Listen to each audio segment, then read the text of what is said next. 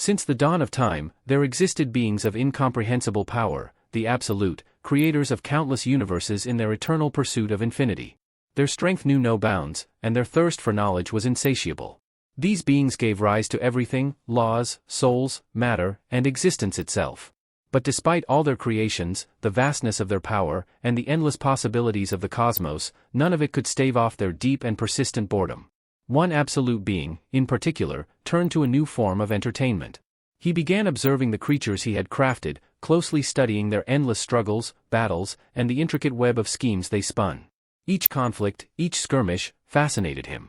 He sought answers within their chaos, answers to questions that had plagued him since the first universe was born. He marveled at the creatures' capacity for destruction, the endless cycle of war, death, and rebirth. To him, this violent spectacle was more than just amusement, it was a glimpse into the mysteries of existence. But something unimaginable happened. During one of these wars, a creation, one of his own, struck down its creator. For the first time, an absolute had been killed by the very life he had shaped. When the news of this unprecedented event spread, other absolute beings from dimensions beyond reckoning turned their eyes toward the universe left without its master. The death of an absolute at the hands of his creation was a sign, an ill omen. It signaled the awakening of a hidden potential within those crafted beings, a power that had long been dormant. However, this revelation did not stir the other absolutes with concern. They had only one thought in mind: the power left behind by their fallen kin was now free for the taking. And whoever claimed it first would wield unimaginable might. Meanwhile, in a world far removed from these cosmic events, a young boy named Suho received unexpected news. He had been accepted into the prestigious Korean National Institute of Arts. For Suho, it felt surreal, an achievement he never thought possible. His friends, upon hearing the news, were equally stunned. Their faces reflected disbelief, struggling to process what he was telling them. None of them could fully accept the truth, their expressions betraying a mixture of surprise and skepticism, as if they were grasping at the impossible. Suho's friends couldn't believe it. They all doubted that someone as rough around the edges as him could have passed the entrance exam to the Art Institute. One of them even broke down in frustration, insisting that Suho should have retaken the exam. But Suho, laughing along with them, shrugged it off. "Well, I'm finally free from this hell," he joked, feeling a weight lift off his shoulders. Just then, a voice from behind interrupted the moment. "So, you actually passed the exam?" the voice said with a hint of mockery. Suho turned to see who it was. It was Kim Song-kol, or so he thought. The boy standing there was smirking, clearly intending to stir up trouble. "Since when did you get good at drawing?" Kim Song-kol sneered. But Suho's lightheartedness took a turn as the boy's expression soured. "My name's not Kim Song-kol, it's Lee Un-kol," he snapped, clearly agitated that Suho had messed up his name. However, Suho remained unfazed, pretending he hadn't mixed it up on purpose. He just grinned, playing it off. "Whatever. Anyway, because of you, my plan to get into a good high school was ruined," Un-kol continued, anger bubbling up. Suho, still calm, replied coolly, "And thanks to you, I graduated." Their classmates began to notice the rising tension. They knew Un-kol had a habit of provoking Suho, and it looked like this was going to be another one of those moments. Graduation was just around the corner, yet Un-kol continued behaving immaturely, clinging to his grudges rather than embracing the responsibility and maturity expected of them at such a critical time. The other students couldn't understand why Un-kol still harbored so much resentment towards Suho, especially after everything he'd gone through. Suho had endured the loss of his parents and was simply trying to find a path to happiness in his life. Why was Un-kol picking a fight now? Unable to contain his anger any longer, Lee Un-kol's face twisted with rage as he shouted Suho's name and lunged at him, fist raised, ready to strike. But Suho didn't flinch. He remained completely calm, his body poised as if he had expected the attack all along. The moment Un-kol made his move, Suho reacted with lightning speed, delivering a precise counterstrike on his face. Suho glanced down at him, his expression still composed. "Stay quiet until graduation," he said firmly. But Un-kol wasn't done. With a flash of defiance in his eyes, his resolve only growing stronger. Though he'd been struck on the face, he refused to give up. Lee Un-kol stood tall, a fierce glint in his eyes as he told Suho, "That didn't hurt at all." His hand was enveloped in a strange, glowing energy that Suho had never seen before. It was an unfamiliar power, foreign and unsettling. The mysterious aura pulsed around Un-kol as he unleashed a devastating punch, faster and stronger than anything Suho had ever encountered. It was only by sheer reflex that Suho managed to dodge the attack. Fear and shock were written across his face, and the other students stood frozen, just as stunned by the display of raw strength. Uncall's punch, brimming with energy, wasn't just powerful, it was terrifying. The force of it sent shockwaves through the room, shattering nearby iron lockers as if they were made of paper. Suho, lying on the floor in a daze, was completely paralyzed by what he'd just witnessed. Terror gripped him, rendering him unable to move as Uncall's entire body became shrouded in a brilliant, glowing aura. This energy radiated off of him with such intensity that it made him appear almost otherworldly, like a force capable of destroying anything in his path. The overwhelming power he exuded was something Suho had never thought possible. 2 years passed since that fateful day. Suho, now a second-year university student, walked down the street deep in thought. That day still haunted him, replaying over and over in his mind. While he tried to focus on his studies, the memory of Uncall's terrifying power often crept into his thoughts, leaving a lasting impression on him. As he strolled through campus, Suho overheard a conversation between two men. One was telling the other that all classes in the main building had been moved to a neighboring facility. All students should head there, the man said. Suho assumed this was due to a gate sweep being conducted by hunters nearby. Glancing around, he noticed security personnel stationed everywhere, instructing people to avoid the danger zone. One of the guards asked, "How long has it been since the hunters arrived?" A staff member responded, "Just over an hour. Considering the gate is D rank, they should be finishing up soon." An announcement rang through the area, stating that only authorized hunters could approach the gate. Suho sighed to himself, realizing that yet another gate had appeared. The increased security measures and restricted access served as a stark reminder of how much the world had changed in just 3 short years. 3 years ago, strange, otherworldly gates began opening all across the globe, altering the course of humanity. These gates led to dangerous realms filled with monsters and mysteries, forcing the rise of hunters, individuals trained to combat the threats that emerged from within.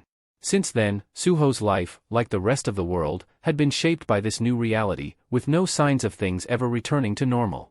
The world as they once knew it was gone, replaced by a reality shaped by the emergence of mysterious gates.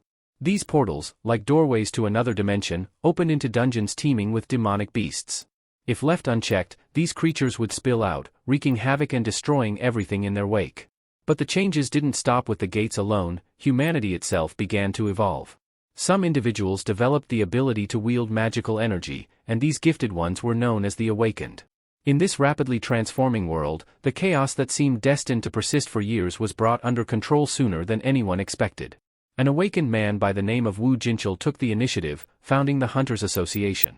He united others like himself, creating an organization to manage the escalating crisis and formalizing the role of hunters. Society was now divided into 2 distinct groups, the awakened, who wielded supernatural power, and ordinary people, who couldn't awaken and had to live in the shadow of those who could. For ordinary people, life felt like an endless struggle, as if they were ants facing monumental challenges, while for the awakened, it seemed as though everything was handed to them on a silver platter. The gap between the 2 groups was undeniable, and those on the weaker side were acutely aware of their limitations.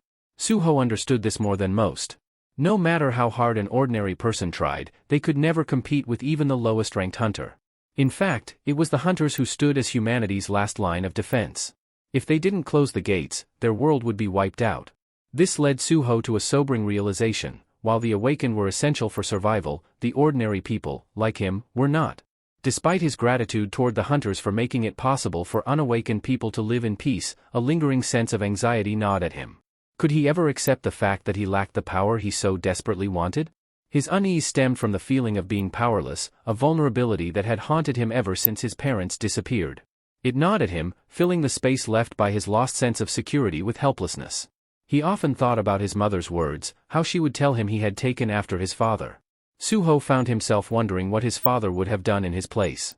How would he have handled the loss, the dependency on others for survival, the sense of inadequacy? These questions weighed heavily on him. Just as he was lost in thought, a voice snapped him back to reality. His teacher had approached, breaking through his memories. "You were really focused today," the teacher said with a smile. Suho blinked, still caught between the past and present, before nodding in acknowledgement. The teacher glanced at Suho's drawing, tilting his head with mild curiosity. "Is it fun drawing like this?" he asked. Suho, looking at his work, shrugged.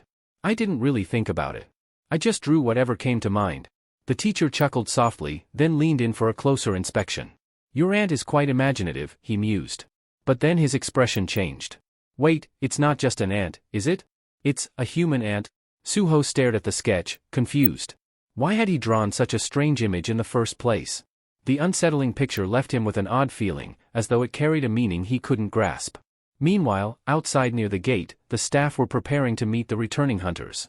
The atmosphere was calm and relaxed, signaling that the raid had been a success.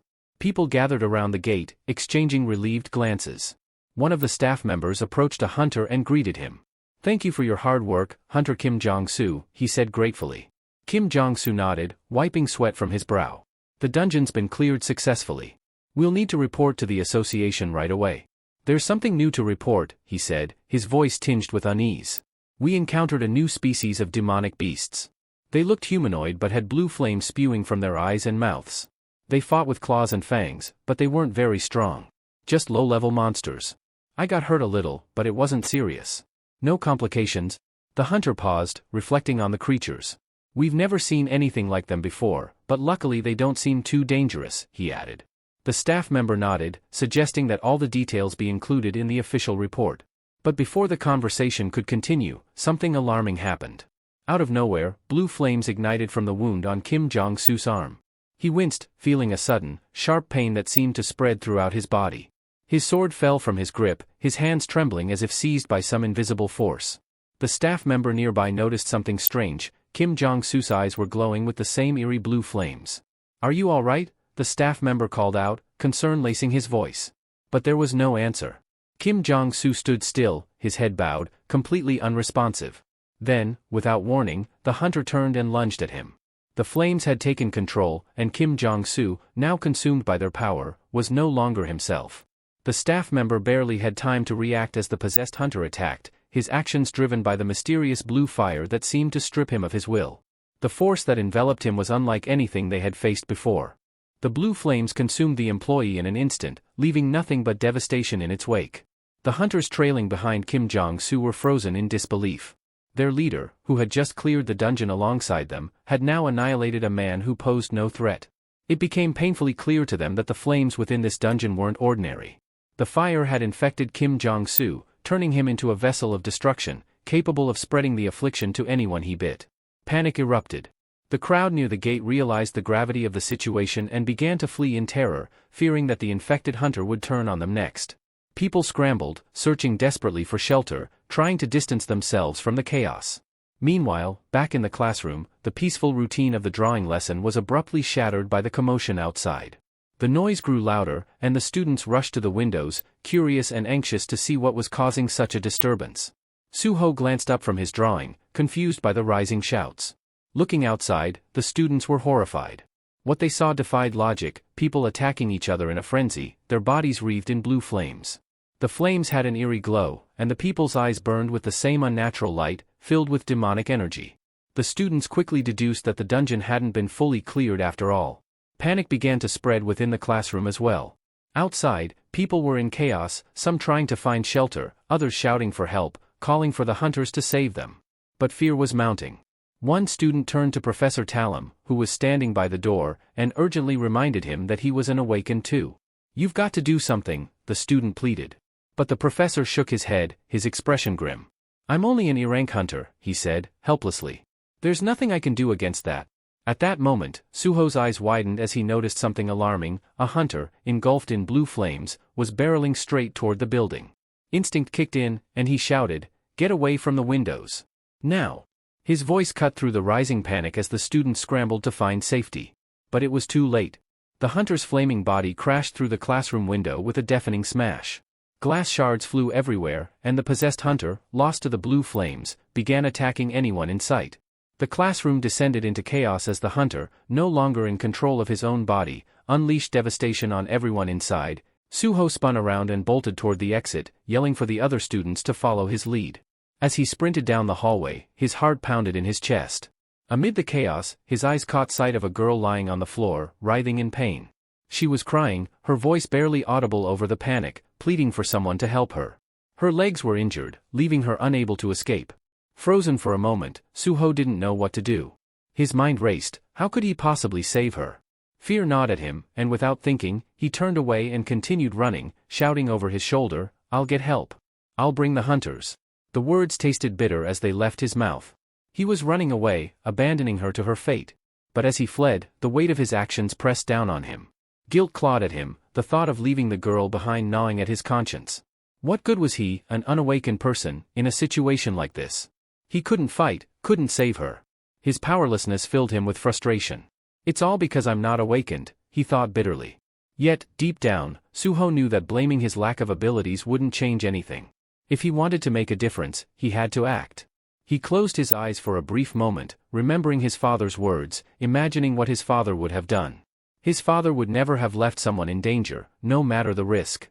Determined, Suho turned back, eyes wide with fear but also resolve. The possessed hunter was already closing in on the girl, who was screaming, her hands shielding her face as if they could ward off the inevitable. She was alone, completely vulnerable.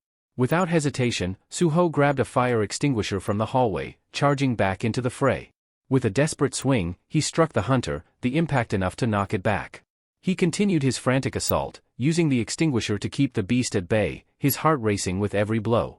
The hunter staggered, giving Suho enough time to grab the girl and pull her to safety. Breathing heavily, Suho looked down at her, relieved that he had acted in time. He realized in that moment that this was exactly what his father would have done. He wouldn't have run. He would have faced the danger, no matter how powerless he felt. As Suho helped the girl to her feet, a sudden notification flashed before his eyes. It was a message, something he hadn't seen before. You have completed the hidden quest, Courage of the Powerless. For a split second, Suho remembered a strange dream he once had, a dream so vivid it felt real. Now, in this moment, it seemed like more than just a dream, it felt like something greater was unfolding. In the midst of the chaos, Suho's mind wandered back to a strange dream he had once. In that dream, it felt as though he were in some kind of game where he wielded powerful gloves designed for combat, using them to fend off wave after wave of increasingly dangerous monsters. Every time the monsters grew stronger, Suho had to push himself to find new strategies, new methods of survival. He constantly leveled up, unlocking new skills as he fought, barely keeping the relentless creatures from overwhelming him. With every battle, he became more powerful. Soon, the monsters he faced were nothing short of terrifying, yet each victory fueled his growth. His skills sharpened, his strength increased, and with time, he reached the final level of this dreamlike game. It was there, standing at the threshold of the last challenge, that he encountered the ultimate foe, a towering monster of incredible power. Suho couldn't help but respect the immense strength of the creature, and for a fleeting moment, he even felt a pang of envy. But then, something unexpected happened. The formidable boss he was meant to defeat wasn't a faceless creature at all, it was his father. Staring at him, Suho realized he couldn't bring himself to fight. His father, strong and steadfast, was a figure he admired deeply. But why was he here, standing as the final challenge in this surreal nightmare? Was it just a reflection of his father's strength? Suho found himself paralyzed by the idea of fighting his own father, unsure if this was just a dream or a profound message about strength and sacrifice. As the memory of the dream washed over him, Suho found himself back in the present, holding the fire extinguisher tightly as he prepared to face the possessed hunter. The hunter's entire body blazed with blue flames, completely overtaken by the strange energy. The scene felt eerily similar to the final showdown in his dream. He could almost hear his father's voice in the back of his mind, urging him to act. What would Dad do? Suho thought as he dashed forward. His heart pounded, and the fire extinguisher felt like his only lifeline. With no time to waste, Suho knew he had to face this monstrous hunter. The blue flames crackled around the hunter, giving off an unnatural heat that threatened to consume everything in its path. The hunter moved with menacing intent, but Suho couldn't allow himself to hesitate any longer. He launched himself at the hunter with everything he had. Chaos erupted around Suho as the hunter, engulfed in blue flames, went berserk. The infected hunter lashed out at anyone in his path, spreading the curse to others and transforming them into mindless, flame-possessed monsters. Desperation fueled Suho's actions as he swung the fire extinguisher with all his might, desperately trying to prevent the hunter from biting the other students. With every blow, he thought of his father, the man who would have sacrificed himself without hesitation to save an innocent life. In that moment, Suho resolved to do the same. He managed to hold the hunter at bay, giving the others a chance to escape. But deep down, he knew it wouldn't last. The situation was dire. Suho had no magical abilities and knew that as an unawakened person, he was virtually powerless against monsters like this. The reality of his own recklessness hit him hard. He'd charged in to save the girl without a plan, and now his life was hanging by a thread. There was no way he could defeat the hunter without magic, and yet here he was, facing down a monster far beyond his capabilities. Then something strange happened. The hunter, who had been advancing with terrifying force, suddenly stopped. It was as if he was suspended in midair, frozen in place. Suho blinked in confusion. He glanced around and realized that everything had stopped. The girl he had just saved stood motionless, and the air itself seemed frozen in time. Suho's heart raced as he tried to make sense of the bizarre scene. It was as if the world had come to a standstill. Amidst the confusion, a new notification appeared in front of him, a message that he had never seen before. Shock washed over him as he read the words, "Secret quest completed, courage of the powerless. You have been offered the chance to become a player." Suho's mind raced. This was exactly like the dream he'd had, the one where he fought monsters and leveled up, becoming stronger with each battle. And just like in the dream, here was an opportunity to gain the power he never had. The power to fight back, to protect others.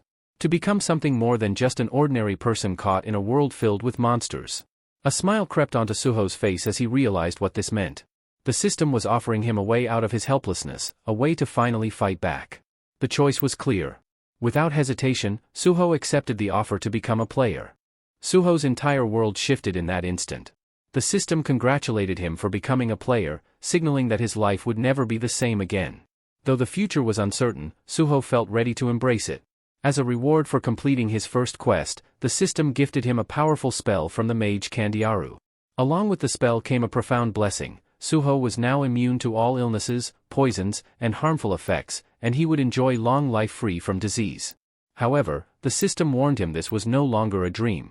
He only had one life, and he needed to tread carefully. Curiosity flooded Suho as he examined his new stats, the window before him resembling the game-like interface from his recurring dreams. It filled him with a sense of familiarity, and surprisingly, he felt a thrill at the possibilities it offered. The system notified him of his next mission. He was tasked with destroying the Mistburns and increasing his level. Mistburns were hunters infected by the mysterious blue flame, cursed after a failed attempt to close the gate. As Suho absorbed the notifications, time resumed its natural flow. He glanced at the girl, still frozen in fear, and urged her to run while she had the chance. Looking around, Suho noticed something new. Names and titles floated above the heads of the infected hunters. All of them were now identified as Mistburns, marked for him to eliminate. Most were ordinary people, cursed by the flame, but there were also a few who had been hunters before the infection took hold. Among them, Suho spotted two Mistburns charging toward him, their eyes glowing with that same eerie blue flame. The surviving bystanders were fleeing, desperate to escape the chaos, but Suho remained calm. He had been awakened, and now wielded magical power capable of defeating these monsters. This was the moment to test that power. With determination, Suho gripped the fire extinguisher in his hands. As the first Mistburn lunged at him, he swung the extinguisher with all his might. The impact sent the creature flying several meters back, crashing into the ground. Suho discarded the fire extinguisher, eager to test the raw strength of his own fists. He focused intensely, aiming straight for the monster's head, feeling a surge of anger and determination course through him. For the first time, he wasn't gripped by fear, only a desire to unleash his newfound power. With a loud shout, he threw his punch with everything he had, channeling all his strength into the blow. His power had multiplied several times over, and he could sense it. The impact was overwhelming. His punch sent the creature hurtling upward, smashing through the ceiling above them. Suho stood in shock, unable to fully grasp the immense strength he had just displayed. Only moments earlier, this monster could have killed him in a single strike, but now he had obliterated it with one blow. The system confirmed his success with a notification. He had defeated the Mistburn unawakened. Staring down at his fist, Suho marveled at what he had just accomplished. As he processed this, another monster launched itself at him. However, Suho was faster now, his reflexes had sharpened. He effortlessly dodged the attack and retaliated, landing a powerful counterstrike that finished the creature instantly. The system chimed again, confirming that Suho had successfully defeated the second Mistburn. With his mission complete, he leveled up. A sense of triumph washed over him. Suho was thrilled by his transformation, realizing that he now wielded abilities he had only dreamed of. The system rewarded him for completing his task, but Suho's excitement wasn't just about the notifications. He wanted to explore his powers further. Eager to test his new limits, Suho confronted another monster. This time, he struck with confidence, certain that his attack would be just as effective. But to his surprise, the creature absorbed the blow with barely a flinch. It didn't recoil in pain, and Suho quickly realized that this opponent was far stronger than the ones he had faced before. Suddenly, it dawned on him, his next battle would be much tougher than he anticipated. His earlier victories had been exhilarating, but they hadn't prepared him for what was coming. Suho understood that this fight would require more than brute strength. Suho quickly realized that his opponent was far stronger than he had anticipated. His initial surprise soon turned into anxiety as the monster's resilience forced him to rethink his approach. The creature wasted no time, launching a relentless series of attacks. Each blow was more powerful than the last, and Suho found himself struggling to keep up.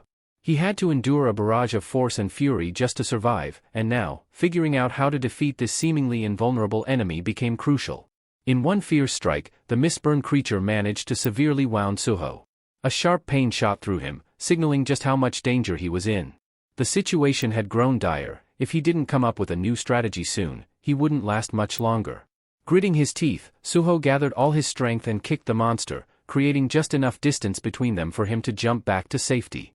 As he staggered to a safer position, he took a moment to catch his breath and assess the situation. His body was heavily injured, and he feared that these wounds could cause him to transform into one of the demonic creatures himself.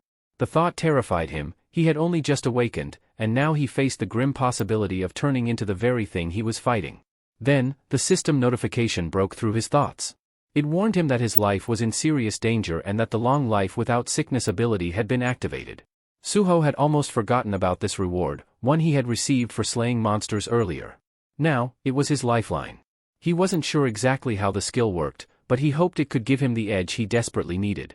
Suddenly, the monster lunged at him again, knocking him to the ground with immense force. Suho struggled under its crushing weight as it tried to tear him apart. The creature's strength was overwhelming, and Suho could barely fend off its attack. He realized, with a bitter clarity, that he was still too weak compared to even a D-ranked demonic beast. That meant he was likely ranked as an E, which explained why he was struggling so much. Despite this grim realization, Suho was determined to fight back. His awakened power might not be fully developed, but he refused to give up. He did everything he could to keep the monster at bay, grappling with it to stop its fangs from reaching him. Each second was a battle for survival, but deep down, Suho knew he had to find a way to turn the tide before it was too late. Suho had no clear strategy for defeating the monster, but he refused to surrender. He knew that every move he made could decide his fate in this life-or-death struggle. Just as the situation grew more desperate, a system notification flashed before him. He had received a reward, additional skill points and a boost to his strength. This unexpected surge of power renewed his hope, giving him the edge he needed in the fight. Feeling the newfound strength coursing through him, Suho struck the monster with all his might, managing to break free from its crushing grip. With a powerful shove, he hurled the beast across the room, sending it crashing to the ground. He knew he had to act fast. The monster wouldn't stay down for long, and Suho needed to finish it off before it could recover. True to his expectations, the creature quickly regained its footing, and their brutal battle resumed. Suho realized he had to defeat it quickly, or he might not survive another round of attacks. With a deep breath, he launched a devastating strike, hitting the monster so hard that it reeled from the impact, visibly stunned. Sensing an opportunity, Suho pressed on, refusing to let up as he pummeled the creature with everything he had. Despite the relentless barrage, the monster stubbornly endured each blow. To Suho's disbelief, it still fought back with a fury that seemed unshakable. He was beginning to doubt whether he could actually overpower this beast, even with his enhanced abilities. That's when a thought struck him. He hadn't fully utilized his skill points yet. Without hesitation, Suho invested all the points into increasing his strength, hoping it would be enough to turn the tide. As his power surged once more, Suho felt a sense of confidence. He prepared himself for the final showdown, knowing that this boost might be the key to defeating his formidable opponent. The creature charged at him again, but this time Suho was ready. He dodged the attack with newfound agility, countering with a heavy strike that shook the ground. He had never heard of an awakened being able to increase their strength and leveling up, and it defied everything he knew about ranks. But rank didn't matter now, survival did.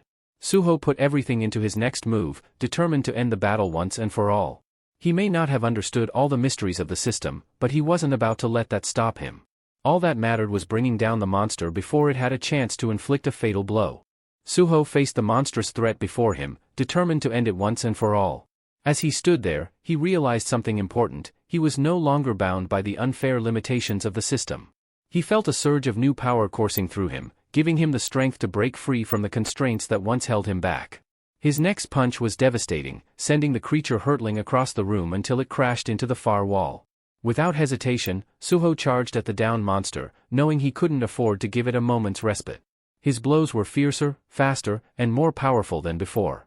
There was no stopping him now.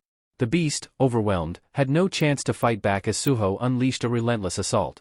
Each strike landed with brutal precision, and the creature could only absorb the punishment. Suho's determination fueled him through the fatigue, his focus locked on one goal: to destroy the monster. After what felt like an eternity of relentless blows, Suho delivered a final, crushing strike, hoping it was enough to end the battle. Panting heavily, his body screamed in exhaustion, but he knew he had to confirm the monster's defeat. As he approached its motionless form, the system chimed in with a notification: he had defeated the creature. Relief washed over him as he realized he had leveled up, gaining not just strength but also new abilities that bolstered his confidence. Finally allowing himself to rest, Suho sank to the ground, catching his breath as the weight of the battle settled in. He glanced down at his hand, noticing the blood staining his knuckles. Clenching his fist, he felt an overwhelming sense of pride. He had awakened. He was no longer the powerless, insignificant person he once thought he was. This was just the beginning. Suho knew that his future had changed forever. No longer feeling like an ant in a world full of predators, he was filled with newfound confidence. Now that he had become an awakened player, he believed he could protect others and confront the chaos spreading throughout his world. With this power, he was certain that he would succeed in the challenges ahead. The unknown hunter moved silently through the sea of monsters, steadily making his way toward the building where Suho was hiding. In his hand, he dragged a massive sword, its weight evident as it scraped along the ground, leaving deep grooves behind. His movements, despite the heavy weapon, were unerringly smooth and agile. As he neared the building, the hunter launched himself into the air with incredible speed and precision, his focus locked on his target. Inside, Suho peered out of a window, trying to make sense of the chaos unfolding outside. Suddenly, without warning, a fierce attack was launched in his direction. Suho barely registered the swift motion of the fog burn, a fearsome, awakened monster, drawing its sword and moving toward him with deadly intent. In a brief moment of shock, Suho froze, unsure of how to react. His mind raced as he realized he had to act quickly or face a lethal blow. This creature wasn't just any monster, it was a C-rank mist burn, far stronger than Suho's current level, making the battle seem nearly impossible. The fog burn's attack hit with devastating force, sending chunks of debris and rocks flying in all directions. The impact left a cloud of dust swirling around Suho, obscuring his vision and throwing everything into disarray. The city was in turmoil, and he could hear an urgent announcement echoing from every corner of the streets. The warning was clear: a D-rank dungeon break has occurred near the Korean University district, and residents were ordered to evacuate immediately. High above, soldiers stationed on the rooftops watched the scene below, helplessly standing by as chaos consumed the city. They were ordered not to intervene, frustrating many of them as they saw innocent people falling victim to the madness. The commander, impatient and concerned, asked when the hunters from the association would arrive to help. His subordinate grimly answered that they were still waiting for word. In the midst of this escalating crisis, Suho realized that he was alone in this fight. The fog burn wasn't going to let up, and the authorities weren't coming to save him anytime soon. It was up to him to face this powerful enemy and survive the storm on his own. The commander received an unsettling update: they needed time to assign B-rank hunters to the situation. However, one of the soldiers was taken aback by this. In his mind, a D-rank should have sufficed. He voiced his surprise, but the commander explained that the Hunter Association feared the local hunters might have encountered far greater threats than expected. Scanning the list of infected hunters on his tablet, the soldier's eyes widened when he recognized a familiar face. It shocked him that even a C-rank hunter, with their advanced training and formidable defenses, could fall victim to the infection. Meanwhile, Suho faced a much more immediate threat: a dangerous mist burn had leapt onto his floor. Its eyes burned with malevolence as it gripped a massive sword, ready to strike at any moment. Suho could hardly believe this enemy had ascended from the lower levels to confront him. What made this encounter even more terrifying was the realization that this was no ordinary monster, it was a C-rank, corrupted by the fog. The fact that it wielded a weapon, unlike most other creatures, marked it as something far more dangerous and intelligent. Despite the fear clawing at him, Suho felt a surge of confidence. He had recently leveled up and felt a new sense of strength coursing through him. The mist burn charged forward, swinging its sword in a blur of deadly precision, but Suho narrowly dodged the blow, his pulse racing from the close call. His heart pounded, not from fear, but from a strange exhilaration. Quickly regaining his composure, Suho braced himself, preparing for the next assault. Yet, to his surprise, the mist burn didn't immediately follow up with another attack. The sudden pause in action heightened Suho's tension. He stood on edge, waiting anxiously for the creature's next move, knowing that even a moment of distraction could be fatal. The mist-burned silence was unnerving. Its unpredictability only fueled Suho's unease. This wasn't just a monster, it was a cold, calculating psychopath whose erratic nature made it even more dangerous. Suho knew he had to stay sharp, for this opponent's next move could determine whether he lived or died. The monster raised its sword again, ready to strike Suho, who stood cornered against the wall. Its overwhelming strength and ruthless intent were clear. This creature would annihilate anything in its path. As the monster lunged forward, Suho acted fast, hurling a fire extinguisher at it. Without hesitation, the monster sliced the extinguisher in half, releasing a dense cloud of mist that quickly enveloped the entire room. Visibility dropped to almost nothing, and Suho found himself surrounded by a thick haze. With tension rising, Suho knew the oppressive fog could be his one chance to escape. The monster was far too powerful to face head-on, and continuing the fight in this state would be suicide. The smart move was to retreat and buy time until reinforcements arrived. Suho realized this monster was on a completely different level, a true menace even for someone who had recently awakened. His best hope was to survive until the hunters showed up. Making his decision, Suho bolted for the door. But before he could get far, he sensed the presence of the creature behind him, tracking his every move. The monster's eyes gleamed with a sinister glow, its lips curling into a cruel smile. There was no mistaking the hatred and malicious joy in its expression, it was enjoying the hunt. Suho's mind raced as he dashed through the building. He knew the danger was far from over, and every step he took needed to be precise. As he passed a window, he noticed the monster halt suddenly, its gaze fixed on something outside. Peering through the window, Suho saw what had drawn the creature's attention: 3 young girls huddled together on the rooftop. They were terrified, completely unaware of the danger lurking just below them. Realizing the opportunity, the monster shifted its focus, leaping out of the window and setting its sights on the defenseless girls. They had no chance to fight back or flee, the monster's fatal blow was imminent. Suho, now free of its pursuit, paused as he processed what was happening.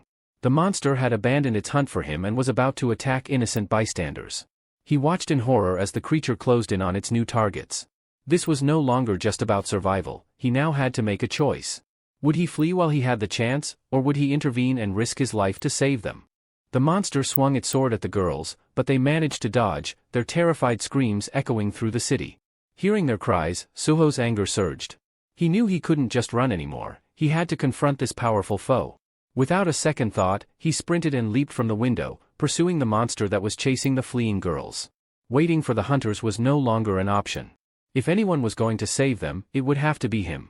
The monster, oblivious to Suho's pursuit, was caught off guard when Suho attacked from behind. The sudden strike only momentarily fazed the beast, who quickly spun around, eyes blazing with fury. Suho, bracing himself for a counterattack, realized just how outmatched he was. The monster barely seemed to register his blows, and with a swift swing of its sword, it launched a devastating attack. Suho narrowly dodged, the blade passing just inches from his body. Breathing heavily, Suho took a step back to evaluate the situation. He was keenly aware that a single hit from this monster would be fatal. Glancing around, he noticed the destruction the creature had already caused. Several girls on the rooftop had already fallen to its rampage. Anger flared again in Suho's chest, and he resolved not to let the monster take any more lives. Determined, he launched a relentless barrage of punches, aiming to slow the beast down. Blow after blow, Suho hit it with all his strength, his fist slamming into the creature's body. But no matter how hard he struck, the monster remained standing, unfazed by the onslaught. Suho's attacks began to weaken as fatigue set in, and the realization dawned on him: this monster was far tougher than he had anticipated. Just as Suho's strength was waning, the monster saw its opportunity. With frightening speed, it swung its sword and landed a brutal hit on Suho, cutting deep into his flesh. Staggering from the wound, Suho realized just how dangerous his situation had become. Suho writhed in agony from the deep wound as the monster closed in, determined to finish him off. With one powerful strike, it sent Suho crashing into the wall, his body collapsing to the ground. Struggling to move, he could barely register the pain. His health was critically low, and he felt the cold grip of death creeping closer. For a brief moment, Suho believed it was the end. He had lost. But strangely, he hadn't perished instantly. The system hadn't let him die, at least not yet. As the monster approached, it began to laugh, a dark and malicious sound that filled the air. It relished its victory, confident that Suho's defeat was certain. This sense of superiority only made it more dangerous, its malevolence fueling its power. Suddenly, a strange crack appeared. He raised his trembling hands. Suho was barely holding in. The crack intensified, it was like dimension itself was shattering. But there was no time to fully comprehend what was happening. The monster was already looming over him, ready to strike. The system's notifications warned that Suho's fatigue was at critical levels. His vision blurred, and his consciousness began to fade. He was too weak to defend himself, too exhausted to continue fighting. Just as the monster raised its weapon for the final blow, the sky above them started to crack. The sound echoed like a thunderclap, and before either of them could react, the entire structure began to collapse. Suho's eyes widened as the sky crumbled, and chaos erupted around them. The roof suddenly gave way as an unknown creature burst through, shattering the structure. Suho could barely comprehend what was happening. He had no idea what this new monster was, but one thing was clear: it had unintentionally saved him by interrupting the deadly battle. Both Suho and the monster plummeted down from the rooftop, unable to stop their descent. Suho's body, weakened and exhausted, had no strength left to brace for the impact. He hit the ground hard, the force of his fall sending shockwaves through the earth. The ground beneath him cracked, chunks of debris flying in all directions. His vision was blurred, and his strength was draining fast. Blood seeped from his wounds as he lay motionless, barely conscious. In those fleeting moments, thoughts raced through his mind, and oddly enough, he recalled an ant, a figure he often drew. It was a strange memory to surface at the brink of death, but it brought a sense of calm. As darkness began to consume him, Suho heard a voice, one that apologized for arriving too late. A large ant-like figure stood over him, confirming it was the one who had saved him. Suho, still disoriented, realized this creature had come just in time to prevent his demise. The ant-like being turned its gaze to the monster that had almost killed Suho, seething with rage. It vowed to make the creature pay for what it had done, and without hesitation, it launched a swift, deadly attack. The once menacing monster stood no chance as it was obliterated, reduced to nothing but shattered remnants in a matter of seconds. Meanwhile, other creatures roamed the Institute grounds, hunting for more victims to infect with their cursed blue flames. One of them locked onto a man standing nearby, completely unaware of the danger creeping toward him.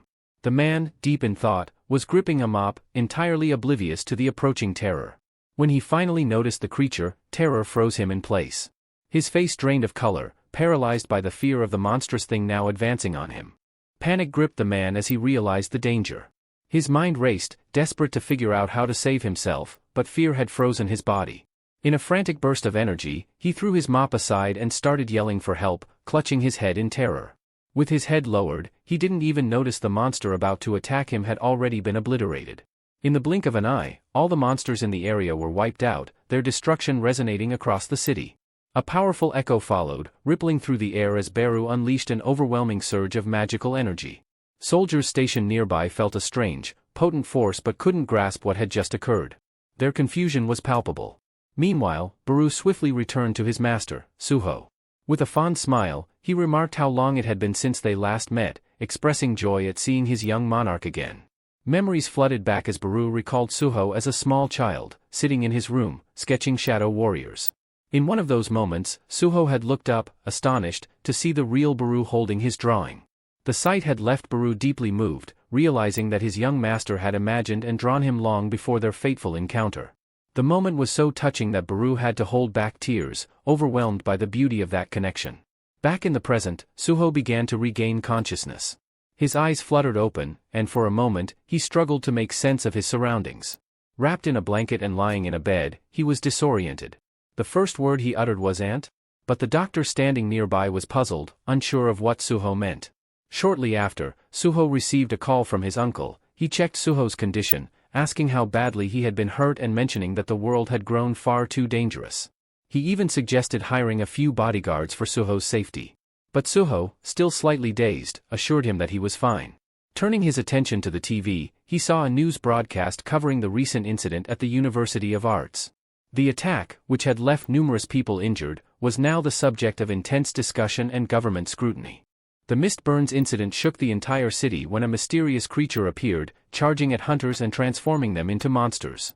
Despite the chaos unfolding in the heart of the city, the Hunter Association struggled to respond quickly. By the time the hunters arrived on the scene, the city lay in ruins, engulfed in destruction. Yet, what baffled everyone was not the devastation, but the strange fact that all the monsters had already been eliminated. The burning question remained: who or what had wiped them out? Rumors began to circulate among shocked witnesses. Some claimed to have seen the transformed hunters, the ones who had become monsters, suddenly reappearing, almost out of thin air. Suho sat on the hospital bed, barely able to believe what he was seeing. It felt too surreal, as though he was trapped in a dream. Yet, he soon realized that this was all too real.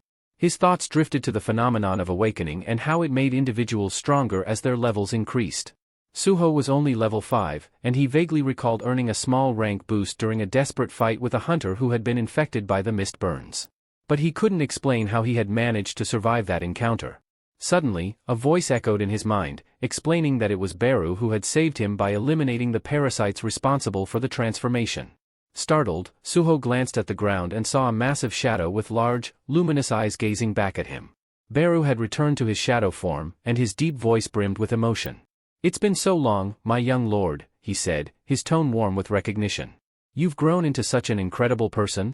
The sight of Beru stirred something deep within Suho. Long-forgotten memories slowly resurfaced.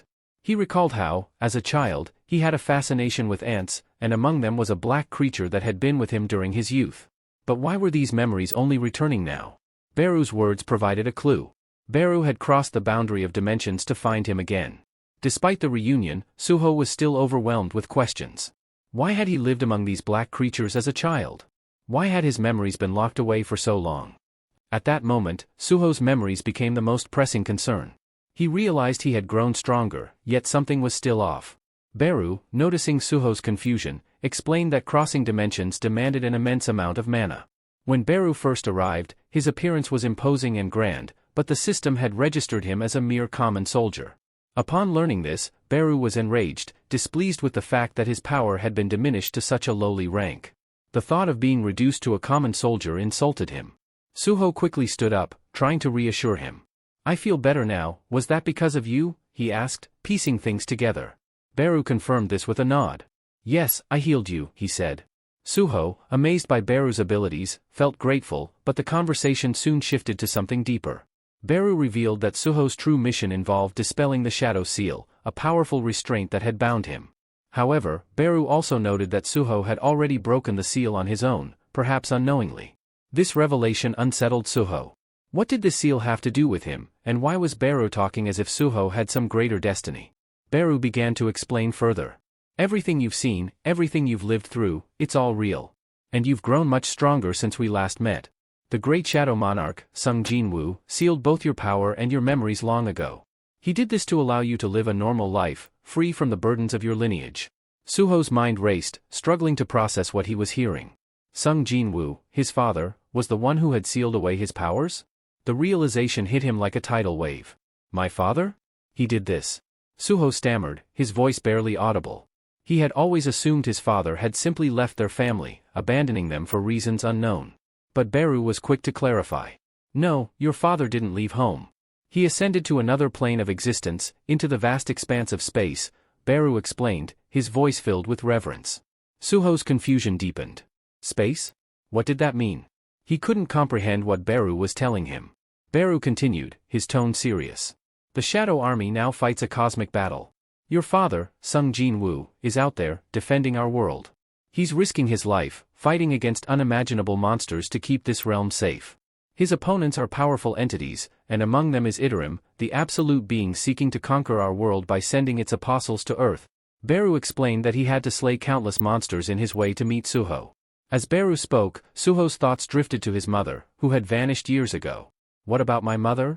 Suho asked hesitantly. "She disappeared when I was still with my father." "Are they together?"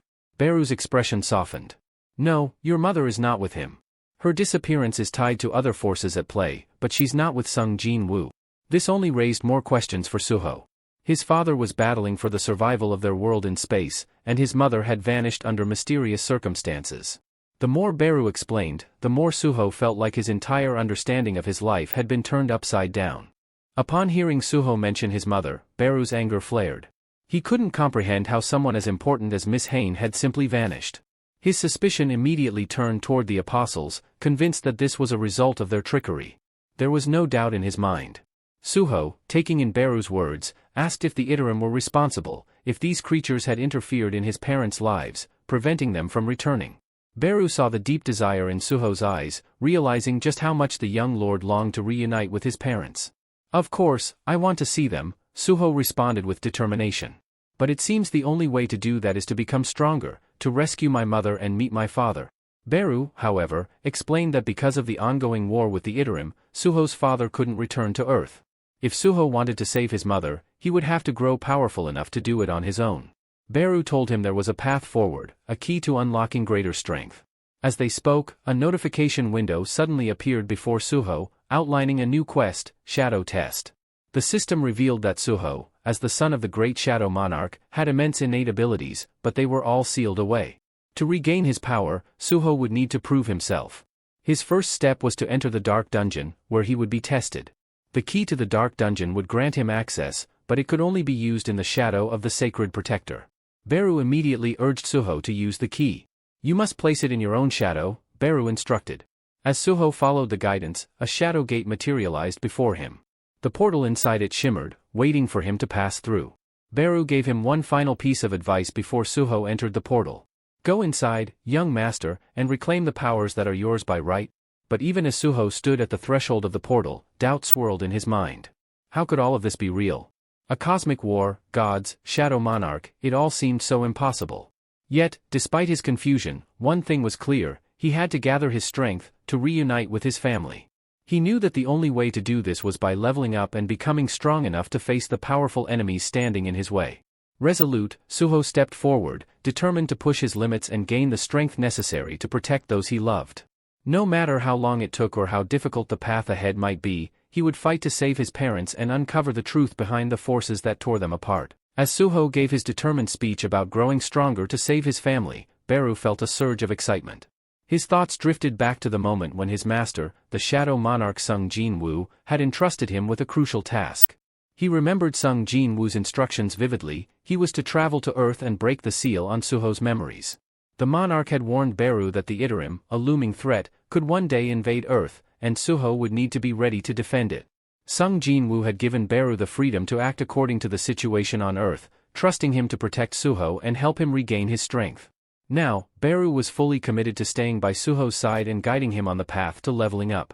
As Suho stepped through the portal into the unknown, Beru followed closely behind. On the other side, Suho emerged into a strange, dark realm. Beru explained the grim nature of this place. "This is the Dark Dungeon, the abode of the dead," Beru said, his voice serious. "No living being can enter here without the master's permission.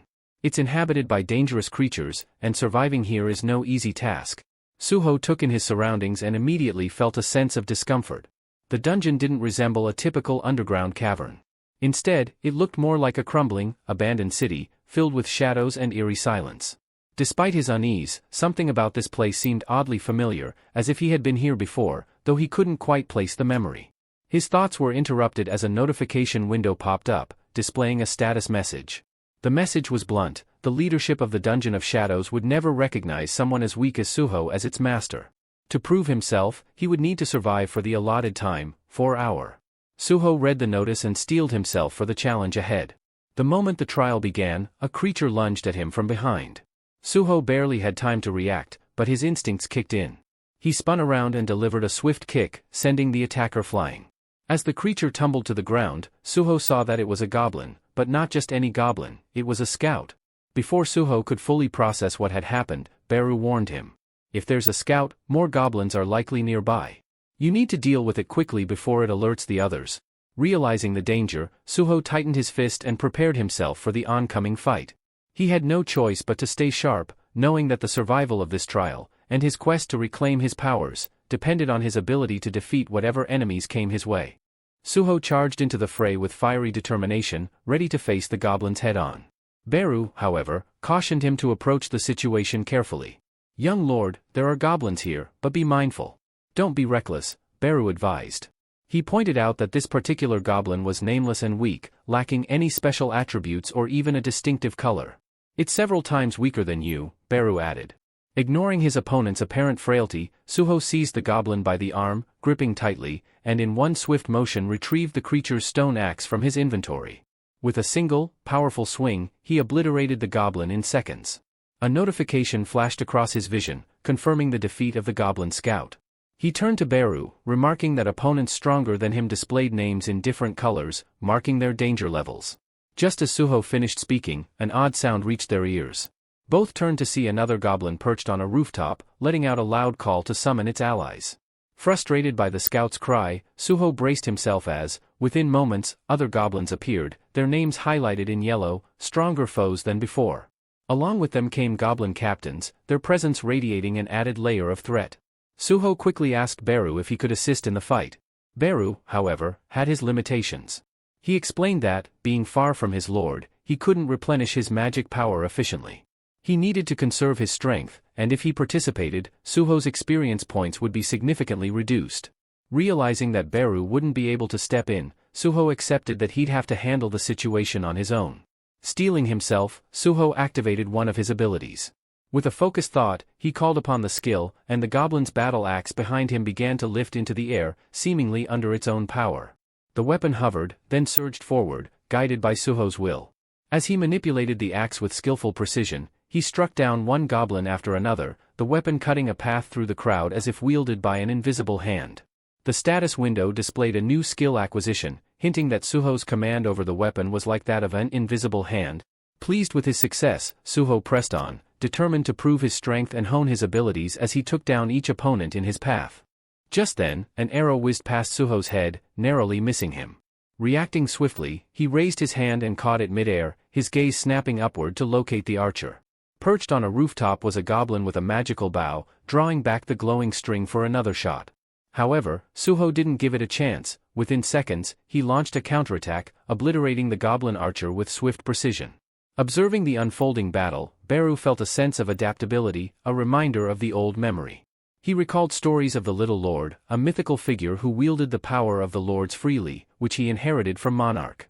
Although this power was immense, it brought unintended chaos to the peaceful lands around him. Now, however, with the apostles invading once again, Beru sensed that his power would be used to protect rather than destroy, a rebirth of the Little Lord's legend in his own hands. As Suho continued fighting, he felt a surge of strength within him, leveling up and unlocking even greater potential. He sensed that he could now exert more force, even if it was still modest. Just as he acknowledged this newfound power, another goblin stealthily crept up behind him and struck, grinning in twisted satisfaction as it believed it had gained the upper hand. But Suho was faster. He retaliated instantly, taking down the goblin in one decisive blow. Beru watched closely, assessing Suho's endurance and asking how he was faring. Yet Suho's attention quickly shifted as a new, intimidating presence entered the battlefield, emitting an overwhelming aura of red energy. It was a goblin centurion, towering over the others and radiating sheer strength. Suho kept his composure, barely acknowledging the goblin's might. He steadied his weapon, positioned himself in a defensive stance, and prepared for the swarm of enemies that now surrounded him.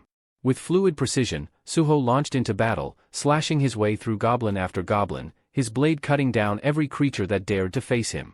In the heat of combat, he saw an opportunity and hurled his dagger straight at the goblin centurion. The blade streaked through the air with remarkable speed, striking its target perfectly. For the first time, Suho felt fully alive, his energy surging with each powerful strike. Now, with his powers growing, he was ready to face whatever came his way, wielding the strength and skill he'd worked to unlock in the heart of battle. As Suho continued his fierce battle, his enemy's energy steadily dwindled, yet the fight was far from over. Determined to prove his strength, he poured all his energy into each strike, fully committed to enduring for the 4-hour duration, his best opportunity to gain significant experience against such formidable opponents. Moments later, the notification system blinked to life, alerting him that he had unlocked a new skill. Resilience. His level rose, signaling a noticeable increase in his power. With renewed vigor, Suho quickly eliminated the remaining goblins in his path, only to see another prompt indicating he had mere minutes left to complete the trial. Beru, watching closely, praised Suho's progress, voicing his certainty in the young lord's ability to conquer the challenge. The notification system soon confirmed Suho's success, announcing his reward for completing the mission, a runestone. Beru's excitement was palpable, explaining that this stone contained the power of shadow extraction. By using it, Suho could unlock the potential to create shadow soldiers, a skill that had defined the Shadow Monarch himself. Suho examined his gains, noticing that his resilience skill now empowered him with greater endurance, a clear sign of his awakening. Compared to his previous state, he was far stronger, and Beru revealed that Suho's leveling system was an advanced form of the one his father, the Shadow Monarch, had used. This system was specifically tailored to facilitate Suho's steady growth, solidifying his role as the mightiest Shadow Lord yet. With the runestone in hand, Suho felt its potent energy and cracked it open, letting its power flow into him. A new notification appeared, confirming he had unlocked shadow extraction, allowing him to turn the bodies of fallen creatures into loyal soldiers bound to him. This ability mirrored that of a necromancer's skill but was unique in that Suho could only resurrect beings weaker than himself, ensuring his mastery over them. Although he had heard that summoning skills were often overlooked by other hunters, but Beru sensed that his newly gained shadow extraction was anything but ordinary. It was the very essence of his father's legendary power, an ability capable of shaping armies from shadows and defining his path as the new Shadow Monarch. As Suho prepared to use his new shadow extraction ability, the notification system prompted him to assign a unique command for the skill. Realizing the need for a distinct phrase, he pondered briefly before settling on a powerful and familiar command: "Arise," the same phrase his father had once used. The moment he spoke it, shadows began to coalesce, and from the darkness, small figures started to take form. To his amazement, a group of shadow goblins appeared, smaller and slightly weaker than their original selves but unmistakably under his command. Suho's initial doubts faded. Shadow extraction was clearly a skill of immense value. The system informed him that these shadow soldiers would persist for 24 hours before dissipating, and Beru, observing, remarked that Suho had yet to unlock the shadow power skill, something that could enhance his intelligence and strengthen his soldiers over time. Though Suho acknowledged this, he assured Beru it was no cause for concern. Just then, Suho's stomach let out a loud growl, reminding him that he hadn't eaten in over a day. He asked Beru how they could leave the dungeon, to which Beru explained that with the shadow dungeon key, he could exit whenever he wished. Deciding it was time for a meal, Suho exited the dungeon and soon found himself sitting in a makeshift hospital tent, savoring a simple yet surprisingly delicious meal. As he ate, Beru watched over him, addressing Suho as "my little overlord" and informing him of the 3 primary tasks that lay ahead. The first was to defend Earth from the demonic entities threatening it. Suho suggested they could tackle this by delving into dungeons to hunt these creatures, an idea Beru approved, noting that such hunts would strengthen both Suho and his soldiers, thus securing Earth further. The final task was more personal and pressing: to find Suho's missing mother, whose whereabouts remained a mystery. Determined, Suho knew that with Beru's guidance and his growing powers, he'd be able to fulfill each of these missions and unlock the full potential within him. Suho asked Beru if there was any possible way to locate his mother. Beru replied that, while they couldn't pinpoint her exact location, defeating more of these creatures in dungeons might eventually reveal clues. They both knew the third task, finding Suho's mother, was crucial. For now, however, Beru emphasized his need to regain lost strength. He wanted to unleash his true power, something he felt had faded after serving as a regular soldier.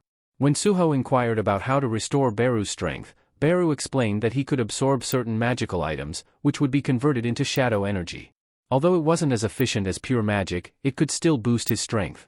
With a plan forming, Suho decided to begin dungeon training to prepare for what lay ahead. To enter the dungeons officially, however, Suho needed his magical abilities evaluated by the Hunter Association. While he had been rapidly leveling up since his awakening, Suho hoped for a high grade, ideally S rank. Yet, to his disappointment, the association's assessment placed his magical ability at E rank, branding him one of the weakest hunters.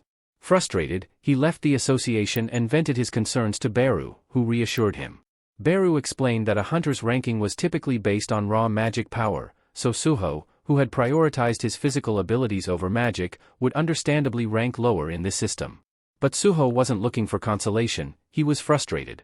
He realized that the shadow powers would ultimately demand a higher level of magical strength to defend Earth, but he needed a way to join a dungeon team, as hunters with such a low rank couldn't participate solo.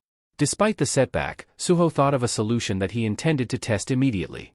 If he couldn't rely on the association's ranking alone, he'd find another way to prove his strength and gain access to the dungeons. In the world of dungeon exploration, there were various roles beyond just the frontline fighters. Suho learned that the capture team fought the dungeon creatures directly, the collection team gathered creature remains, and finally, the extraction team handled the process of retrieving resources and magic crystals. To his surprise, he discovered that even lower-ranked hunters, like himself, could join the extraction team, which meant he had a ticket into the dungeons, albeit in a supporting role.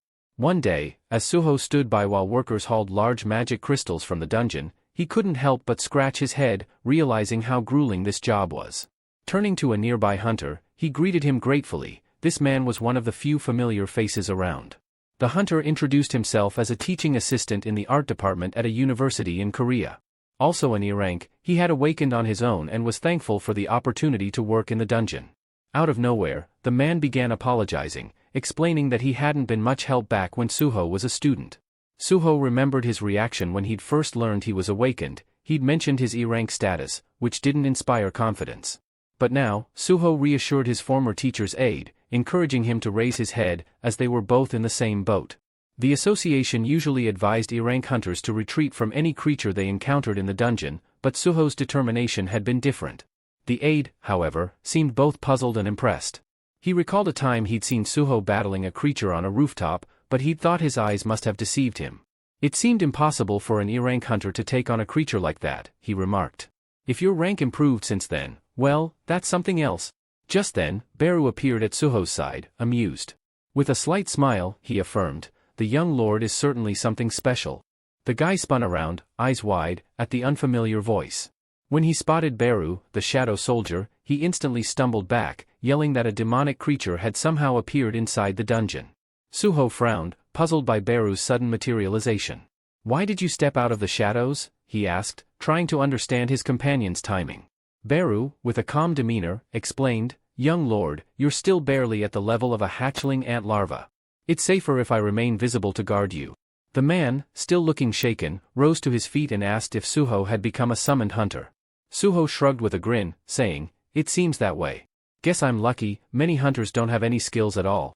With a teasing glint in his eye, Suho ribbed the man about his speed, noting that he'd certainly been quick to escape from the monsters earlier. The hunter, clearly embarrassed, sat back down nervously, prompting Suho to laugh and assure him it was only a joke. As they advanced deeper into the cave-like dungeon, Suho found himself immersed in its eerie quiet. Unlike the shadow dungeon he had once experienced, this was his first official foray into a dungeon with a mining team, where they pursued demonic creatures together. Few hunters peered into the dungeon, noting they had only encountered demonic wolves so far, but knew that wolf pelts fetched a high price on the market. They needed to gather these pelts and look out for valuable magic stones, too. The idea of a big reward kept them moving, eager to reach the dungeon's core to see what awaited them. Then, one of the hunters spotted something strange up ahead. As they entered the next chamber, they found themselves standing in a massive, brightly glowing room. The walls were covered in intricate symbols and carvings, but they couldn't make sense of what these ancient markings meant. Unsure what they were facing and suspicious of the room's unsettling silence, one of the hunters suggested calling for backup. Despite the vast, illuminated space, they could see no sign of demonic creatures, though the room had a foreboding atmosphere. Suddenly, their eyes were drawn to a peculiar object resting on a pedestal in the center of the room, a strange, ancient-looking weapon, unlike anything they had ever encountered. The entire team paused, sharing bewildered glances. Was this some kind of hidden treasure, or a deadly trap waiting to be sprung? Cautiously, they edged closer, determined to uncover its secrets. The hunters debated in excitement, wondering if the mysterious weapon embedded in the ground might be a rare treasure instead of the dungeon's boss. Most were captivated by the thought of treasure hidden here, especially as the weapon itself appeared to radiate power. One hunter, skeptical but curious, suggested they test it to see if it was real, though another quickly warned him to be cautious, such valuable objects could be booby-trapped. Ignoring the caution, the captain approached the weapon confidently, reaching out to grasp it. As his fingers wrapped around the hilt, the blade ignited in a brilliant flash, bathing the chamber in a dazzling glow. The captain murmured something about his C rank, certain he could handle anything the weapon threw at him. But as the light enveloped him, his surroundings morphed into a strange and unfamiliar realm, bewildering both him and the others. One of his comrades, standing nearby, noted that while no immediate trap was evident, the captain should tread carefully with the weapon. Just as they reassured themselves, the captain swung the sword, and, to everyone's horror, struck down one of his own teammates. The other hunters recoiled, struggling to process the brutality of his action. Slowly, they watched as the captain's form distorted and twisted, his voice morphing into something darker. Declaring himself as the sword of monarch of the Fang, he vowed to destroy any who dared intrude upon his domain, the Fang monarch's territory. With terrifying precision, he proceeded to tear through his former allies, striking them down one by one. Meanwhile, in another part of the dungeon, the support crew remained blissfully unaware that a gate had just sealed them off from the main team. In the midst of this, Suho turned to his companion, displaying his ability to summon goblins as allies. His comrade, astonished, remarked that most summoning abilities allowed for 1 or 2 creatures, yet Suho had conjured 3 with ease. This power was clearly out of the ordinary, yet his rank remained bafflingly low. He continued, noting the constraints of Suho's power. Shadow extraction required a body to work, which limited its usefulness. But with the goblin corpses strewn across the dungeon, Suho could use them as a steady supply of labor, ensuring his summoning skills were as effective as possible. Suho was beginning to appreciate the immense potential of his shadow extraction ability. Being a lower-ranked hunter, he knew the Hunter Association strictly prohibited solo dungeon entries for those classified in his tier.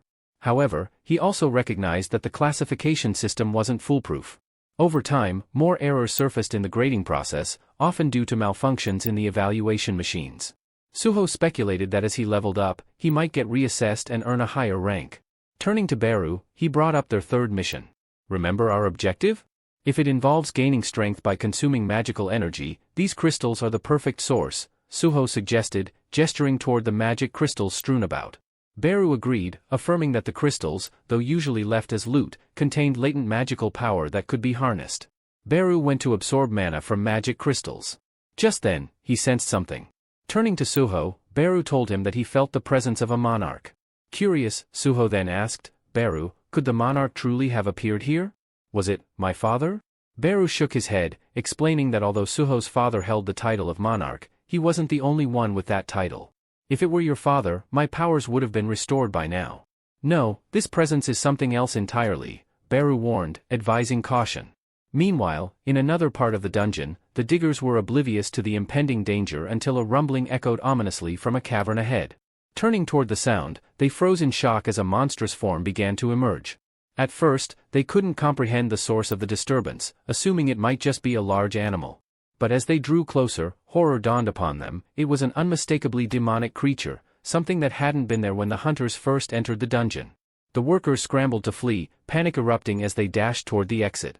One miner, trapped between terror and desperation, swung his pickaxe wildly, waving it at the demon as if to ward it off. But as the monstrous creature lunged forward, his pickaxe did little to keep it at bay. The demon advanced, ready to strike, while the workers' frantic retreat continued in sheer panic, the dungeon filling with echoes of their desperate flight. The miner watched in horror as the demon dog's powerful jaws crushed his pickaxe into splinters in mere moments. Shocked by how quickly the weapon was destroyed, he felt a wave of panic rise. He knew his own life was likely next. Heart pounding, he yelled for help, hoping that one of the hunters might hear him in time. The demon dog lunged for him, but he managed to leap backward, buying himself a precious second. In that instant, Suho appeared from nowhere, striking the demon dog squarely on the head with a powerful blow. I'll hold them off. You get out of here, he shouted urgently to the miner. His partner, barely able to process what had happened, nodded gratefully and took off as fast as his legs could carry him, glancing back once to mouth a silent thank you. With his companion safe, Suho assessed the pack of demon dogs before him. Their names were displayed in a fierce orange, signaling their threat level. These creatures were far from easy prey, far tougher than any mist burners he'd faced before. But Suho felt confident, his recent level gains had bolstered his power, and he was more than ready to face them. Irritation sparked as he considered the miner's hesitation.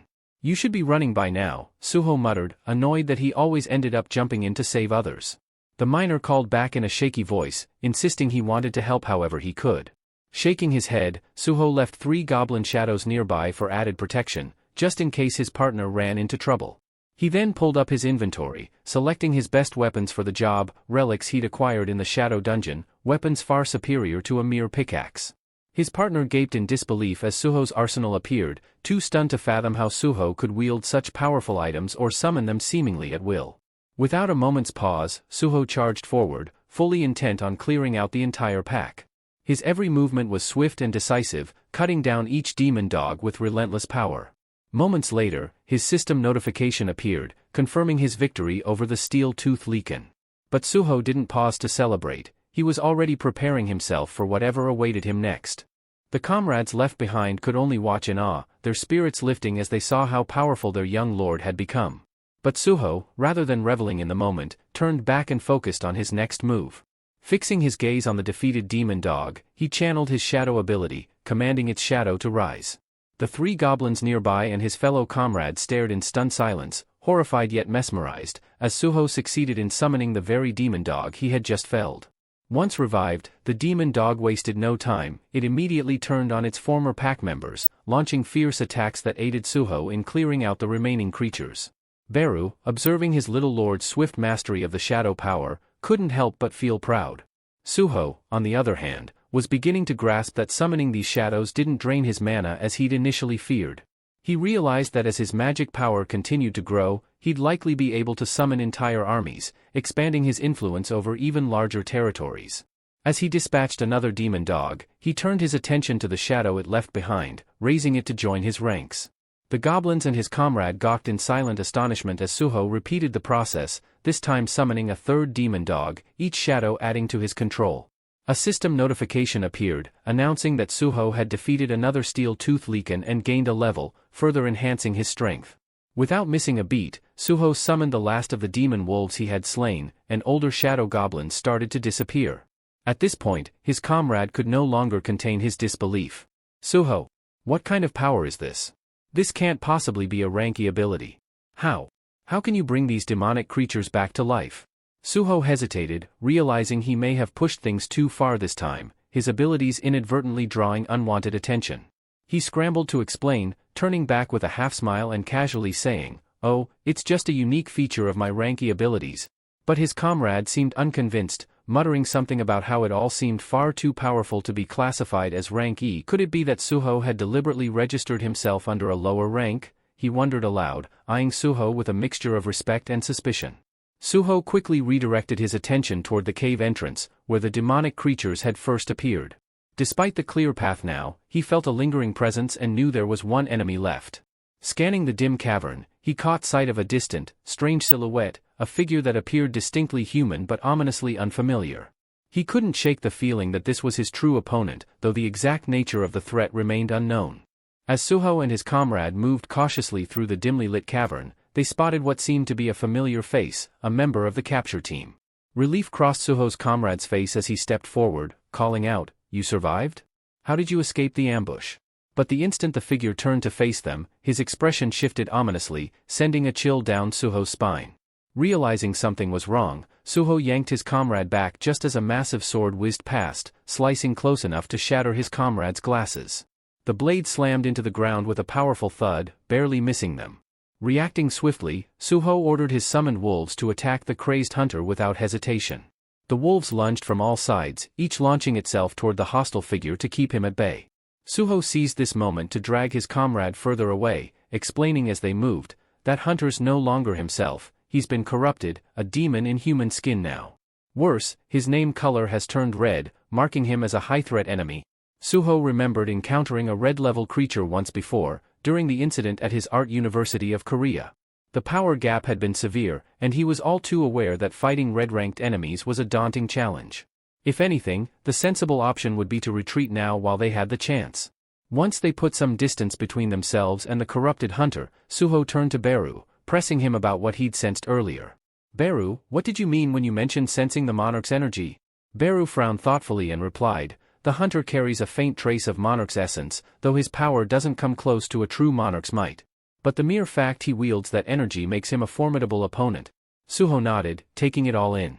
He opened his inventory, scanning through his items to come up with a plan. Beru looked at him, concerned. "Little lord, do you really intend to face him?"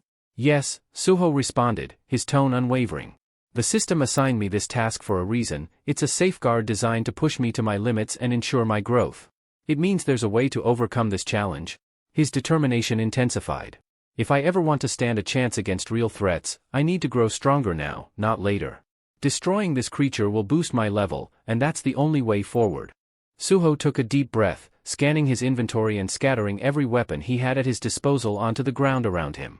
His determination was absolute. He was ready to face this possessed hunter head-on to secure his victory and strengthen himself. Beside him, Beru watched with admiration, his voice softening as he spoke. "You never back down, no matter the challenge. With each trial you face, you prove yourself as more than just a warrior. Your strength is worthy of a monarch." As the possessed hunter inched closer, Beru pointed out an unusual detail. "The force controlling him, it's bound to that sword. If you can disarm him, he won't be able to attack." With this revelation, Suho signaled his shadow wolves to attack. The wolves moved swiftly, circling the hunter and lunging in from all directions to overwhelm him. One wolf finally managed to clamp its teeth around the hunter's weapon. Watching closely, Suho saw the hunter struggle against the wolf's grip but stay bound to the blade. Buru turned to Suho, explaining, "Your shadow soldiers have an advantage. As long as you supply them with magic, they can regenerate indefinitely." Suho saw the immense potential of his shadow warriors. They were truly a power he could depend on. But even with this insight, he observed how the hunter tore through one of his wolves with a single swing. It was clear his own magic was still lacking compared to the hunter's strength. Then, the hunter's gaze shifted to Suho, his voice dripping with disdain as he mocked, "How could someone like you wield the powers of a shadow monarch?" Suho was taken aback that the hunter could speak, but Beru stepped forward, indignant. "You dare insult one from the shadow monarch's bloodline? Show some respect." The hunter's expression twisted into something dark, and he growled, "Never thought I'd encounter the shadow monarch's kin here." His eyes narrowed, and with a menacing tone, he shouted, "You are an enemy of the Fang monarch." Suho's resolve only hardened. He knew that defeating this hunter would require both his strength and strategy. Without hesitation, Suho gripped his weapon tightly, declaring that it was time to push his abilities to the limit. He launched a rapid series of strikes, targeting both the sword and the hunter in his path. But the hunter skillfully deflected each attack with ease, demonstrating just how formidable a red name opponent could be. Realizing he couldn't overpower the hunter through sheer force, Suho scattered his weapons across the battlefield, shifting his strategy. This time, he chose quantity over precision, unleashing a flurry of attacks from multiple directions. Beru, observing from behind, recognized Suho's innate ruler's power at play, a strength that had been with him since his early years. But even with this newfound approach, the hunter managed to fend off each strike, eventually shattering Suho's weapon with a swift blow. As their eyes met, Suho could see the cold, menacing intent in the hunter's gaze, and he quickly dodged, knowing that a single hit could be his downfall. The hunter, unfazed, taunted him, shouting, "Is this how you fight? Avoiding every blow, hiding behind shadows like a coward." Suho only smirked, replying, "Your petty insults won't draw me closer. You're more interested in provoking than actually approaching me." The memory of his recent conversation with Beru surfaced. If Suho's seal truly held back his powers, then why hadn't he fully reclaimed his mastery? Beru had explained that Suho's powers had been sealed since his youth, allowing him to rediscover shadow control gradually. Now, facing this hunter, Suho felt his own strength building with every dodge and counter, and he knew he was on the edge of unlocking something even greater.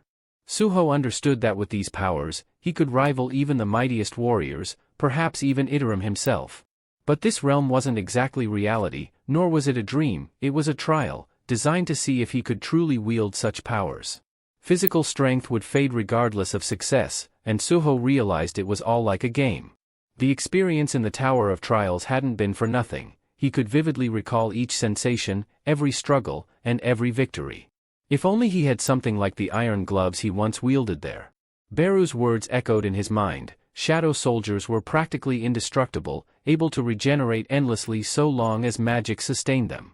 Beru himself could also shift forms when needed. With this flexibility, Suho devised a new plan. Once he had prepared, he summoned his shadow dogs again, but the red hunter laughed as he struck, taunting, "Back to these worthless shadows, Suho? Haven't you realized they're useless against me? I'll slice you down so they won't even dare to approach." Just then, the battlefield shifted as Suho called forth shadows, compressing them into solid matter that enveloped his fists. The red hunter lunged with a powerful strike, an explosion ripping through the air on impact. As the dust cleared, the hunter noticed his attack had been stopped cold. Lowering his gaze, he saw Suho standing firm, fists cloaked in shadow armor, absorbing the blow. "Leakened steel Fang," Suho murmured with a grin, acknowledging the weapon's strength. He glanced at his hands as the notification system confirmed his success. He had unlocked the iron glove transformation. With a newfound confidence, he understood that this skill was exactly what he needed to bring down the hunter for good. The clash between Suho and the red hunter erupted with such force that the very air in the dungeon shifted, becoming charged with tension and raw energy. Watching from behind, Beru's eyes widened in disbelief as he witnessed Suho wielding the weapons of his shadow soldiers. This was no ordinary feat. Only a true shadow monarch, one who had achieved absolute mastery, could command shadows with such precision. Yet, here was Suho, who seemed like a novice just discovering the depths of shadow power, managing to unlock abilities even Beru himself had never known existed. The way he handled his newly gained shadow powers, fluid and flawless, was nothing short of remarkable. His martial arts were refined, his movements precise. Without guidance or instruction, Suho had tapped into the very essence of ruler power and had made it his own. Beru's admiration grew with every move Suho made. Just as the Red Hunter lunged forward, Suho threw him against the dungeon wall with a powerful strike, causing an eruption of shattered stone and dust. Yet, the Red Hunter was not so easily defeated. With a roar, he staggered back to his feet, screaming in defiance. But Suho was undeterred. His weapon sailed through the air with unerring precision, aimed directly at the Red Hunter. In that moment, Beru understood how far his little lord had come, marveling at Suho's rapid growth and natural genius. Once Suho delivered the final blow, the Red Hunter grudgingly admitted defeat, muttering that he'd thought his power was invincible with his notorious red title. But now, it was evident that his reign had come to an end. Beru, who had silently believed in Suho's victory all along, congratulated him with a subtle nod. As Suho raised his hand, a realization dawned on him. He'd intuitively adopted a new, powerful combat technique throughout this intense encounter. With the fight concluded, Suho turned to his rewards. The notification system, ever-present and efficient, offered him the choice to accept his quest prizes. Suho agreed, and the rewards appeared before him in quick succession. His first reward was a rune stone inscribed with the power of the Storm Strike technique, and the second was mastery over the very skill itself. The power of Storm Strike now coursed through him, marking yet another step in Suho's ever-evolving strength. In that instant, a radiant blue aura surged around Suho, illuminating him with an ethereal glow. He sensed immediately that this new skill was an invaluable gift, one many would envy. Yet, with an intuitive grasp, he already understood how to wield it, as if the knowledge had been etched directly into his mind. Deciding to make the most of the time he had, Suho prepared to test his newfound power. Looking down, his gaze fell on a weapon at his feet. A voice echoed in the air, mocking the Red Hunter's failures and calling it all the result of unbridled human greed. But Suho paid little attention to the taunt, focused instead on the powerful weapon before him. Sword thought. It can take control of Suho's body, but as he lifted it, the notification system chimed, revealing that he had obtained a new item, the Rakan's Fang. It was an elegant, formidable blade, far superior to the crude goblin sword he'd wielded in his early days within the dungeons. However, he could still feel the remnants of the sword's own will, as though the weapon were astonished that someone had inherited it yet resisted its control. With everything set, Suho began training with his new sword, sending devastating swings in every direction and pulverizing the rocks around him. Testing the strength of his Storm Strike skill, he noticed the hefty drain it placed on his mana reserves. Even so, the sheer impact and power thrilled him. Reflecting, Suho mentioned to Beru how different this felt compared to shadow manipulation alone. Beru, declaring that shadow power, in its rawest form, was magnitudes, thousands of times, stronger. As he swung the Rakan's Fang for the last time, he noticed movement in the distance. His companions, slowly coming back to their senses, began to stir and approached him. He, disoriented, blinked at the sight of the Red Hunter lying defeated nearby and looked to Suho with a questioning expression. Suho reassured them, saying he'd explain everything, but that it was best to discuss it outside the dungeon. With that, the hunters and workers started their journey back, moving toward the portal and finally leaving the scene of their fierce battle. As Suho's comrade settled onto a nearby bench, he looked at Suho with curiosity and asked what he planned to do next. Suho responded calmly, stating that he intended to search the dungeon for any remaining survivors. His comrade watched as Suho walked back into the ominous dungeon depths, astonished by the strength Suho now displayed. How had he grown so powerful, and was he truly able to summon in such a high-stakes situation? It seemed unbelievable. But in that moment, none of those questions really mattered. What mattered was that, thanks to Suho, the survivors were safe. Families and friends were reunited outside the dungeon, grateful and bewildered, many not fully grasping what they'd endured. Meanwhile, deep within the dungeon, Suho was already in action, cutting down iron demon hounds with precise, relentless strikes. After dispatching a group of them, he turned to Beru, noting that there still seemed to be an endless number of wolf-like monsters prowling within the shadows. Beru chuckled, reminding Suho that every one of them counted as experience and should be taken advantage of. As he continued to fight, Suho noticed that his sword's attack power had diminished. Just then, a voice emanated from within the weapon, attributing the power drop to the sword's alliance with the Shadow Lord's heir. Beru quickly retorted, saying it was a shameful display for such a proud weapon to diminish its power simply because Suho, someone much stronger, was wielding it. The sword's voice argued back, claiming that it had never witnessed a true hunter wasting effort on prey so weak. Beru countered, pointing out that Suho had already bested foes far mightier than the sword itself, leaving the voice momentarily silent. Suho paused, momentarily struck by the strange reality that he was conversing with both a talking insect and a sentient sword. It was surreal, but he pushed on, reaching the very place where he had originally retrieved the sword. Observing his surroundings, he discovered a grim scene. All of the hunters who had been in that area had been utterly wiped out. Just then, the sword's voice echoed ominously, stating that anyone who dared enter this space would face destruction. The sword pulsed with an ancient resolve as it spoke, "My duty is to guard the sanctuary of the Fang monarch." However, Suho, ignoring its words, gripped the weapon firmly and thrust it back into the slot from which it had been removed. Turning his attention elsewhere, he gazed solemnly at the fallen hunters around him. Suddenly, a notification flashed before him, alerting him to a target eligible for shadow extraction and asking if he wished to proceed. Suho hesitated and turned to Beru, questioning if it was truly possible to use shadow extraction on humans. Beru confirmed, explaining that as long as the body was dead, any creature, human or otherwise, could be converted into a shadow soldier. But instead of taking the opportunity, Suho quietly began lifting the remains of the hunters, carrying them carefully towards the dungeon's exit. Perplexed, Beru watched, unsure why Suho was refraining from utilizing shadow extraction. When he asked, Suho simply replied that binding someone to fight after death felt too close to punishment. Beru was taken aback by this response. He hadn't expected such a choice from his young master. The respect Suho showed even in battle left Beru stunned. Then, Suho asked another question, confirming with Beru that this place was indeed a sanctuary for the Fang monarch. Beru nodded and went on to explain further. Suho mused aloud about his father and how the defeated lord, whom he had confronted earlier, was somehow entangled with a group known as the Teetering. Beru took a moment and then elaborated, "The Teetering are current enemies of the Shadow Monarch. But other monarchs are the past enemies." Beru continued, detailing the 9 great monarchs, each of whom was powerful beyond imagination. Among them was Suho's father, Sung Jinwoo, the king of death and monarch of shadows, a revered protector who had saved the world countless times.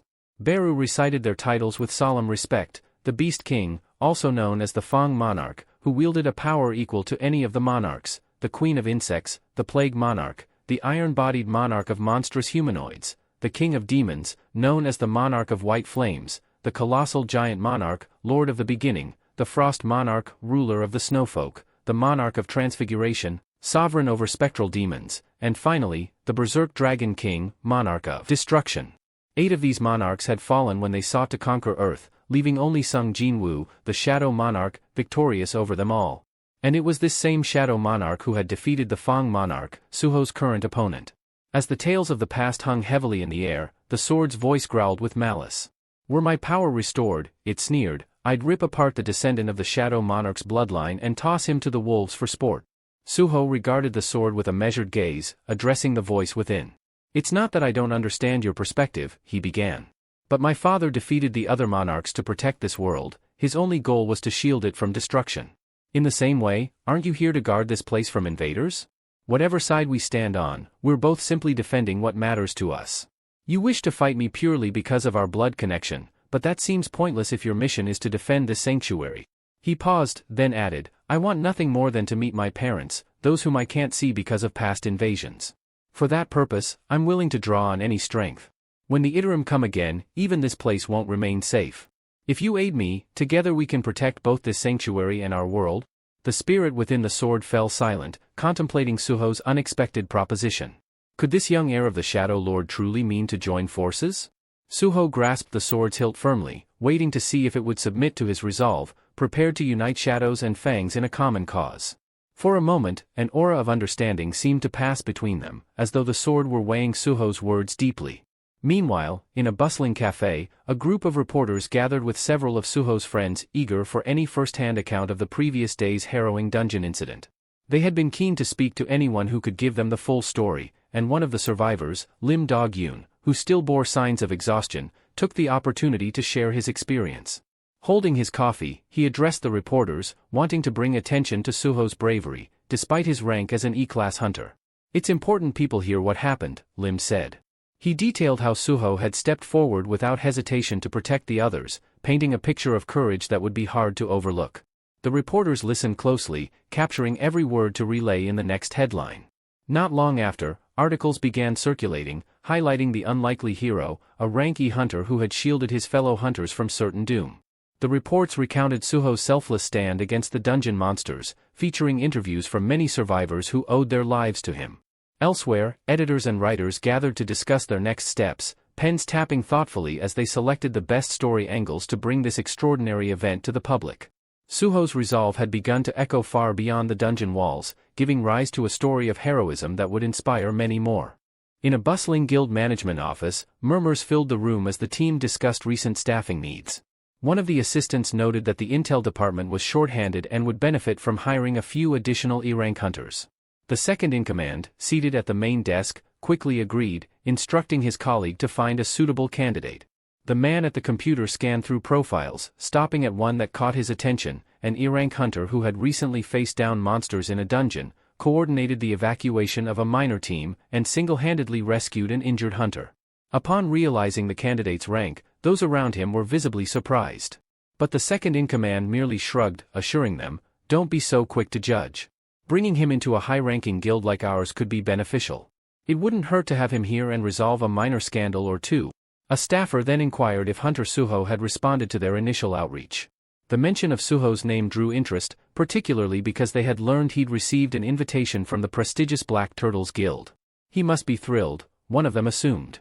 However, the colleague at the desk turned, stating, "Actually, Suho declined the offer." The second-in-command blinked in disbelief. Declined? An E-rank rookie refusing a guild like that? What's he thinking? He shook his head, grumbling. Does he believe he's some kind of S-rank hunter? It doesn't make any sense. Another staffer chimed in. Apparently, Suho has no interest in joining any guild. The leader's irritation deepened, unable to grasp how a rookie with such a low rank could afford to pass up such opportunities. "Mark my words, he'll come around," he muttered. "Sooner or later, Suho will realize how challenging it is to survive without a guild support." Meanwhile, back at his apartment, Suho checked the notifications popping up on his phone. Since his last dungeon expedition, he had been inundated with guild invitations. A flood of offers filled Suho's inbox, though he noticed that nearly every guild wanted him for menial roles as a porter or gatherer. He couldn't quite understand the overwhelming interest, but he dismissed the offers.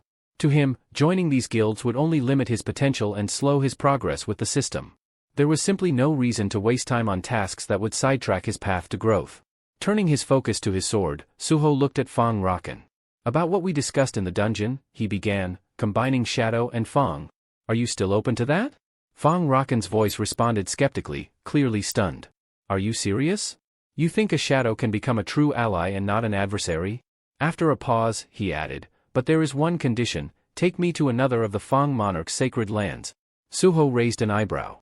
"You know where to find it?" Fong Raken replied confidently, "I know the locations of all the Fong monarch's holy sites, regardless of distance. But there's a problem, a gate leading to one of them has already vanished. It's most likely undergone a dungeon breach." Realization struck Suho. This holy ground must now be an open dungeon, a place where vicious, powerful monsters roam freely. Once a breach forms, creatures spill out, transforming the area into a desolate wasteland. Gripping his phone, Suho quickly messaged his uncle, saying he'd be unreachable for a while and not to worry. He knew he needed to seize this chance to gain strength and elevate his level as rapidly as possible. Later, Suho glanced over at Beru, asking if they were close. Beru nodded. "Yes, we're here."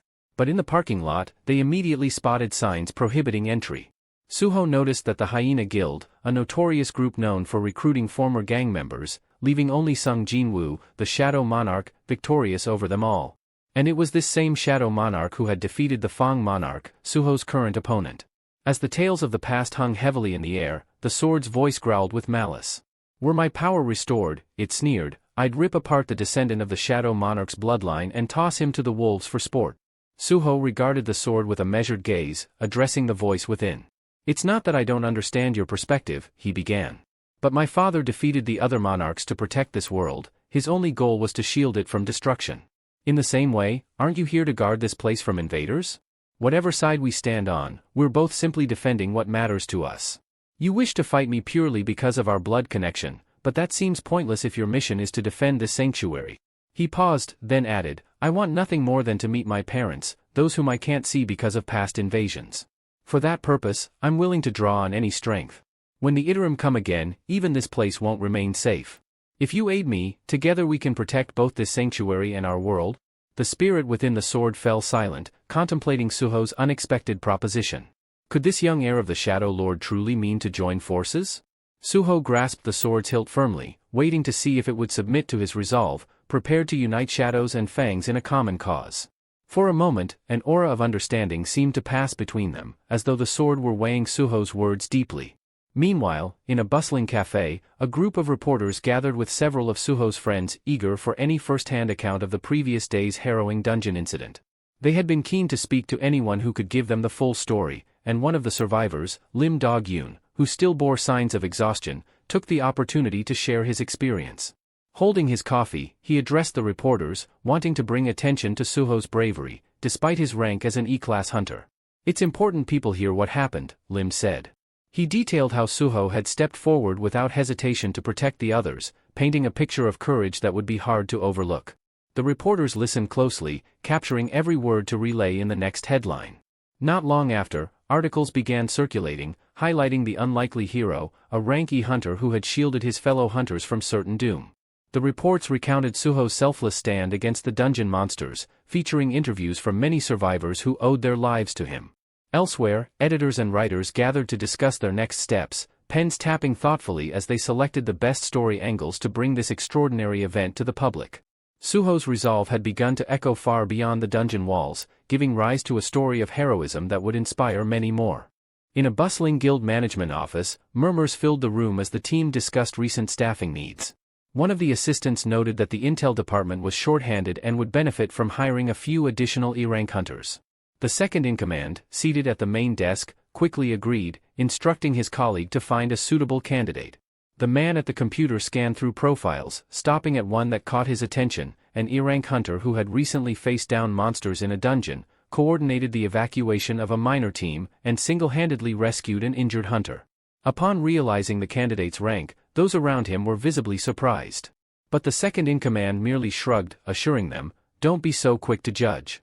Bringing him into a high-ranking guild like ours could be beneficial. It wouldn't hurt to have him here and resolve a minor scandal or two." A staffer then inquired if Hunter Suho had responded to their initial outreach. The mention of Suho's name drew interest, particularly because they had learned he'd received an invitation from the prestigious Black Turtles Guild. He must be thrilled, one of them assumed. However, the colleague at the desk turned, stating, "Actually, Suho declined the offer." The second-in-command blinked in disbelief. "Declined? An E-rank rookie refusing a guild like that? What's he thinking?" He shook his head, grumbling. "Does he believe he's some kind of S-rank hunter? It doesn't make any sense." Another staffer chimed in, "Apparently, Suho has no interest in joining any guild." The leader's irritation deepened, unable to grasp how a rookie with such a low rank could afford to pass up such opportunities. "Mark my words, he'll come around," he muttered. "Sooner or later, Suho will realize how challenging it is to survive without a guild support." Meanwhile, back at his apartment, Suho checked the notifications popping up on his phone. Since his last dungeon expedition, he had been inundated with guild invitations. A flood of offers filled Suho's inbox, though he noticed that nearly every guild wanted him for menial roles as a porter or gatherer. He couldn't quite understand the overwhelming interest, but he dismissed the offers. To him, joining these guilds would only limit his potential and slow his progress with the system. There was simply no reason to waste time on tasks that would sidetrack his path to growth. Turning his focus to his sword, Suho looked at Fong Raken. "About what we discussed in the dungeon," he began, combining Shadow and Fong. "Are you still open to that?" Fong Raken's voice responded skeptically, clearly stunned. "Are you serious? You think a Shadow can become a true ally and not an adversary?" After a pause, he added, "But there is one condition, take me to another of the Fong monarch's sacred lands." Suho raised an eyebrow. "You know where to find it?" Fong Raken replied confidently, "I know the locations of all the Fong monarch's holy sites, regardless of distance. But there's a problem, a gate leading to one of them has already vanished. It's most likely undergone a dungeon breach." Realization struck Suho. This holy ground must now be an open dungeon, a place where vicious, powerful monsters roam freely. Once a breach forms, creatures spill out, transforming the area into a desolate wasteland. Gripping his phone, Suho quickly messaged his uncle, saying he'd be unreachable for a while and not to worry. He knew he needed to seize this chance to gain strength and elevate his level as rapidly as possible. Later, Suho glanced over at Beru, asking if they were close. Beru nodded. "Yes, we're here." But in the parking lot, they immediately spotted signs prohibiting entry. Suho noticed that the Hyena Guild, a notorious group known for recruiting former gang members, had claimed the area, adding a layer of tension. Understanding that a direct approach might be met with hostility, Suho steeled himself, ready for whatever awaited him beyond the barrier. Beru advised Suho to ignore the petty creatures and focus on leveling up. As Beru and Fong bickered, Suho cut them off, irritated, demanding to know what they were doing. He stated he was ready to break in and would use his powers to make it happen. With that, he began shattering the surveillance cameras one by one. Beru questioned what would happen if the guild noticed, but Suho confidently responded that he had a plan for that. When he broke the final camera, it shattered into tiny fragments, ensuring there'd be no evidence. Beru observed with amusement, noting that Suho's approach reminded him of the monarch. Upon entering, Suho was struck by the eerie, blue mist filling the open dungeon. Beru explained that this mist was actually mana from another realm, seeping through dimensional walls and leaving a trail. The mist originated from the monarch's sanctum, filtering to Earth through a dimensional rift. Beru continued, revealing that beings from the outer worlds were trying to tear a large breach between realms to send their armies through. Due to the dense concentration of mana required, only the weaker creatures could currently slip through, the strongest forces hadn't arrived yet. Realizing the urgency, Suho knew he had to level up fast, especially before other hunters could interfere. Suddenly, he glanced up and noticed colossal creatures lurking in the trees, a sharp-clawed Briga and a shadowy figure known as Ramon. Fong eagerly encouraged Suho to unleash his strength, but Suho replied that while he appreciated the support, he wouldn't use Fong as his main weapon, leaving Fong momentarily puzzled. Suho had decided to take a different approach, one he had thought through carefully. Instead of relying solely on weapons, he would integrate his training by using his fists for mid-range combat, with his monarchical powers as a backup. To keep his tactics versatile, he would swap weapons as needed, employing his extraction ability to gain more gear and further enhance his skills and attributes, leveling up independently. Hearing this, Beru was thrilled with the young monarch's determination and strategy. Fong recognized that this was the true power of the Shadow Monarch's bloodline at play. The more adversaries Suho faced and the longer a battle endured, the stronger he grew, drawing strength from the very demons and monsters he defeated. With his heightened intelligence, Suho realized he could now summon 5 shadows. However, Beru was quick to point out that it was a far cry from the mighty monarch, who could command thousands. Embarrassed, Suho told Beru to keep quiet. As they ventured further into the forest, Suho noticed a peculiar building in place of the Holy Land's gate Fong had mentioned. Fong explained that this was indeed where the gate was supposed to be, but now a strange warehouse stood in its place. Suho observed people still bustling about the area despite the late hour, wondering what was keeping them out here at night when hunting was typically safer during the day. Just then, a vehicle arrived, and several individuals were escorted out, their hands and legs bound. Realizing he was witnessing a kidnapping, Suho felt a surge of anger. Beru suggested caution, reminding Suho that, being here illegally, they would be vulnerable if these hunters realized they were trespassing. But as Beru finished his warning and turned, he found that Suho had vanished. Surprised, Beru wondered if Suho was seriously about to engage with those people. With a background of justice ingrained in him by his father, a dedicated police officer in violent crimes, and his legendary firefighter grandfather, Suho couldn't stand by idly. Acting on instinct, he dashed forward, closing the distance in an instant, and with a powerful kick, struck the nearest hunter, sending him reeling. The shadows watching were stunned by Suho's decisiveness. The other hunters, seeing their comrade taken down by a single, unexpected strike, were equally astonished.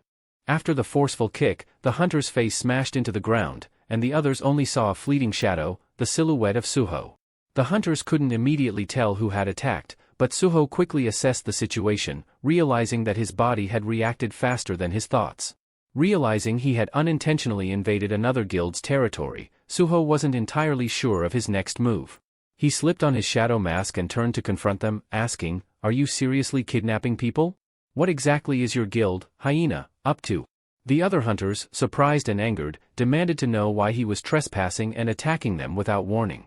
They taunted, claiming he had sealed his fate by intruding, as they readied their weapons and began channeling their magic to retaliate. One of the hunters lunged toward Suho, but Suho skillfully dodged each blow. He recalled what he knew of the Hyena Guild. Their average strength hovered around D rank, so he resolved to stay on guard, not underestimating his opponents. When Suho struck one of the hunters, he put all his strength into the hit, sending the man flying through the air. The others watched, stunned by how swiftly their comrade had been thrown aside, and they could hardly believe what was happening. But Suho didn't hesitate. He moved on to the next hunter, taking them down one by one as they came at him from all directions. Beru, watching intently, was astounded, realizing that these D-rank awakened ones, who were fairly powerful by human standards, were now no match for Suho. Glancing at his status, Suho noted his progress. He had now reached level 16. Once the last hunter was subdued, Suho tied them up tightly to prevent any escape. Satisfied, he turned his attention to the people who had been bound by the guild and began untying them. As they were freed, they expressed their deep gratitude to Suho for rescuing them, while Beru, watching the aftermath, couldn't help but comment on the graceful way his young monarch had wrapped up the battle. The freed captives, uncertain but curious, asked Suho if he was part of the Hunter Association. He nodded and said they could assume so, instructing them to get to safety while he handled the situation here. Once they hurriedly got into their car and drove off, Suho lingered, puzzled about why the Hyena Guild would go to such extremes as to kidnap people. Just then, Fang's voice echoed in his mind, saying he could sense something nearby. Intrigued, Suho asked what Fang meant, and Fang hinted that this was the reason he had insisted on coming here in the first place. Suho and his companions moved toward a building on the other side of the fence. Entering the dimly lit room, Suho was taken aback by what he found. Rows of cages lined the walls, and a faint, strange energy filled the space, barely noticeable yet present. Beru pointed this out as well, though the source of the energy was difficult to pinpoint. As Suho scanned the room, his gaze settled on a small creature locked in one of the nearby cages. Initially, he thought it was a mere dog, but Fang quickly corrected him, suggesting that the creature was, in fact, a young wolf, a descendant of the legendary beast monarch, Fang. Hearing this revelation, Suho could hardly believe his ears. Fang then elaborated, explaining that after a brutal conflict with the Shadow Monarch, the beast monarch Fang had given the order for the last of his bloodline to be hidden in a shrine. He had hoped that one day, if his lineage survived, another Fang monarch might rise. Fang admitted that he hadn't expected to find a Fang descendant here of all places. Moved by the story and the little wolf's plight, Suho broke open the cage and gently lifted the wolf cub into his arms, feeling the faint traces of a noble aura that had suffered greatly and was almost depleted. Fang warned him that the young wolf's energy was so low it wouldn't survive if left in its weakened state. Beru then asked Suho what he planned to do next. Suho, eyes blazing with newfound resolve, muttered that while he had expected to find a few minor figures here, he now understood there was one last foe he would have to deal with. At that moment, Suho sensed a twisted aura. Turning, he spotted a demonic figure emerging from the shadows, its voice dripping with malice as it sneered that trust in others was a futile sentiment. The creature introduced itself as Brokey and claimed to have survived by any means necessary. Instantly, Suho asked Fang if he knew this creature. Fang confirmed, explaining that this was the guard responsible for taking care of the descendant he had just described. Brokey smirked as he approached Fang, sneering that it had been ages since they last saw each other and taunting Fang Rakan by mentioning how glad he was to see him still alive. Fang's expression grew darker, and he responded sharply, reminding Brokey of his duty to protect the descendant. All this time, while this wolf cub was in chains, what exactly were you doing, Brokey? Fang demanded, his voice thick with contempt. Suho held the wolf cub protectively, but before he could react, Brokey lunged at him with blinding speed. With a menacing glare, Brokey growled, "How dare you touch what's mine?" Without warning, Brokey swung his tail, striking Suho with a brutal force that sent him crashing through the wall and into a pile of containers outside. Beru, witnessing the violent impact, flew to Suho's side, shouting out to see if he was all right. Dazed and wincing, Suho managed to grin despite his injuries, muttering, "That's the hardest hit I've taken in a long time. And yes, I'm bleeding, so please, Beru, stop yelling. My head's throbbing enough without the extra noise." Beru nodded, then looked toward Brokey, narrowing his gaze. "I sensed a lingering energy when I arrived here," Beru said. "It's Iterim's energy, unmistakably connected to this one." His words caught both Fang and Brokey's attention. Turning to Brokey, Beru asked, "Do you realize what you've done to the monarch's descendant?" Brokey interrupted with a twisted laugh, explaining smugly that his strength was no mere coincidence. "Even after losing my sanctuary, I've grown strong by following nature's law of survival. The weak feed the strong, it's the way of the world," he declared coldly. "This cub, though weak, carries the bloodline of the Fang monarch, making him an ideal source of power." Brokey then admitted to draining energy from the young wolf periodically, using him as nourishment to amplify his own strength. After relishing his explanation, Brokey fixed his eyes on Fang with a malevolent grin. "When I'm finished here," he vowed, "I'll be strong enough to eliminate you too, Fang. Mark my words." Suho raised his hand, calmly stating, "Death is merely the result of weakness," but Brokey cut him off, sneering. "Strength is the only law that matters. Only the powerful are fit to endure, he said, casting an assessing glance at Suho as he boasted about how the next Fang monarch would only respect strength. Seizing the moment, Suho lunged forward with his sword, delivering a fierce blow. At the same time, Beru swooped in, swiftly lifting the wolf cub from harm's way and retreating to a safer distance. As Suho's blade found its mark, it returned to his hand, poised for another strike. Glancing at Fang, Suho added, "I thought you were upset with me. But right now, we're on the same side. I have unfinished business with this one, too." The tension between Fang and Shadow Clan felt almost tangible, but Suho's focus held. He continued, "This battle may bring me closer to my father's trail." Just then, Suho's system chimed with a new assignment, an urgent hyena hunt, tasking him with stopping this threat and ensuring public safety. He connected the dots, realizing the true meaning behind the hyena guild's name. Brokey wasn't simply another monster, he had founded an entire organization, kidnapping people to grow his influence, all intertwined with the same sinister energy linked to teetering. The hunters nearby, once loyal to Brokey, struggled against their restraints. "Brokey, release us," they yelled. "This guy isn't someone to face alone. Let us help." But Brokey turned on his own followers in a heartbeat, silencing them with a brutal, dismissive blow. "You think I need help with him?" he snarled. "The minute you forget your place, you become prey." Witnessing Brokey's merciless strike against his own people ignited Suho's fury. He charged forward, fist clenched and ready to strike. As he launched his sword, Brokey countered instantly, blocking with an unyielding grip. Suho demanded, "Did you slaughter those people just for amusement?" Brokey's response was cold. "The strong need no reason. We decide who lives and dies, as we see fit." Brokey followed with another powerful swing, but Suho managed to dodge just in time, shifting to the side and steadying himself, more determined than ever to bring down the monster before him. Launching himself into the air, Suho dove down at Brokey with a fierce determination, his body descending like a storm. Mid-flight, he activated his recently acquired skill, Stormblade, summoning gusts of slicing wind around his weapon. But as Suho's attacks rained down, Brokey barely flinched. Smirking, he sneered, "Is that it? You're not even close to honoring the name of the Fang heirloom." Just then, a blade came whizzing through the air from a different angle, catching Brokey by surprise as it sliced close to him. Suho, standing a few steps back, extended his arm, revealing his control over the flying sword. "We're just getting started," he warned. Fang, watching closely, took the chance to question Brokey. "What happened to you? You once pledged loyalty to Rakan with such pride. Why betray that oath?" Brokey's expression hardened, his eyes narrowing as he responded. "Loyalty?" He scoffed, letting out a cold laugh. "There was never honor, only fear. I respected Rakan's power, nothing more. Living like that, shackled by fear, I couldn't bear it any longer. So, when the chance came, I decided to seize my own future by any means necessary." Brokey caught Fang, and destroyed it.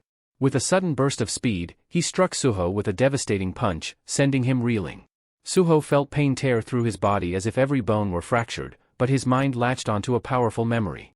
Images of his father flashed before him, a figure battling somewhere unknown, never backing down.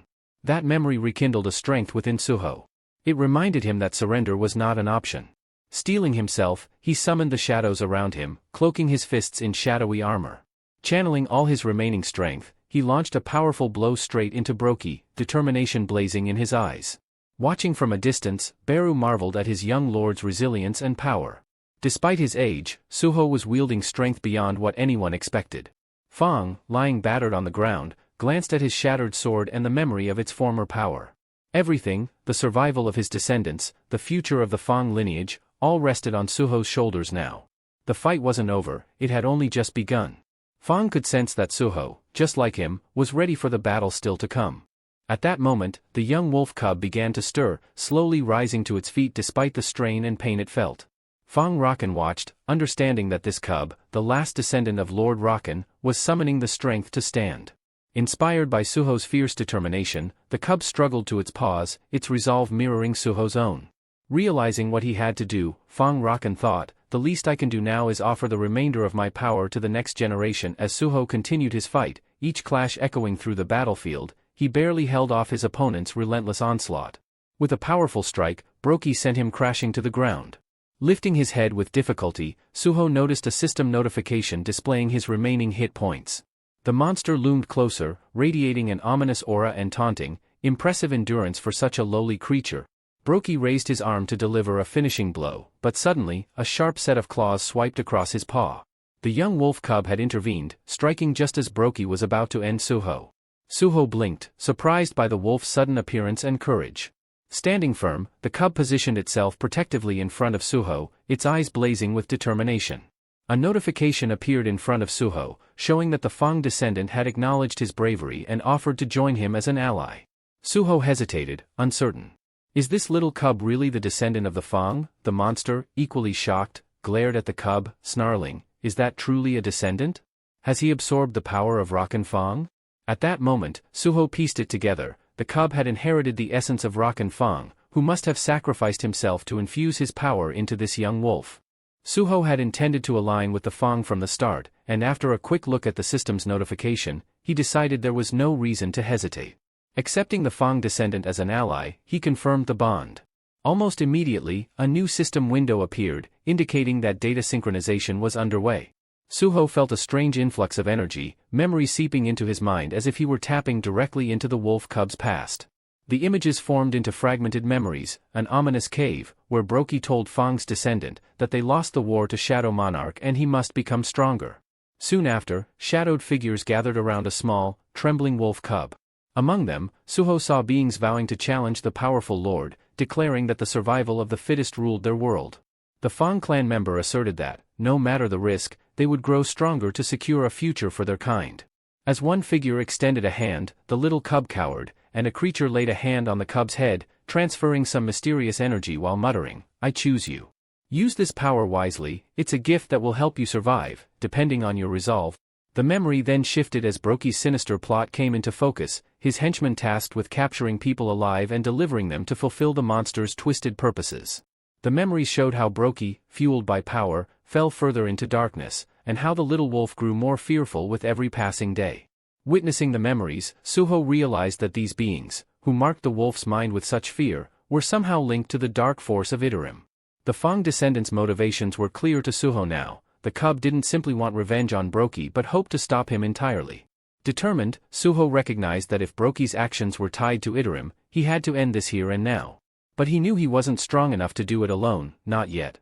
As if in response, the notification system updated, presenting Suho with a new quest, Monarch's Descendants Quest. The details urged him to find the Monarch's heirs and forge alliances with them. This would be the first step towards strengthening his position and securing allies in the battle against darkness. The Monarch's Descendants Quest demanded 8 alliances, with the first already forming through Suho's connection to Fang's lineage. As Suho acknowledged this bond, a vivid blue aura enveloped him, intensifying with each passing second. Beru, watching intently, noticed that his young lord was undergoing a transformation unlike any before. Meanwhile, Brokey grew tense, bewildered by the strange surge of power emanating from Suho. Driven by desperation, Brokey launched himself at Suho, intending to end it all in one decisive blow. He struck with such force that the ground around them began to crumble, sending shockwaves through the air. But just as Brokey's blow landed, the system flashed another notification, confirming that a skill had awakened through Suho's bond with the Fang descendant. Suho had activated a level 1 beast transformation, a bonding skill that consumed 1 mana per second. This skill infused his body with the descendant's essence, enhancing his physical power and awakening heightened, animal-like senses. For a moment, Suho struggled to grasp what was happening. His body felt feather-light yet powerful, his senses keener than ever. The world around him seemed sharper, each detail vividly clear, and his movements flowed effortlessly as he instinctively avoided Brokey's assaults. Then, in a sudden counterstrike, Suho unleashed a powerful kick, sending Brokey reeling. Stunned, Brokey struggled to process how this human, who had been on the defensive moments ago, now moved with such swiftness and strength. Enraged and confused, Brokey roared, insisting he could not be losing to the same mere mortal he had dominated minutes prior. This power was supposed to belong only to him. He had fought, sacrificed, and clawed his way to the strength he wielded. In the background, Beru looked on in awe, sensing the drastic increase in Brokey's magical aura. Furious, Brokey spat, "I don't know what trick you're using, human, but I won't fall to the likes of you. Strength defines the right to rule, and you'll regret being born a weak creature of your kind." But Suho only narrowed his gaze, his new strength urging him forward, determined to prove Brokey's arrogance would be his undoing. At this moment, Suho activated a new skill, quickly picking up techniques for hand-to-hand combat. Nearby, Beru's expression darkened in irritation as he overheard Brokey, the beast, boast about the difference between their species. To Beru, nothing and no one stood above a shadow monarch, and this arrogant creature needed to be silenced. When Brokey heard this, a flicker of doubt passed over him. Could this young human truly be a shadow lord? Before he could fully process this, Suho dashed forward and delivered a precise, unyielding kick, driving Brokey deep into the earth. Yet even with his body battered and strength failing, Brokey clung to his single-minded obsession. He had to keep getting stronger. Nothing else mattered. With fading vision, he glimpsed a familiar figure, Rakan, his master. Regret seeped in as Brokey chastised himself for failing to protect Rakan, the one who had once entrusted him with so much. At last, the little wolf, recognizing his old friend's end, raised a mournful howl to the sky, saying his final goodbye to Brokey. Suho observed the fallen Brokey, a notification informing him that he had leveled up from the victory. He glanced over to see the little wolf gazing sorrowfully at Brokey's lifeless form, saddened by the realization that he'd had to confront and ultimately lose someone who had once been his guardian.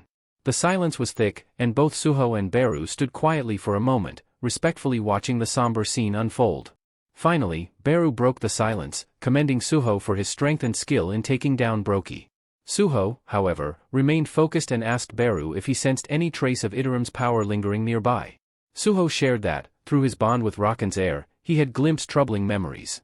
He described a scene in which hunters had attacked Brokey and the little wolf, inflicting a strange curse upon Brokey's eye that had twisted his mind, turning him against his own.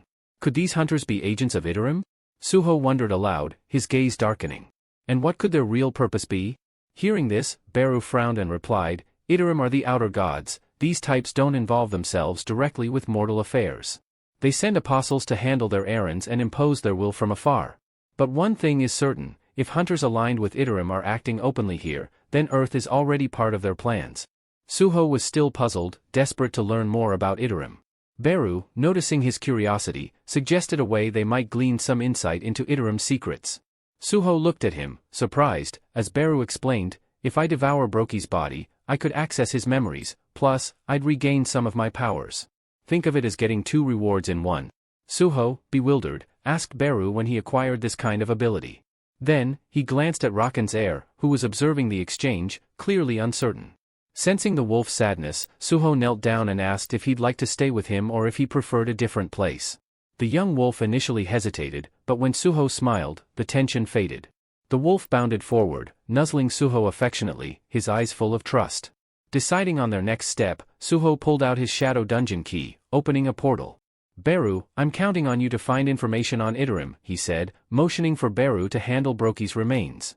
While Beru devoured Brokey's corpse with enthusiasm, Suho led the wolf through the shadow dungeon portal, explaining that he wanted a safe haven for him. Beru chuckled to himself, wondering why Suho was bothering with the dungeon instead of just staying home. Inside the dungeon, Suho looked at his wolf companion, thoughtful yet concerned. This space belonged to the Shadow Monarch, and bringing in a creature connected to a different lineage might lead to complications. Beru raised an eyebrow, astonished at Suho's choice to house Rakan's heir in the Shadow Domain. Then, out of nowhere, a system notification appeared, indicating that the wolf wanted Suho to give him a name. Suho, taken by surprise, realized he'd never named anything before. But seeing the wolf's trusting gaze, he understood it would be an honor, and a responsibility, to give him a name worthy of their bond. When the wolf asked for a name, without any hesitation, Suho settled on the name Gray for the wolf, inspired by his striking gray fur. Beru, however, was less than impressed by Suho's choice, disappointed by what he deemed a lackluster name. But to Suho's surprise, the wolf seemed overjoyed with the name and wagged his tail enthusiastically. The system then notified Suho that Gray had officially become one of his allies, and their trust level had increased. The system also designated a portion of the Shadow Dungeon as Gray's new territory. Suho, still concerned about his new companion, wondered aloud what Gray would eat in the dungeon. Beru assured him not to worry, mentioning that Gray, coming from a well-established bloodline, would manage just fine by hunting the monsters still roaming in the dungeon. This explanation put Suho at ease, especially knowing that a few monsters had survived from his last visit. Gray, thrilled with his new home, eagerly began his hunt, quickly proving his worth by attacking a goblin with a single strike, effortlessly killing it. Meanwhile, Suho and Beru sat on a tree branch, quietly watching as Gray hunted down multiple goblins. Suho couldn't help but marvel at how swiftly Gray adapted to his powers, despite being so new to them. Just then, a system notification appeared, informing Suho that he had earned the title of Wolf Slaughterer for defeating Brokey, and had gained additional ability points. Suho was a bit confused, as he had always thought of Brokey as a hyena, not a wolf. Beru, sensing Suho's confusion, urged him not to focus too much on the strange title, suggesting he should be proud of the recognition instead. Suho nodded but couldn't shake off his uncertainty, especially regarding the mysterious quest he had been given to find the heirs of all the monarchs. Beru explained that the system was often cryptic in its methods, designed to make Suho stronger, but also warned that it might have an ulterior motive. Suho, still not fully grasping the gravity of Beru's words, asked for further clarification. Beru sighed, recalling his own experiences. He explained that in his father's system, the architect had planned to make Sung Jinwoo into a shadow monarch. The intention had been to crush his soul in the process, turning him into a mere puppet for the old shadow monarch's use. This revelation left Suho in deep thought, aware that the system's true purpose could be far more complex and dangerous than he initially realized. Yet, Sung Jinwoo defied the system's intentions, ultimately conquering it rather than letting it dominate him. He achieved the rank of Shadow Monarch while maintaining his autonomy and developed his power without being dependent on the system's levels. But explained that this new system is designed for Suho, removed all ill intentions. Taking Beru's words to heart, Suho pondered if the system might be attempting to groom him for a similar role. When he voiced this suspicion, Beru responded cautiously, noting that only one true Shadow Monarch could exist. Nevertheless, he speculated that the system would continue guiding Suho toward an unknown purpose, one that would reveal itself in time. Reflecting on this, Suho accessed his status window and noticed that, despite significant growth and powerful skills acquired since his battles with the Mistburns, his class still appeared none. This dissonance gnawed at him. He knew he wouldn't have overcome Brokey without Gray's crucial help. Resolving to follow the system's quests as long as they aligned with his personal ambitions, Suho leapt down from the tree, curious to hear Beru's findings from consuming Brokey's body. Beru reported that, while he hadn't uncovered evidence of any apostles directly brainwashing Brokey, he'd found that a human guild called Grim Reaper was involved. This guild was working behind the scenes with the Hyena Guild, aiding in the capture and delivery of people to Brokey. Beru suggested that tracking down the Grim Reaper Guild might yield crucial insights into Iterim's true intentions. The revelation stunned Suho, as he realized another guild's sinister involvement only added to the complexity of the situation. Meanwhile, the scene shifted to a well-dressed man in an opulent office, calmly answering a phone call. He was speaking to Tegu, who seemed to be mid-raid. Tegu confronted the man, demanding to know about his potential involvement in the recent chaos surrounding the Hyena Guild. The man, unbothered, flatly dismissed Tegu's insinuations, claiming that he had no proof to back up his suspicions. Tegu warned him that the Hunter Association wouldn't rest until they uncovered the truth, suggesting that the man should clean up his operations. Incensed by Tegu's defiance, the man slammed his fist onto the desk, splintering the polished surface in a burst of rage. It was then revealed that this man held the position of vice CEO in the Grim Reaper Guild. With a sly grin, he drew out a shimmering pearl, an awakening stimulant known as stardust, which hunters could use to amplify their powers. As he examined it, he mused on how this rare substance could become a lucrative asset in expanding his influence. Meanwhile, in the Shadow Dungeon, Gray was tearing through goblins with ease, his strength advancing at an astonishing rate. Each strike was more powerful and precise than the last, earning even Beru's admiration. "You're getting stronger with every blow, Gray," Beru remarked, encouraging him to keep pushing his limits to become the weapon Suho could one day depend upon. Watching from the shadows, Suho was equally stunned at the wolf's rapid progress. But what truly stood out was the bond forming between Beru and Gray, a respect built on shared trials and aspirations. Then, something unexpected caught Suho's attention. A system message appeared in his vision. It read that Suho had gained experience from Gray's kills. Startled, Suho muttered, How is that even possible?" Bewildered, he called Beru over, who was casually scratching Gray behind the ears. "Beru, do you understand this?" "I just received experience from Gray's hunting," Suho explained, still baffled. Beru inspected the notification and explained, "It's similar to how your father once gained experience through his shadow army. You're sharing in the rewards of battle, almost like splitting the gains in a game." The realization hit Suho. Even if he was only receiving a fraction of the experience, it was still an immense advantage. His excitement grew. "Gray, from now on, you're in charge of clearing out the enemies," Suho announced, his eyes glinting with anticipation. Gray, overhearing this, was hit by a mix of shock and exhaustion, but before he could react, a new system notification appeared: "Dungeon cleared. New quest unlocked. Daily quest." "Finally," Suho said, eager to see the next challenge. The daily quest seemed straightforward: defeat goblins and clear the dungeon. Yet a question lingered in Suho's mind: why was he now receiving daily quests? Then, the answer dawned on him, hinting at the system's deeper intentions. Daily quests meant daily rewards, which meant Suho had an opportunity to grow stronger each day. Beru chimed in, noting, "It looks like the system wants you to seize control of this entire dungeon as part of your domain." Suho nodded, but then he faced a new challenge. How am I supposed to gather 100 goblins in such a massive place? A thought struck him as he recalled an item from a previous dungeon, a horn flute that could summon nearby goblins. Wasting no time, Suho pulled the flute from his inventory and blew into it. Within seconds, goblins began charging from every direction. Perfect, he thought, feeling the adrenaline kick in. Beru, watching his master's strategy unfold, gave an approving nod. With a confident grin, Suho launched himself into the fray, his fists crashing down on the goblins with crushing force. As he tore through the swarm, Suho realized the thrill of fighting goblins was fading. They no longer presented a real challenge. But he had a quest to complete, and he'd make it interesting. Suho blew the horn again, summoning an even larger horde of goblins, and decided to take things up a notch. Raising the bodies of the defeated goblins, he called forth a shadow goblin army to join him. What started as a simple battle had now escalated into an all-out war within the dungeon. Beside him, Gray and the shadow soldiers charged with relentless intensity, mowing down the goblins with ruthless precision. For 3 grueling hours, they fought, transforming the dungeon into a battleground littered with goblin remains. By the end, Gray was utterly spent, collapsing to the ground, drained of energy. Suho, however, spotted another system message and couldn't help but smile. Quest complete. But something unusual caught his eye. The counter hadn't stopped at 100. It kept rising. Could this mean more rewards? Suho wondered, his grin widening. What if I push this even further? Gray, already exhausted, could barely process what Suho was planning, but they pressed on, hunting down goblins relentlessly until the system finally confirmed the quest's completion, bringing Suho a sense of satisfaction and anticipation for what lay ahead. Gray looked utterly drained, as if his spirit had left him, while Suho could barely contain his excitement. His gamble had paid off. He had unlocked hidden rewards from the system, a full status recovery, 3 stat points, and 2 rare items, the blessed random box and the cursed random box. The full heal alone felt like leveling up, restoring his strength, and the extra stat points were a great bonus. Now, he faced a choice: should he go for what he needed or what he desired? After weighing his options, Suho decided on practicality and opened the cursed box.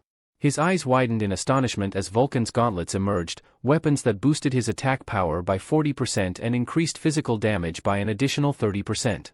Incredible, he murmured, slipping the gauntlets on. I can't turn my shadow soldiers into weapons forever, but with these, who needs that? They're perfect. Eager to test his new gear, he was interrupted by a system message. To his surprise, Gray's status had shifted from admiration to fear. Suho's excitement turned to concern. What's wrong? He asked, looking toward Beru. With a heavy sigh, Beru replied, Gray's not an endless shadow soldier, he's a living creature with limits. Realizing he had overexerted Gray, Suho nodded with a hint of guilt. You're right. Let's take a break. Exiting the shadow dungeon, Suho's thoughts quickly shifted to the Grim Reaper Guild. They needed answers, but where to begin?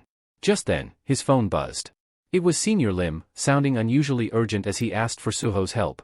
The scene shifted to the hazardous Soul Station field, where Suho met up with Lim. Lim explained his problem. My team was supposed to show up for hauling duty, but they've all gone AWOL, probably still recovering from last night's party. Understanding the predicament, Suho agreed to step in. He donned the protective gear necessary for handling monster corpses, preparing for the labor-intensive work. Soon, the hunting squad arrived, but their leader immediately looked displeased at the lack of handlers.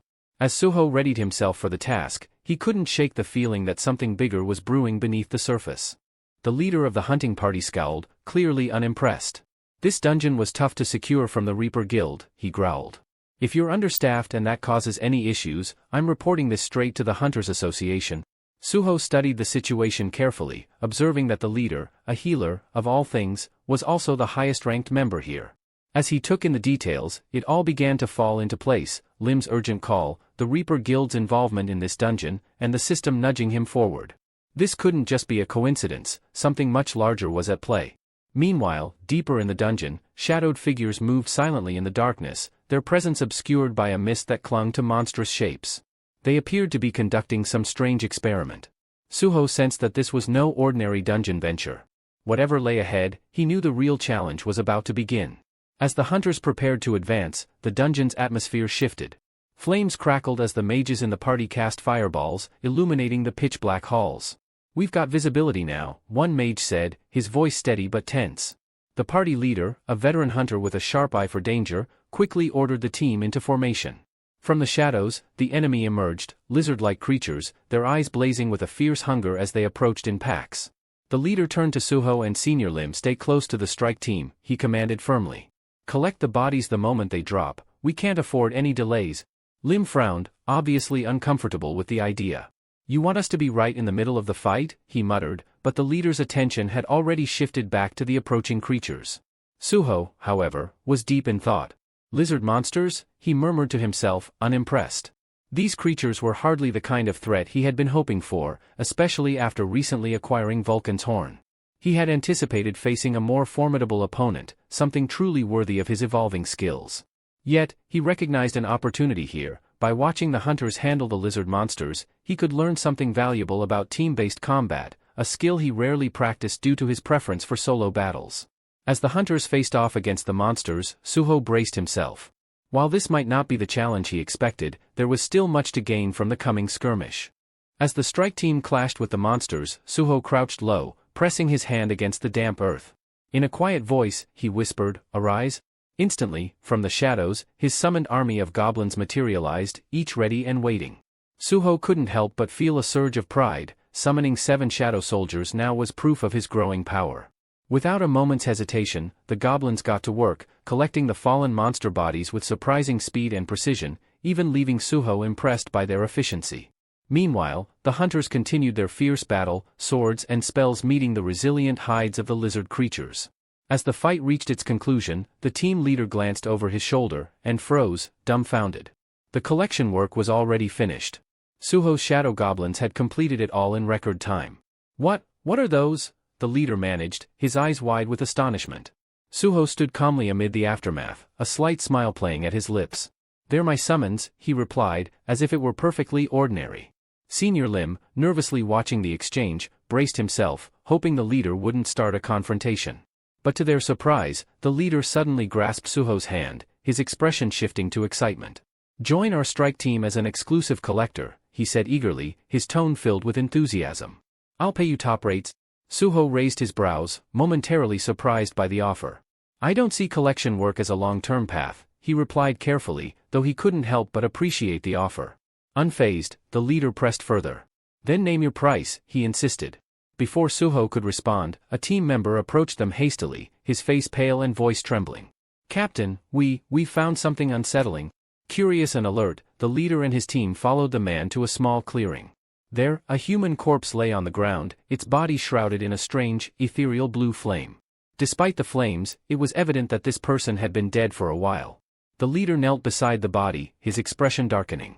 It's definitely human," he confirmed, his voice low and filled with concern. Suho and Senior Lim shared a tense look. "Is this who we think it is?" Lim murmured, his voice barely audible. Suho's face darkened, nodding in affirmation. "Yes, it's a mistborn. I've encountered one before." Not wasting any time, Senior Lim turned to the leader and spoke up. "Captain, this is a mistborn, a creature of immense power. They recently attacked our university, creating widespread chaos. We have to be careful." Before the leader could respond, more corpses appeared nearby, each radiating the same eerie blue flames. One of the hunters hesitated, suggesting they halt the mission and alert the Hunters Association about the strange findings. The leader weighed the situation, noting that the bodies seemed like ordinary humans rather than hunters. With several C-rank hunters in his party, he decided they could handle it. "We're pressing forward," he declared firmly. A hunter, clearly excited for the fight, smirked. "That's what I was hoping for." Suho, however, felt a deep unease. "Mistborn are far more lethal than you realize," he cautioned, but the leader brushed him off. "I'm the one in charge here," he replied, cutting Suho off. "Follow my lead. Let's keep moving." They ventured deeper into a dark, ominous tunnel, the air around them growing colder and heavier. The mages lit the way with flickering flames, casting unsettling shadows on the rough stone walls. The atmosphere felt charged, as if the dungeon itself was warning them to turn back. Meanwhile, deeper within the dungeon, screams reverberated off the stone walls, punctuated by the crackling of blue flames licking at fallen bodies. Watching from the shadows, 3 cloaked figures observed the macabre scene. Their faces hidden behind sinister masks, one figure, wearing a skull mask, growled in frustration. The flames aren't strong enough. We're running out of resources. Beside him, another figure, resembling a giant rat, gave a grim nod. We need to replenish our stock soon. With the hyena guild wiped out, we've lost our main supplier, muttered the figure in the skull mask, his voice tinged with frustration. Without enough fuel, our stardust production will slow. The rat-like creature beside him narrowed its yellowed eyes, baring sharp teeth in a twisted grin. Humans are nearby, the skull-masked figure suddenly hissed, his tone darkening. Perfect timing. The rat creature licked his lips, unsheathing his blade and letting it drag across the ground with a grating sound. Leave it to me, he said, slinking off into the shadows with predatory intent. Back in the tunnel, the hunters were battling another wave of lizard monsters. The leader, pleased with their steady progress, took a moment to assess the team, healing those who needed it. We've had a good run today, he remarked, a rare smile crossing his face. The hunters, pleased by the successful haul, agreed. One of them commented, good call on pressing forward. The leader reached into his jacket, pulling out a shimmering orb. Holding it up, he revealed, this is stardust. Do any of you know what it is? Curious, the hunters gathered around him, their eyes lighting up. Stardust was a rare and potent stimulant that could temporarily heighten a hunter's abilities. Why didn't you tell us about this earlier? One of them asked eagerly. I was saving it for an emergency, the leader replied, his gaze fixed on the stardust, momentarily captivated by its glow. Suddenly, an ominous shadow loomed behind him. The rat-like creature struck with brutal swiftness, delivering a crushing blow that left the leader writhing in agony. The stardust orb slipped from his grasp and shattered upon impact with the ground. He's still alive, the creature sneered, surprising the hunters with his cold, mocking voice. As the hunters took in the sight of this high-level monster, panic washed over them. The creature, unfazed, pointed his jagged sword at them, counting their numbers with an unsettling, calculating gaze. I don't need all of you, he said with a wicked grin. I'll have some fun with the strong ones, and the rest will die. Out of nowhere, the creature pulled out his own gleaming marble, a piece of stardust.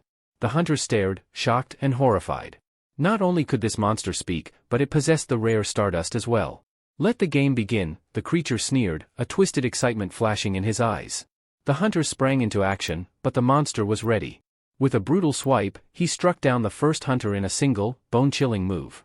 He turned to the mage who had been illuminating the tunnel and, with merciless precision, dispatched him, casting the tunnel into pitch darkness. The sudden loss of light threw the remaining hunters into chaos. Blind and terrified, they were defenseless. The monster moved through the darkness like a deadly specter, his blade a lethal blur slicing through the disoriented group. Their cries echoed briefly before fading into silence. When the carnage ended, the creature seized the fallen leader by the collar, dragging his body across the blood-stained ground. Firewood secured, he muttered coldly, abandoning the other wounded hunters to their grim fate. As he vanished into the shadows, a chilling silence filled the tunnel. In that moment, a system message blinked into Suho's view, a new quest notification. He quickly scanned it, a rescue mission. His mind reeled as he took in the devastation around him. What in the world happened here? He murmured under his breath, feeling a heavy weight settle in his chest. Noticing Suho's troubled expression, Beru materialized beside him, asking if something was wrong. Suho explained, his voice grim, that the system had alerted him to a quest involving a powerful enemy who had taken the strike team hostage. His eyes returned to the system display, where rewards awaited, depending on how many he could save. A steely determination gripped him. These people were in real, immediate danger. Without wasting another second, he plunged into action. Suho whirled around, his expression fierce, and urgently called out to Senior Lim, the strike team's in serious danger. You need to get out of here now. Senior Lim looked at him, bewildered by Suho's sudden urgency. What's going on? Where's this coming from? He asked. Suho, resolute, replied, just trust me. My instincts are screaming at me.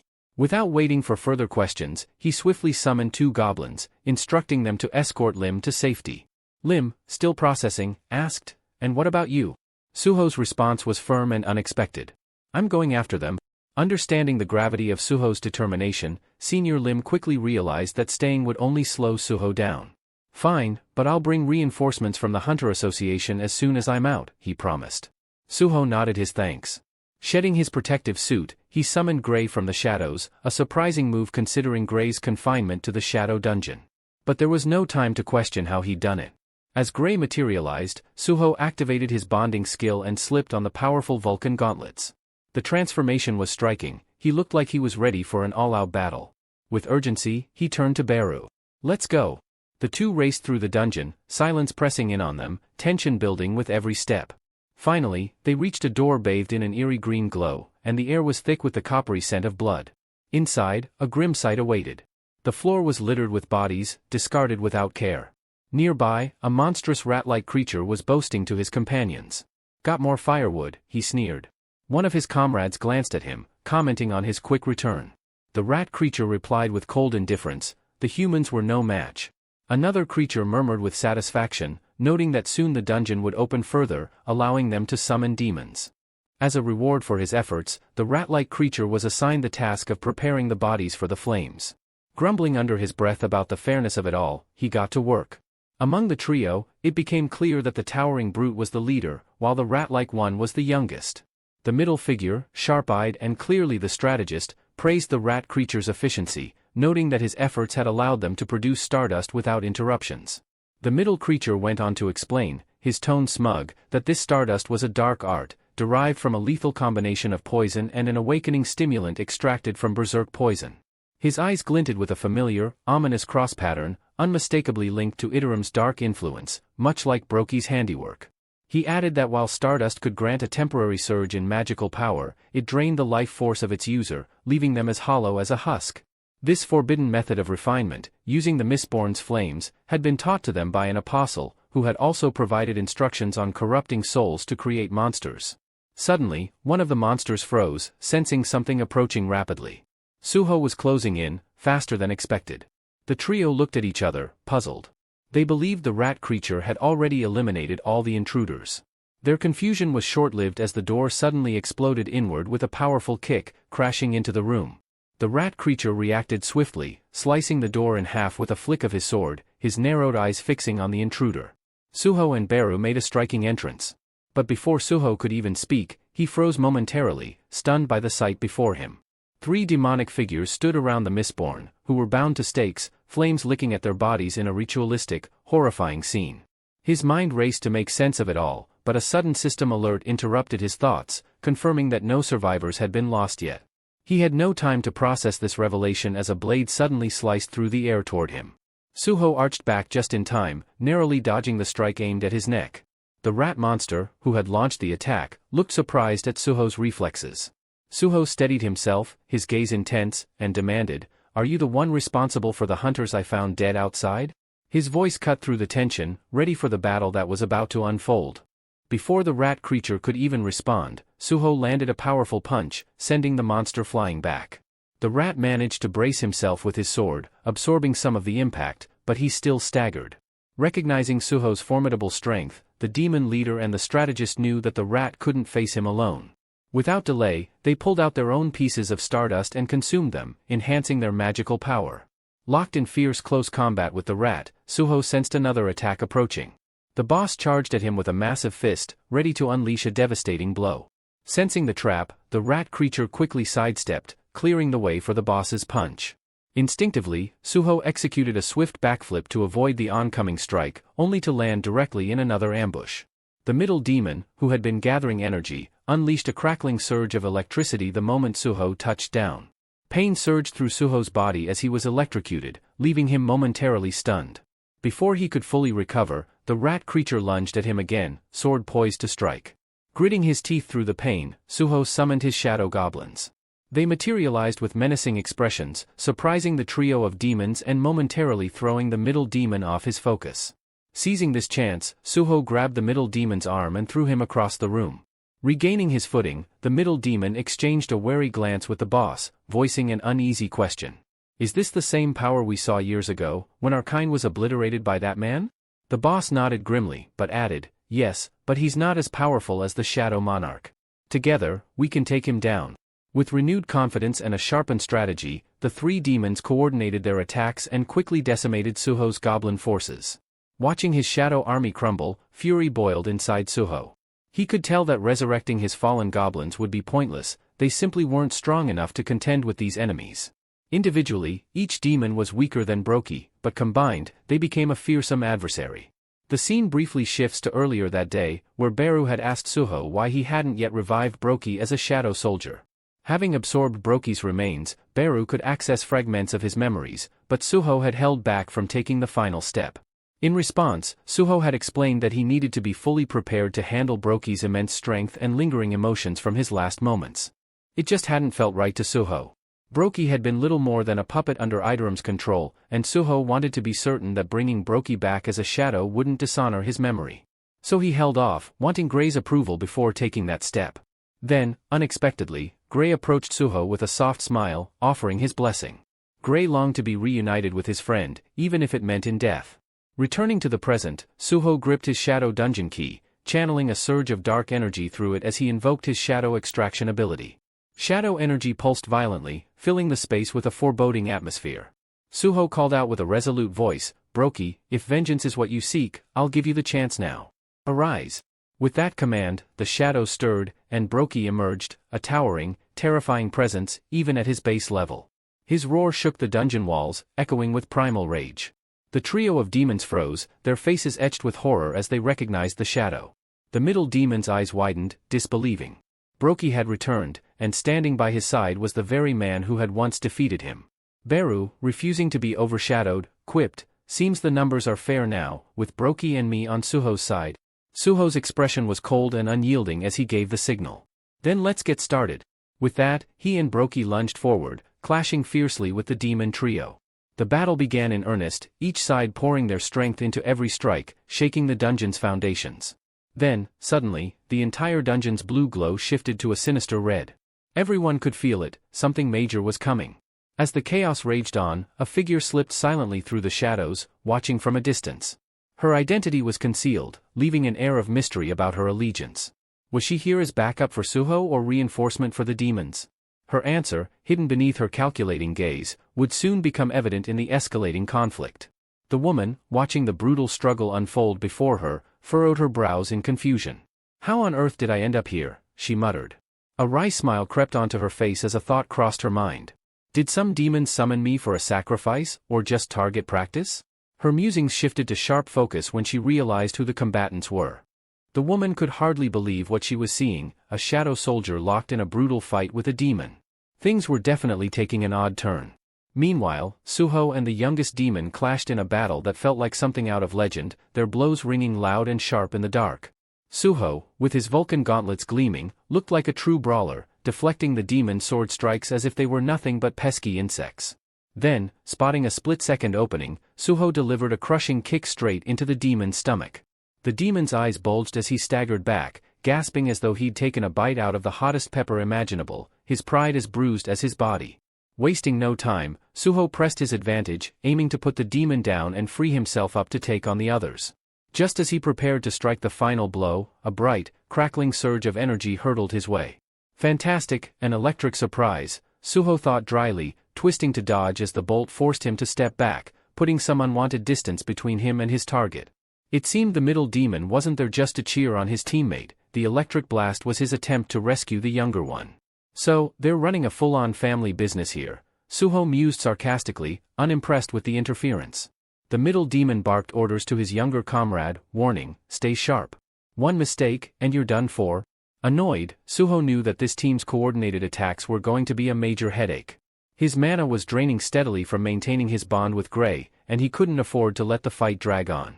Meanwhile, even Broki was struggling against the demon leader, his strength far below its prime. Suho realized he needed to find a way to split up the trio if he wanted any chance of taking them down individually. Just as he was racking his brain for a solution, an unexpected event turned the tide, a stroke of luck that might just tip the scales.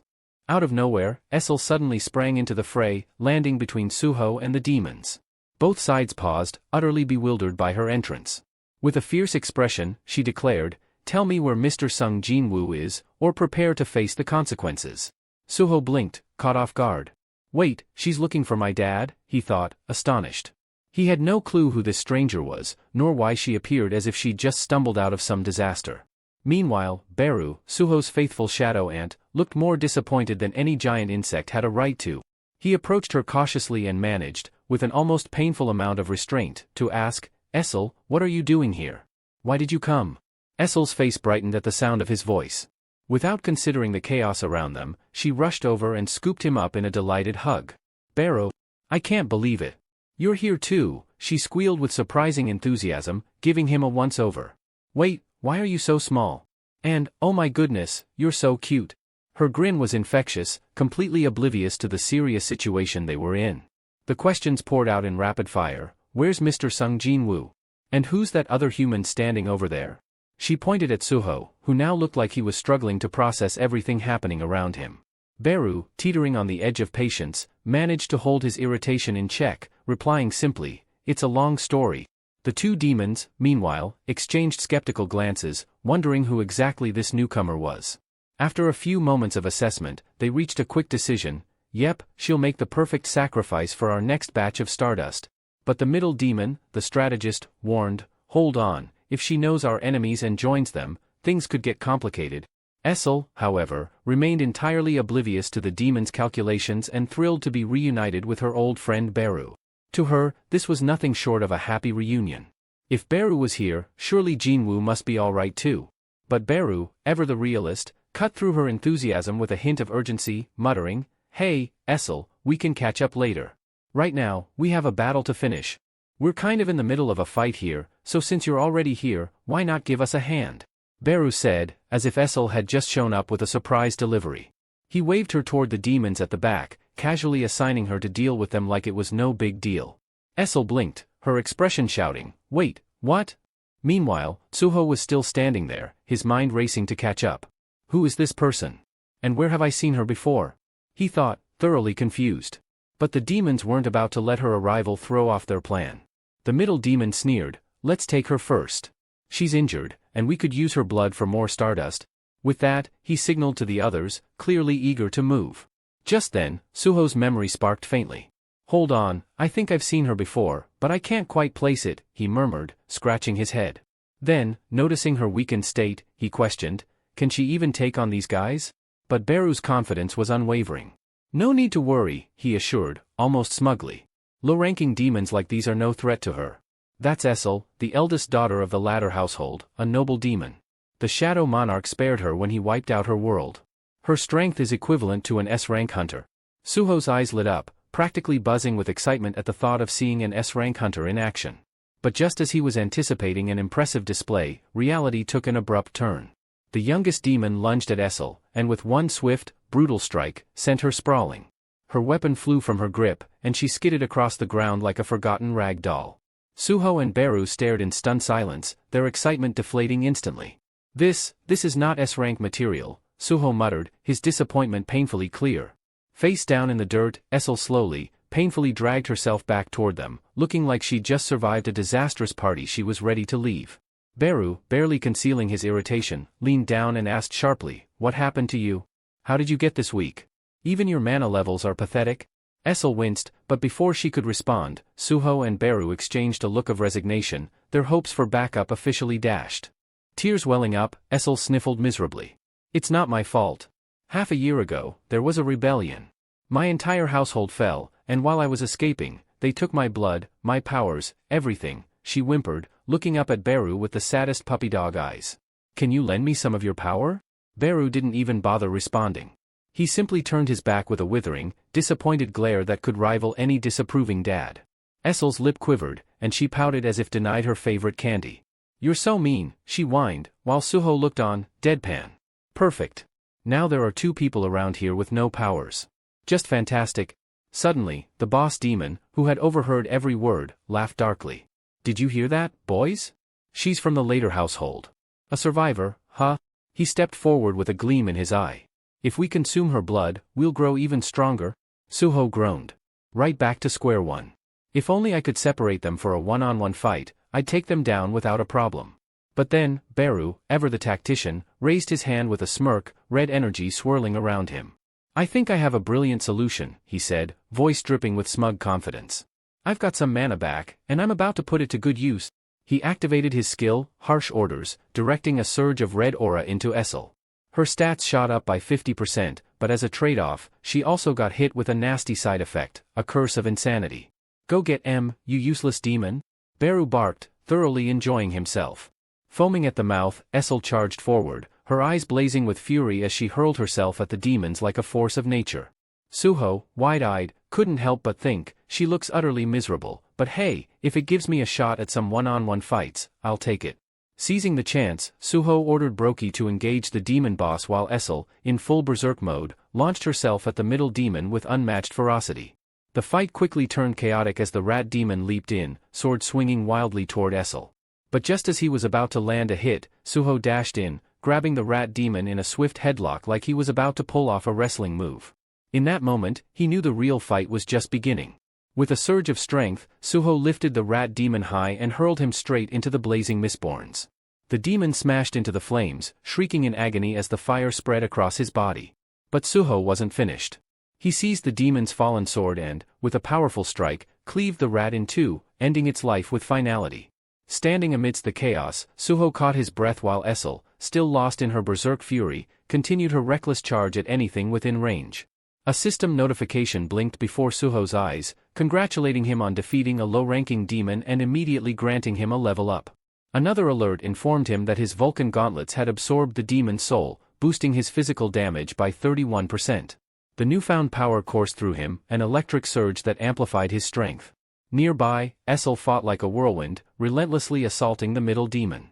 Her attacks, though uncoordinated and wild, forced the demon on the defensive. He suddenly realized, with rising horror, that his rat companion had been slain. As he processed this, a system message popped up, indicating Essel's exhaustion. Harsh orders had worn off. The moment the skill faded, Essel collapsed face-first into the dirt. The middle demon hesitated, surprised at her sudden fall. But before he could act, Suho closed the distance like a wraith in the shadows. With a swift, iron grip, he locked the demon in a crushing headlock and twisted sharply, breaking the demon's neck with a sickening crack. Another notification flashed, a level up, and once again, his gauntlets absorbed the demon's soul. 2 down. Now, only the boss demon remained.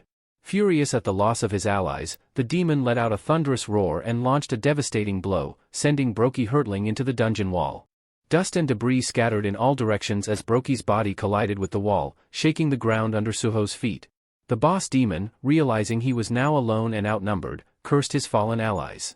Useless, every last one of them, he snarled, surveying his situation. With Brokey on one side and Suho on the other, the demon was trapped. But his eyes quickly darted to Essel, lying unconscious and defenseless nearby. She was the key, her blood held the power he needed to turn the tide.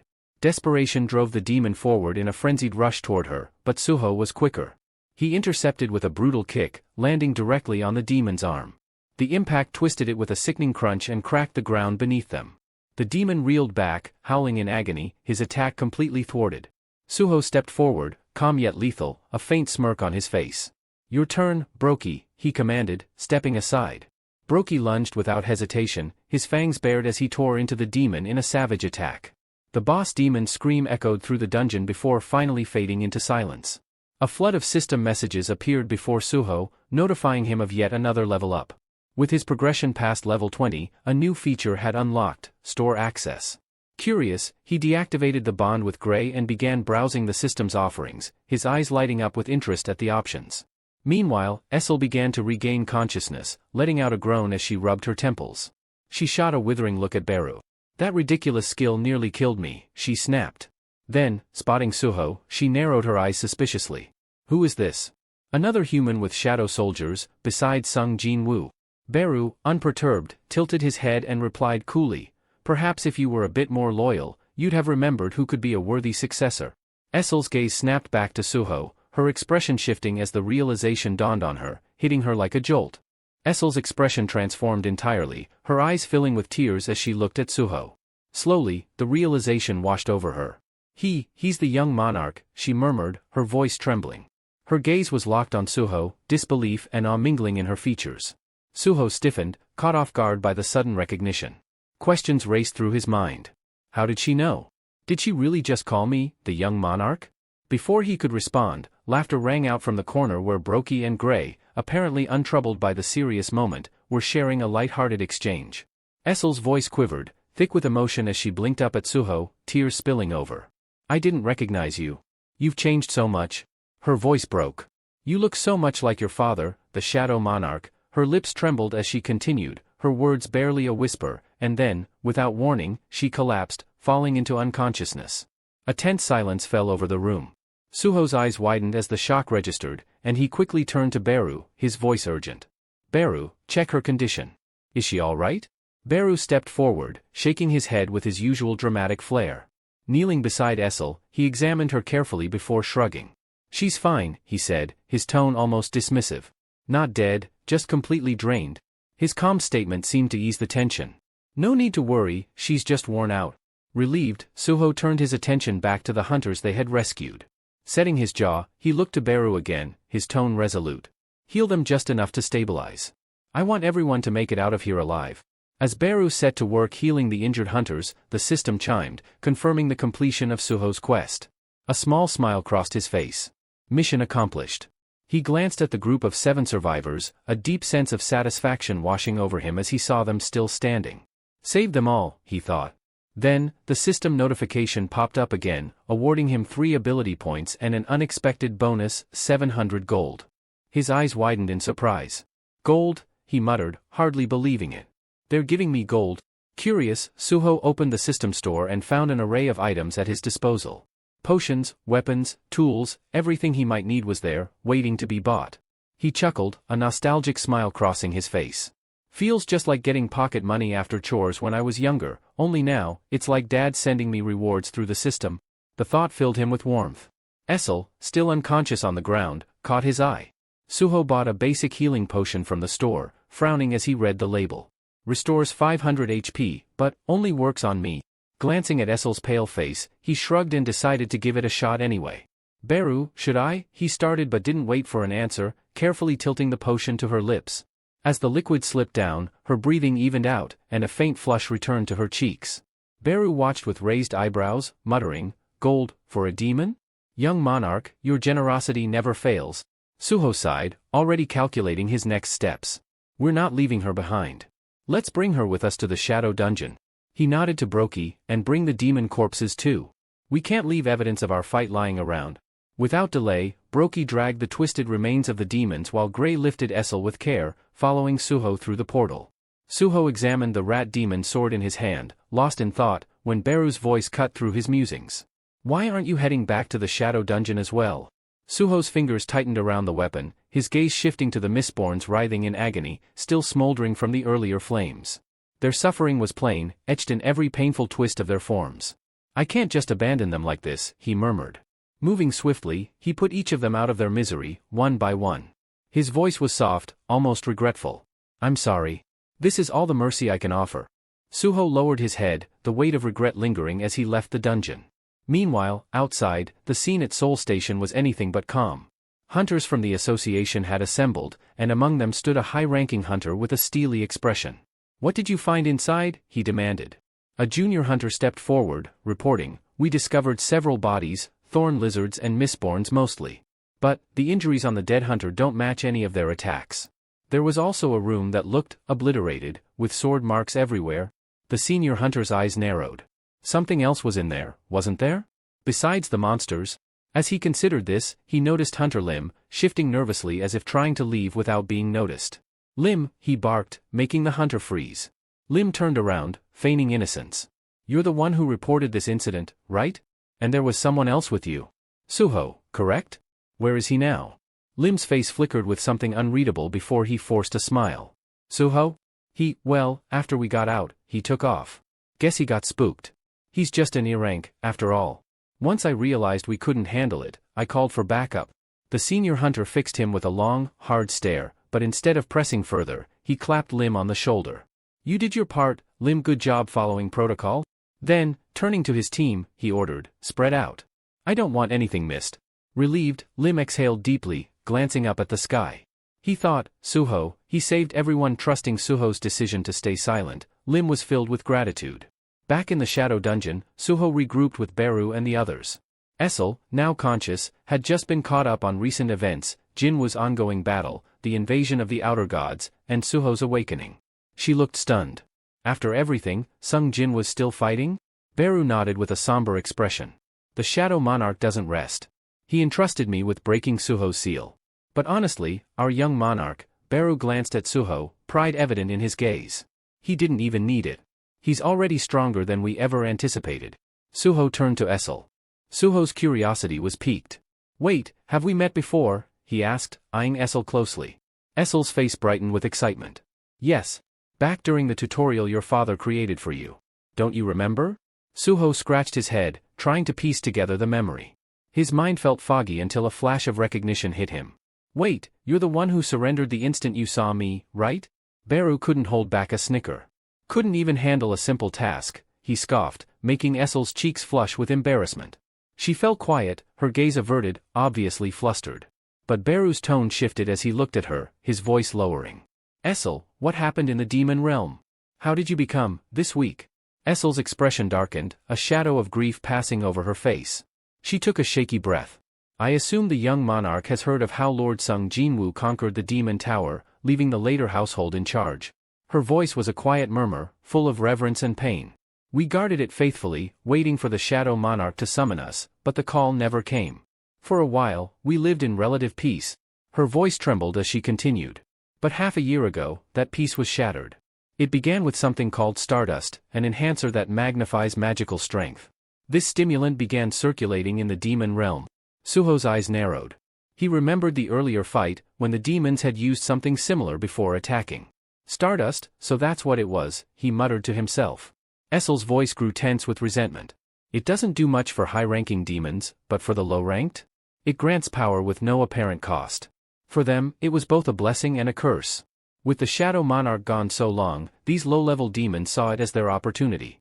They formed alliances, banded together, and eventually rebelled against the later household. As she spoke, her hands trembled, and her voice became strained with the weight of painful memories. What started as unrest became a war. We fought to hold our ground, but they were relentless. The rebellion only grew, and before we knew it, the demon realm was consumed by chaos. Essel's voice quivered as she spoke, each word heavy with sorrow. We fought, my family, my entire household fought with everything we had to protect the demon castle, the stronghold entrusted to us by the Shadow Monarch himself. But each passing day, we grew weaker, more exhausted. Tears began to gather in her eyes, and her body trembled as painful memories resurfaced. In the end, we lost. They destroyed us. Every last member of my household was sacrificed.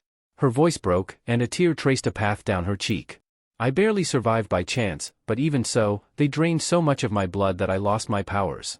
How could I possibly face the Shadow Monarch now, after failing like this, after losing everything? The grief in her words cast a somber stillness over the room, each unspoken sorrow weighing heavily in the air. But then, unexpectedly, Suho's voice rang out, firm yet gentle.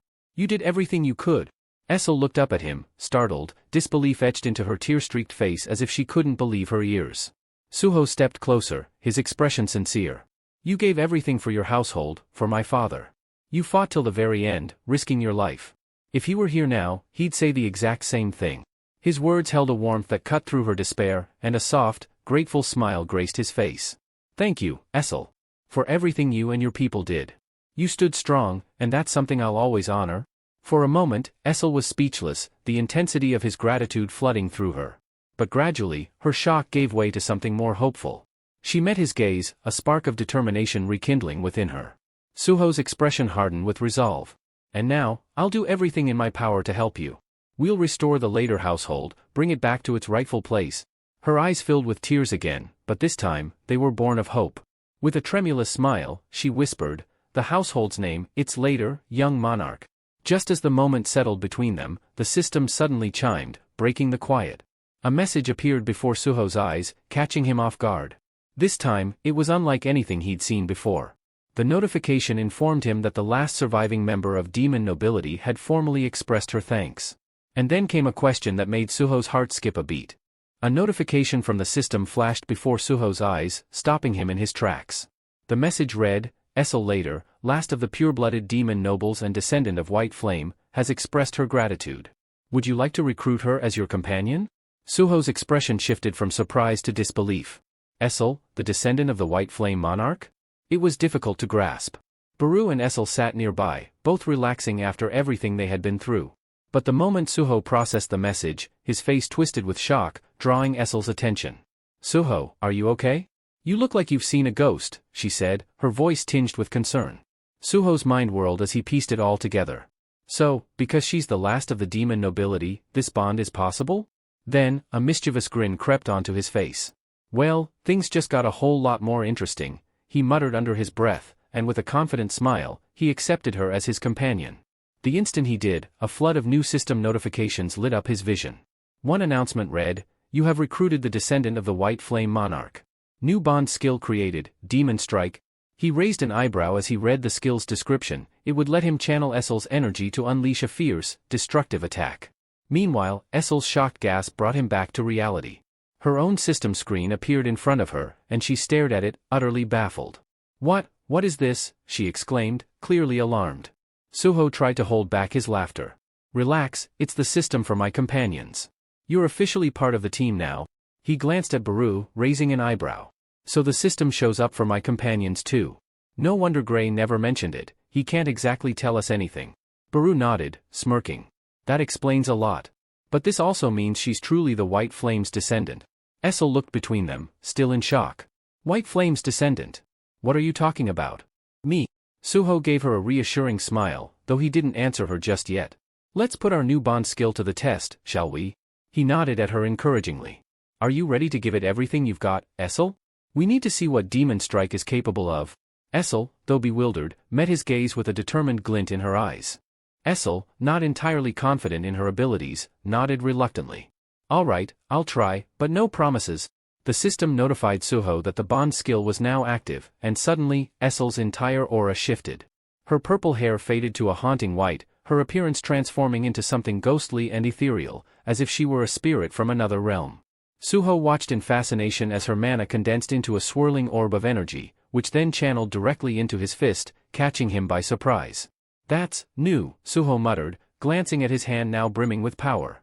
But as the transfer finished, Essel slumped to the ground, her appearance returning to normal. Suho raised an eyebrow, smirking. "You know, the whole spirit look kind of suits you," he teased, only to realize Essel was thoroughly drained, looking pale and exhausted as if she'd just fought a war. With a shaky voice, Essel managed to apologize. I'm sorry, Suho. That took everything I had. I can't even stand." Suho reassured her with a nod. "Take it easy. Just rest." But he was already buzzing with excitement, thinking, if it drains her this much, then this skill must be insanely powerful. "I can't wait to see its full potential." He clenched his charged fist, brimming with anticipation, while Essel lay on the ground, feeling utterly depleted yet relieved. At least now she could actually transfer her energy to him. "Maybe I'm not so useless after all," she thought. With all the energy gathered in his fist, Suho aimed at the nearest wall, expecting a colossal impact. He threw the punch, waiting for something spectacular. But when the dust settled, the outcome was disappointing. A small dent marred the wall, hardly anything impressive. Suho and Baru stared at the pitiful mark in silence, their expressions a mix of confusion and embarrassment. "This is it," they both thought, disheartened. Baru rubbed his head, breaking the awkward silence. "Honestly, this doesn't look much different from your regular punch." Suho sighed, exasperated. "Yeah, this is nothing compared to my bond skill with Gray." At that moment, Gray appeared, giving Essel a smug look. "But that was pretty weak," he taunted with a mocking grin. Essel, feeling the sting of failure, shrank back, her confidence deflated. Her immense energy barely left a mark on the wall. Undeterred, Suho frowned and checked the skill description once more. That's when it hit him. Hold on, the charge rate is at 0%? No wonder it didn't work. He scanned the description again, frustrated. It doesn't even say how to charge it. Realizing they were stuck for now, Baru seized the moment, gesturing toward the scattered demon corpses. "Young monarch, I have a humble request," he began, his tone oddly eager. "Since these demon corpses are just lying here, could I eat them?" Suho's expression darkened immediately. "No way. I'm going to turn them into shadow soldiers." Baru shrugged, unfazed. "Then you'd better hurry. Shadow soldiers weaken the longer the corpses remain dead." Suho hesitated but realized Baru had a point. With a reluctant sigh, he raised his hand toward the nearest corpse and channeled his mana. "Arise," he commanded. Nothing happened. He tried again, but still, the corpses remained lifeless. The system chimed with a notification: extraction failed. The corpse's mana is corrupted, preventing shadow conversion. "Great," Suho muttered in frustration. He turned to Baru. "The mana in these demons is tainted. I can't extract their shadows." Baru nodded knowingly. Even the Shadow Monarch couldn't create shadow soldiers from corrupted beings. He used contracts instead, like with the later household. Essel, sitting quietly nearby, flinched at the mention of her fallen household. Though the memory stung, she kept her head low, saying nothing to avoid drawing attention to herself. With the corpses now useless to him, Suho relented. Fine, Baru. Go ahead and eat them.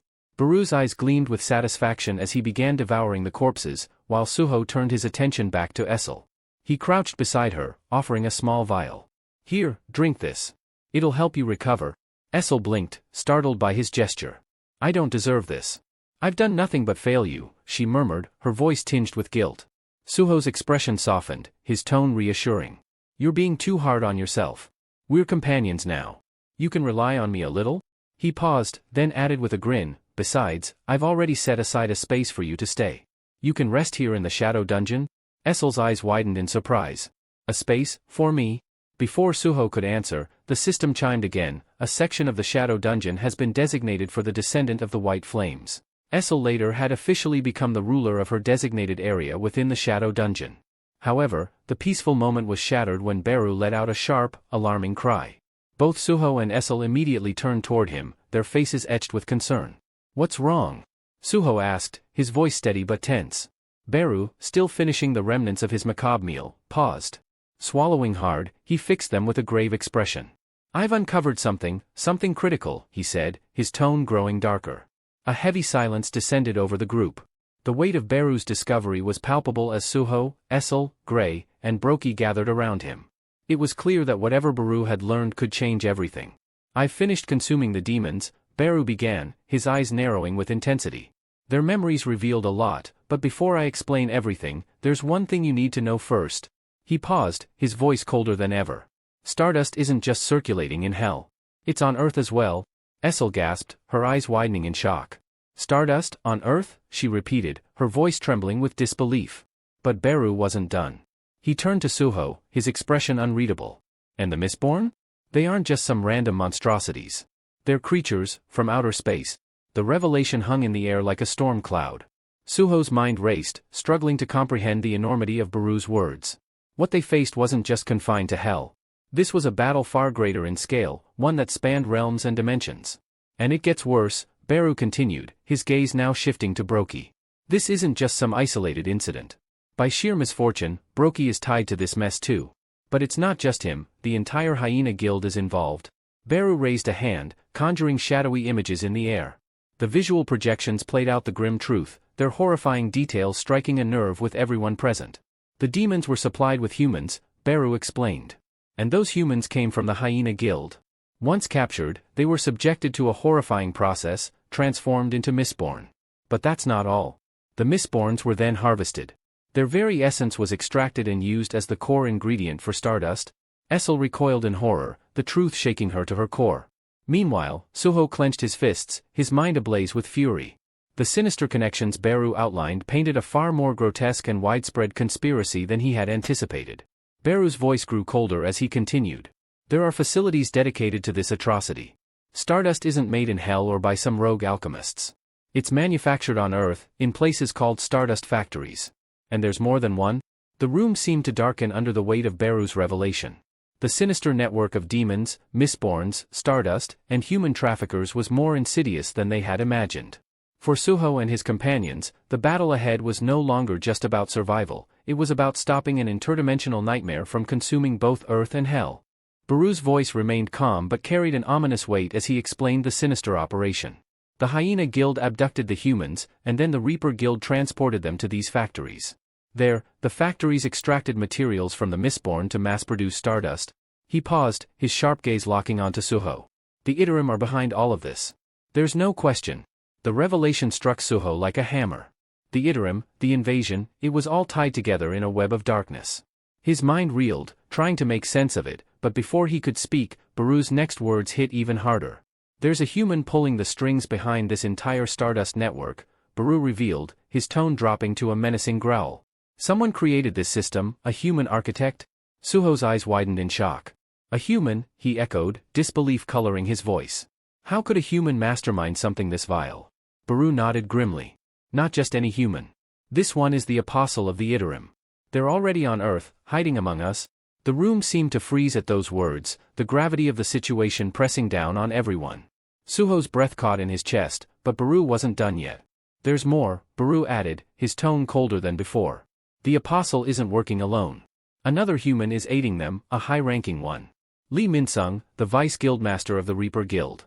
If we investigate him, we might uncover the apostle's location. As if on cue, the scene shifted to the bustling exterior of the Hunters Association building. A throng of reporters had gathered, their anticipation palpable as they waited for a significant development. Suddenly, the crowd stirred, cameras clicking and microphones thrust forward as a figure emerged from the building. Lee Minsung, the vice guildmaster of the Reaper Guild, stepped into the chaos. His movements were brisk, but his face betrayed unease. The reporters swarmed him, firing relentless questions. "What's the status of the investigation into the Reaper Guild's activities?" one called out. "Are you aware of the Hyena Guild's involvement in the kidnappings?" another pressed. "What's the connection between your guild and the Soul Station dungeon?" The barrage of inquiries clearly rattled Lee. He raised a hand, attempting to calm the storm, but his voice trembled as he responded. "The Reaper Guild has been doing everything it can to navigate this chaotic world since the cataclysm 2 years ago. We've worked tirelessly to maintain order." His words, though delivered in a measured tone, lacked conviction. As he pushed through the crowd, his discomfort grew more evident, leaving the reporters and the public with more questions than answers. Lee's voice trembled as he addressed the crowd, feigning remorse. "We partnered with the Hyena Guild because they specialize in public service. Most of their hunters are D-rank, and they've always been efficient," he explained, his hands subtly shaking to emphasize his supposed distress. "Regarding the Soul Station dungeon," he continued, "we saw it as an ideal training ground for new hunters to hone their skills. But now, after all that's happened..." His voice cracked, his head bowing slightly. "It's clear I made terrible misjudgments. This disaster is my fault." The reporters, momentarily caught off guard, exchanged glances as Lee's words hung in the air. Then, as if on cue, tears welled up in his eyes. He began to sob, his shoulders shaking as he choked out, "If only I had been better. No one should have had to die because of my incompetence." He wiped his face, the image of a broken man crushed under guilt. The crowd of reporters softened, their initial skepticism melting into sympathy. Camera flashes slowed, and murmurs of understanding rippled through the throng. Many began nodding, convinced by his apparent sincerity. Lee turned and slowly walked toward his car, his steps heavy with false regret. Yet, as soon as he was out of the spotlight, his entire demeanor shifted. A sly grin curled on his lips, his posture relaxed and arrogant. "Fools," he thought smugly. They swallowed every word. His tearful act had worked perfectly, as it always did. Though the Hunters Association's leniency puzzled him, he dismissed it with a shrug. "They'll never tie the Stardust operation to me. I'm untouchable." He approached his car, radiating confidence. In the shadows nearby, Suho observed him silently, his presence masked. "Beru," he whispered to his loyal companion standing at his side, "do you sense any trace of the Iterim's influence on him?" Beru focused for a moment before shaking his head. "No. He's not controlled by the Iterim like Broki was." Suho's expression darkened, his mind racing. "Then we'll find out the truth another way," he muttered, preparing to act. Beru's hand shot out, gripping Suho's arm firmly. "Don't act recklessly," he cautioned, his voice low but firm. "I've seen your strength, Suho. I've watched you overcome enemies no one else could face. But this is different. If you rush in now, it could cost us everything. And if it comes to that, I'll stop you myself, even if it costs me my life." Suho's gaze locked onto Beru's, a flicker of frustration flashing in his eyes. But beneath that, he saw the unwavering loyalty in his companion's expression. After a tense moment, Suho relented, his clenched fists relaxing at his sides. "All right," he said, his tone measured. "We'll wait, for now." As Lee Minsung approached his car, he suddenly stopped, his body tensing unnaturally. His crimson eyes flickered, scanning the surroundings with a penetrating gaze. His head tilted slightly, as if sensing something unseen. After a moment of silence, he seemed to brush off the feeling and resumed his stride, his casual demeanor returning. Hidden in the shadows, Beru's expression darkened. "The mana radiating from him, it's extraordinary," he murmured to Suho, his voice heavy with unease. "I've never felt anything like it. He's far stronger than he appears." Suho's fists clenched, the frustration evident in his tightened jaw. "What are you saying, Beru?" he demanded quietly. Beru met his gaze. "Lee Minsung isn't just a vice guildmaster. His power rivals that of an A-rank hunter, perhaps even higher. If we're going to confront him, we must tread carefully." The scene shifted to a lavish lounge, a setting dripping with opulence. The plush velvet chairs, ambient lighting, and meticulously crafted dishes spoke of extravagant indulgence. The air was thick with a sense of exclusivity, a place where only the elite could afford to relax. Lee lounged in one of the oversized chairs, exuding a casual arrogance. His fingers scrolled lazily across his phone as he smirked, his face lit up by the glow of the screen. Articles flooded his feed, all singing his praises. The Hunters Association clears Lee Min-sung of all allegations, one headline blared. Seoul Station dungeon to reopen, thanks to the Reaper Guild's efforts, proclaimed another. Lee chuckled under his breath, leaning back with a satisfied grin. A little bit of acting, he murmured to himself, and they eat it up like sheep. His eyes gleamed with smug satisfaction as he relished the adoration of the media and public. His self-indulgent moment was interrupted by the soft click of heels against the marble floor. A woman entered the lounge, her presence commanding attention. Her sharp gaze locked onto Lee immediately, her perfectly poised smile betraying a hint of sarcasm. "Well, well," she said smoothly, her voice carrying a biting edge. "What's the hero of the hunter industry doing lounging here instead of basking in the public's admiration?" Lee's smirk faltered momentarily, but he quickly recovered, raising an eyebrow at her. She strode confidently across the room, brushing past the other women surrounding him as if they were insignificant. Without hesitation, she took a seat beside him, her polished demeanor never wavering. With a simple flick of her hand, she dismissed the girls lounging around him.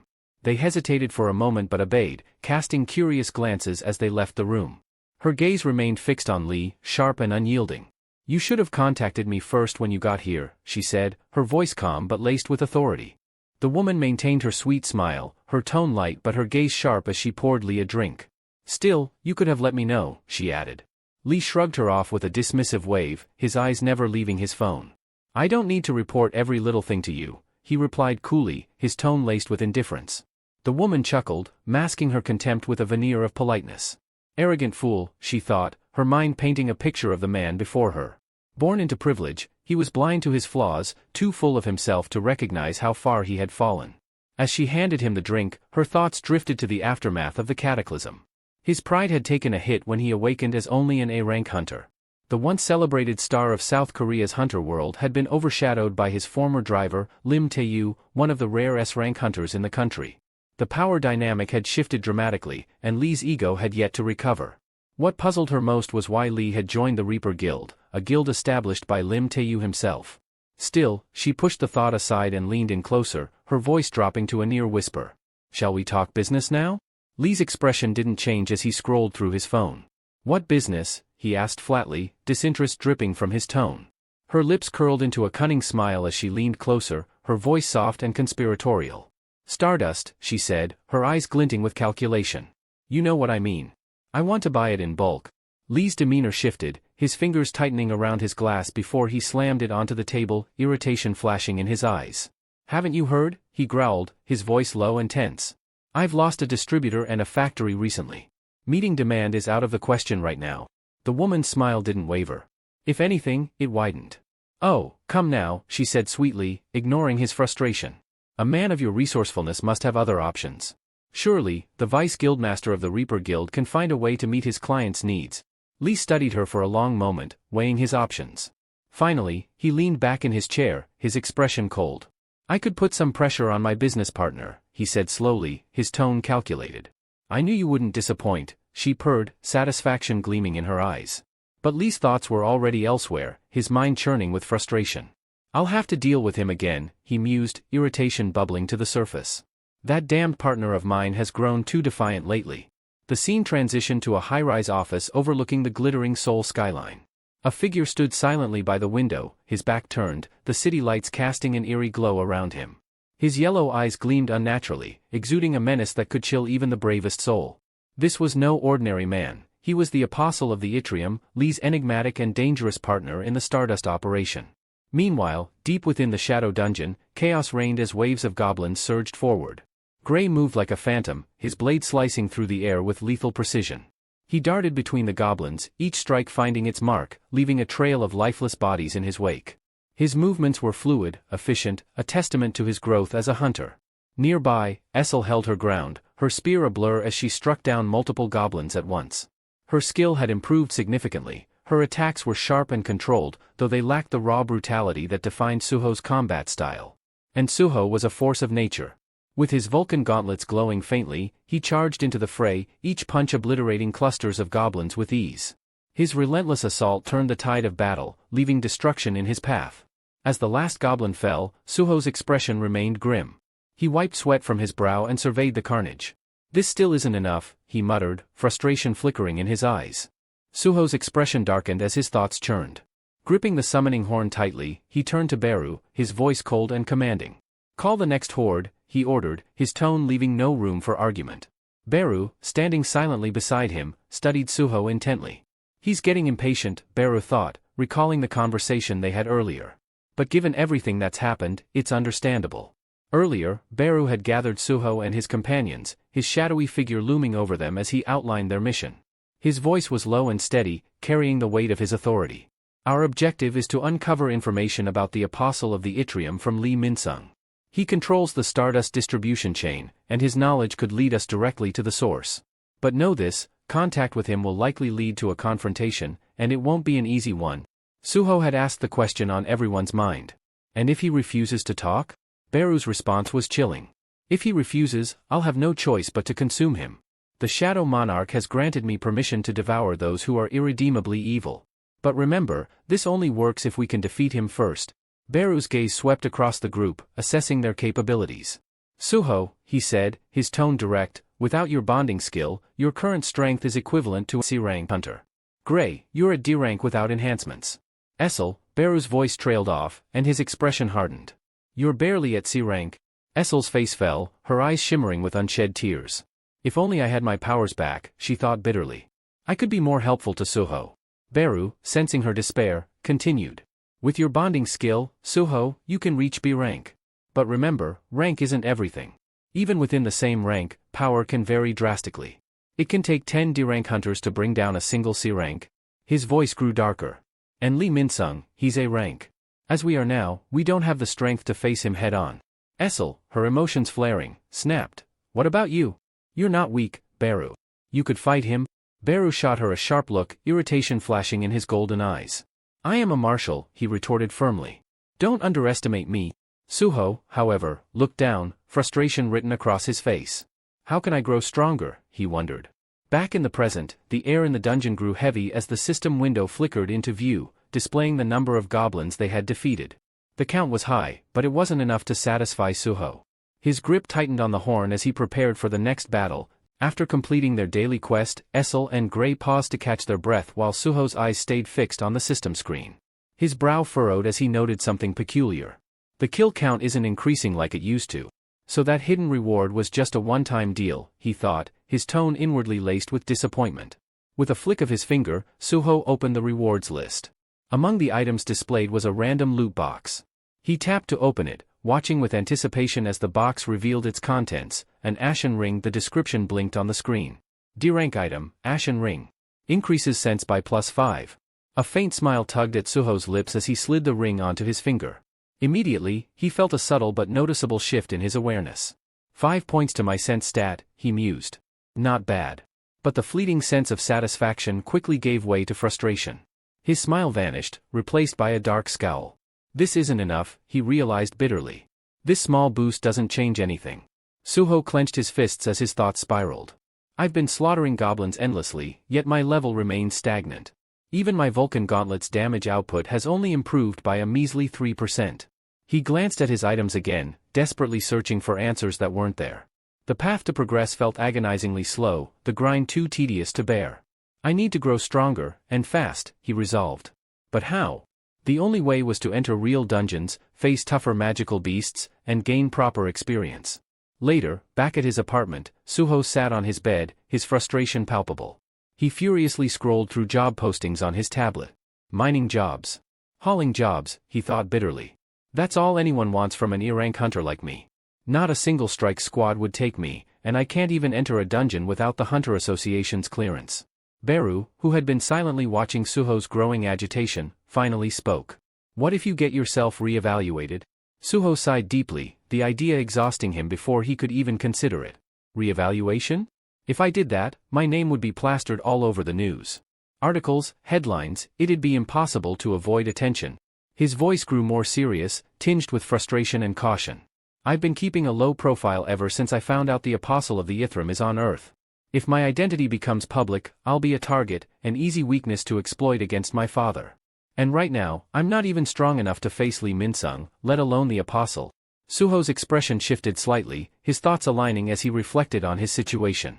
Sensing the moment, Beru offered his insight, his voice calm and reassuring. If the apostle is what concerns you, Beru began, you can rest easy, for now. Suho raised an eyebrow, curiosity flickering through his frustration. Why? Beru folded his arms, his tone steady and deliberate. Because if the apostle arrived on Earth before we did, they would have already made their move. Right now, they're biding their time, waiting for something. That gives us a chance to prepare. They would have lost a considerable amount of power, just like I did, Beru explained, his tone measured and firm.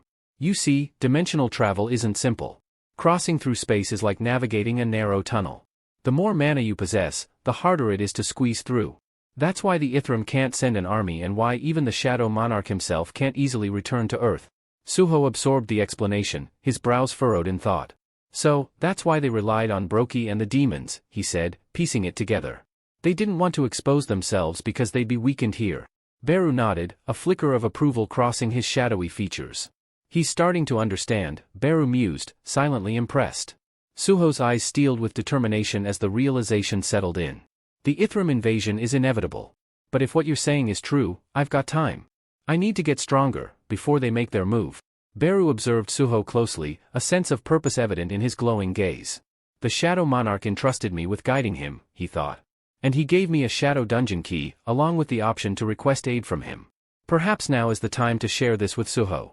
Beru's mind flashed back to the moment the Shadow Monarch handed him the key, his words still resonating. This will be a lifeline, a powerful ally for Suho. Use it wisely.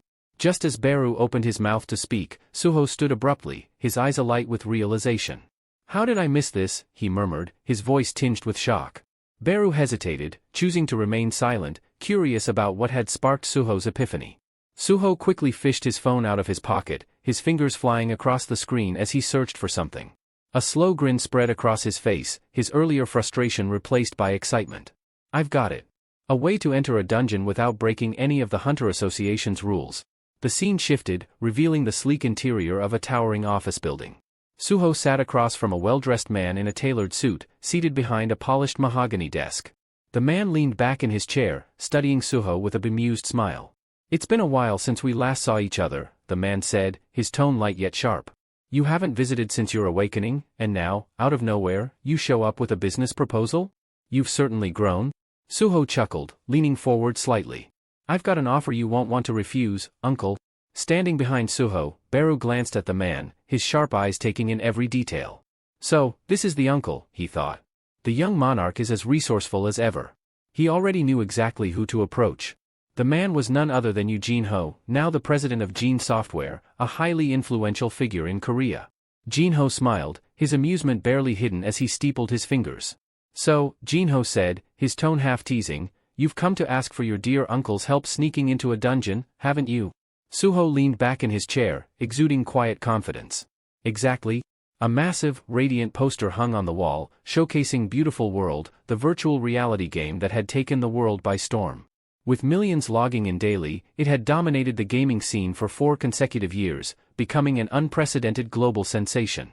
No one could have predicted its meteoric rise, and behind this digital empire stood none other than Gene Ho and his company, Agensoft.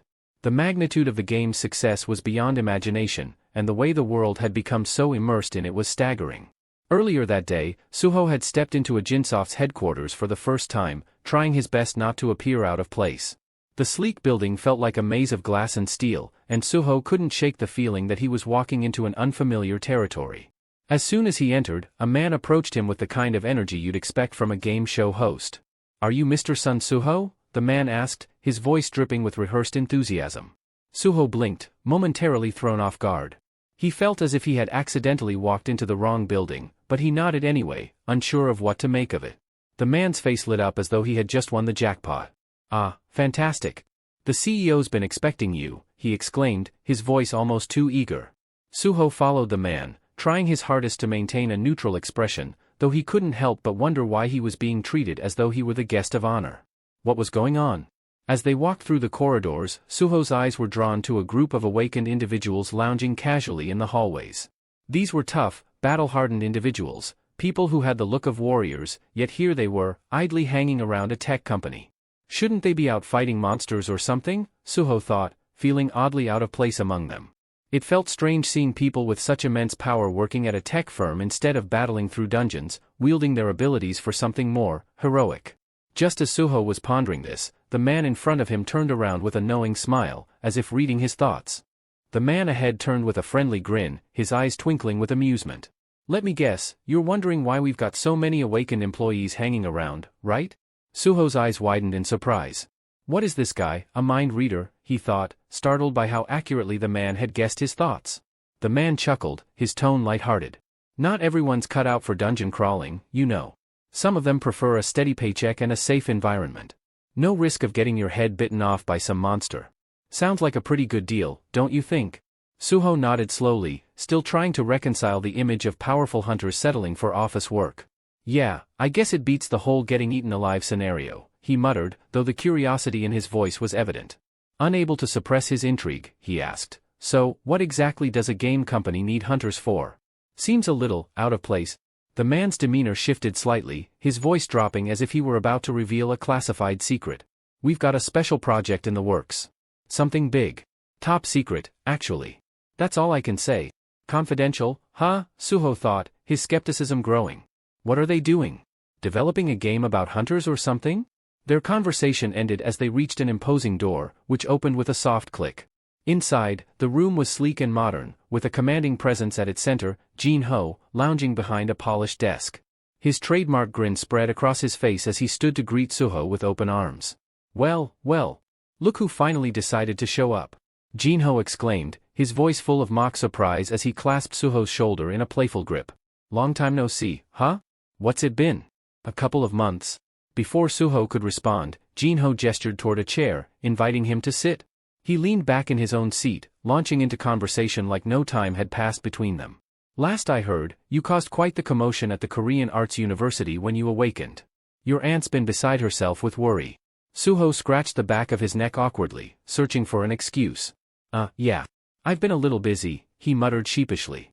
Sorry about that. Jin-ho raised an eyebrow, his grin widening. Busy, huh? Well, let's hear it. What's so important that you'd leave your poor aunt hanging? Suho muttered under his breath, guilt creeping in as he glanced at Jin-ho. Jin-ho, noticing the hesitation, chuckled as he leaned back in his chair. Busy, huh? Looks like you're all grown up now, even too busy for family. Suho laughed nervously, scratching his neck. I guess you could say I am in growth spurt. Not wanting to dwell on the topic, he quickly shifted gears and pulled out his tablet. Actually, uncle, I came here to discuss something important. Jin-ho raised an eyebrow, a mix of curiosity and amusement flashing across his face. Oh? Straight to business, are we? We haven't even caught up yet, and you're already talking shop. You really have grown up? Suho wasted no time and handed the tablet over. It's a proposal where you can't lose. I've gone through all the details carefully. Jin-ho leaned back and began scanning the data displayed on the screen. As he read, his expression shifted to one of intrigue. I was wondering why you wanted to meet me out of the blue, but I didn't expect this. A business pitch? From you, of all people? You're making me feel ancient, he joked before narrowing his eyes at the contents. So, let me get this straight, you want me to help you gain access to a gate? Suho nodded confidently. Exactly. With your support, I can secure the rights to enter the dungeon. I'll assemble a strike team, and in exchange, a Gene-Soft gets all the magic crystals I harvest. I can handle D and even some low-tier C-rank dungeons without any problems. Jin-ho's smile faded, his demeanor turning more serious. Wait a minute. A C-rank dungeon? Suho, you're an E-rank hunter. How do you plan on clearing something like that? Before Suho could respond, Jin-ho pressed further, his tone sharp. Listen, I'm a D-rank hunter myself, and even I wouldn't dare to take on a C-rank dungeon alone. Are you out of your mind? His voice softened slightly, though concern lingered in his eyes. Is this about your parents? Because if it is, I've already hired professionals to search for them. You don't need to put yourself in danger for this. Suho's expression tightened. He had expected this exact reaction but hoped his uncle might be more open-minded. In the corner of his mind, Baru's telepathic voice broke through. Are you going to tell him the truth? Suho nodded internally. I don't have a choice. He needs to know. Taking a deep breath, Suho straightened his posture and looked his uncle directly in the eye. Uncle, I'm not like other awakened individuals. I can level up? Jin-ho blinked, his eyebrows shooting up in disbelief. Level up? Like in one of my games? Suho, you've been playing Beautiful World way too much. But before Jinho could dismiss him entirely, Suho's tone grew resolute. I'm serious. There are invaders from another universe hiding on Earth. They're not just a distant threat, they're already here. And if I don't get stronger soon, there won't be anyone left to stop them. Jinho stared at Suho, the weight of his words settling over the room like a storm cloud. Jinho blinked in disbelief, staring at Suho's determined expression before bursting into laughter. Wow, you nearly had me there. Wait, am I being filmed? Is this some kind of hidden camera prank or a new reality show you're pitching to me? Suho, more confused than amused, frowned slightly. No, uncle. I'm serious. Still chuckling, Jinho leaned back in his chair, a grin plastered on his face. You know, what you just said sounds exactly like the plot of the new game my company is developing. It's about a lone hunter who discovers he can level up independently.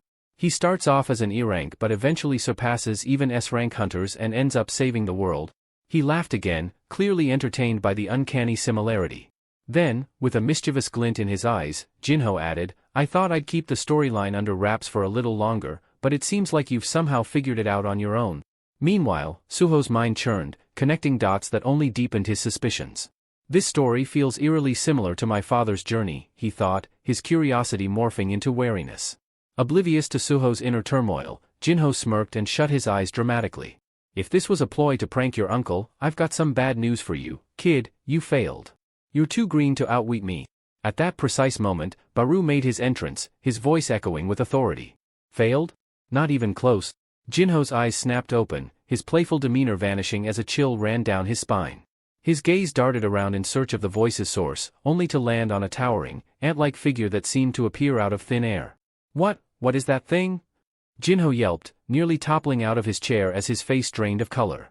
Baru remained unfazed, turning calmly to Suho. Young monarch, perhaps I should take it from here.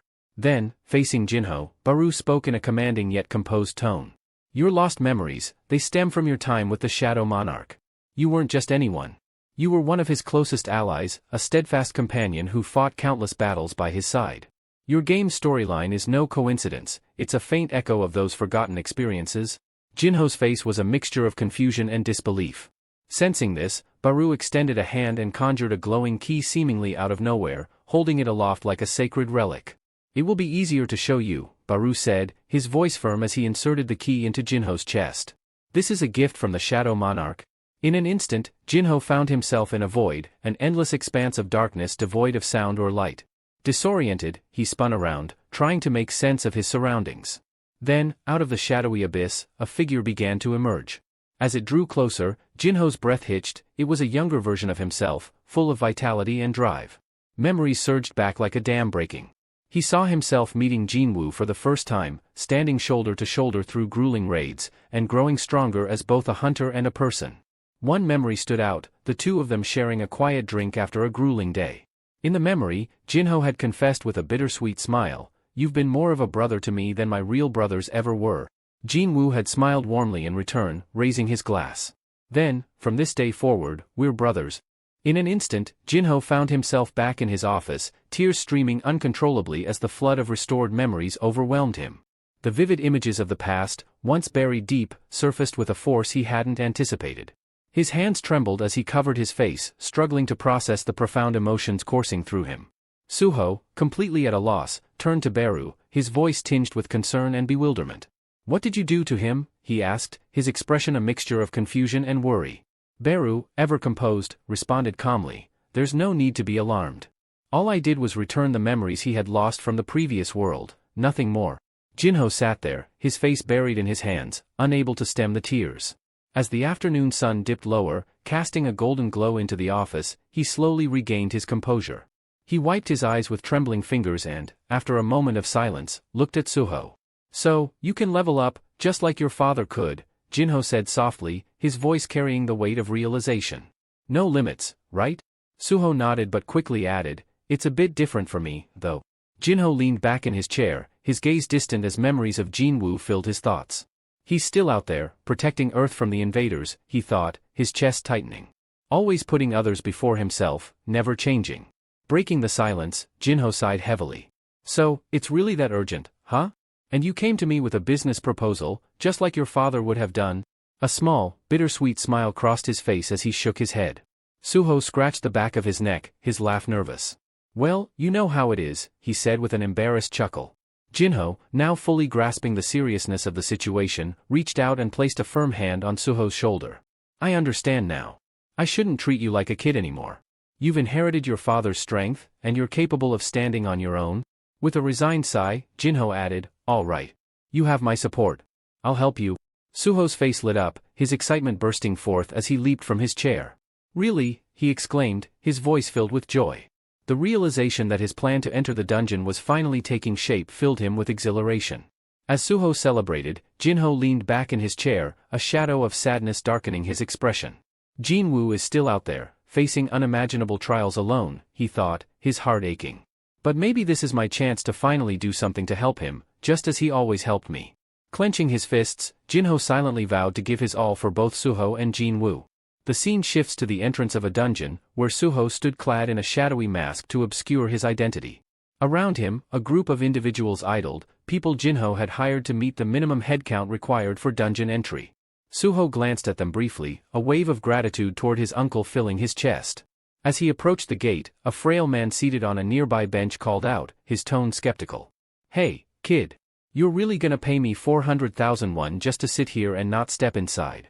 Suho smiled warmly, nodding. That's right. Just sit tight and relax. The man raised a doubtful eyebrow. And you're going in there alone? Listen, I don't know how confident you are, but these gates hold terrors you can't even imagine. Be careful. Suho offered a polite nod, his voice steady. Thanks for the advice. If things get dicey, I'll be sure to ask for help. With that, he turned and strode toward the shimmering gate, his determination unwavering. Stepping into the dungeon, Suho's thoughts turned to his father. Dad carried so much on his shoulders, facing everything alone, he reflected. But I'm not alone. That's why I have my team. Summoning Essel and Gray, who materialized beside him fully prepared for battle, Suho tightened the straps on his Vulcan gauntlets, ready for the challenge ahead. Before them stretched a massive horde of monsters, their grotesque forms waiting menacingly. Without hesitation, Suho raised his voice, issuing a single, commanding order, let's level up. My father won't carry the weight of the world alone anymore. The story transitions to a car gliding along a quiet road under the soft hues of twilight. Eventually, the vehicle halts in front of an imposing structure, its ominous aura casting long shadows. Lee Min-sung steps out, his face obscured by a sleek, minimalist mask, an obvious attempt to keep his identity under wraps. Without glancing back, he speaks to his driver in a measured tone, stay close. I won't be long. The atmosphere was heavy, thick with a tension that matched the darkening sky.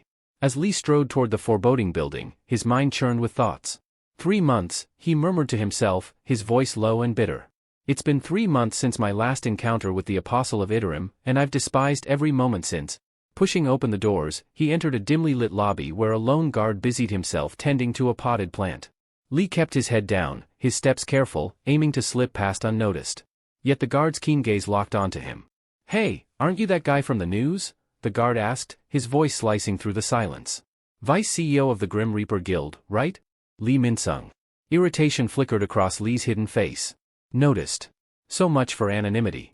Quickly adapting, he removed his mask, offering the guard a charismatic smile that felt more rehearsed than genuine. Play the role. Maintain the image. Impressive observation, Lee replied smoothly, his tone calm and disarming. You've got sharp eyes. Have a great evening. The guard straightened, beaming with pride at the recognition. Good luck, hero of the hunters, he called out enthusiastically, his admiration evident. As Lee walked deeper into the building, his mind drifted to his past, pulling him into memories of his youth.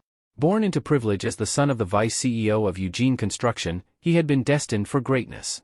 His life had been a parade of accolades, wealth, influence, and the unwavering adoration of millions. He had been hailed as the Prince of Asia, a man for whom success came effortlessly. But then, the great cataclysm shattered that golden existence. His thoughts turned to a pivotal moment with his driver, Lim Taeyu. Once an unassuming man who simply opened car doors and navigated traffic, Lim had awakened as an S-rank hunter. You awakened too?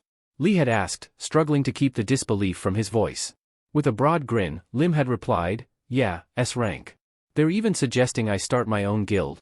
His casual tone was like a hammer to Lee's pride.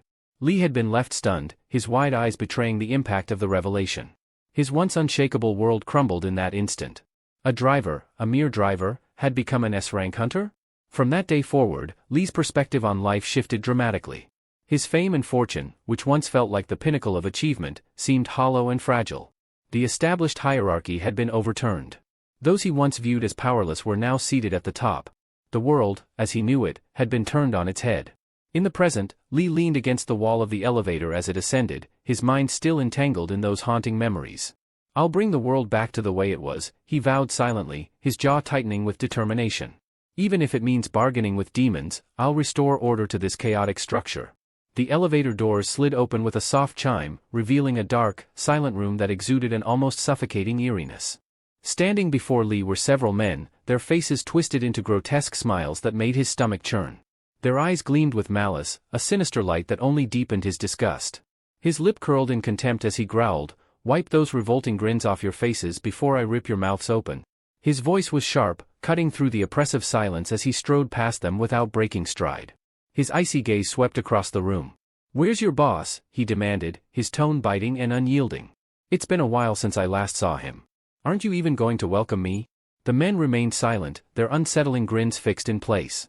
The oppressive stillness of the room seemed to grow heavier with each passing moment until a chilling voice sliced through the darkness. "Lee Min-sung." Lee's eyes widened, the shock momentarily freezing him in place.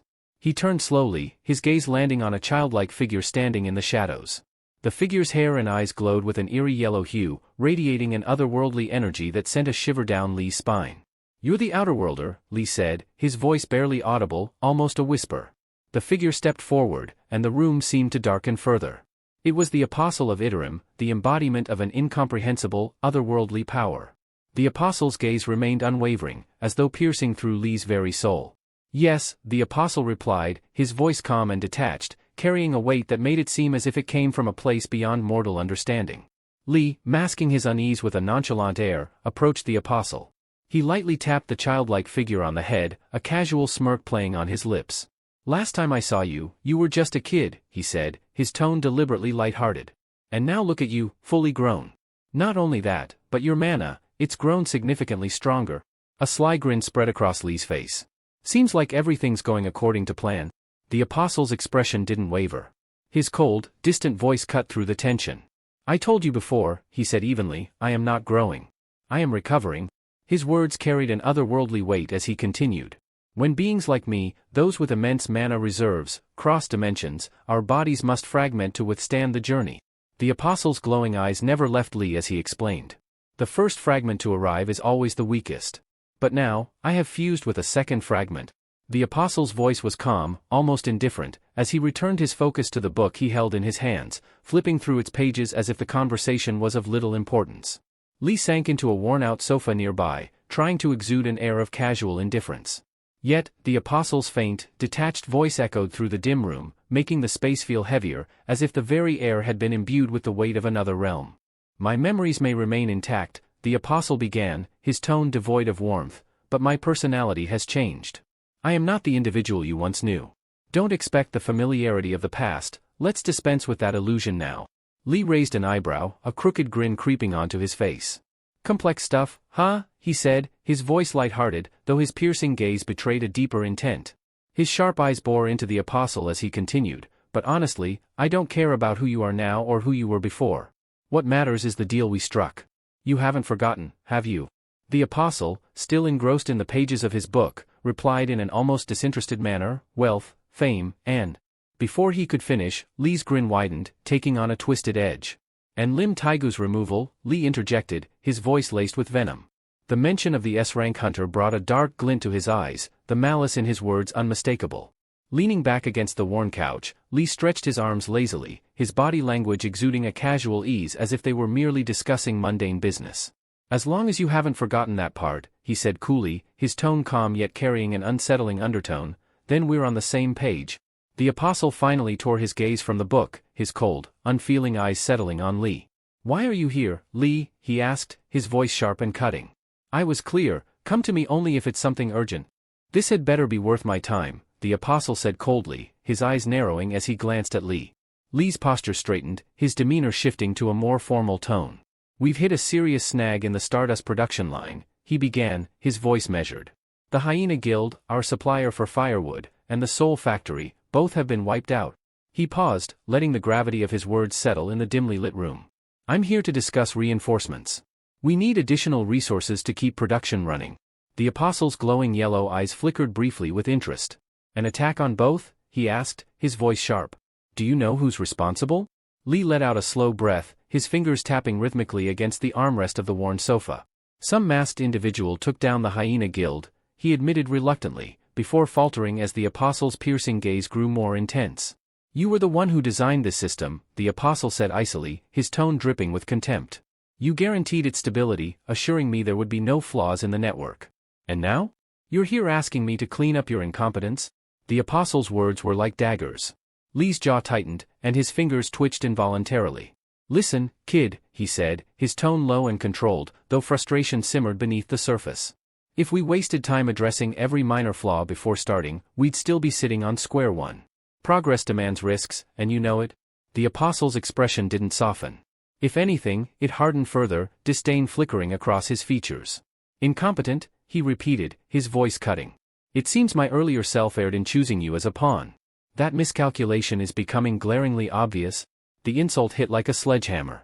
Lee's pride, already frayed, snapped under the weight of the apostle's words. A dangerous glint appeared in his eyes as his hand slid almost instinctively to the hidden blade concealed beneath his pant. In one fluid motion, he was behind the apostle, the cold edge of the knife pressing firmly against his throat. Listen here, outer worlder, Lee hissed, his voice low and venomous. Adrenaline coursed through his veins as he leaned in closer, the knife pressing against the apostle's skin. Don't make the mistake of thinking I'm just another one of your mindless pawns. I'm no brainwashed lackey. His grip tightened, the blade grazing the apostle's cheek as his voice dropped even lower. I'm an A-rank hunter. I could end you here and now before you even have a chance to recover your full power. Don't push me. The apostle, however, remained unfazed. His glowing yellow eyes stayed locked on Lee's, cold and unyielding, his voice as detached as ever. And yet, here you are, proving exactly what you are, a pawn, easily manipulated by your own emotions? Human hunters, the apostle said with a tone of disdain, his gaze sharp and piercing. You cling to such primitive metrics, measuring strength by mana levels, as if that's the ultimate gauge of power. How utterly unsophisticated. Without warning, a sudden surge of energy radiated from the apostle. The very air seemed to shift, growing thick and oppressive.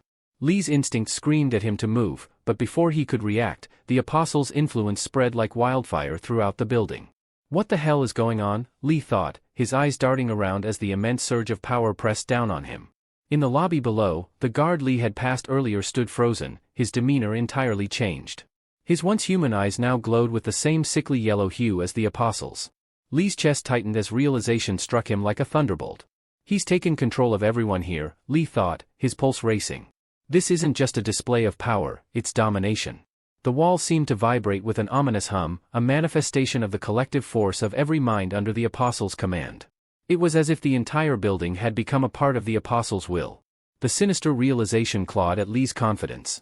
What he had initially dismissed as a childlike figure now loomed as an unfathomable threat. The apostle brainwashed the entire building. The apostle's voice sliced through the tension, calm yet chilling. The reason my earlier self tolerated your incompetence was simple, survival. But now, with my strength returning, the nature of our arrangement is subject to change. He paused, his glowing yellow eyes narrowing.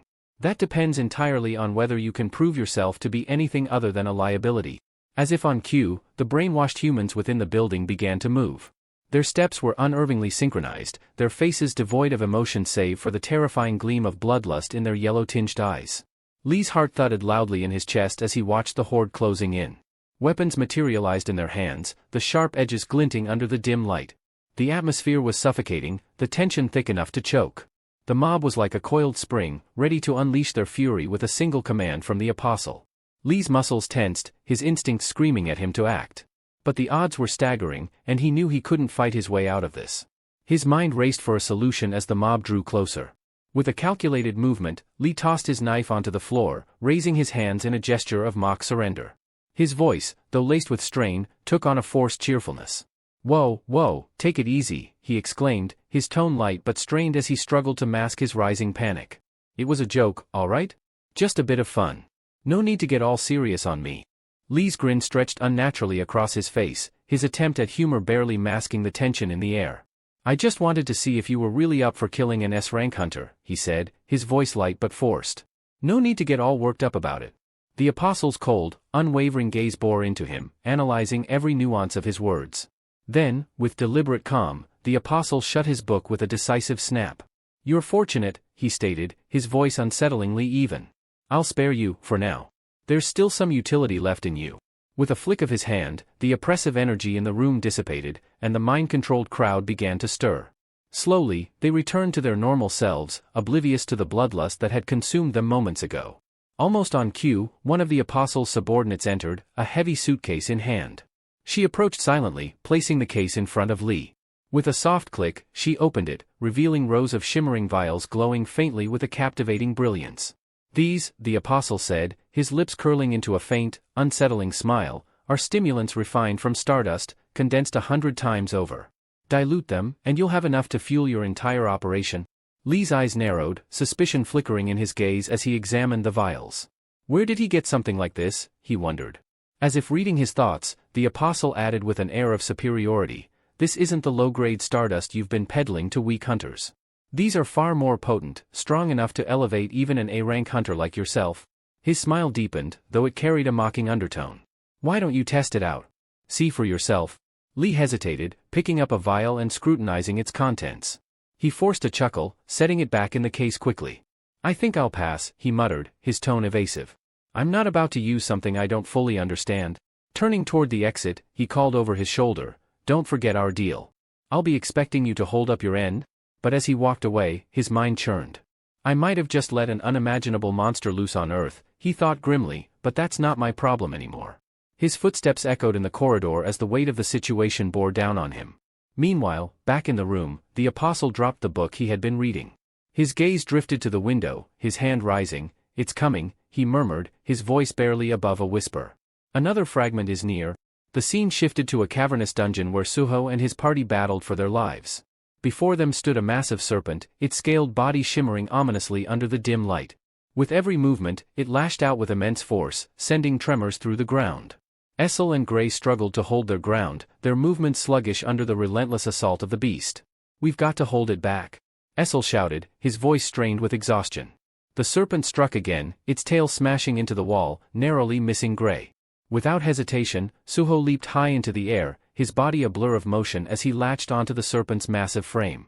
His hands gripped its scales with unyielding determination as the beast roared, thrashing wildly in a desperate bid to throw him off. "Suho, get down from there." Essel's voice was filled with panic as the serpent slammed its body into the dungeon walls, each impact reverberating through the cavern. But Suho was resolute. Gritting his teeth, he wrapped his arms tightly around the serpent's thick neck. With every ounce of strength, he began to squeeze. The serpent writhed violently, its roars turning into agonized screams. Blood seeped from its mouth and nostrils as its movements grew weaker. With a final, thunderous crash, the serpent collapsed, its massive body slamming onto the dungeon floor. The ground shook with the impact, dust rising in thick clouds. Suho landed gracefully, his chest heaving as he wiped the blood from his hands. His expression remained stoic, his resolve unshaken. Back at the room, a sinister smile stretched across the apostle's lips as his aura darkened, his presence growing more oppressive. "Once I've merged with it, there'll be no need for this facade anymore." His tone turned ominous, dripping with malice. "That's when the real invasion begins." The focus shifts to a young woman whose face is a canvas of unease, her lips pressing into a thin line. She glances nervously at the others, her voice tinged with skepticism. "This isn't risky, is it?" she asks, her gaze darting toward the shimmering gate in the distance. "We're being paid 5,000,000 each just to sit here and wait for that hunter to come out. All we have to do is keep quiet about whatever we see or hear. Doesn't that sound too easy?" Her fingers fidget with the brim of her cap as she shakes her head, clearly struggling to make sense of the situation. Why would Suho throw around this kind of money for something so simple? Sitting nearby on a weathered bench, a man with a crippled leg observes her with weary eyes. His voice is steady, almost detached, as he replies, "This is the 4th time they've hired us. They've always paid, no exceptions. For a hunter, clearing gates is routine, practically second nature. To them, it's like doing a bit of community service." Though his tone remains calm, a flicker of intrigue dances in his expression, betraying his curiosity. The girl nods hesitantly, though her unease lingers. "I guess that makes sense," she murmurs, her voice quieter now. "But still, something about this doesn't sit right with me." She rubs the back of her neck, her doubt evident despite her attempt to brush it off. I mean, as long as they keep paying us, I suppose it's none of our business. Overthinking it won't change anything. The man's gaze shifts toward the gate, narrowing as his thoughts begin to race. None of this adds up, he muses silently. Why would Suho come to a gate like this without an excavation crew or a collection team? It gnawed at him. The setup was all wrong. What's he planning to gain here? He mutters under his breath, his eyes locked on the glowing gate. He recalled Suho's earlier exploits, starting with D-rank gates, then moving to C-rank ones with apparent ease. Why's he rushing headfirst into these dungeons? What's he really after in there? Within the gate, the air buzzes with a different kind of tension. The cavern, once eerily silent, now reverberates with the sharp clang of tools striking crystal-coated walls. Suho's shadow goblins, clad in their spectral armor, worked tirelessly under the flickering dungeon light. Their movements were precise, almost mechanical, as they chipped away at the luminous crystals embedded in the rock. Standing at the center of the organized chaos was Beru, his imposing figure radiating authority. His booming voice cut through the din, barking commands that the goblins obeyed without hesitation. Every strike of their tools, every scrape of the crystal shards, was synchronized like a perfectly oiled machine. The dungeon floor shimmered with fragments of the mine treasures, and the goblins moved efficiently to gather and transport them, their glowing eyes betraying no emotion. Faster! Put your backs into it! Do you think this is a leisurely stroll? Beru's commanding voice reverberated through the cavern, his sharp eyes scanning the scene as the shadow goblins scrambled to meet his demands. The relentless pace had them working tirelessly, mining crystals and gathering resources with mechanical efficiency. Nearby, Essel and Gray worked on salvaging valuable materials from the fallen monsters. Kneeling beside a grotesque spider carcass, Gray tore at its tough leg joints with unwavering focus. Essel paused her own task, glancing at him with a faint smirk. You know, looting isn't as easy as people think, she remarked, her voice light but tinged with humor. Gray didn't respond, his concentration fully absorbed in extracting a venom sac from the spider's abdomen. Essel sighed, her gaze shifting toward the massive door leading to the boss room. Her expression darkened, a hint of worry creeping into her eyes. Suho's in there alone with the boss, she murmured under her breath. Should we really be this calm about it? Inside the dimly lit chamber beyond, the air thrummed with tension. Suho darted between the monstrous spider boss's strikes, his movements fluid and precise. The creature's enormous legs slammed down with earth-shaking force, cracking the stone floor with every miss, but Suho's agility kept him just out of harm's reach. With a powerful leap, Suho propelled himself into the air, his dagger flashing as he activated his storm slash skill. A flurry of swift, slicing attacks rained down upon the spider, each strike tearing through its thick exoskeleton. Dark ichor sprayed across the chamber walls, and a familiar system notification flashed before his eyes. Paralyze effect activated. Effect weakened due to high resistance. Suho frowned mid-motion, a flicker of intrigue in his eyes. So, it resisted the paralysis, he mused, twisting his body to land gracefully out of the spider's immediate reach. I was banking on this weapon's venom to work better against spiders, but it seems Kasaka's venom fang isn't quite suited for this. He quickly glanced at the weapon's stats in his mind. The dagger, a trusty C-rank blade, boasted both paralyze and bleed effects. Yet, the spider boss's natural resistance was proving to be a formidable obstacle. Adjusting his strategy, Suho gripped the dagger tightly and hurled it with pinpoint precision. The blade struck the spider's grotesque face, embedding itself deep into its bulbous eye with a sickening crunch. The creature let out an ear-piercing screech, reeling from the sudden attack. Seizing the moment, Suho launched himself forward in a blur of motion. His fists clenched, energy rippling through his body as he delivered a devastating punch to the spider's head. The force of the blow created a visible shockwave, reverberating through the chamber as the spider's massive body staggered backward, ichor dripping from its wounds. Suho landed nimbly, his breathing steady despite the intense exertion. If venom won't work, brute force will, he muttered, his eyes locked onto the wounded beast, ready for the next move in their deadly dance. The spider recoiled violently, its shrill screeches echoing through the cavern as its massive form trembled from the devastating blow. You're nothing but a pathetic bug, Suho sneered, his lips curling into a dangerous grin. Without wasting a moment, he extended his hand, and his dagger flew back to him, summoned effortlessly through his command of shadow authority. Armed once more, Suho launched a flurry of precise slashes, each strike landing with brutal accuracy. His movements were fluid and calculated, his body a blur of relentless energy. As he pressed his assault, a thought crossed his mind, a spark of realization. I've reached a point where taking down C-rank bosses feels almost trivial. His confidence swelled with each successful hit. Maybe it's time to aim higher, B-rank dungeons should provide more of a challenge. The spider, sensing its imminent demise, thrashed about wildly, its legs flailing in a desperate attempt to dislodge the relentless predator. But Suho was far from finished. A glimmer of inspiration lit up his eyes as an idea took shape. What if I combine ruler's authority with my strikes? Until now, he had only used the skill to manipulate objects from a distance. But what if it could amplify the force of his attacks? Pivoting midair, Suho gathered the invisible energy of ruler's authority into his fist. As he descended, he channeled the full force of the skill into a devastating punch aimed directly at the spider's grotesque head. The moment his fist connected, the impact was earth-shattering. A deafening boom reverberated throughout the chamber, and the spider's skull caved under the sheer force. Suho landed lightly, surveying the damage with a satisfied smirk. "Perfect," he muttered, flexing his fingers. The added power from ruler's authority had exceeded his expectations. The potential of this enhancement thrilled him. If I can master this technique, my attacks will be unstoppable. With newfound determination, Suho unleashed a relentless barrage of strikes, each punch and slash empowered by the invisible force of ruler's authority. The spider, battered and broken, stood no chance. Its massive body crumpled under the onslaught, its desperate cries growing weaker until they ceased entirely. As the monstrous creature collapsed in a lifeless heap, a series of system notifications lit up Suho's vision. His lips curled into a triumphant smile as he read the updates. Level up. Ruler's authority has advanced to level 2. He clenched his fists, feeling the surge of strength coursing through him. No mana consumption, he noted, his voice low and thoughtful. This is going to be a game changer.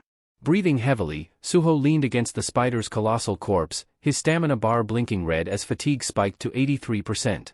He wiped the sweat from his brow, feeling the toll of the battle weigh heavily on his body. Using ruler's authority during a fight drains me fast, he thought, his chest heaving. But with each battle, I can feel myself improving. At the dungeon's entrance, Essel and Gray had been nervously waiting, their eyes fixed on the looming gate. When Suho finally stepped through, victorious, they exhaled in unison, the tension melting from their shoulders. Essel waved eagerly, calling out, "Suho! You did it," but her voice barely registered. Suho's mind was already consumed with strategies to push his newfound powers even further. As he approached, Essel greeted him with an admiring smile. "Did you really take down the boss all by yourself?" she asked, her tone filled with awe. Suho offered her a small nod and a faint smile, but before he could respond, Beru's commanding voice boomed from nearby. "Young monarch, you've truly surpassed expectations. To defeat the boss without needing my aid, remarkable." The pride in Beru's voice was unmistakable. Suho chuckled softly, shaking his head. "Beru, save your strength for now. You need to recover fully. Those magic essence crystals should help with that," he said, gesturing toward the pile of monster remains scattered nearby. Beru gave a respectful nod. "As you command, young monarch. We've also gathered every usable resource from the monsters," he reported, his tone professional yet tinged with satisfaction. Suho's gaze swept over his team, a proud smile tugging at the corners of his lips. "You've all done well," he said, his voice warm with gratitude. He summoned his system interface, the glowing screen appearing before him, and began the process of selling the materials they had collected. As he navigated the shop menu, Suho couldn't help but marvel at the system's efficiency. Being able to sell everything on the spot is a lifesaver, he thought, watching the materials convert into currency. And with the funds, I can stock up on gear and items I'll actually need. With the transaction complete, Suho closed the interface and turned back to his team. His determination burned brighter than ever. There were bigger battles ahead, and he knew he'd need every ounce of strength and strategy to face them. But for now, he allowed himself a moment of satisfaction. "Let's prepare for what's next," he said, his voice steady and resolute. "This is just the beginning." While Suho was preoccupied with managing the transactions, Beru stepped closer, a note of accomplishment in his voice. "Young monarch, your growth is astounding. You're nearly at the level of an A or B rank hunter now," he remarked, his admiration evident. Suho glanced at him, then checked his status screen. "Yeah, I can feel it too," he admitted. "I've leveled up 8 more times. That puts me at level 28 now." However, his excitement dimmed slightly as he noticed 2 things: his class remained unassigned, and all his recently earned stat points had already been allocated. Beru shifted his gaze toward Essel and Gray, nodding thoughtfully. "It seems your companions have also grown stronger alongside you," he observed. Essel, overhearing the comment, beamed with enthusiasm. "It's true. I feel like every battle strengthens me. My power seems to be coming back more and more," she said, her eyes alight with excitement. Gray barked in agreement, his tail wagging energetically. But Suho's expression grew perplexed as he examined their status windows. Something wasn't adding up. Wait a minute. Essel, Gray, since when do you both have levels? He asked, his voice tinged with disbelief. Essel blinked, startled by his words. What are you talking about? Levels? I've never had levels before, she replied, shaking her head in confusion. Suho frowned and rubbed his chin thoughtfully. Essel, you're at level 19. Gray, you're level 17, he informed them, still trying to wrap his head around the anomaly. How could this even happen? Essel looked at him, wide-eyed. I'm not even a player like you, Suho. This doesn't make sense, she said, clearly baffled. Suho's mind raced as he considered the possibilities. Can either of you see any kind of system window like I do? He asked, hoping for clarity. Essel shook her head firmly. No, there's nothing like that for us, she confirmed, her puzzlement growing. Suho sighed, folding his arms as he mulled over the situation. Well, at least your stats are increasing along with your levels, he said after a pause. It would have been ideal if you could manually assign your stat points, but this is still a good start. Despite the mystery, Suho felt a sense of reassurance. They're getting stronger, and that means we're more prepared for the challenges ahead. Still, the unexplained leveling of his companions and the emerging intricacies of the system left him with many unanswered questions. There's so much more I need to figure out, he thought, his determination to uncover the truth strengthening with every passing moment. Suho turned back to his group, a mischievous grin lighting up his face. Why don't we test this out, he suggested, his tone brimming with excitement. Essel raised an eyebrow, tilting her head in confusion. Test what out? And how exactly do we do that? She asked cautiously. Suho's grin widened as he crossed his arms confidently. Isn't it obvious? We'll go on more raids, of course, he declared, as if the answer was the most natural thing in the world. Essel's shoulders slumped, and Gray let out a low, pitiful whimper. Both of them looked as if the life had been drained from their faces. Another raid? But we've already done 2 back-to-back. Essel groaned, her voice tinged with exhaustion. Suho laughed at their reactions but quickly raised his hands in mock surrender. Okay, I get it. No more raids for now. How about we tackle the daily quest instead? Though Essel and Gray didn't look particularly thrilled about the suggestion, they didn't protest further. Before the conversation could continue, Beru stepped forward, his tone stern. Young monarch, a word of caution. Even leveling up has its limits. It's dangerous to become too consumed by it. His steady gaze emphasized the seriousness of his words. Just as Suho was about to respond, a peculiar sight caught his attention, a faint, glowing red shimmer in the distance, cutting through the dimness of the dungeon. His eyes narrowed as the light grew stronger, revealing a red gate that seemed to materialize out of nowhere. It pulsed ominously, radiating an unsettling energy. What the? Suho muttered, momentarily frozen in surprise. Essel's alarmed voice broke through his thoughts. A gate? Inside the shadow dungeon? How is that even possible? Suho frowned, his gaze locked onto the gate. The oppressive heat radiating from it was unmistakable. The heat, it's coming from inside, he murmured, his curiosity quickly shifting into a sense of urgency. He turned to Beru. Have you ever seen anything like this? Gates forming within dungeons. Beru shook his head gravely. I cannot say for sure, young monarch. This is beyond anything I've encountered. It's highly unusual, even for us. Before Suho could fully process the situation, a bright system notification appeared in front of him. Urgent quest, dimensional crack. Objective, eliminate the cause of the dimensional crack. Suho's initial confusion gave way to a spark of exhilaration. A wide grin stretched across his face. Perfect timing, he said, his voice laced with anticipation. Without wasting a moment, he rummaged through his inventory and pulled out heat-resistant robes, handing them to Essel and Gray. Put these on, Suho instructed, his tone firm. We're heading inside. Essel hesitated, staring at the ominous gate, but Suho's unwavering confidence seemed contagious. With a deep breath, she nodded, pulling the robe over her shoulders. Gray barked softly, already prepared to follow his leader's command. As the group approached the red gate, Suho couldn't suppress the excitement bubbling within him. Whatever's inside, I'm ready for it, he thought, determination gleaming in his eyes. Suho could barely contain his anticipation as they readied themselves to step through the ominous red gate. This is exactly what I needed, he thought, his grin spreading wider. Another chance to level up, and the system delivered right on time. Meanwhile, the scene shifted to a completely different landscape, a sprawling desert under the unrelenting blaze of the Egyptian sun. Towering sand dunes surrounded an imposing ancient pyramid, its jagged silhouette casting long shadows over the barren expanse. Standing at the forefront of the scene was Lu Xing, a seasoned B-rank hunter from the Azura Guild. Frustration etched deep lines into his face as he gripped his sword, his knuckles whitening under the strain. This is outrageous, he spat, his voice laced with anger as he glared at the man facing him. How dare you demand we leave? We were here first. Unmoved by Lu Xing's fury, the opposing figure stood calm and confident, his piercing green eyes gleaming with cold menace. Who arrived first doesn't matter, he replied evenly, his voice devoid of empathy. This is your last chance. Leave now, or we'll resolve this with blood. Lu's jaw tightened, his body tensing as he prepared for the worst. His mind raced. Why did it have to be the scavenger guild? He cursed inwardly. The man before him was none other than Randolph, an A-rank hunter notorious for his brutal methods and unrelenting arrogance. Strength is all that matters here, Randolph declared, his tone dripping with disdain. And against overwhelming power, your claims mean nothing? Lu's eyes darted to his guildmates, who had already drawn their weapons. They stood ready, though the tension in the air was palpable. Prepare yourselves. Lu commanded, his voice firm despite the dire circumstances. Randolph sighed, his disappointment evident as he waved a hand at his own guild members, signaling them to ready for combat. But before the first blow could be struck, a casual voice interrupted the standoff. Hey! Both Lu and Randolph turned, startled by the unexpected intrusion. A figure stood off to the side, cloaked in shadow and mystery. The person wore a mask, their relaxed demeanor a stark contrast to the tension thick in the air. Scratching the back of his head, the masked figure tilted it slightly, as if pondering something trivial.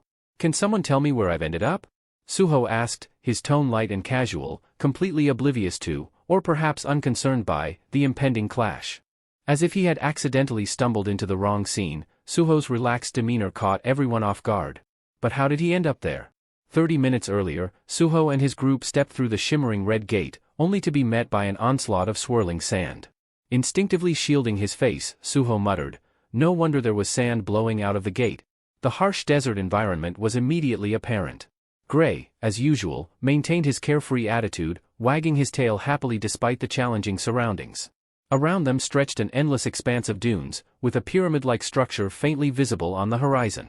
Suho squinted toward it, assessing the situation. Looks like we've landed in a desert-type dungeon, he observed. As they debated their next move, Baru stiffened, his eyes narrowing as he gazed toward the distant pyramid. I sense a powerful mana source coming from there, he said, his tone tense. Suho followed Baru's gaze and noticed something odd. Scattered across the sand were trucks, machinery, and various other pieces of equipment. What's going on here? Suho murmured, his brows furrowing. Machines shouldn't even function inside a dungeon. As they moved closer, the sight became even stranger, cars, fences, and barbed wire, all completely incongruous with the dungeon setting. A creeping suspicion began to form in Suho's mind. Turning to Essel, he asked, did we somehow cross into another world line? Equally perplexed, Essel examined the logo printed on one of the trucks, her expression uncertain. Maybe, she replied cautiously.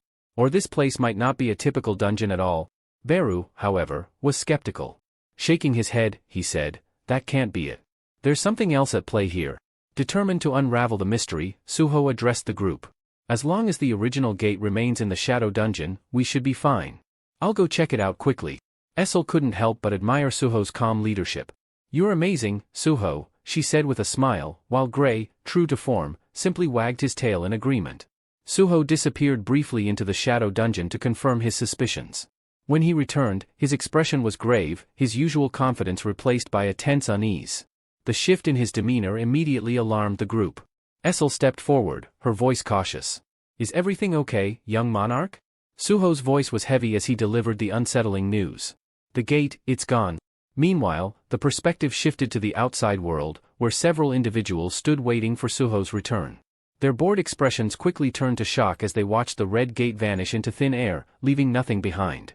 The gate is vanishing, one of the onlookers exclaimed, his voice tinged with panic. Does that mean the boss has been defeated? Another inquired, his gaze fixed on the fading portal. But a crippled man seated further back shook his head grimly. No, he said, his voice heavy with worry. Suho hasn't come out yet. We need to alert emergency services immediately. Inside the pyramid, Suho stepped cautiously into the ancient structure, his eyes adjusting to the dim light. To his surprise, he wasn't alone, there were people already there. The sight of them brought a fleeting sense of relief. So, they must have been the ones driving those trucks outside, he reasoned. As he drew closer, he heard them speaking in English. Suho's brow furrowed as the realization struck him. Could we have crossed into another country? Deciding to test the waters, Suho put on his most approachable expression and addressed two of the individuals nearby. In clear English, he asked, "Excuse me, but could you tell me where I am and what this place is?" He silently thanked himself for taking his college English studies seriously. The practice was now proving invaluable. One of the men, a lean figure with sharp features, turned his attention to Suho, his eyes narrowing in suspicion. This was Lu Xing. Another hunter? Xing thought, irritation flickering across his face. As if dealing with the scavenger guild wasn't bad enough, now hunters from the east are showing up too. Beside him stood a towering man with a muscular build, wielding a hammer almost as large as he was. This was Randolph, his presence exuding authority. He let out a long, weary sigh. "How annoying," Randolph muttered, shaking his head. "I didn't expect this many people to converge on the dungeon." His thoughts briefly wandered back to the prophecy he had heard before arriving. A life born from death, rising from the fractured seal. It will appear at the tomb, wielding the power to command the dead. The words had stuck with him. The prophecy spoke of a fateful connection between the pyramid, the tomb, and death itself. Randolph's master had sent him with explicit orders to secure the dungeon before any other group could interfere. Snapping back to the present, Randolph's gaze hardened as it fell on Suho. He took a step forward, his imposing presence magnified by the weight of his hammer. "If you're here for this dungeon," he said coldly, "this is your only warning. Turn around and leave now, and I might let you walk out alive." Suho's mind raced as he analyzed the situation. His earlier suspicions were confirmed, this was undoubtedly a dungeon. But now, he faced a new challenge. The man before him wasn't just hostile, he was a formidable threat. Suho's mind raced as he assessed the situation. If this truly is a dungeon, then I have no choice but to clear it. I can't walk away, not with this urgent quest hanging over my head. Locking eyes with Randolph, he spoke firmly, his voice unwavering. "And what if I decide not to leave?" Randolph's lips curled into a mocking smirk, his grip tightening around his massive hammer. "Then it's simple," he replied coldly, suddenly surging forward with surprising speed. "I'll kill you." The tension in the air was palpable as Randolph charged. Essel and Gray's faces were stricken with horror, watching the colossal weapon arc through the air, leaving devastation in its wake. The hammer crashed down with a deafening roar, shattering the ground beneath it and sending debris flying in every direction. Even Xing, who had seen Randolph's might firsthand, couldn't help but flinch at the sheer ferocity of the attack. As the dust settled, Randolph's eyes darted around, searching for his target. To his astonishment, Suho stood a short distance away, entirely unscathed. Calm and composed, Suho had evaded the attack with uncanny precision. "You attacked first," Suho muttered, his tone icy as he clenched his fist. Without hesitation, he darted forward, delivering a powerful punch to Randolph's abdomen. The moment Suho's fist connected, his mind raced. "I've grown far stronger, but I still don't know my limits. If I go all out, I might kill him outright." The blow landed with a resounding thud, causing Randolph to stagger backward, his face twisting in pain. The force of the strike was enough to crack the armor encasing Randolph's torso, leaving him momentarily stunned. Randolph's thoughts spun as he realized that Suho's restrained punch had been powerful enough to deal serious damage. If he had hit me any harder? But instead of fear, fury ignited in Randolph's eyes. Gritting his teeth, he steadied himself, channeling all his strength into a counterattack. Moving with unexpected speed, he launched a brutal punch that caught Suho off guard. The force of the strike sent Suho hurtling backward, his body skidding across the sand. "How dare you hold back on me?" Randolph roared, his voice brimming with indignation. His rage boiled over, and his gaze shifted to his men. Raising his hammer, he barked an order that echoed across the desert. "Kill them all. Spare no one, the Azura Guild and those eastern hunters. Leave none alive." The battle was far from over, and the air grew heavy with the promise of chaos as Randolph's forces prepared to strike. Suho, still recovering from the blow, wiped the sand from his face and steadied his breathing. Essel and Gray's faces contorted with anger, their fury igniting as they watched Suho stagger back. Essel's voice cut through the chaos like a war cry. "How dare you lay a hand on the young monarch," she roared, charging into the fray with Gray at her side. Gray, whose usual carefree demeanor had vanished, now wore a deadly seriousness that sent chills through those around him. Every step he took radiated purpose, his movements sharp and deliberate. Xing, standing nearby, clenched his jaw as he drew his dual blades. "So, it's come to this," he muttered, his grip tightening. "Looks like we're fighting after all." Meanwhile, Beru moved to Suho's side, his antennae twitching with agitation. "My liege, are you unharmed?" he asked, his voice heavy with concern. Suho brushed off the sand clinging to his clothes, suppressing a wince as he stood upright. "I'm fine," he replied, though the determined glint in his eyes told a different story. His gaze swept over the battlefield, assessing the growing chaos as hunters clashed on every side. We have no choice now, Suho said firmly. If we want to clear this urgent quest, we'll have to win this fight. Beru nodded, his stance firm. It seems that way, my liege. Suho's expression darkened as his eyes locked onto Randolph, who stood amidst his men. The Scavenger Guild, Suho muttered. They've made themselves our enemies. Without another word, Suho leaped into action. His movements were swift and precise, his form a blur as he bounded off the ancient pyramid's walls, using the structure to propel himself forward. Spotting one of the Scavenger Guild hunters, he zeroed in on his target, his body coiling like a spring before unleashing a powerful kick aimed directly at the man's face. The impact was solid, but to Suho's surprise, the hunter barely flinched, taking the blow with a sneer. Is that all you've got? The man taunted, his voice dripping with contempt. A weakling like you should know better than to challenge the Scavenger Guild. You should have just obeyed your betters. The hunter's arrogance was palpable, but Suho remained calm. His fists clenched at his sides as he deliberated. Should I use the ruler's authority and my enhanced techniques? He hesitated, the thought of accidentally killing the man weighing on his mind. That momentary pause was all the hunter needed. He pressed his attack, lunging forward with surprising speed. Before Suho could react, Shing appeared, his blades flashing as he intercepted the strike. Don't just stand there, Suho. Shing barked, holding back the enemy's weapon with sheer force. This isn't the time for hesitation. Suho snapped out of his thoughts, his resolve hardening. With a swift arc of his blade, Shing lunged at the Scavenger Guild hunter. In one seamless motion, his weapon found its mark, severing the man's neck with precision. The hunter's lifeless eyes widened in disbelief as his body crumpled to the ground, collapsing into the sands below. Suho stood frozen, his mind grappling with the brutal finality of the scene. Thanks, he said at last, giving Shing a brief nod of acknowledgement. Shing turned to Suho, his face set in a grim expression. You dodged Randolph's attack earlier, I saw that much, but you hesitated, he said, his tone sharp yet steady. His piercing gaze bore into Suho's. Tell me, are you afraid of killing someone? The question hung in the air like a blade poised to strike. Shing continued, his voice edged with experience. Listen well. Magic beasts aren't the only danger we face as hunters. You need to understand that. Men like this, he gestured to the lifeless hunter on the ground, are often far worse. If you want to survive, you'll need to steel yourself for what lies ahead. Suho's gaze shifted to the fallen hunter, his mind swirling with Shing's words. Am I afraid of killing? He asked himself, unsure of the answer. I thought I was prepared to fight, even ready to lay my life on the line. But is that enough? Memories flashed through his mind, of past battles where he'd fought fiercely yet managed to avoid taking lives, even against those who had wronged him, like the Hyena Guild. His strength had always allowed him to hold back, to spare his enemies. But how long could he maintain that approach? His eyes flicked to Essel and Gray, locked in fierce combat nearby. What happens if the day comes when holding back isn't an option? Suho clenched his fists tightly, his thoughts growing heavier. What if killing is the only way to survive? To protect them? His resolve began to harden, a cold determination setting in. I can't afford to hesitate anymore. This isn't just about leveling up or gaining strength. If I'm going to face someone like Li Minsung, I need to cast aside all weakness. Shing's voice broke through his thoughts. I'm Shing, from the Azure Guild, he said, offering a brief introduction. Looks like we're in the same boat, both standing against the Scavenger Guild. What do you say?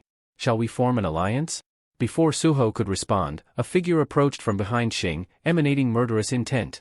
The attacker moved swiftly, his weapon poised to strike. But Suho was faster. In an instant, he darted forward, his body reacting instinctively. Shing barely had time to register the blur of motion before the sickening sound of Suho's fist colliding with bone echoed through the air. The assailant was sent sprawling, the force of Suho's punch leaving no room for retaliation. Shing turned to Suho, his expression a mix of surprise and newfound respect. Suho lowered his fist, his eyes cold and resolute. An alliance sounds good, he said firmly, his voice steady. But if we're going to survive this, there's no room for hesitation. The hunter who had been sneaking up on Shing was hurled through the air with a single, devastating punch from Suho. The sheer force of the strike sent the attacker tumbling several meters away, crashing into the ground like a rag doll. Suho's movements radiated a newfound confidence, his hesitation completely gone. Shing, momentarily taken aback, could only watch as Suho strode past him, the intensity in his eyes unmistakable. Suho's determination was now etched into every step he took. No more holding back, he vowed silently, his resolve as unyielding as steel. The fallen hunter's battered body landed near Randolph's feet with a sickening crunch. Blood smeared the sand as Randolph looked down at the crumpled figure, his expression shifting from mild surprise to a sinister grin. His gaze rose to meet Suho's, the amusement in his eyes growing darker. "Well, now," Randolph drawled, his tone laced with mockery. "You just sent a B-rank tank flying with one punch. Seems like this fight might actually get interesting." Suho ignored the taunt and turned his attention to Shing. "I'm Suho," he said simply, his voice steady. "From Korea. Let's go with that alliance." The battlefield erupted into chaos once more as the Azure Guild and the Scavenger Guild clashed, the air thick with the sounds of metal clashing and war cries echoing. The arrival of Suho seemed to ignite a spark within the Azure Guild fighters. They pushed back harder, their attacks becoming sharper, their resolve unwavering. Yet, across the field, the Scavenger Guild fighters sneered with contempt. One of them jeered, "What's this?" The Azure Guilds picked up a few stray dogs to fight for them. Another chuckled darkly. "Numbers and strength are on our side. Let's crush them already." Their arrogance was palpable, but Suho remained unfazed. Taking a calm step forward, his expression unreadable, he reached into his pocket and retrieved a key that glimmered ominously. Holding it up, he glanced at Shing, his voice low but filled with conviction. "They're in for a rude awakening." Before anyone could question his words, Suho raised the key high and spoke a single word with authority. "Arise." The air trembled, and the ground beneath their feet began to quake. A swirling portal of shadows burst forth, dark and foreboding, exuding an unearthly energy. The battlefield momentarily stilled as the shadow dungeon opened, its ominous presence washing over the warring factions like a tide of dread. The Scavenger Guild fighters stared in shock, their earlier bravado faltering. Shing's jaw dropped, though his eyes betrayed a flicker of unease. "What the hell did you just unleash?" he muttered under his breath, gripping his weapon tighter. Suho didn't answer, his focus fixed on the unfolding battle. The darkness of the shadow dungeon seemed to echo his own resolve, unyielding, unstoppable, and ready to consume all who stood in his way. From the swirling portal emerged Suho's army, a terrifying horde of enormous spiders with gleaming, predatory eyes, followed by a legion of shadow creatures, each more grotesque and menacing than the last.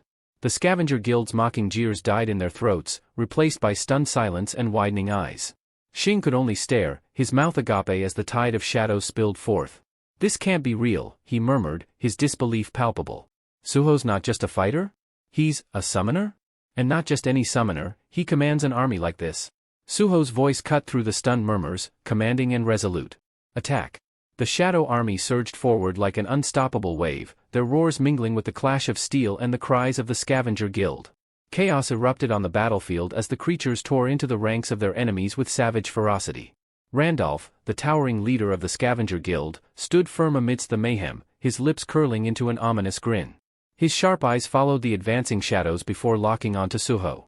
"So, you've been hiding your true power all this time, kid," he sneered, his voice dripping with disdain. "Guess I've been playing nice for no reason." With that, Randolph hefted his colossal hammer and swung it in a devastating arc, cleaving through one of the massive shadow spiders in a single blow. The creature's remains disintegrated into wisps of darkness, but Randolph didn't stop. He surged forward, his hammer smashing through the ranks of Suho's shadow army like a force of nature, leaving shattered remains in his wake. Beru, observing the carnage, approached Suho with an urgent tone. "Young monarch," he said gravely. "This man is no ordinary foe. He's tearing through your army like it's nothing. He's undeniably the strongest human here." Suho's jaw clenched as his mind raced. Turning to Gray, his voice took on a commanding edge. "It's time. We'll use the bonding skill." Before they could proceed, Essel stepped forward, her eyes blazing with determination. "No," she interrupted firmly. "Let me bond with you this time." Both Suho and Gray turned to her in surprise. Gray's expression darkened, clearly displeased, but Essel pressed on. "During training, I found a way to enhance the bonding rate. I can make a real difference." Gray bristled, his fists clenching as he looked to Suho. Suho hesitated, doubt flickering across his face as he glanced between Essel and Gray. The weight of the decision bore down on him. Time was slipping away, and Randolph was still cutting through his forces like a scythe through grass. Finally, Suho exhaled, his gaze steadying as he made his choice. The battle's outcome now hinged on their next move.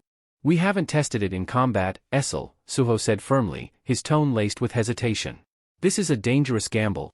Essel's expression faltered for a moment, but her resolve remained unshaken. Her voice softened as she murmured, "I just want to stand beside you, young monarch." Before Suho could respond, the ground trembled violently, and an ominous rumble filled the air. From the shadowy recesses of the dungeon, mummified figures emerged, their hollow, glowing eyes casting an eerie light. They shuffled forward in unnerving unison, their decayed forms radiating malice. Xing, nearby, struck one of the advancing mummies with a powerful swing of his blade. "Are these things drawn to the noise of our battle?" he shouted over the chaos. Essel turned to Suho, her voice sharp with urgency. "Young monarch. The other exit is blocked, too. We're surrounded on all sides." Across the battlefield, Randolph observed the approaching mummies with a calculating look. His lips twisted into a smirk as he muttered under his breath. So, this is what the prophecy meant. The one born of death, who shattered the seal, raising the dead within the grave. His gaze shifted back to Suho, and a glint of grim understanding flickered in his eyes. "It's him," he whispered, the weight of his realization palpable. Straightening, Randolph barked an order to his guild. "Forget the other hunters. Scavenger Guild, head straight for the boss room."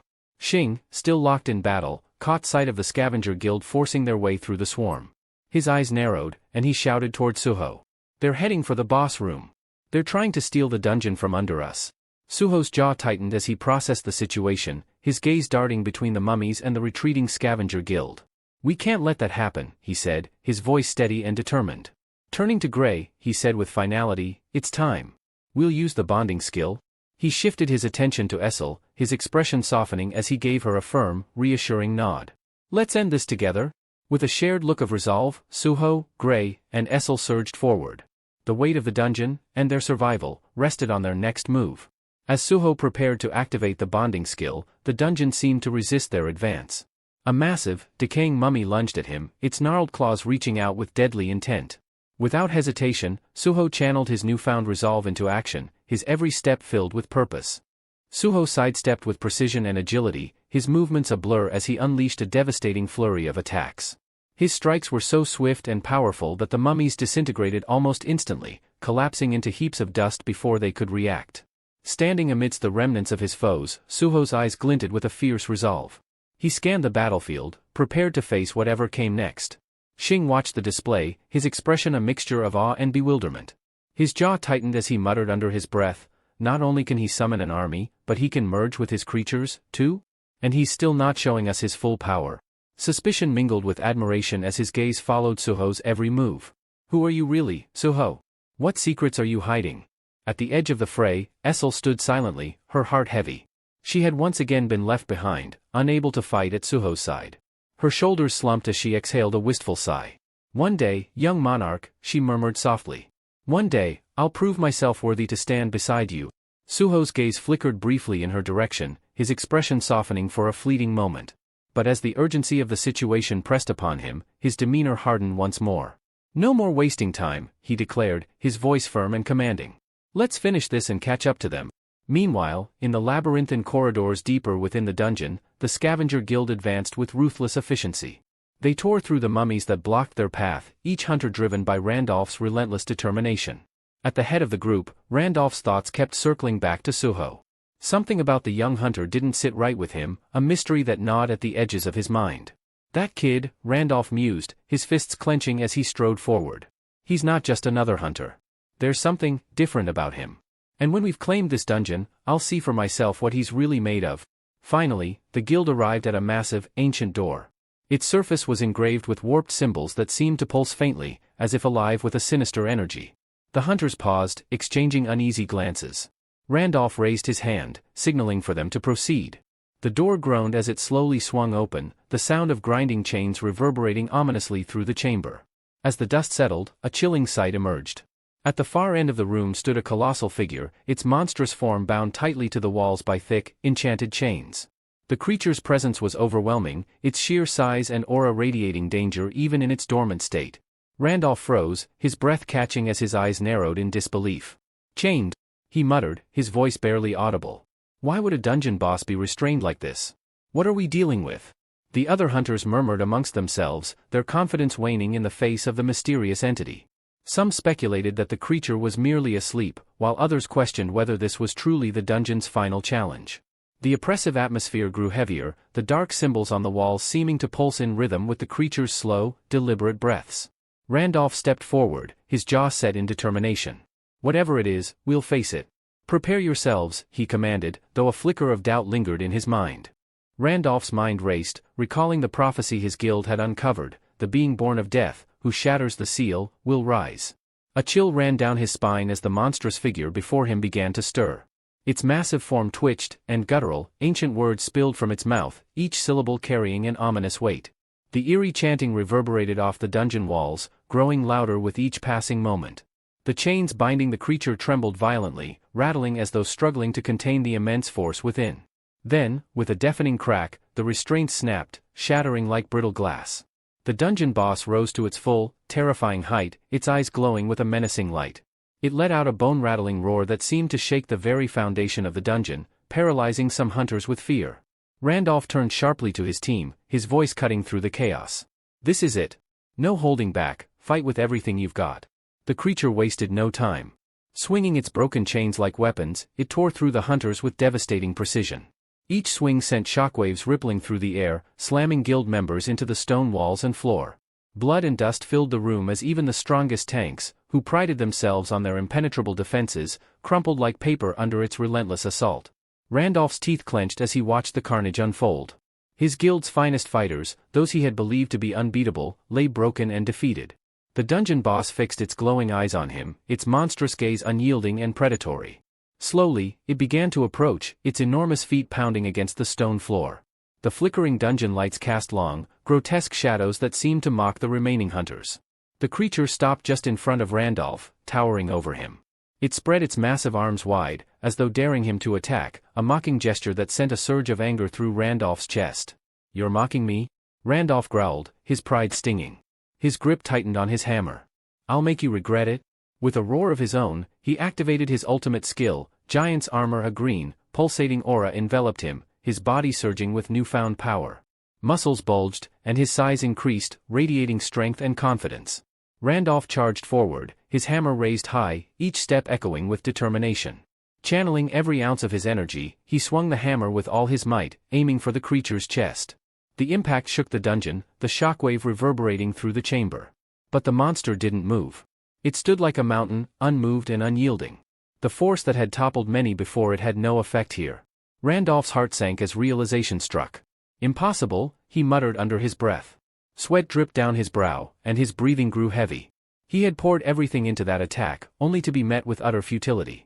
The dungeon boss let out a low, guttural laugh, its voice dripping with cruel amusement. Its glowing eyes narrowed, and a massive fist began to crackle with dark, otherworldly energy. Randolph froze, terror washing over him as the creature raised its fist. "Master, forgive me," he whispered, his voice barely audible.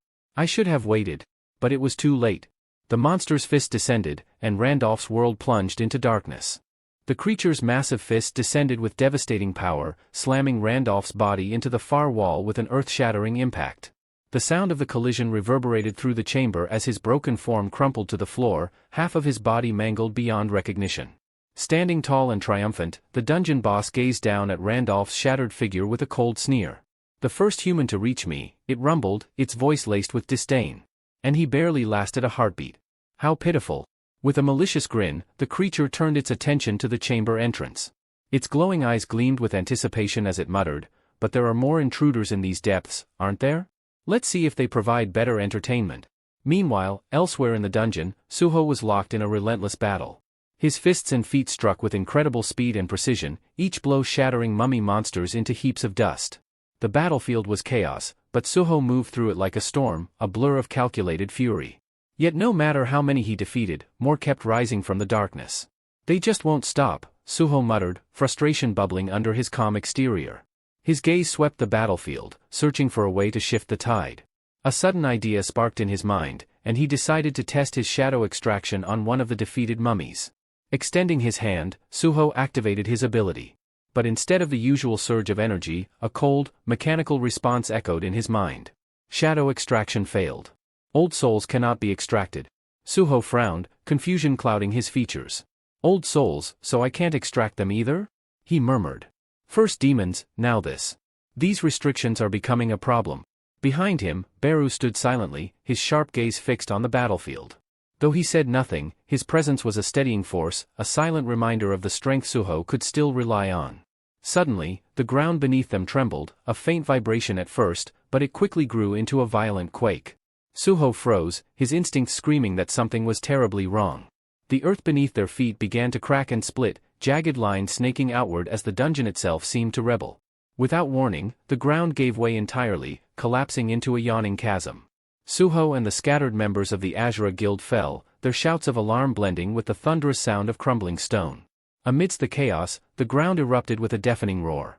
A massive centipede-like creature emerged, its segmented body glistening with a metallic sheen. Towering above them, its countless legs writhed in an unsettling rhythm, each movement radiating predatory intent. The centipede's glowing eyes locked onto Suho and the hunters, its gaze dripping with malice.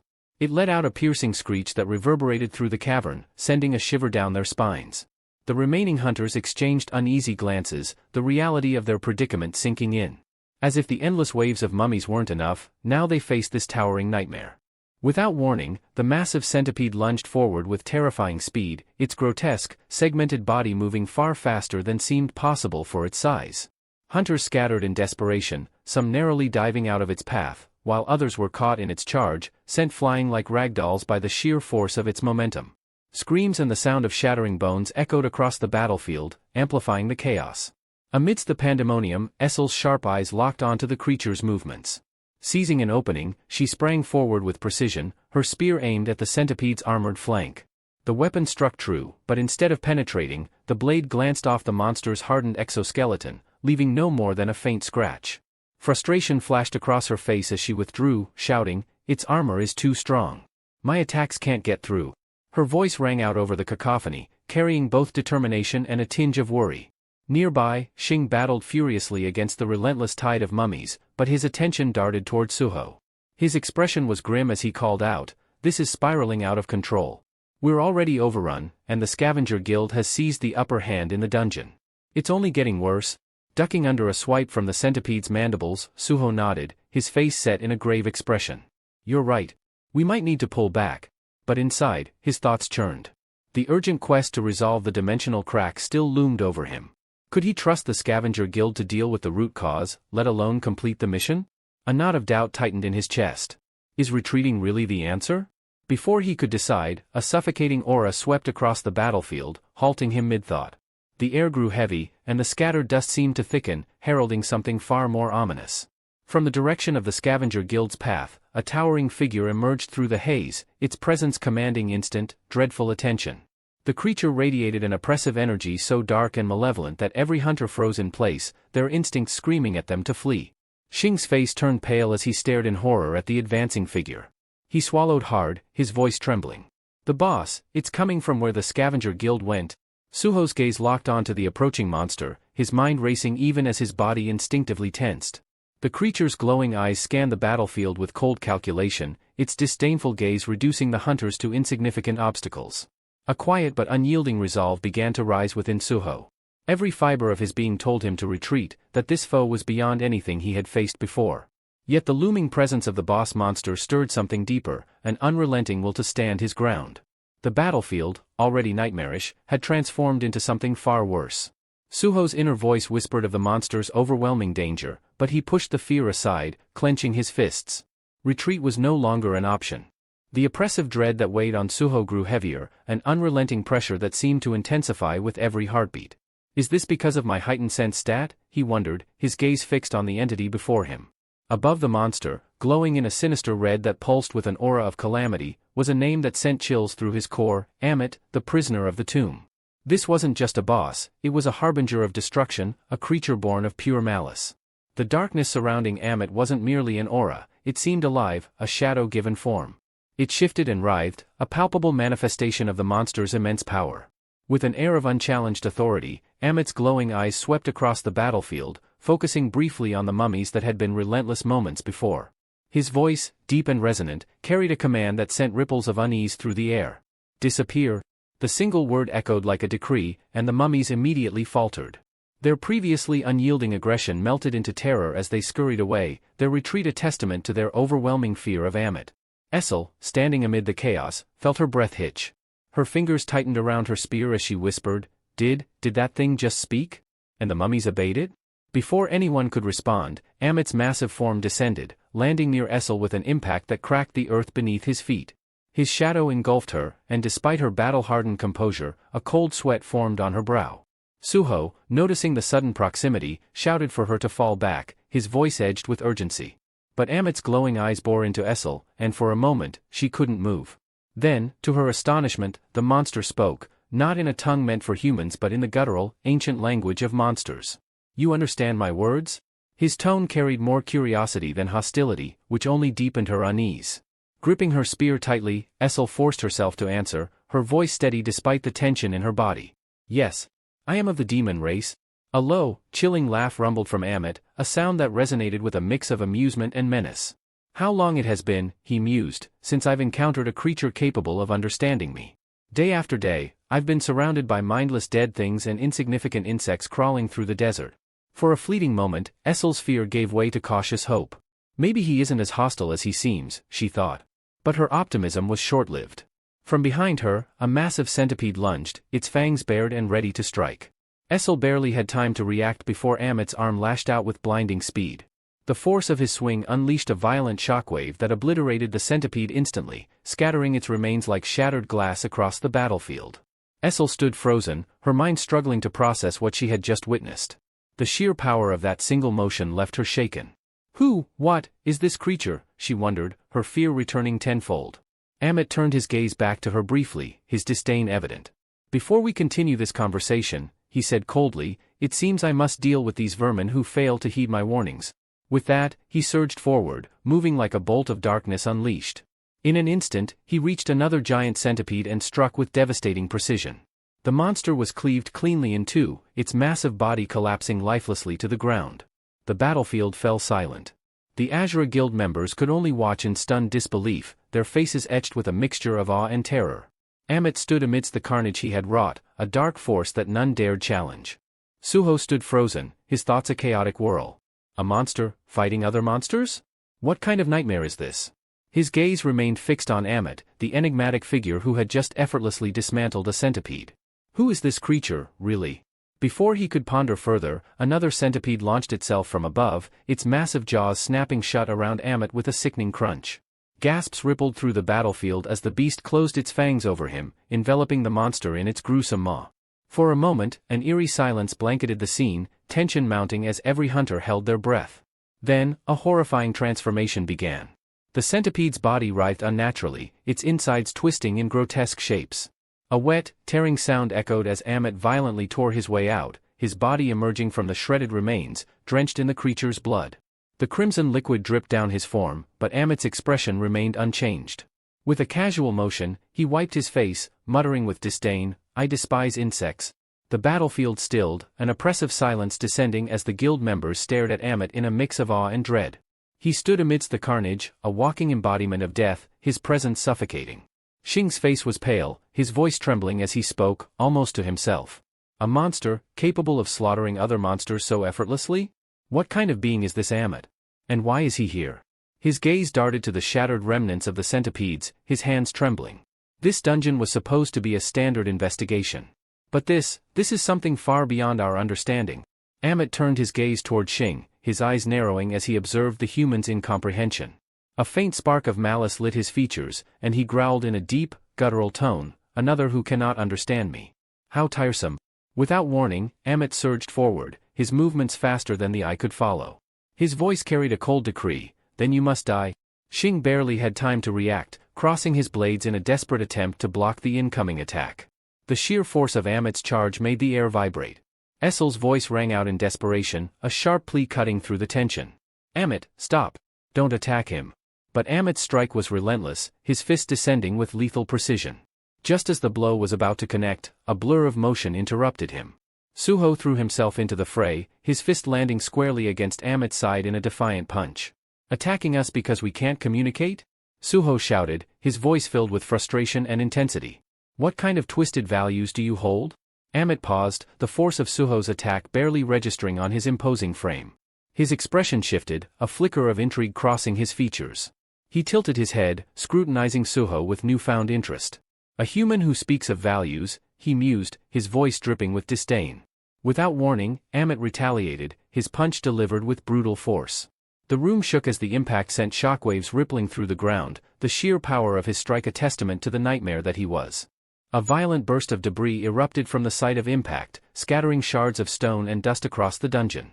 Guild members scrambled to shield themselves from the chaotic onslaught, their footing precarious in the shaking terrain. Suho, however, bore the brunt of the blow, his body hurtling through the air before slamming into the dungeon wall with a resounding crack. The force of the collision sent ripples through the chamber, silencing the clamor of battle for a fleeting moment. Essel's heart clenched as she saw Suho's crumpled form against the wall. Her expression twisted in a mixture of fury and desperation as she cried out, "Young monarch."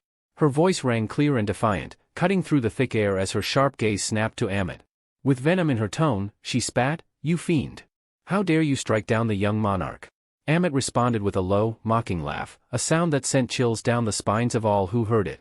His laughter resonated like a sinister melody, his expression one of bemused disdain. "That human?" he said, tilting his head as though pondering a trivial matter. "He's your ally, then?"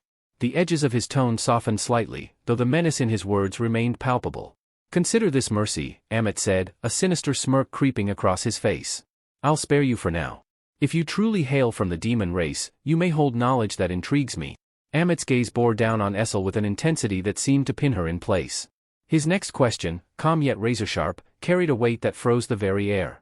"Tell me," he demanded, "is the war between the other monarchs and the Shadow Monarch over? And if so, who emerged victorious?" Essel's face remained firm, though beads of sweat began to trickle down her temple. Her mind raced, grappling with the implications of Amit's words.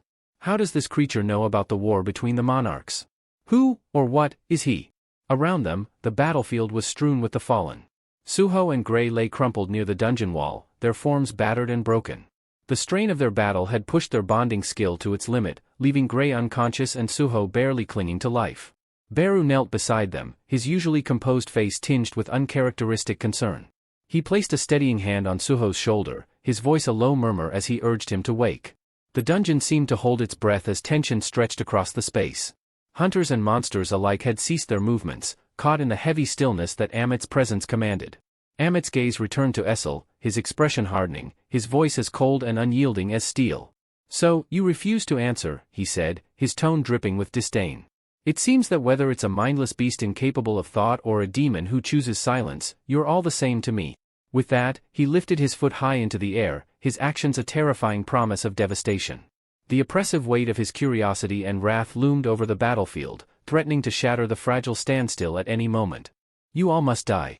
Amit's voice thundered through the dungeon, drenched in merciless intent as he prepared to unleash his wrath.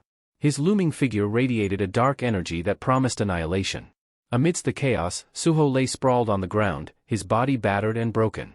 Blood trickled from the corner of his mouth, painting a grim picture of his state. Every breath felt like fire, his ribs aching under the strain, yet his resolve remained unbroken. With immense effort, he whispered hoarsely, "Claim reward." "Status recovery?"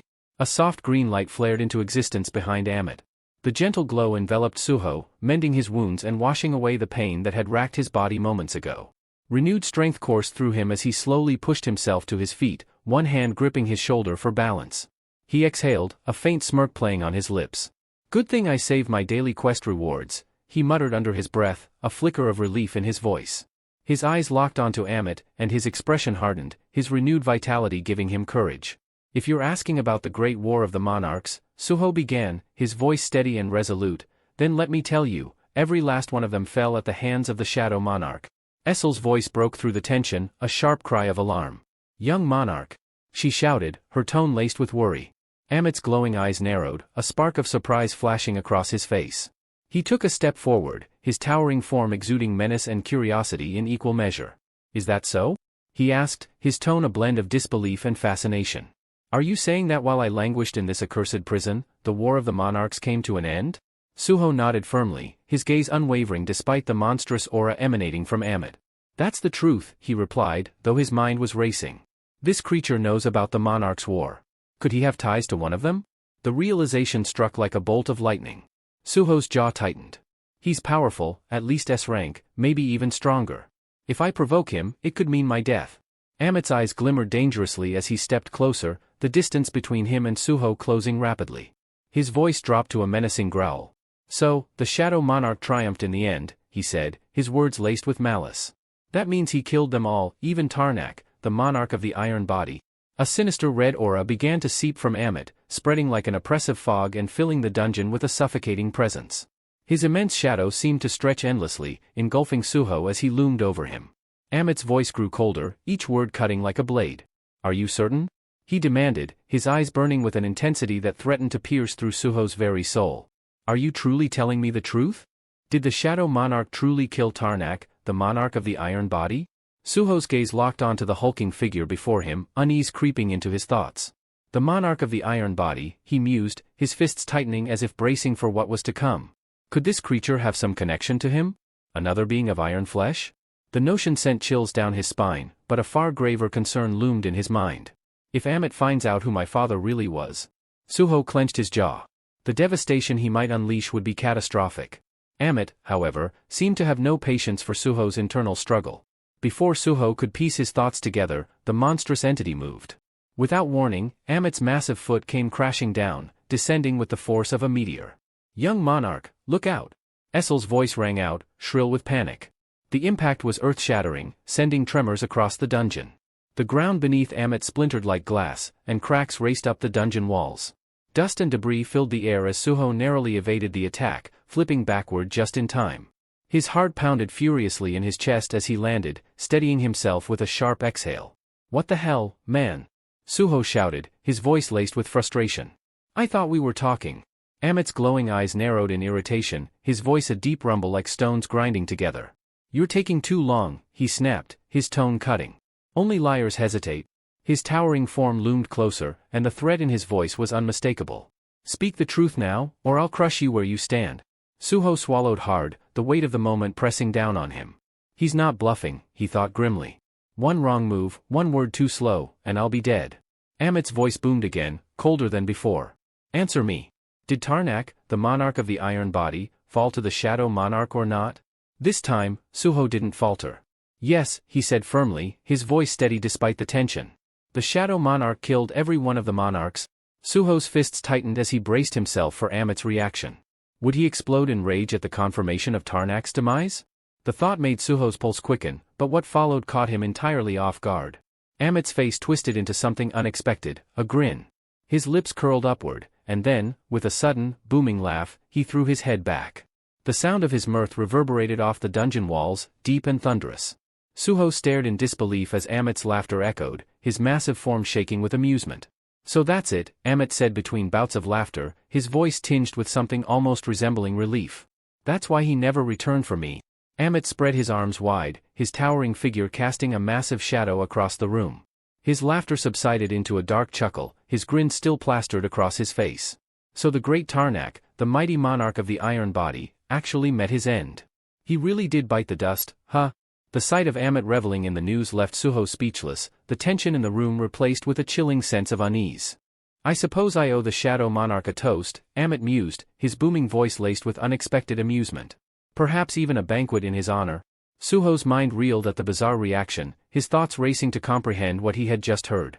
Finally, mustering the courage to voice his confusion, he asked, Wait, weren't you a kin of the Iron Monarch?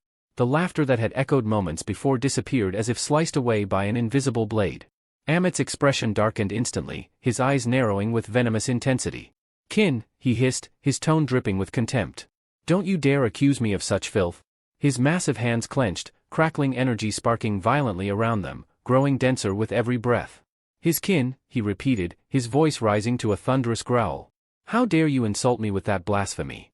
The power coalescing around him surged in intensity, the very air trembling under its weight.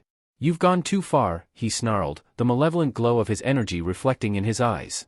And now, you will die for it? Before Suho could react, Amit lunged forward, his massive fist aimed directly at him. The strike carried an overwhelming force that left no room for escape. Suho crossed his arms in a desperate defensive stance, fully aware that it might not be enough. But just as the attack was about to connect, something extraordinary occurred. From the shadows and cracks of the dungeon, chains, thick, radiant, and pulsating with an otherworldly light, shot forth in every direction. They moved with impossible speed, coiling around Amit like vipers striking their prey. The force of the chain stopped Amit's attack mere inches from Suho's face.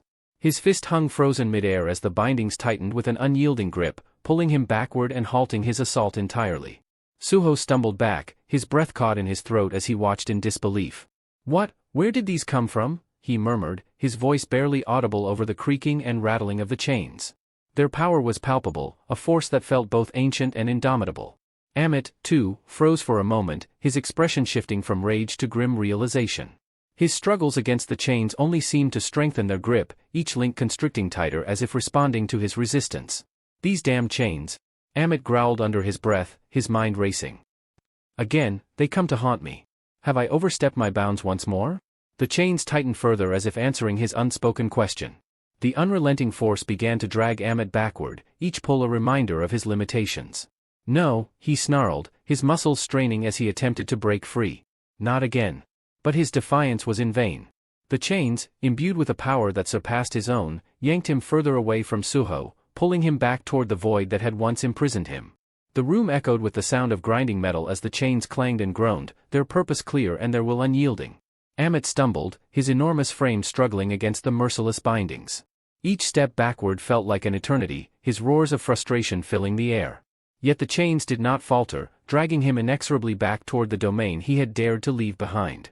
With a deafening roar, Amit cursed the chains that bound him, the memory of Tarnak, and the enigmatic caster who had sentenced him to this unending torment. His struggles were futile as the relentless chains pulled him back. Shadows surged around his form, enveloping him entirely until his massive figure disappeared, leaving only a swirling cloud of dust in his wake.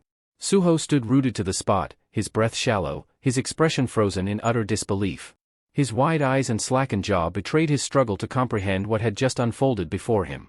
What were those chains, he wondered, his mind racing. Where did they come from, and why did they suddenly drag that monster away? Essel hurried to his side, her face pale with worry. "Young monarch, are you all right?" she asked, her voice quivering with concern. Suho gave a brief nod, masking the confusion brewing within. "Yes, I'm fine," he replied tersely, though his thoughts screamed otherwise. "I have no idea what just happened, but for now, I'm just relieved Amit is gone." Taking a steadying breath, Suho surveyed the ravaged dungeon. His gaze lingered on the crumbled walls and battered bodies. "We need to tread carefully now that we know of that creature's existence," he said grimly. "Let's focus on getting Grey and the injured Azura Guild members the help they need." But just as he finished speaking, his expression shifted. His eyes widened, and his lips parted slightly in disbelief.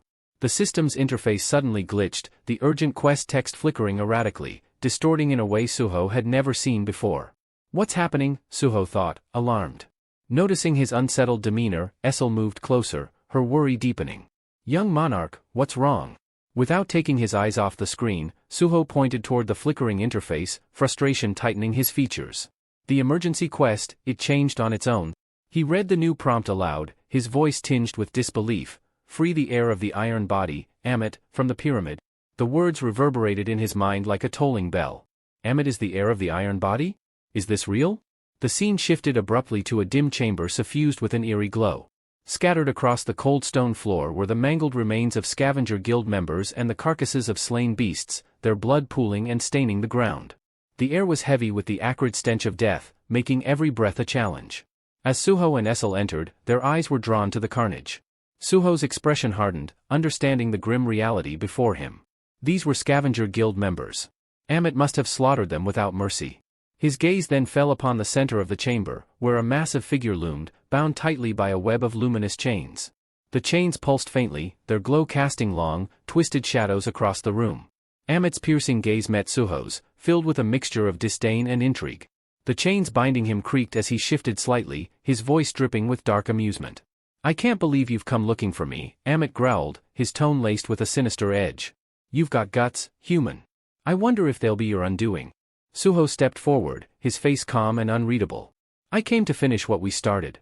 Our conversation was cut short before," he said, his tone steady but laced with curiosity. Amit scoffed, his laughter low and menacing, echoing off the chamber walls like distant thunder. "Conversation," he said mockingly. "The only lesson Tarnak ever taught me was how to kill. If you've got grievances, go scream at his grave." Listening to the beast's sneering tone, Suho couldn't help but notice a strange innocence hidden in Amit's bluntness. There was a raw honesty there, almost childlike, despite the monster's terrifying presence. The irony of attempting to reason with him wasn't lost on Suho, yet he pressed on. "It sounds like you didn't have much love for the monarch of the iron body," Suho remarked carefully. "Why is that?" Amit's eyes flickered with surprise, his demeanor shifting slightly. "You came all this way just to ask me that?" he asked, his voice tinged with both suspicion and intrigue. After a brief pause, he sighed, the chains rattling as he adjusted his posture. "Well, I suppose talking is the only pastime I've got. I'll indulge you." His voice darkened, carrying an undercurrent of bitterness. I am Amit, he began. I was created by Tarnak, the monarch of the Iron Body, and a spellcaster whose name I'll never forget. They forged me into what I am, only to abandon me here, discarded like a broken tool, entombed in this cursed prison. The weight of his words hung heavy in the air, and Suho felt the raw pain and fury behind them. Amit's voice grew colder, his rage palpable. Those two turned a man into a monster. They locked me away, leaving me bound by these damned chains amidst a tomb of rotting corpses. Suho frowned, his mind racing as he tried to grasp the depth of Amit's suffering. Why haven't you broken the chains? He asked, hoping for a straightforward solution. Amit's glare sharpened, and he leaned forward, the chains pulling taut. These aren't ordinary chains, he growled. They're woven with powerful magic. No matter how many times I destroy them, they reform if I stray too far from this spot. I've spent centuries trying to break free, but they always return. His voice cracked with frustration, a tremor of helpless rage echoing in his words. I've been trapped here for longer than you can imagine, unable even to explore this accursed tomb. Tarnak and that wretched spellcaster condemned me to a life worse than death. I will never forgive them. Suho studied the chains carefully, noting their peculiar glow and the unnatural way they coiled around Amit. Something about them didn't add up. If they truly were unbreakable, why were they designed to reform only when Amit moved beyond a certain distance? There had to be a reason behind this enchantment. Turning to Amit, Suho asked, were these monsters already in the tomb when you were imprisoned? Amit's expression darkened further as he nodded. Yes. They've always been here, he confirmed, his voice dripping with bitterness. Suho glanced around the chamber, piecing together the puzzle. Essel, standing beside him, looked increasingly confused. So, you're not the dungeon's master? Suho pressed. Amit's confirmation sent a wave of realization through Suho. The spellcaster must have ensured the chains would hold Amit here for a purpose, he thought. There's more to this than just imprisonment. After a moment of contemplation, Suho took a bold step forward. If I manage to break these chains, he said, his voice steady, would you be willing to hear me out? Amit's eyes widened slightly, his surprise quickly replaced by suspicion and a flicker of hope. You're serious? He rumbled, his tone heavy with disbelief. Are you actually considering freeing me? The room seemed to grow quieter as Amit's voice dropped to a menacing pitch. If you can undo the spellcaster's work and release me, I swear on my rage, I'll grant whatever request you make. His piercing gaze locked onto Suho, searching for any hint of deceit. But tell me, Amit continued, his tone dark and foreboding. Do you truly have a way to break the magic that binds me? Amit's aura erupted like a storm, flooding the chamber with a suffocating, oppressive force that made the very walls tremble. The chains binding him groaned under the strain, rattling violently as if they, too, feared his wrath. His eyes gleamed with a feral, dangerous light, and his voice boomed through the space, a guttural roar that shook the ground beneath their feet. If you're toying with me, he snarled, his words dripping with malice, if this is some sick joke, you'll regret it more than anything in your miserable life. I'll tear you apart limb by limb, and nothing in this world will save you. The green and crimson energy swirling around Amit pulsed violently, wrapping his massive form in a chaotic vortex of raw, unrestrained fury. The very air crackled with electricity, the temperature in the room rising with his growing anger. The oppressive weight of his promise pressed down on Suho like a physical force, heavy and sharp, like the edge of a blade poised at his throat. Essel stood paralyzed, her face pale, eyes wide with fear as Amit's terrifying aura saturated the room. She managed to stammer, "Why, young monarch, what?" But Suho raised a hand, silencing her. His gaze never wavered from Amit's furious eyes. Every muscle in his body was coiled with tension, but his voice remained steady and unwavering. "Hear me out before you make any threats," he said, his tone calm but firm, as if he were negotiating with death itself. Amit's growl rumbled low in his throat, but something in Suho's unflinching demeanor made him pause. The overwhelming rage that filled the room lessened, if only slightly, as curiosity took root in the beast's mind. A sly glint flickered in Suho's eyes as he leaned forward, a hint of defiance in his grin. "I'm planning to bring this entire dungeon down," he declared, his words deliberate and laced with confidence. Amit's eyes narrowed sharply, the intensity in his gaze shifting from rage to intrigue. Suho continued, his voice steady, "The spellcaster tied you here with those enchanted chains to keep you from reaching the dungeon master, right? But think about this, what happens when the dungeon master is defeated? When the dungeon itself collapses?" He paused, letting his words sink in. "Those chains won't have a reason to exist anymore. Their purpose will be gone, just like the dungeon itself." Amit's eyes darkened, processing Suho's logic with a thoughtful silence. The tantalizing possibility of freedom flickered in his mind, a chance to finally shatter the chains that had bound him for so long. The fury that had once consumed him began to shift into something else entirely, hope. A sudden, low rumble erupted from Ahmet's chest, building into a deep, guttural laugh that reverberated through the chamber.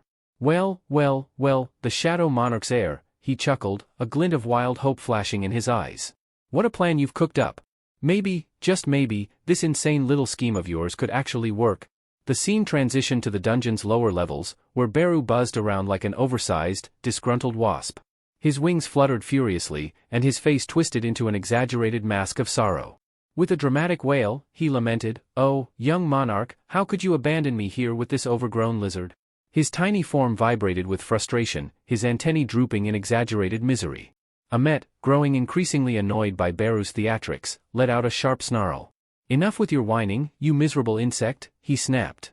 "You're like a gnat buzzing in my ear." Beru's eyes flared with indignation, his pride stung. His antennae stiffened, and his voice dropped to a venomous hiss. "Gnat? You dare call me a gnat? Do you wish to provoke the wrath of my original form?" Ahmet, utterly unimpressed, waved him off with a dismissive grunt. "Save your threats, pest. Who would have thought that kid was the Shadow Monarch's heir?" Ignoring Beru's bristling anger, Ahmet moved to the very edge of his chain's reach.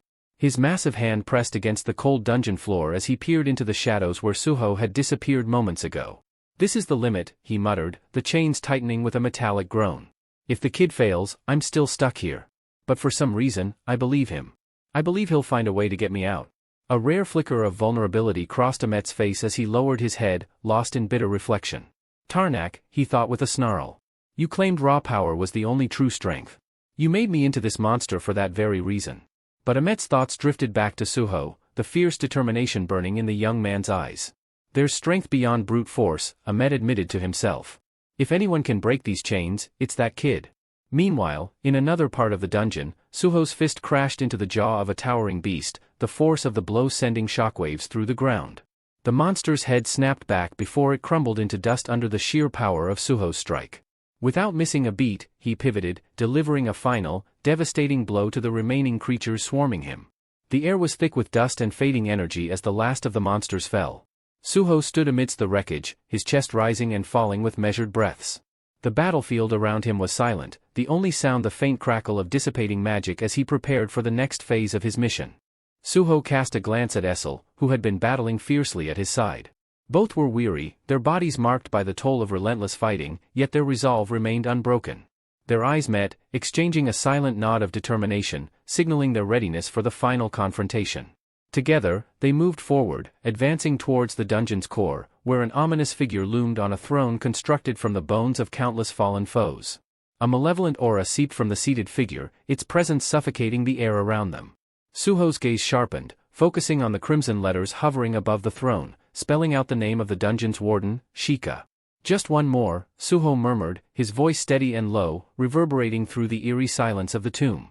His muscles tensed, every nerve in his body coiled like a spring, ready to strike. Meanwhile, Ahmet wrestled with the enchanted chains that had bound him for what seemed like an eternity. Each metallic clink echoed through the chamber, a haunting symphony of his ceaseless struggle. Suho, observing the futility of Ahmet's efforts, conjured a shadow portal just within Ahmet's grasp. Hope flared in Ahmet's eyes as he lunged forward, but the cursed chains recoiled, dragging him back to his prison with ruthless force. Suho watched the scene unfold, his expression calm yet analytical. "As expected," he muttered, "these chains are more troublesome than I thought. Even the shadow portal can't circumvent their enchantment." Ahmet gritted his teeth, his massive hands gripping the chains with a force born from years of frustration. "The moment I even think about leaving, these damn things tighten their grip," he growled, his voice thick with bitterness. "It's like being trapped in a nightmare with no escape." Suho crossed his arms, studying the chains with a discerning eye. "A formidable spell indeed," he acknowledged. "But I needed to test the boundaries to understand the problem fully." Turning to Essel and the rest of his companions, Suho laid out his strategy. "We have two tasks ahead. First, Essel and I will confront and eliminate the dungeon's boss. That should destabilize the dungeon's core and initiate its collapse. Once the dungeon begins to fall apart, our second objective is to target and destroy the pillars that anchor these chains. Severing those will disrupt their magic and finally set Ahmet free." With the plan in place, Suho and his team prepared for the critical battle that would decide not only their fate but also Ahmet's long-awaited freedom. After laying out the plan, Suho added with a calm finality, "Once we've brought the dungeon down, we'll regroup with Beru and retreat into the shadow dungeon before this entire place collapses." Ahmet's eyes narrowed, suspicion flickering behind them. And if you mess up either of those steps, he growled, the heavy chains rattling ominously with his movement. What then? Your plan seems a little too neat for a place like this. Suho's expression hardened, his voice steady but carrying an edge. I've got contingencies if things go sideways. His tone left no room for doubt. But before Suho could elaborate, Ahmet let out a dry, sardonic chuckle, the sound echoing off the stone walls. Doesn't matter, he muttered, shaking his head slightly. Whatever's waiting out there can't be worse than rotting in this cursed crypt for another 1,000 years. The focus shifted to the dungeon's core, where an eerie wind spiraled through ancient corridors, stirring the sand into restless whirlwinds. At the eye of this unnatural storm stood Sheikah, the tomb's guardian. His towering silhouette was framed by an ominous crimson glow, his presence suffocating the air itself. In his hands, an orb of dark energy pulsed with sinister intent, tendrils of red lightning flickering along its surface. With a flick of his wrist, Sheikah hurled the orb forward, and mid-flight, it disintegrated into a horde of sand-born monstrosities. The creatures surged like a living avalanche, their forms twisting and writhing as they barreled toward Suho with feral hunger. Suho didn't flinch. His grip tightened around his blade, and with a burst of speed, he lunged into the oncoming wave. His eyes blazed with unwavering determination. The sword in his hands became a blur, slicing through the creatures with surgical precision. Each strike resonated with power, the sand beasts crumbling into dust under the force of his blows. The swirling sandstorm thickened, concealing him within its chaotic embrace, but then, through the haze, Suho's figure burst forth, cleaving the final monster clean in half with a single, powerful stroke. Just as Suho allowed himself a breath, the ground beneath his feet betrayed him. The sand, no longer passive, coiled upward like serpents, wrapping around his legs with vice-like grip. His eyes darted to Sheikah, who stood motionless atop his throne of bones, one hand outstretched. The warden's fingers twitched slightly, and the sand responded in kind, tightening its hold as if Sheikah himself were puppeteering the very dungeon. Suho's gaze flicked to the red letters floating ominously above Sheikah's head, a chilling reminder that this foe wasn't just another obstacle. An A rank, he murmured under his breath, his jaw tightening. Figures it wouldn't be easy. From the corner of his eye, he saw Essel seizing an opportunity. With a determined cry, she hurled her spear toward Sheikah, her aim true and force behind the throw. But Sheikah didn't even blink. With an almost bored wave of his hand, the spear veered off course, clattering harmlessly to the ground as though it had never posed a threat. Essel's eyes widened in disbelief, but Suho's focus remained locked on the warden. This isn't just about brute strength, he thought grimly. This one's got control over the dungeon itself.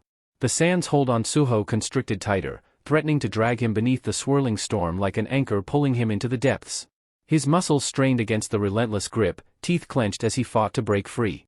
With a defiant roar, he summoned every ounce of his strength, channeling his energy into a single explosive burst. The sand shattered away from his legs, dispersing like smoke in the wind. Gasping for breath, Suho shouted over the howling storm, his voice cutting through the chaos like a blade. Essel! Now's the time. We need the bond skill, there's no other way out of this. Essel hesitated for just a heartbeat, her eyes widening at the command. But understanding flooded her features almost immediately, and the surprise was quickly replaced by fierce determination. Understood, young monarch, she responded, her voice steady and resolute despite the swirling mayhem around them. A brilliant transformation overtook her as she summoned the depths of her power. Her hair turned a dazzling white, glowing like moonlight against the dungeon's oppressive gloom, while a dark crimson aura flared around her body, pulsing with raw energy. Essel gathered this power into a crackling red sphere, her focus unwavering. This is the moment I've trained for, she thought, her heart pounding with anticipation. I can't afford to falter now. As the orb in her hands grew brighter and more unstable, Essel's mind flickered back to her past missteps, the failures that haunted her. I'd been weak before. But not this time. Her jaw set with grim resolve. This time, I'll be the one to change the outcome. With a final surge of will, she sent the blazing energy toward Suho. The moment it connected, it surged into him like a lightning strike, electrifying every nerve in his body. Essel's aura dimmed instantly, her mana reserves fully depleted. Her knees buckled, and she crumpled to the ground, her hair returning to its natural color. Young monarch, she whispered faintly, her voice barely audible, I hope this is enough. Suho felt the power flood through him, an overwhelming tide that reinvigorated his body and sharpened his senses. His entire being hummed with this newfound strength, and his gaze locked onto Sheikah, the tomb's warden who still loomed atop his throne with an air of malevolent calm. A fierce grin spread across Suho's face as he squared his shoulders. Playtime's over, he growled, his voice dripping with defiance. Now it's my turn. Fueled by Essel's bond skill, Suho exploded into motion. His body became a blur, moving faster than the eye could follow as he hurtled toward Sheikah like an unstoppable force.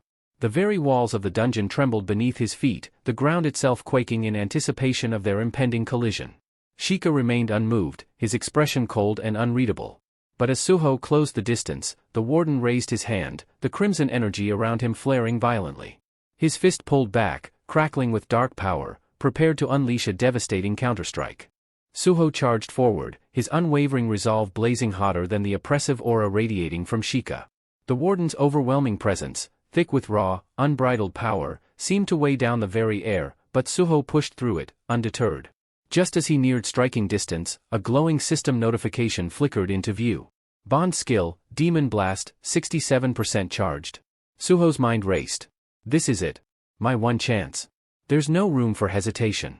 He clenched his fists tighter, feeling the energy coursing through him like liquid fire. Letting out a primal roar that echoed through the crumbling tomb, Suho unleashed every shred of his strength and willpower into a single, earth-shattering punch. The moment his fist connected, the impact was nothing short of apocalyptic. A massive shockwave exploded outward, tearing through the dungeon walls and sending shards of stone and bone hurtling in every direction. Sheikah's imposing figure disintegrated under the sheer ferocity of the attack, his body fracturing into countless fragments before vanishing entirely, consumed by the overwhelming force. Far deeper within the dungeon's labyrinthine corridors, Beru's antennae quivered violently as the very ground beneath him trembled. Cracks raced up the ancient walls, dust cascaded from the ceiling, and the oppressive atmosphere shifted. The dungeon itself groaned as it began to collapse. Turning sharply to Amet, Beru's voice rang with urgency. The dungeon's falling apart. The young monarch, he's done it. The dungeon master is defeated. Amet's sharp gaze followed the trembling stakes that bound his chains as they began to loosen, each one falling to the ground with a resonant clang. His breath hitched, something fragile and long dormant stirring deep within his chest, a faint, flickering spark of hope. Barely above a whisper, he murmured to himself, could it be? After all these years, am I finally free? Beru, ever the impatient one, flapped his wings with frustration and barked, hey! Oversized lizard. Quit staring and move. We need to find the young monarch before this place caves in. But Amet didn't move. He stood rooted to the spot, his mind clouded with disbelief. Is this real? He wondered, the weight of centuries of imprisonment pressing down on him even as his chains loosened. Can I truly walk out of this cursed tomb? The memories surged unbidden. He saw Tarnak's twisted grin, the gleam in the spellcaster's eyes as they conducted their cruel experiments. He felt the phantom pain of his body being shattered, rebuilt, and destroyed again, over and over in an endless cycle of torment. They had molded his suffering into strength, but at the cost of his sanity. In a desperate act of rebellion, he had gouged out his own eyes, hoping to escape the agony by plunging himself into darkness. And yet, through all that pain, one memory clung to him like a lifeline, the vivid image of the world beyond this tomb. The serene beauty of untouched nature from his distant youth. The feel of sunlight on his scales, the rustling of leaves in a gentle breeze, and the scent of fresh earth after rain. For centuries, he had clung to the hope of feeling that warmth again, of escaping this desolate prison. Now, as the dungeon crumbled around him, Amet felt that hope bloom once more. With a deep, shuddering breath, Amet summoned every ounce of courage and lifted his heavy foot, stepping across the invisible threshold that had imprisoned him for countless years. But the moment his clawed foot touched the ground beyond his confinement, the fragile hope that had kindled within him was snuffed out. From the shadows, a gleaming stake shot toward him like a bolt of lightning, its speed blinding. It tore through his side with brutal precision, embedding deep into his flesh. Amet staggered back, a guttural roar of agony erupting from his throat. Blood spurted from his mouth, staining his fangs crimson as his powerful frame shook from the unexpected assault. Beru's wings beat frantically as he cried out in alarm, his voice shrill with panic. Amet! What's happening? What is this? But Amet barely heard him. More stakes, sharp as razors and relentless as a storm, hurtled toward him in a deadly barrage. His furious roar echoed through the crumbling tomb, shaking the very walls. Tarnak! Spellcaster! You'd rather see me dead than let me taste freedom? I will never forgive you for this treachery. Just as another stake spiraled toward Amet's chest, Suho appeared, his body battered and bruised, but his spirit unbroken. Without hesitation, Suho launched himself into the fray. Acting on pure instinct, he spun midair and drove his foot into the incoming stake. The force of the impact reverberated through his leg, a sharp jolt of pain radiating up to his hip. He gritted his teeth as his leg nearly buckled beneath him, but there was no time to falter. The stakes kept coming, merciless and unending. Suho's eyes darted to the glowing chains binding Amet, realization dawning in an instant. These aren't just physical restraints, they're cursed to keep him trapped, no matter what. His mind raced. If I can't break the chains, I'll have to sever their source. With a swift motion, Suho summoned a portal to the shadow dungeon, a swirling vortex of darkness opening beside him. He positioned himself between Amit and the barrage of enchanted stakes, his body a living shield. As each stake flew toward them, Suho kicked, punched, and deflected them, redirecting the deadly projectiles into the shadowy void. Each impact sent fresh waves of searing pain through his already fractured body, his bones groaning under the strain, but he pushed through it all. Amit, watching Suho's relentless efforts, felt a surge of disbelief flood his chest. His voice trembled, not from pain, but from sheer confusion. "Why?" he rasped, his eyes wide. "Why are you doing this? What could you possibly gain by shedding your blood for me?" Suho didn't answer. His face was slick with sweat, his muscles screaming in protest with every movement. But his resolve remained unshaken. He didn't need words, his actions spoke louder than any explanation could. Suddenly, one final stake tore through the air, its tip gleaming ominously as it zeroed in on Suho's heart. Suho, exhausted beyond measure, barely had the strength to react. But before the stake could pierce him, Amit surged forward with a roar that shook the walls. His massive fist crashed into the stake, sending it hurtling into the shadow portal with a deafening clang. Blood dripped freely from Amit's wounds, but his eyes burned with a newfound fire as he turned to Suho. His voice, though ragged, was steady. "I see it now," he said, his words heavy with understanding and gratitude. "Why Tarnak?" Amit growled, his voice thick with bitterness. "No, why did all the monarchs fall to the Shadow Monarch?" His eyes burned with a fierce clarity as he turned toward Suho. It wasn't just power. It was conviction. Suho's breath hitched. He hadn't anticipated such words, let alone from a being as formidable as Amit.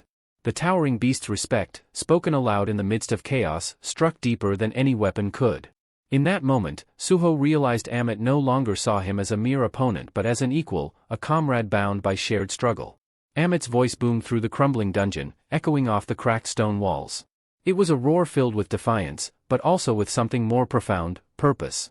"If all that stands between us and freedom are these cursed stakes, then let's end this nightmare together," sung Suho. Suho shook his head, his voice firm despite his exhaustion. "No, young monarch." Side by side, the two faced the incoming barrage of stakes, each gleaming like a shard of death sent to finish them off. Without a shred of hesitation, Amit swung his colossal fists, sending the enchanted stakes flying into the swirling maw of the shadow dungeon portal. Suho, though his body screamed in protest and his bones felt like they could shatter at any moment, mirrored Amit's determination. He delivered precise, desperate strikes, redirecting each deadly projectile with unwavering focus. Meanwhile, deep within the shadow dungeon, a faint stir broke the silence. Essel's eyelids fluttered open, her body weak, her limbs heavy, but her spirit still burning with determination. As her vision cleared, she was met with the familiar, unamused gaze of Beru, his antennae twitching slightly. "Took you long enough," Beru muttered, his tone as dry as ever. Essel jerked upright, her heart racing. "Beru, what happened? Where's Suho? Amit, are they okay?" Beru raised one of his claws to his lips, silencing her with a sharp motion. "Quiet. They're resting now. Don't disturb them." Confused but obedient, Essel followed Beru's gaze. Her breath caught in her throat, and her eyes welled with emotion. There, lying peacefully nearby, was Suho. His chest rose and fell with steady, rhythmic breaths, the tension in his face eased by hard-won victory. Beside him, Amit lay free of his chains, his massive form relaxed, a rare serenity softening his features. Essel couldn't hold back the tears that welled up in her eyes. Her voice trembled as she whispered, He actually did it. The young monarch, he saved Amit." Just as her words hung in the air, a series of soft chimes echoed through the dungeon. System notifications flickered into view above Suho's sleeping form. System notification. "Congratulations. You have successfully recruited Amit, heir of the Iron Body, as a companion. Urgent quest, Dimensional Crack, completed. You have leveled up. Quest rewards acquired. Would you like to view them now?" Elsewhere, in a dimly lit office adorned with minimalist decor, a man in a sharp black suit delicately sipped his tea. The faint glow from his tablet illuminated his face as he studied a digital profile, his piercing eyes locked on the image of Sung Jin-woo. A complex mix of admiration and unease flickered across his expression. "Something shifted after Hunter Sung Jin-woo vanished," he murmured, his voice low and contemplative. "The Hunter gates started appearing again, but the memories he left behind allowed me to establish the Hunter Association quickly and avoid another catastrophe like the Great Cataclysm." Setting the tablet aside, he leaned back in his leather chair, letting out a slow, deliberate breath. His thoughts drifted to recent developments, his brow furrowing. But Stardust? That wasn't part of the previous timeline? His fingers drummed against the armrest, the name lingering in the air. And its distribution by Li Min, Sung of the Grim Reaper Guild. It doesn't add up. Especially with their guild master's absence. Is he acting on his own? Before he could dive deeper into this puzzle, his phone vibrated aggressively on the desk, shattering his focus. His eyes narrowed as he glanced at the caller ID. Incoming call, Mr. Jinho. His curiosity piqued, he answered, his voice smooth but tinged with interest. It's rare to hear from you, Mr. Jinho. To what do I owe this unexpected call? The voice on the other end was fraught with desperation and panic, shaking with urgency. Jinchul. I need the Hunter Association's help. It's about my nephew. Jinchul's posture straightened immediately, alarm flashing in his sharp eyes. Your nephew, he repeated cautiously. You mean, Suho? Yes, Jinho's voice broke, thick with worry. He's awakened as a hunter. But I believe he's trapped inside a gate. Please, you have to help him. A cold wave washed over Jinchul as the words sank in. His face lost all color, a bead of sweat trickling down his temple. Sung Suho, trapped inside a gate? His mind raced, connecting the dots faster than he could process them aloud. The Shadow Monarch's heir is in danger. This wasn't just any hunter lost in a dungeon, this could shift the entire balance of power. The scene shifted dramatically to the desolate outskirts of the Pyramid Field dungeon, where a convoy of military-grade trucks stood like silent sentinels against the backdrop of devastation. The ruins of ancient structures loomed in the distance, casting jagged shadows across the cracked earth, while the eerie silence hinted at the chaos that had unfolded within.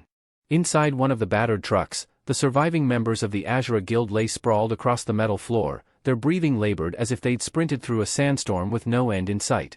Among them, Xing stirred, his mind foggy, weighed down by exhaustion and fragmented memories of the chaos they had just endured. A voice, sharp and insistent, pierced through the haze like a blade cutting through thick fog. Xing, hey, wake up. You've been napping long enough. It was Suho. His voice wasn't loud, but it was impossible to ignore, like a persistent alarm you can't snooze. Xing groaned, bringing a hand to his pounding head, feeling like he'd been hit by something large and unforgiving, maybe even pyramid-shaped. His memories flashed in brief, disjointed fragments, the storm, the dungeon, the overwhelming terror. The more he remembered, the worse the headache throbbed. Meanwhile, Suho stood over him, arms crossed with the casual patience of someone waiting at a bus stop in the middle of nowhere. His expression was calm, almost too calm given the circumstances. Dungeons cleared, Suho announced with a shrug, as if he'd just finished sweeping the floor. Oh, and by the way, can I borrow your phone? Need to make a quick call. Kinda important. For a moment, Xing's brain lagged like a computer struggling under too many open tabs. He blinked up at Suho, the words not quite registering. But when they finally clicked, it hit him like a freight train. What? Xing shot upright, ignoring the protest from his aching muscles. The dungeon's cleared? His gaze darted to the truck's grimy window. Outside, where the once imposing pyramid had loomed like a sinister monument, there was now only an empty wasteland. The monstrous structure had vanished, leaving behind nothing but a barren expanse of cracked earth. It looked as though someone had performed the world's most dangerous disappearing act. The scene shifted to the bustling Cairo International Airport, its halls alive with the hum of travelers, blaring announcements, and the rolling of suitcases over polished floors. Amid the chaos, Suho and the remaining Azura Guild members gathered near the departure gates, their faces marked by exhaustion but also relief. It was a bittersweet farewell. The group shared quiet words and firm handshakes, the weight of their shared ordeal hanging heavy in the air. Xing extended his hand to Suho, his gratitude clear in his eyes. I won't forget what you did back there, Xing said, his voice steady despite the emotions beneath. Let's stay in touch, yeah? Even after you're back in Korea.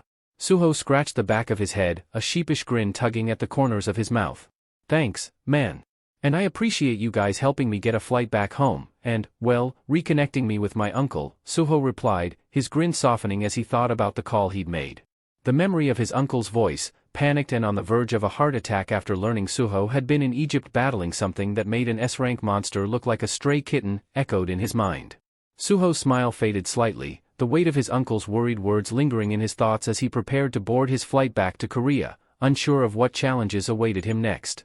The incident had been quietly reported to a contact within the Hunter Association, and now a summons to their headquarters loomed like a storm cloud over Suho's head. As if sensing the tension, Xing's eyes narrowed, suspicion flickering across his face like a detective piecing together a conspiracy in a late-night drama. You know, Xing started, his tone laced with curiosity, it's kinda weird, don't you think? An S-rank demon just walked away and let the dungeon collapse like it was no big deal. Suho forced out a laugh, trying to sound casual, though his clenched fists betrayed his nerves. Yeah, weird's the right word, he replied with a weak grin. Guess I just got lucky. But inside, Suho winced.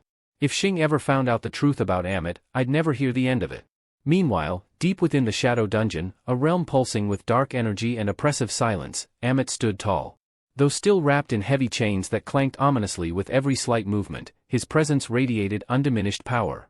Suho and his companions observed from a distance, the weight of the situation sinking in. Essel sighed, her voice tinged with resignation. So, in the end, the chains couldn't be broken? Suho glanced at Amit, his expression unreadable. So, you're stuck here because of those chains, huh? Suho asked, his tone calm but pointed. And since I didn't fully unseal you, does that mean you're backing out of your promise? Amit let out a deep, booming laugh that echoed through the dark expanse like thunder. Relax, kid, Amit rumbled, his voice filled with amusement. The deal was to get me out of that cursed tomb, and you did exactly that. Flexing his massive arms, the chains rattled like oversized ornaments. These? Amit scoffed, shrugging his shoulders. They're just for show now. I can move better here than I ever did trapped in that dusty coffin. Suho blinked, caught off guard by Amit's sudden shift in attitude. The once terrifying overlord now sounded more like someone enjoying a spa retreat rather than a chained beast of destruction. Before Suho could form a reply, Amit's enormous hand shot out, gripping the back of Suho's jacket like he was scooping up a misbehaving child. Hey! What the? Suho began to protest, but his words were cut off as Amit launched them both into the air with a powerful leap.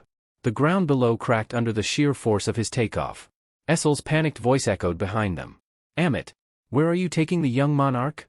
After soaring through the dense darkness, Amit landed atop a towering structure within the Shadow Realm, releasing Suho, who stumbled slightly before regaining his footing. Standing tall, Amit spread his arms wide and inhaled deeply, as if savoring the atmosphere of his new domain.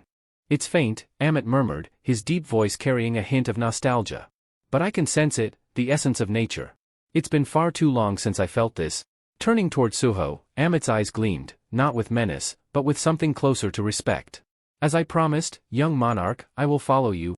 Suho met his gaze, a rare smile tugging at the corners of his lips. He gave a firm nod. Then let's get started.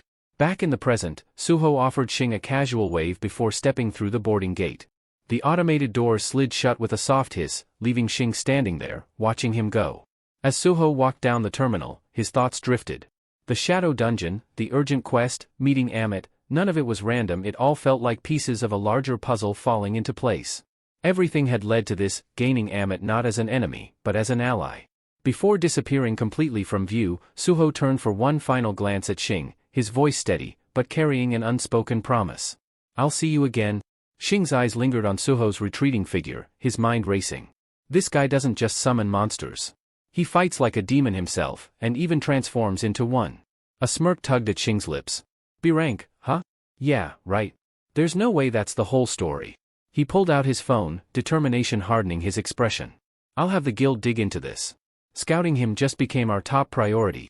As Suho continued down the terminal, a familiar ripple stirred from the shadow beneath his feet.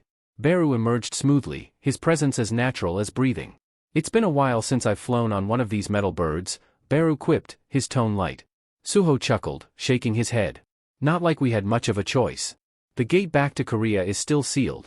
Glancing up at the departure board, Suho brought up his status window, the translucent screen glowing faintly in front of him. 7 levels in one shot, he muttered, a spark of pride lighting his eyes. Guess that boss monster and urgent quest paid off. Turning to Beru, a curious glint in his gaze, he asked. With my stats now, where do you think I rank as a hunter? Beru scrutinized the numbers, his piercing eyes scanning the data like a predator honing in on its prey.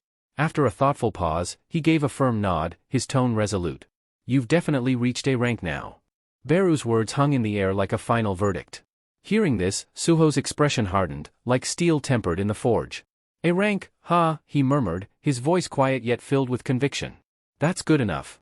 The preparations are done. It's time. His gaze darkened, a storm brewing beneath his calm exterior. Lee Min-sung, and the Iterum Apostle, they won't see this coming. Meanwhile, across the ocean in Korea? The Chivalry Guild's headquarters buzzed with activity. Their new building, modern, sleek, a symbol of their growing influence, stood as a testament to their rapid ascent in the hunter world. Inside one of the many offices, a group of hunters engaged in lively chatter, their voices laced with excitement. "We've come so far," one of them said, shaking his head in disbelief. "From a C-rank guild to taking on B-rank gates in Incheon. Who would have thought?" "Not just the gates," another chimed in, reclining in his chair. "Even this headquarters is massive. I still get lost in here."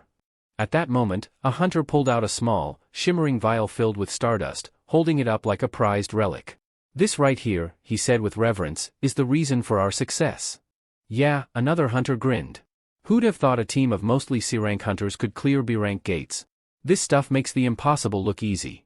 "The black market made it way more accessible, too," someone added. "And cheaper. Whoever's behind this supply, they're practically a saint." Leaning casually against the wall, Kim Sung-soo, a B-rank hunter with spiky hair, crossed his arms. His expression remained unreadable. "A saint?" He scoffed. "You guys really believe it's all sunshine and rainbows?" His sharp gaze flickered to the vial. "Something about that stuff feels off." A few hunters rolled their eyes. "Come on, Kim," one of them groaned. "You're B-rank. Of course, you don't get how much this helps us." Kim didn't flinch. Instead, he cracked open a soda, taking a slow, deliberate sip. "The Hunter Association is talking about banning it." The room, once filled with easy banter, suddenly fell into silence. The tension was palpable. "Wait, what?" one of the hunters blurted out. "Why the hell would they ban something that's helping us close more gates?" "They don't care about small guilds like ours," another muttered bitterly. Kim exhaled, shaking his head. "Ask them, not me," he said.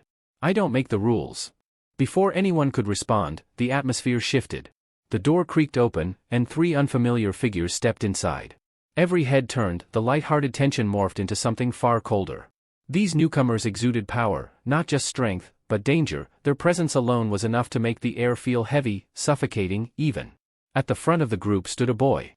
He seemed out of place, too young, too calm, too wrong. Taking a slow step forward, his piercing eyes swept across the room, analyzing, calculating, judging. So, the boy finally spoke, his voice soft, yet cutting sharper than a blade. "This is the Chivalry Guild?" Kim took a cautious step forward, his instincts screaming at him to be on high alert. His gaze sharpened as he studied the boy in front of him. "Who are you, and what do you want?" His voice was firm, demanding answers. The boy didn't blink. His expression remained eerily calm, as if this conversation was nothing more than a formality. "The Incheon Gate. You hold the rights to it." Kim's brows furrowed. Something about this kid felt wrong. "So what?" he asked, folding his arms. "Surrender them." Kim scoffed, unable to hide his disbelief. "You're kidding, right?" He let out a dry chuckle. "You march in here, throw around demands, and expect us to just hand over a B-rank gate?" The boy's cold, unwavering stare sent a shiver down Kim's spine. His next words cut through the room like a blade of ice. "I said, hand over the gate." Behind him, his companions stirred, their movements sharp and calculated, like predators about to pounce. The tension in the air thickened. Kim's instinct screamed danger. The boy's expression darkened, his patience wearing thin. His voice boomed, sharp and absolute. "I won't ask again. Hand over the gate." A heavy force exploded from him, pressing down on everyone in the room like an unseen weight. Kim's heart pounded as a strange glow flickered across the eyes of his fellow guild members. Their pupils shrank, consumed by a sinister yellow cross. One by one, they dropped to their knees, their voices eerily synchronized, their tone devoid of emotion. "Apostle. We obey." The soda can slipped from Kim's grasp, hitting the floor with a dull clatter. His stomach twisted as he stumbled back, his breath coming in shaky gasps. "What the hell is wrong with all of you?" His voice cracked, raw with panic. "This isn't normal. This isn't some guild prank." He lunged forward, grabbing one of his guildmates by the shoulders. He shook them, hard, but they didn't even react. They were like statues. His blood ran cold. Then, the boy's eyes settled on him. Unlike the others, Kim hadn't changed. "Ah," the boy mused, tilting his head as a cruel smirk curved his lips. "So you didn't consume stardust." Kim's chest tightened. The boy's grin widened, his voice dripping with amusement. "Perfect." He took a slow step forward. A pure one among the flock. Raising a single finger, he issued a new command. "The rest of you, you see nothing. You hear nothing. Until I say otherwise." In an instant, the room fell into absolute silence. The controlled hunters froze in place, their expressions utterly vacant. Kim's breath came ragged, his mind racing for an explanation. What the hell is happening? His voice trembled, but he forced himself to stand his ground. Why are they listening to you? Who the hell are you? The apostle chuckled softly, leaning back against the table, his posture exuding an unsettling calm menace. I was hoping for a proper conversation, he mused, brushing an imaginary speck of dust from his sleeve. His tone was almost bored. The others are so dull. Kim clenched his fists, his pulse roaring in his ears. The apostle's gaze flickered, amusement dancing behind his golden irises. Your kind, he continued, voice smooth as silk, was created to serve the Creator's will. Kim stiffened. What the hell is he talking about? And yet, the apostle sighed, shaking his head, you stray, clinging to the illusion of free will.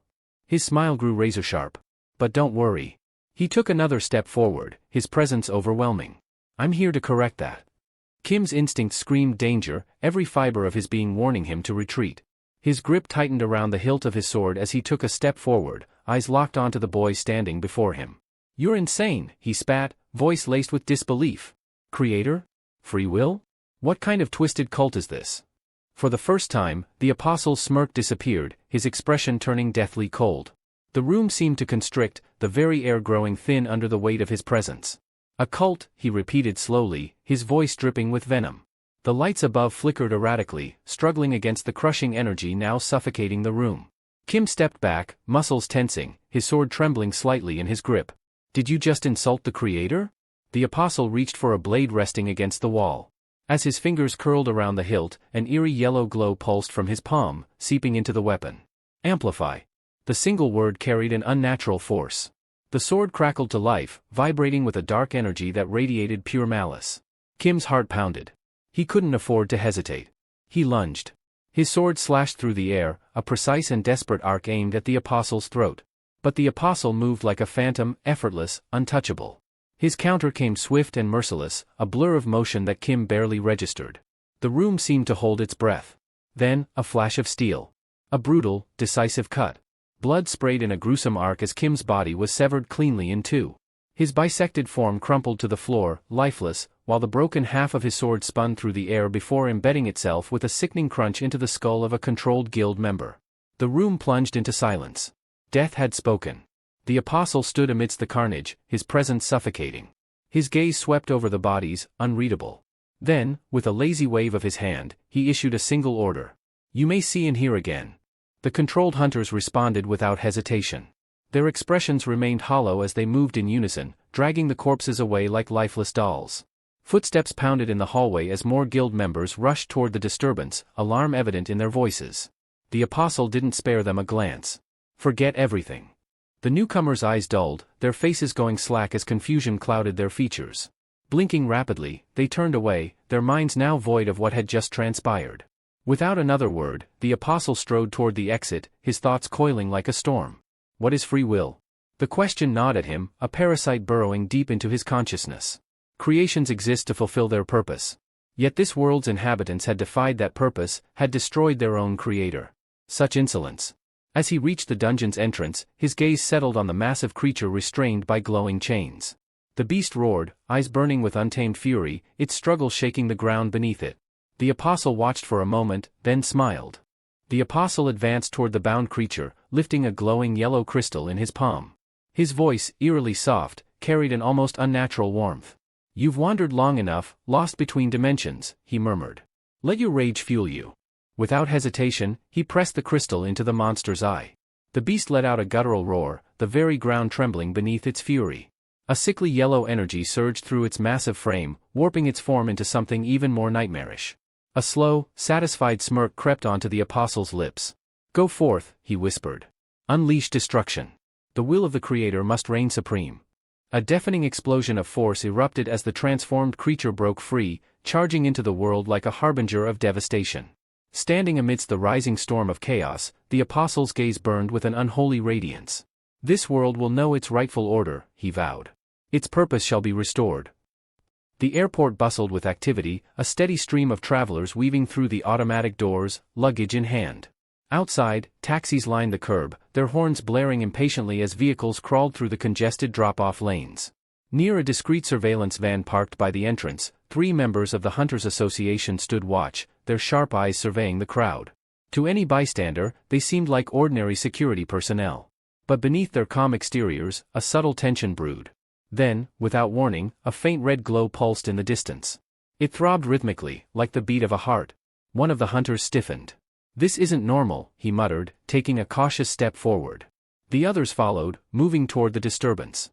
As they neared, a wave of oppressive mana slammed into them, thick and suffocating. The second hunter instinctively gripped the weapon at his side, his expression darkening. The energy pouring out of this gate. "If we don't handle the boss inside soon, we're looking at a full-scale dungeon break." The third, seemingly the leader, studied the swirling mass of crimson light with an unwavering stare. The energy crackled dangerously, its instability worsening by the second. "At an airport this busy?" His voice dropped, laced with urgency. The destruction would be catastrophic. Before they could react, something changed. Their eyes flickered, an unnatural yellow hue overtaking their irises. One of them, his posture unnervingly rigid, slowly turned. From the darkness beyond the gate, a figure emerged. Tall, poised, and exuding a suffocating aura of command, the Apostle of Iterum stepped forward. Silent figures flanked him, their presence ominous, their intentions unreadable. The first hunter, his voice now devoid of emotion, spoke in a flat monotone. "There is no threat here," he stated. "We'll inform the association that everything is under control, Apostle." The Apostle's gaze shifted to the gate, its chaotic energy writhing like a living thing. A smile ghosted across his lips. The Apostle stood in silence, his expression unreadable as the inevitable unfolded before him. The dungeon, its structure strained beyond its limits, finally shattered. From the gaping rift, monstrous entities poured forth, their grotesque forms twisting with primal fury. They moved like a relentless tide, flooding the surroundings with chaos. Yet, neither the Apostle nor his followers showed the slightest sign of fear. Instead, his gaze remained distant, as if lost in thought. While others would have seen only the carnage before them, he was drowning in memories, visions of a time long past. His thoughts surfaced, an unspoken monologue reverberating within his mind. Creations. Beings forged solely to enact the will of their makers. If they wished for war, we led countless battles in their name. If they desired treasures, we stripped them from the hands of the undeserving. A shadow flickered across his face as his mind sank deeper. Our existence had but one purpose, to fulfill their desires, to be the instruments of their will. Then, a memory surfaced, one that hardened his expression. One day, our Creator spoke. "One of our kin has fallen in another realm. Go forth and seize dominion over the world left without a master." The moment replayed vividly, as if time had folded in on itself. His voice, heavy with both reverence and disdain, echoed within him. And so, we obeyed. The grand army of the divine was mobilized, countless faithful gathered to fuel the crusade. But the passage between dimensions demanded an unfathomable toll. With each step forward, the void narrowed, allowing fewer of us to continue. Those left behind were lost forever, swallowed by the abyss between worlds. A flicker of red reflected in his cold eyes, mirroring the glow of the dungeon as his mind delved further into the past. For ages, we pressed onward, sacrificing all that was necessary. Until finally, we arrived. We stood upon the threshold of the forsaken world. His thoughts sharpened, each word in his mind carrying the weight of a blade. But what awaited us was not an empty domain ripe for conquest. No, standing before us was the very embodiment of terror. Darkness. An abyss so vast and absolute that it eclipsed all hope of victory. A grim stillness settled over him as the memory continued to unfold. It was not merely a barrier, it was a force. An entity beyond comprehension. In an instant, entire battalions were erased, swallowed by the infinite void. And from that abyss, an army emerged. A legion forged of shadow, led by generals whose power dwarfed even the greatest of the divine. The Apostle's fingers curled slightly, a rare display of emotion as he relived the nightmare. The darkness had not simply been an obstacle. It had been annihilation itself. The battle that ensued was unlike any conflict they had ever waged. Every warrior who fell did not simply perish, instead, their very essence was devoured and reshaped by the abyss, twisting them into ghastly shadows of their former selves. The divine army, once unshakable, found itself facing an enemy that grew stronger with every fallen comrade. The more they resisted, the more the darkness fed on their despair, its power swelling with each passing moment. What had started as a conquest in a world abandoned by its master soon spiraled into a war that bled into other realms. The divine forces, who had once marched with certainty, now staggered beneath the weight of their losses. The apostles, beings once revered for their unwavering faith, felt the first stirrings of doubt creeping into their minds. The apostle clenched his fists as the bitter memory resurfaced. Defeat, a notion they had never entertained, had become an undeniable reality. The casualties mounted, morale crumbled, and even the strongest among them began to waver. It was in this moment of desperation that Teal, God's chosen envoy, stepped forward, his presence radiating an aura of unwavering certainty. "This is not a loss," Teal declared, his voice cutting through the despair like a blade. "This is an opportunity." The apostle had listened in silence as Teal explained his reasoning. "Our passage between dimensions came at a great cost. The same applies to the darkness. It has withdrawn from the masterless world, and it cannot return easily, for the expenditure of mana was immense." More importantly, Teal's eyes gleamed as he delivered his final revelation. "The life forms of that world, they are devoid of mana." A murmur spread through the ranks. If that were true, then, "If we release the mist burns," Teal continued, his tone brimming with certainty, "we can seize control from within." The apostles exchanged glances, their intrigue evident. "The mist burns," Teal elaborated, "are the most fragile among our ranks. Their bodies are weak, their minds fractured, but their faith is absolute. Once ignited by divine fire, they become conduits of belief, spreading it like an unstoppable plague. And among those who lack mana, their influence will be unchallenged." A plan took form, one that was as audacious as it was brilliant. Instead of engaging in direct warfare, they would infiltrate, convert, and consume. Faith would spread like wildfire, and as more believers emerged, their collective devotion would manifest a sanctuary, a divine foothold that would allow them to invoke a miracle. It was a risk, but it was one they could not afford to ignore. Without hesitation, the divine army accepted Teal's strategy. Acting swiftly, Teal divided his divine essence into 5 fragments, each entrusted with a different purpose. The weakest among them was imbued with the embers of the mist burns, a mere sliver of power, barely perceptible. It was small enough to slip past the abyss' ever-watchful gaze, and so, undetected, it crossed into the masterless world. The plan had unfolded exactly as intended. The fragment infiltrated the world unseen, spreading its influence among the inhabitants. But just as their victory seemed assured, an unforeseen complication arose, one that threatened to upend everything. Contrary to their understanding, not all life forms in the masterless world were powerless. Some had awakened mana. A revelation that could jeopardize their entire plan. The fragment unearthed a truth that defied prior understanding. This world's sudden connection to mana was not a natural occurrence, but the aftermath of an event known as the Cataclysm. It was this moment in history that had reshaped the world's very foundation, infusing it with the energy that had once been absent.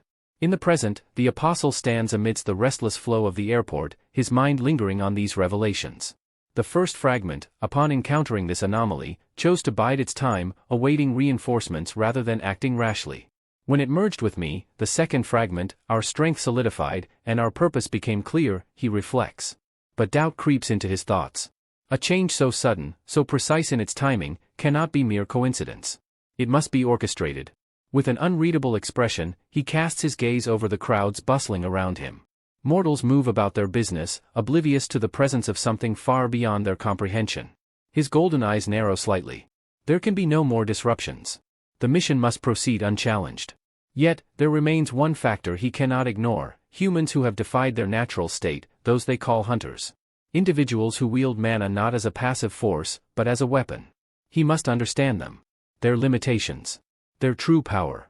To gauge the pinnacle of their kind, I must witness an S-rank hunter in battle.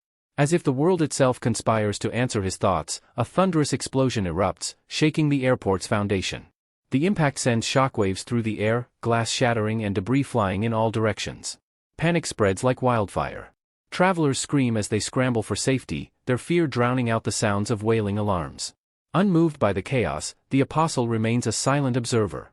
Through the swirling dust and settling rubble, monstrous figures emerge, hulking, grotesque creatures, their forms bristling with crude, jagged weapons. Their eyes sweep over the terrified masses before unleashing guttural roars, their predatory instincts driving them forward in a merciless charge. Among the fleeing crowd, a desperate voice cries out, "It's a dungeon break. Someone call the Hunters Association." The sheer terror in those words fuels the hysteria, sending people surging in every direction like a tide of helpless prey. The apostle, however, remains composed. If these creatures wreak enough havoc, a hunter of notable strength will surely appear, he muses. Perhaps even an S-rank. As if on cue, a figure dashes into the battlefield, weapon drawn and eyes ablaze with resolve. A dungeon break, here of all places? The apostle's golden gaze locks onto the hunter, his piercing stare dissecting every movement with chilling precision. Were these hunters already stationed here, or is this merely coincidence? The apostle's thoughts turned sharp as he observed their movements. Their coordination, their seamless use of mana, it was too precise to be happenstance. His golden gaze narrowed slightly. All of them, users of stardust. A flicker of intrigue crossed his expression as he took a step forward, the cacophony of battle raging around him like a chaotic symphony. To him, this was not an accident. This was fate revealing itself. His voice dropped into a murmur, laced with quiet disdain as his thoughts deepened. Stardust. The word held a weight of reverence in his mind, yet his tone carried a chill of calculation. An amplifier born from the distilled faith of the mist burns, it was ordinarily insignificant, a flicker in the grand design. But under the influence of Amplify, a gift bestowed upon him through Teal's divine ability, that minute faith became a force capable of warping reality itself. A faint pulse of crimson light emanated from him, subtle yet undeniable. The hunters closest to him, eyes already tinged with yellow from prolonged exposure to his influence, suddenly froze, as if an unseen force had bound them. Their expressions slackened, their postures stiffened, and in mere moments, their minds crumbled beneath his will. One hunter, his grip still firm on his sword, turned his vacant stare toward the apostle. "You are an obstruction." His words were devoid of warmth, spoken as an absolute decree. "Leave." Without hesitation, the hunter sheathed his weapon and bowed slightly. "Yes, apostle. As you command." With mechanical obedience, he turned and walked away, disappearing into the chaos as if his presence had never mattered. Meanwhile, the monsters continued their brutal rampage, unchallenged. A goblin, its jagged dagger glistening with malice, darted toward a defenseless woman. She barely had time to scream before the blade plunged into her back, driving her to the ground. The creature cackled gleefully as it continued stabbing, each thrust of its weapon met with a fresh spurt of crimson. The apostle stood motionless as blood splattered at his feet. The woman, gasping through the agony, extended a trembling hand toward him, her last act of desperate hope. A silent plea. A wordless cry for salvation. Her wide, fear-filled eyes met his. And he simply stared. Cold. Unmoved. Creations exist solely to fulfill the will of their creator. This was the truth he had always known. Life has only one purpose, obedience. Nothing more. As her fingers slackened and fell lifelessly, the apostle's expression grew unreadable, his eyes shadowed with a storm of thought. Why, he pondered, do humans possess such insatiable desire? What force compels these fleeting, fragile creatures to strive for something greater, their willpower rivaling even that of their makers? Turning his head slightly, he surveyed the chaos unfolding before him, the relentless slaughter carried out by the monstrous horde. The screams of the dying, the scent of blood thick in the air, and the sight of destruction fed his contemplation. Could it be, he wondered, that these insignificant beings held some higher purpose, some unknown strength beyond mere survival? Meanwhile, amidst the devastation, a lone man dashed frantically through the blood-stained streets, his breath ragged with panic. His wild, terror-stricken gaze caught sight of another figure moving against the tide of fleeing survivors. Unlike the rest, this one walked forward, closing the distance toward the carnage with an unsettling calm. What kind of lunatic runs straight into a massacre? The fleeing man gasped, stumbling over debris, his mind struggling to process what he was witnessing. The approaching figure was none other than Suho. With a quiet scoff, he adjusted the black mask concealing the lower half of his face, his tone laced with irritation. A dungeon break, huh? What a warm welcome. Nearby, a desperate scream rang out as a man lost his footing and hit the ground hard. He barely had time to raise trembling hands in a feeble attempt to shield himself before a towering beast loomed over him, its crude weapon poised to strike. The fatal blow never came. A powerful kick crashed into the monster's face, sending it hurtling backward as its club tumbled to the ground with a heavy thud.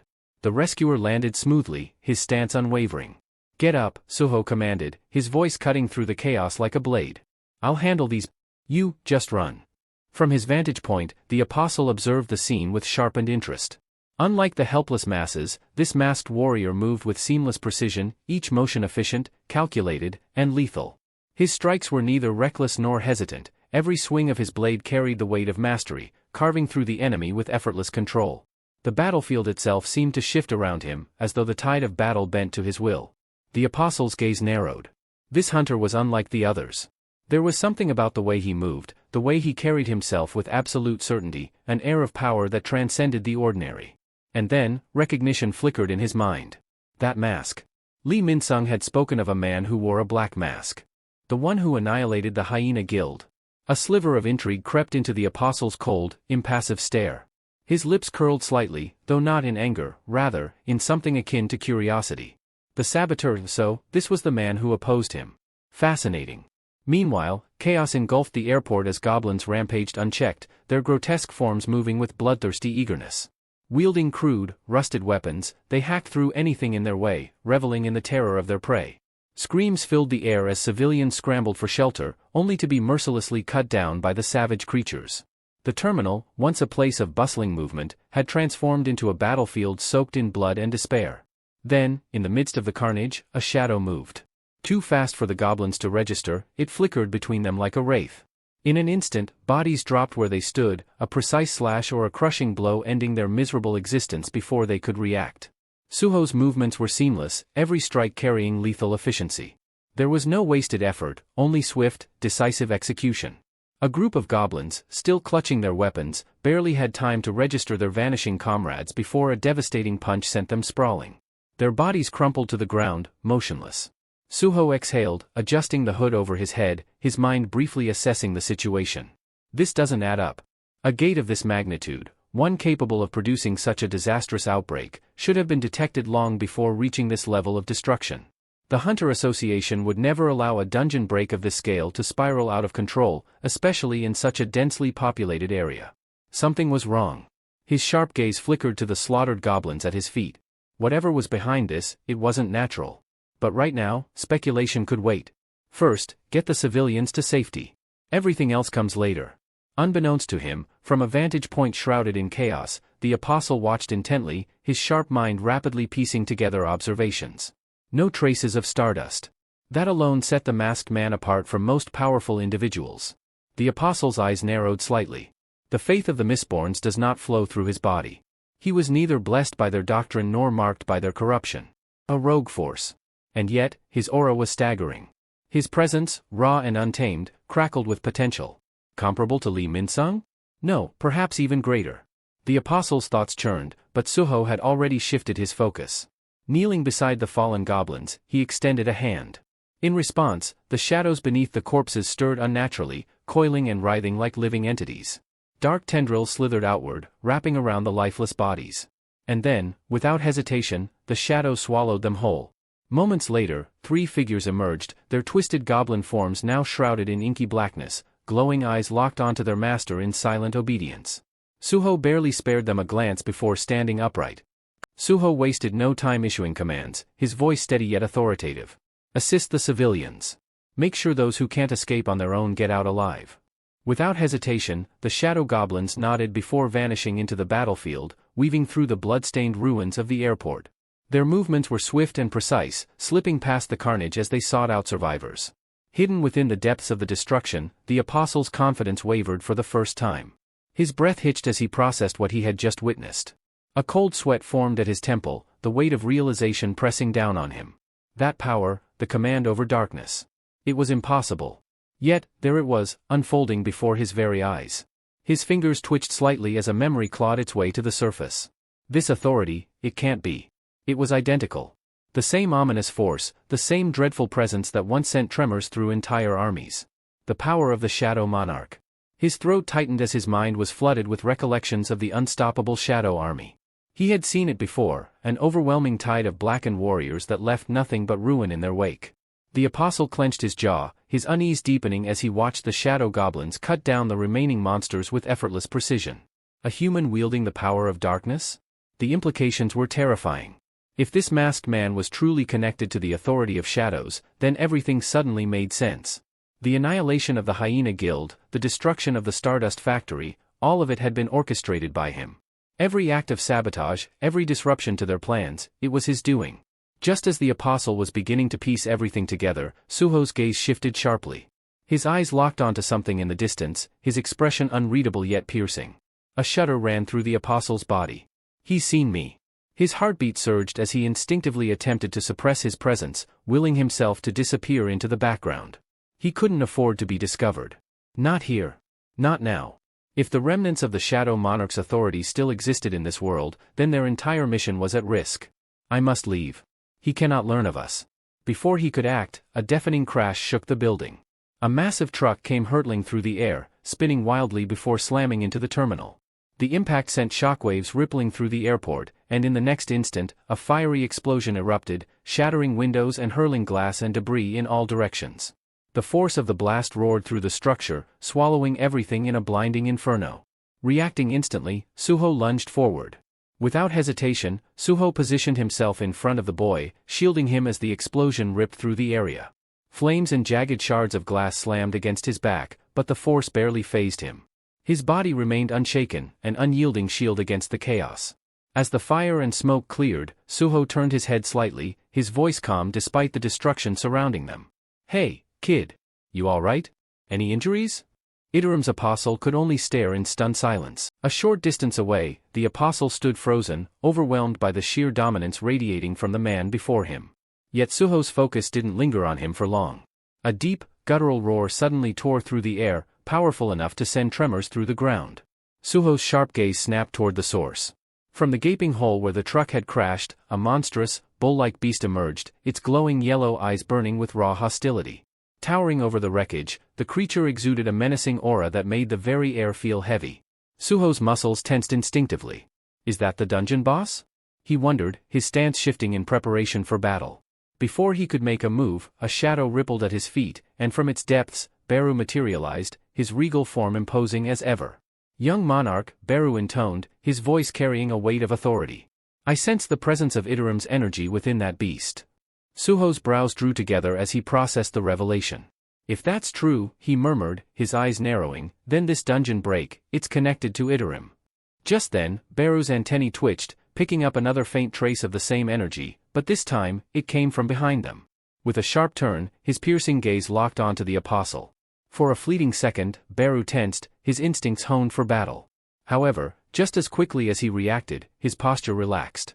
His glowing eyes studied the figure before him. "It's just a child?" Beru mused skeptically. "Am I imagining things? There's no way someone so young could be radiating Iterim's energy." Dismissing the thought, he redirected his attention to the real threat. The bull-like monster, clearly growing impatient, stomped its colossal hooves against the shattered pavement, unleashing an earth-shaking bellow. Then, with alarming speed for its size, it lunged forward, fists clenched, aiming directly for Suho. Yet Suho didn't flinch. Instead, he tightened his grip, his own fists curling with resolve. "I'll need to give it everything I have," he thought, already making a swift decision.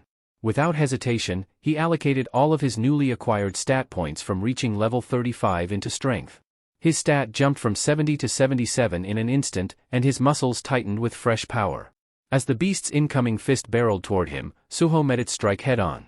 The moment their fists collided, a deafening crack rang out, followed by a violent shockwave that sent debris flying in all directions. The sheer force of their clash sent spiderweb-like cracks spreading across the ground beneath them, as if the very earth recoiled from their battle. Neither Suho nor the monster relented. Locked in a fierce test of strength, they pushed against each other, both refusing to yield an inch. Meanwhile, standing in the dimly lit shadows, the apostle remained an observer, his eyes darting between the combatants. His mind raced as he tried to comprehend the battle unfolding before him, piecing together the significance of what he was witnessing. Did he just save me? The apostle's gaze lingered on Suho's back, his expression flickering between irritation and confusion. His lips curled into a sneer as he processed the situation. "He thinks I'm just a helpless human child." Watching the battle unfold, the apostle's sharp eyes studied Suho with renewed interest. He could sense the authority of darkness flowing through him, but compared to the true depths of darkness, Suho's power was a mere fragment, an insignificant shadow of something far greater. Still, his potential remains unknown. A slow smirk crept across his face as realization dawned. "Fate has handed me an opportunity today. Meeting him here, this is perfect. If I eliminate him now, I can erase any future threats before they arise." Just as he resolved to act, a sudden voice shattered the tense atmosphere. "Sorry I'm late." The words echoed through the air, drawing every eye toward the new arrival. A man strode into the ruined airport with effortless confidence, his presence exuding undeniable authority. In his outstretched palm, flickering flames burst to life, crackling hungrily as they fed on his mana. "All right then," he continued smoothly, firelight dancing across his sharp features. "Let's wrap this up quickly." His charisma was undeniable, an aura of raw power radiating from his very being. As he raised his arm, fireballs materialized above his palm, each one burning with an intensity that made the air shimmer with heat. The goblins lurking in the vicinity froze, their beady eyes widening in shock at the sight of the floating infernos above them. Even the apostle, despite his usual composure, couldn't suppress a flicker of curiosity. Who is this hunter? For the first time, his attention wavered from Suho. Meanwhile, Suho, still locked in combat, instinctively took a step back. His sharp eyes darted around the battlefield as he muttered under his breath.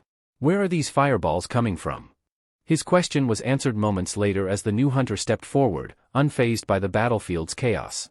His piercing gaze burned crimson with fierce determination, and the flames around him roared higher, as if responding to his resolve.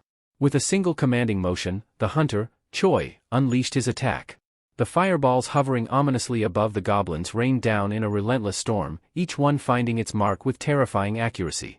The creatures barely had time to react before they were consumed by the flames, their shrieks of agony drowned out by the roar of the inferno. In mere seconds, their bodies disintegrated into nothing but smoldering ash, the heat distorting the air around them. Suho stood frozen, his eyes wide with shock. This is unreal. He had faced powerful individuals before, but witnessing so many enemies erased in an instant left him momentarily speechless. His gaze snapped toward Choi, scrutinizing him more carefully than before. Who is this man? The crimson glow of his eyes, the overwhelming presence, and the absolute mastery over flames, there was no mistaking it. Could this be Choi Jiang, the S-rank fire-wielding hunter? Suho's mind raced, but before he could dwell on the thought, Choi shifted his focus to the monstrous bull that had somehow endured the blazing onslaught. A smirk played at the corner of his lips, his expression unreadable yet laced with amusement. So, you're still standing, he mused, his voice carrying a note of intrigue. You're tougher than I thought. Without wasting another moment, Choi raised his hands, summoning flames that coiled around him like living serpents. The fire twisted and condensed, reshaping itself into a bow, its string crackling with embers. An arrow of pure fire materialized, radiating such intense energy that even the apostle instinctively took a cautious step back. Suho's eyes narrowed. That attack, it's on a completely different level. Choi took careful aim, his fiery weapon poised and ready. His crimson eyes locked onto the bull monster, his focus razor-sharp. Let's see how you handle this, he muttered, pulling the bowstring back. Sensing the lethal threat, the bull monster bellowed furiously and charged, its massive hooves shattering the ground beneath it. It leapt, muscles coiled, ready to strike down the hunter in a single devastating blow. But Choi was faster. The instant he released the arrow, it tore through the air with a piercing screech, moving at a speed beyond comprehension. In the blink of an eye, the fiery projectile struck its target dead center. A violent explosion erupted. Blinding flames engulfed the bull monster, the sheer force sending shockwaves through the battlefield. The creature's massive frame was hurled backward, crashing through layers of concrete and steel, obliterating everything in its path before vanishing beyond the horizon. Then, silence. All that remained was a trail of smoke and the distant glow of embers. Choi lowered his arm as the firebow disintegrated into wisps of flame, his breath steady, his expression calm. Surveying the destruction he had wrought, he let out a quiet chuckle. Well, he said casually, brushing off stray embers from his sleeve, that's that. Suho, still rooted to the spot, barely registered the words. His fists clenched as he tried to process what he had just witnessed. He defeated that thing in a single strike. Just how strong is he? Around them, the remnants of the battlefield flickered with dying flames, casting eerie shadows across the wreckage of twisted metal and shattered glass. The tension that had gripped the air moments ago broke as the remaining civilians finally grasped what had happened. Whispers turned to cheers. It's him, it's really Hunter Choi, someone shouted, their voice filled with awe. As expected of the human weapon, another added, trembling with excitement. He's invincible. Choi merely lifted a hand in acknowledgement, a modest smile tugging at his lips. Glad you're all safe, he replied smoothly. Yet, even as the applause echoed around him, his demeanor subtly shifted. The warmth in his expression cooled as his sharp gaze swept over the battlefield once more, scanning the rubble with careful calculation. Choi's eyes scanned the wreckage, his gaze sharp and searching. He was certain he had seen a child just moments ago. Where did he go? His eyes landed on a torn jacket lying amidst the debris. Brow furrowing, he knelt and picked it up, inspecting the fabric with quiet contemplation. The hunter who was fighting before I arrived? Did they really just slip away without taking any credit? Why? Meanwhile, hidden behind a collapsed pillar, Suho remained crouched in the shadows, his breathing measured and silent. His sharp eyes followed Choi's every movement, analyzing the seasoned hunter's actions. I should be grateful he arrived when he did, Suho thought, his mind racing. But I can't afford to let my identity be exposed. It's too soon. I need to vanish before anyone realizes I was here. His gaze flickered over the scene one last time, taking in the destruction, the fading embers, and the lingering energy of the battle. A chill ran down his spine as his thoughts darkened. The teetering always operate from the shadows, manipulating events from behind the scenes. But this, attacking civilians in broad daylight? This wasn't random. His fists tightened. They're planning something far bigger. With that, Suho slipped deeper into the ruins, merging into the wreckage as effortlessly as a shadow fading into the night. As dusk settled over the city, the sky transformed from a fiery orange to a brooding shade of midnight blue. The sun's dying embers gave way to the silver glow of the rising moon, casting long, eerie shadows across the shattered streets.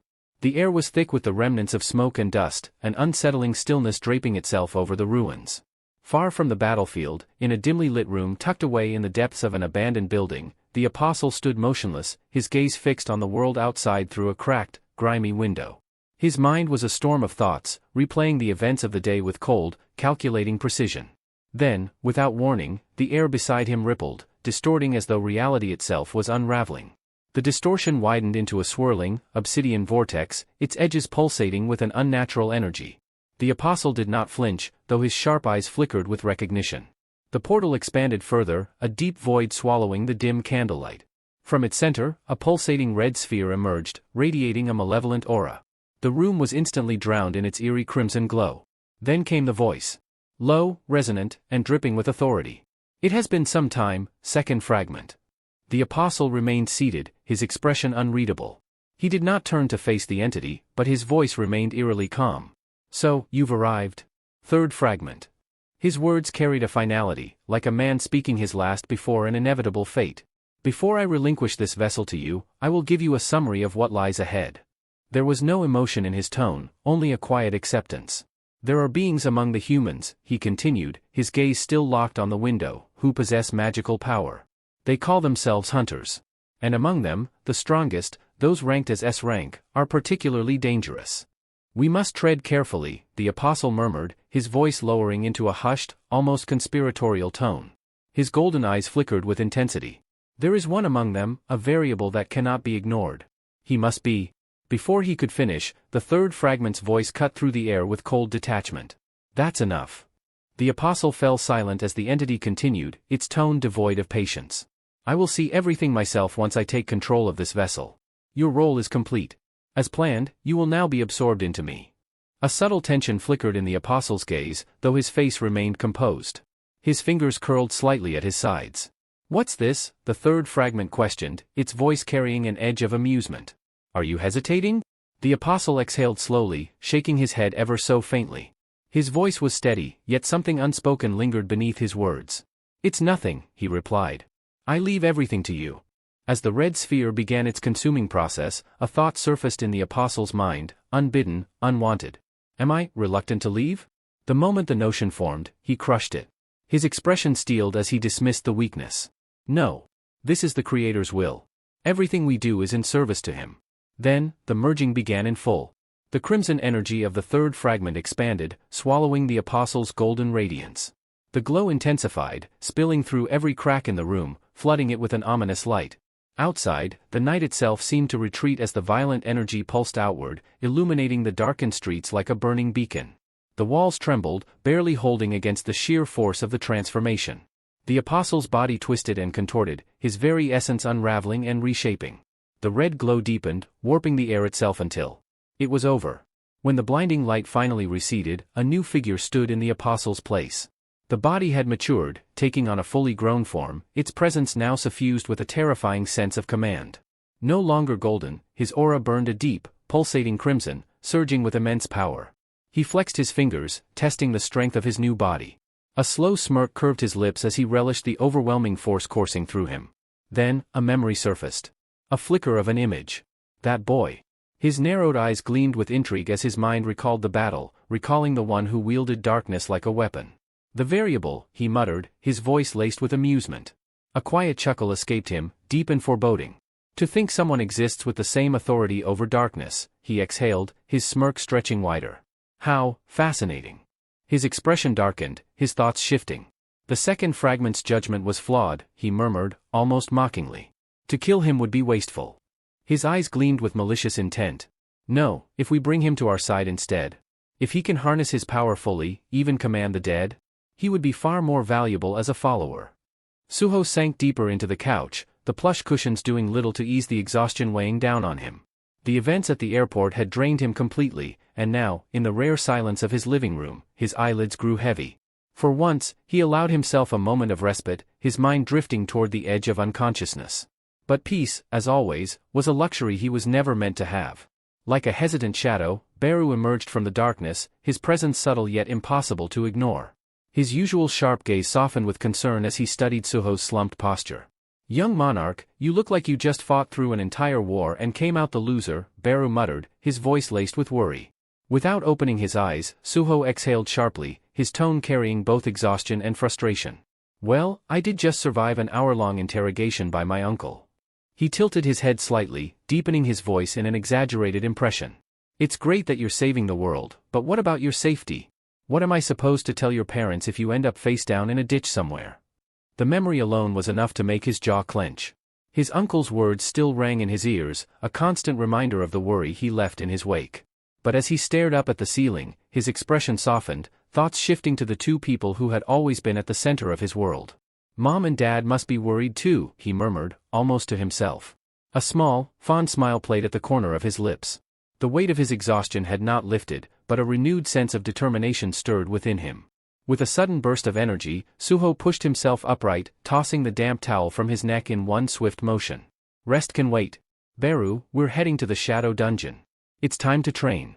Beru blinked, momentarily taken aback. "Young monarch, shouldn't you at least take a short break? Even those with the power of shadows need to sleep." Suho smirked, already rolling his shoulders in preparation. "I just remembered, I haven't completed my daily quest yet. I can't afford to miss those rewards. You know, priorities." Beru let out a nervous chuckle, though the twitch of his antennae betrayed his concern. "I swear, the young monarch treat's getting stronger like an addiction, like one of those players who can't stop pulling for rare items." Ignoring the remark, Suho raised his hand, summoning a swirling vortex of darkness. The portal to the Shadow Dungeon spiraled open before them, an endless abyss stretching beyond its borders. Without hesitation, they stepped inside.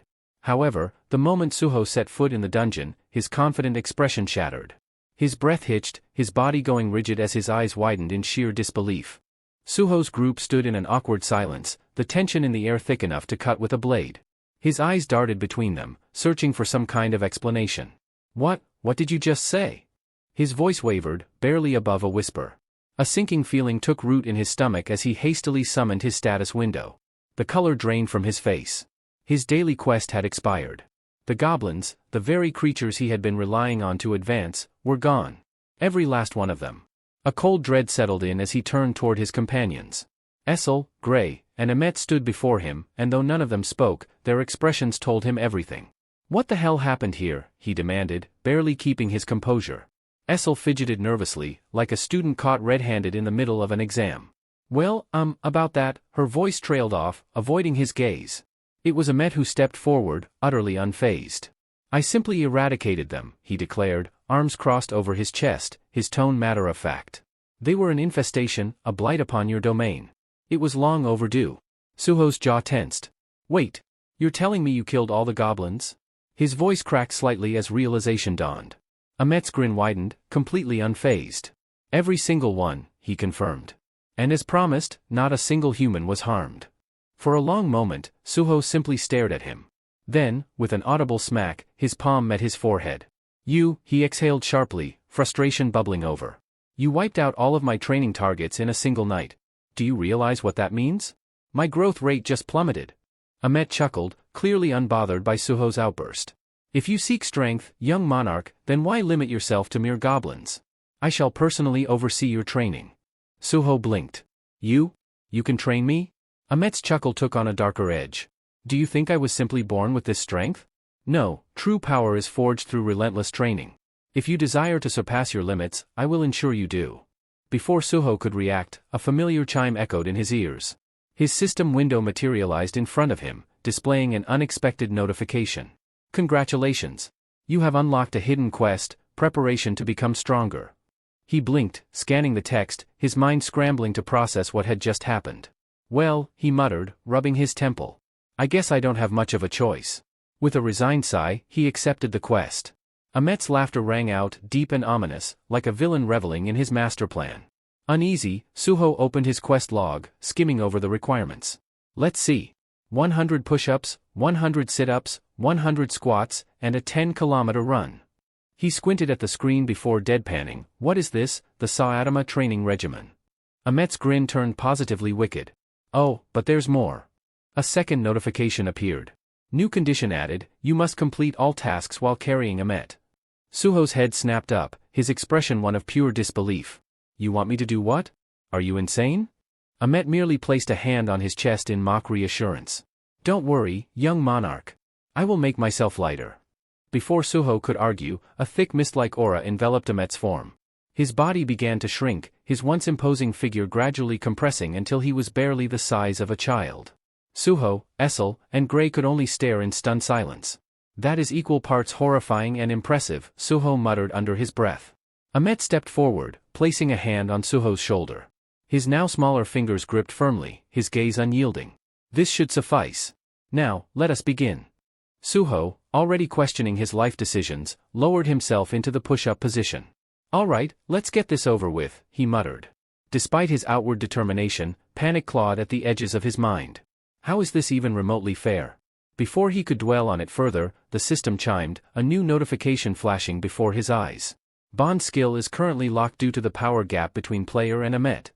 Requirement, level 80 to unlock. Suho's soul nearly left his body. Fantastic, he groaned internally. Just what I needed. Ahmet wasted no time, hopping onto Suho's back with an ease that felt almost mocking. The instant he did, Suho's arms buckled, his body trembling under a weight that felt less like a person and more like a collapsed building. A deep crack echoed from the ground beneath him. Essel and Gray watched, frozen in shock. Meanwhile, Beru murmured, I think the young monarch is about to die. Ahmet let out a hearty laugh.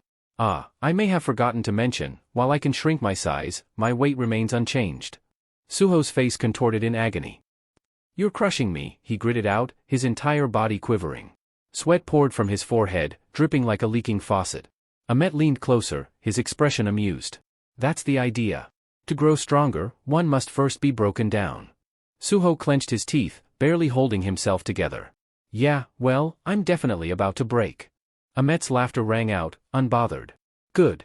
Now, give me 99 more push-ups, young monarch. Suho let out a strangled groan. Just kill me already. Miles away, in a derelict structure on the outskirts of Paiju's field-type dungeon, a different kind of suffering unfolded. The air inside the ruined building was thick with the sound of muffled screams. A mistborn creature convulsed violently, its distorted form writhing in agony. Dim, flickering lights cast eerie shadows on the walls, which were smeared with unsettling stains. The place resembled a crude, makeshift laboratory, half-destroyed equipment littered the floor, and the scent of rusted metal and burnt flesh lingered in the air. Standing amidst the chaos was Lee Minsung, his sharp eyes locked onto the tortured creature. He exhaled slowly, the smoke from his cigarette curling lazily around him. The approaching sound of footsteps barely registered to him. He didn't even bother turning around. So, you finally decided to show up, he muttered coolly. Taking another long drag from his cigarette, he exhaled before speaking again, his tone laced with barely restrained irritation. How much longer am I supposed to keep doing this? Before he could continue, a low, guttural voice cut through the air. Human, you should feel honored to be a part of this. The voice belonged to the figure standing just behind him, a towering presence cloaked in darkness. Murmu, the overseer of the Stardust Factory, stepped forward, his grotesque form barely illuminated by the dim lighting. His presence was suffocating, an ominous shadow that loomed over everything. A twisted grin spread across his monstrous face. You wouldn't want to disappoint us, now would you? Murmu's expression shifted, his voice taking on a reverent tone. The Chosen One delivered us from our miserable existence. He granted us purpose. At those words, something inside Lee Minsung snapped. With a flick of his fingers, he discarded his cigarette, its ember hissing softly against the cold floor. In the same motion, he whirled around, his blade flashing through the dim light. A sharp shlick echoed through the room as his sword carved through the demon's writhing tentacles, severing them cleanly. The amputated limbs hit the ground with a grotesque squelch, oozing dark ichor onto the already stained floor. His voice was low, but each word dripped with venom. A wretched life? Lee's glare burned into Murmu, his grip tightening on the hilt. And a monster like you dares to judge me? Do you have a death wish? Murmu remained unfazed, his unreadable gaze meeting Lee's fury without flinching. He neither retreated nor retaliated, simply watching. With an irritated scoff, Lee sheathed his sword, the blade sliding back into its scabbard with a sharp click. Enough of this, he growled. Where's the kid? Murmu's lips curled into a knowing smirk. The apostle is preoccupied. Lee's eyes narrowed dangerously. His voice dropped into a quiet threat. Lim Taegu will return to Korea soon. Tell your apostle to honor his promise. Instead of responding immediately, Murmu reached into the folds of his robes, retrieving a small glass vial. Within it, a thick, swirling substance glowed ominously, concentrated stardust, its sinister energy pulsing like a heartbeat. Holding it up, he turned to Lee with an almost amused tilt of his head. You've been given this already, haven't you? The demon's voice was laced with intrigue. Why do you refuse to use it? Lee didn't answer, his gaze locked onto the vial with open disdain. Murmu continued, his voice almost wistful as he reminisced. The chosen one came to me after the Shadow Monarch shattered the demon realm. I was left to rot in the dimensional rift, abandoned, barely clinging to life. But he saved me. And thanks to his gift, the berserk poison, stardust, spread across the realm. We annihilated the later household, those wretched traitors. Lee remained unimpressed, his expression hardening with every word. Sensing an opening, Murmu pressed on. If you follow the apostle, you will gain strength beyond your wildest imagination. You could crush this Lim Taegu without effort. Is that not what you desire? Lee's response was swift, his voice sharp as a razor's edge. Don't act like you understand S-ranks. Without another glance, he ground the smoldering remains of his cigarette under his boot and turned for the exit. Keep your cultist garbage to yourself, he muttered coldly. I'm never touching that stuff. As he strode away, Murmu's voice followed him, taunting. Foolish human. You'll always be a loser. Lee didn't react, but his clenched jaw spoke volumes. Once outside, he headed toward his car, his mind clouded with grim thoughts. I just have to endure this until that kid takes out Lim Taegu. His fingers drummed restlessly against the steering wheel. After that, I'll hand them all over to the Hunter Association. Let them deal with this mess. He exhaled slowly, his eyes dark with something unreadable. I was untouchable once. I'll make sure things go back to how they were supposed to be. With that, he started the engine, disappearing into the night. Unbeknownst to Lee Min-sung, a silent observer lurked in the darkness, carefully watching his every move. The hunter pressed a finger to his earpiece, speaking in a measured tone. Association Chairman, Lee Min-sung just exited Paiju's field dungeon. I'm willing to bet that's where stardust is being produced. On the other end of the call, the chairman's face darkened. Understood. Hunter Miho, keep tracking him. As the call ended, Chairman Lee turned toward Choi, who stood nearby, flipping through a stack of reports. Without looking up, Choi spoke, a hint of satisfaction in his voice. It seems we're finally closing in on Lee Min-sung's activities, Chairman. The chairman's expression remained severe. During the airport dungeon break, all staff assigned to monitor the surrounding gates reported experiencing simultaneous memory loss. His fingers tapped lightly against his desk. Every single one of them had ingested stardust. Choi adjusted his glasses, his expression sharpening. Reports of hunters behaving erratically have surfaced across multiple regions. And they all have one thing in common, stardust. The chairman exhaled slowly, his resolve hardening. The Hunter Association will issue a full ban on stardust. As for Lee Min-sung, his voice grew colder. We'll bring him down. And whoever is pulling the strings behind him. Choi straightened, determination gleaming in his eyes. My hunters stand ready, Chairman. The chairman's gaze drifted to a framed photograph on his desk, one of him and Jin Woo. His thoughts grew heavy. CEO, you assured me Suho returned safely. If he's a growth-type hunter like his father, the system may prove to be an obstacle. I'll do everything in my power to support him. Meanwhile, deep within the shadow dungeon, Suho's entire body trembled under the immense strain. His breath came in ragged gasps, his muscles screaming in protest. Sweat and blood dripped onto the ground beneath him as he struggled through his 99th push-up. Lowering himself for the final repetition, pain tore through his arms, the overworked muscles finally giving way. A sickening rip echoed through the training hall as his flesh split open, crimson spraying across the stone floor. Yet, through sheer willpower, he forced himself upward one last time. The moment he completed the 100th push-up, his body collapsed with a heavy thud, motionless against the cold ground. Ahmet climbed off Suho's back, stretching casually. Young monarch, are you finished already? His tone carried nothing but mild amusement. That was just the push-ups for today. Essel and Gray gawked at Suho's broken form, their expressions filled with horror. Essel's voice cracked as she cried out, his arms, his bones, he's completely shattered. Even Beru, usually unfazed by such things, bared his fangs in fury. "You reckless beast," he growled, fists clenched. "What have you done to the fragile young monarch? This training ends now." But just as Essel reached out, Suho stirred. His bloodied hand twitched, then lifted slightly.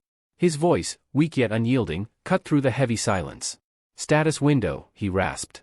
A radiant interface flickered into existence before Suho, the translucent glow illuminating his battered frame. Without hesitation, he navigated to the system store, swiftly purchasing a set of healing potions. The others watched in stunned silence as he uncorked the vial and drank, the golden liquid seeping into his wounds like molten light. Within moments, his torn flesh mended, his broken muscles knitting back together. A faint grin tugged at the corners of his lips. "I have to get stronger," he murmured, his voice hoarse yet resolute. His gaze sharpened. "Before I face Li Minsung." Ahmet, standing tall, observed Suho with something akin to approval. His amusement deepened as Suho, still trembling, forced himself onto his feet. "3 tasks left, right?" Suho asked, shaking off his exhaustion with sheer willpower. His breaths were labored, but his determination blazed brighter than before. Ahmet chuckled, the sound low and ominous. "You've got fire, young monarch, but we're just getting started." Essel and Beru remained frozen in place, their expressions pale as they watched the brutal training unfold. Their eyes darted between Suho and Ahmet, their unease growing with every grueling exercise.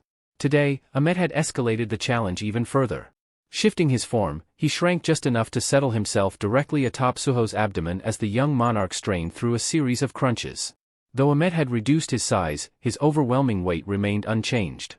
Each rep was pure agony. The ground beneath Suho splintered with every rise and fall, his body visibly breaking under the pressure. Blood streaked his face, his muscles screamed in protest, yet he refused to falter. Essel clenched her fists, her voice barely above a whisper. "This is insane." But Suho endured. Again and again, he pushed through, and when the final crunch was completed, he immediately accessed the system shop, downing another potion in one swift gulp. The healing energy coursed through him, barely granting him enough reprieve before the next challenge began. Ahmet smirked. "Now, sit-ups." He remained seated on Suho, his monstrous weight pressing down like an immovable boulder. Realizing sheer strength alone wouldn't suffice, Suho activated his bonding skill with Gray. A faint aura flared around him, and though his body still trembled violently, the added reinforcement allowed him to continue. Each sit-up was a brutal war against both Ahmet's crushing weight and his own limits. His breath came in ragged gasps, his teeth clenched so tightly they threatened to crack. Yet, through sheer defiance, he powered through the set. By the final rep, Suho collapsed onto the fractured ground, his body convulsing with exhaustion. But there was no time to rest. Potion bottles scattered around him as he drained another elixir, bracing himself for the final trial, a 10-kilometer run. Ahmet, perched smugly atop Suho's shoulders, crossed his arms. "Try not to fall." With a final, deep inhale, Suho launched forward. Each step sent tremors rippling through the dungeon floor, his feet carving deep imprints into the cold stone. Sweat drenched him, streaming down his face in rivulets. His lungs burned, his muscles screamed for mercy, yet he kept running. The agony blurred his vision, and tears mixed with the sweat dripping from his chin. But Suho didn't stop. Because stopping meant weakness. And he would not allow himself to be weak. As Suho pushed himself forward, his legs burning with exhaustion, Ahmet observed him in silence. A thought crossed his mind. This young monarch, he refuses to surrender. No matter the obstacle, no matter how impossible the challenge, he keeps moving forward. If he continues like this, one day, he might surpass Tarnak. Perhaps even the other monarchs. When Suho finally reached the finish line of his grueling run, his breath came in ragged gasps, his voice hoarse as he groaned, "My back. I need a potion. Maybe 2. Beside him, Gray, no longer strengthened by their bond, collapsed with a heavy thud. The two lay motionless on the dungeon floor, their chests rising and falling as if their very souls had been wrung dry by the brutal training. A heavy silence settled over them until a familiar chime echoed through the dungeon. A translucent screen materialized above Suho, the system's message blinking in bright letters. "Daily quest rewards available." Hearing the notification, Essel, Beru, and Ahmet approached, their gazes filled with a mix of admiration and concern. Beru, usually composed, spoke in a low, approving tone. "Young monarch, today's training is complete." Suho, still sprawled across the shattered ground, barely lifted his head to glance at the floating text before him. His voice was weak but laced with satisfaction. "That was absolute hell," he exhaled deeply. "But thanks to this, my endurance and strength have improved." The system confirmed his progress. Strength, 78-79? Endurance, 40% 60%. A tired but victorious grin tugged at Suho's lips. If I can get through these quests with less struggle, I'll grow even stronger. The pain is worth it. Lifting a trembling hand, he motioned toward Amet. I'll be counting on you tomorrow too. Amet nodded, an approving smirk playing at his lips. Of course, young monarch. When Suho finally returned home, his body felt like lead. The moment he collapsed onto his bed, sleep claimed him instantly. Beru, standing beside him, watched quietly for a moment before reaching down to drape a blanket over Suho's battered body. His expression softened as he murmured, "You did well today, young monarch." With that, he turned and exited the room, his usual serious demeanor giving way to excitement.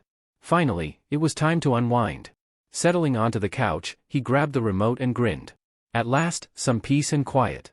The television flickered to life, and he leaned back, ready to enjoy his well-earned break. But his good mood was short-lived. The screen filled with the image of a news anchor, their expression grim. Breaking news, the reporter announced. The Hunter Association has just implemented new regulations regarding field-type dungeons in response to the catastrophic airport dungeon break. Beru's grin faded as his gaze darkened, a heavy feeling settling in his chest. The broadcast continued, cutting to harrowing footage of ruined landscapes and the chaos left in the wake of the incident.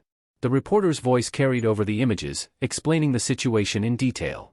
Field-type dungeons are crucial for obtaining rare resources, including the magical essence of slain monsters. Because of their value, control over these dungeons is often handed to private guilds, allowing them to reap massive profits. However, following this catastrophe, the Hunter Association has declared its intent to enforce strict regulations. Prominent guilds, including the Grim Reapers Guild, which manages multiple high-ranked field dungeons, will face immediate scrutiny. The screen shifted, transitioning from the destruction to a dimly lit office. Lee Min-sung sat in an opulent leather chair, his fingers drumming rhythmically against the polished armrest. The glow of his desk lamp flickered against the sharp lines of his furrowed brow as his keen eyes scanned the document before him. After reading the final line, he placed the papers down with a sharp snap and turned his gaze toward the Hunter Association official seated before him. His voice, though calm, carried a distinct edge of disbelief. What is this supposed to be? Some kind of joke? One of the association representatives adjusted his glasses before stepping forward cautiously. Vice Guildmaster Lee, the Grim Reapers Guild has gained control over an excessive number of field-type dungeons. If left unchecked, these dungeons could become highly unstable, leading to widespread destruction, especially in their current state. Another official spoke next, his tone firmer. The upper management of the Hunter Association has issued an urgent directive, the immediate clearance of the B-rank field dungeon, Paiju Field. As you're aware, that particular dungeon falls under the jurisdiction of your guild. At the mention of Paiju Field, Min-sung's expression darkened, though he remained composed. Beneath the table, his fists clenched tightly. The association member continued, pressing the matter further. In addition, Vice Guildmaster, our records show that you haven't participated in any hunter-related activity for over 6 months. If you refuse to take part in this raid, your hunter license will be subject to review. A storm brewed in Min-sung's eyes as he processed the implications.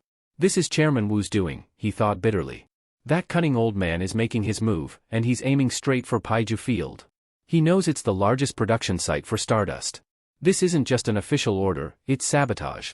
His mind raced for a way to refuse without drawing suspicion.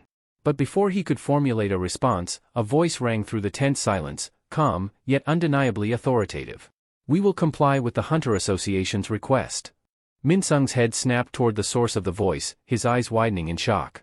Standing in the doorway was none other than Lim Tae-gu, the S-rank hunter and the guildmaster of the Grim Reapers Guild. The association officials exchanged brief, relieved glances as Min-sung struggled to suppress the sinking feeling in his chest. Thank you for your cooperation, Guildmaster Lim, one of the Hunter Association representatives said, bowing respectfully. Lee Min-sung clenched his jaw so tightly that it felt as if his teeth might crack. So that's why he rushed back from his overseas mission, he thought bitterly. Not for the guild, not for any urgent matter, just to get in my way. Lim Tae-gu strode into the room, his presence alone commanding attention. His sharp eyes briefly locked onto Min-sung's, and though he remained silent, the unspoken suspicion in his gaze was unmistakable. As the association officials began filing out, one of them turned back to deliver a final instruction.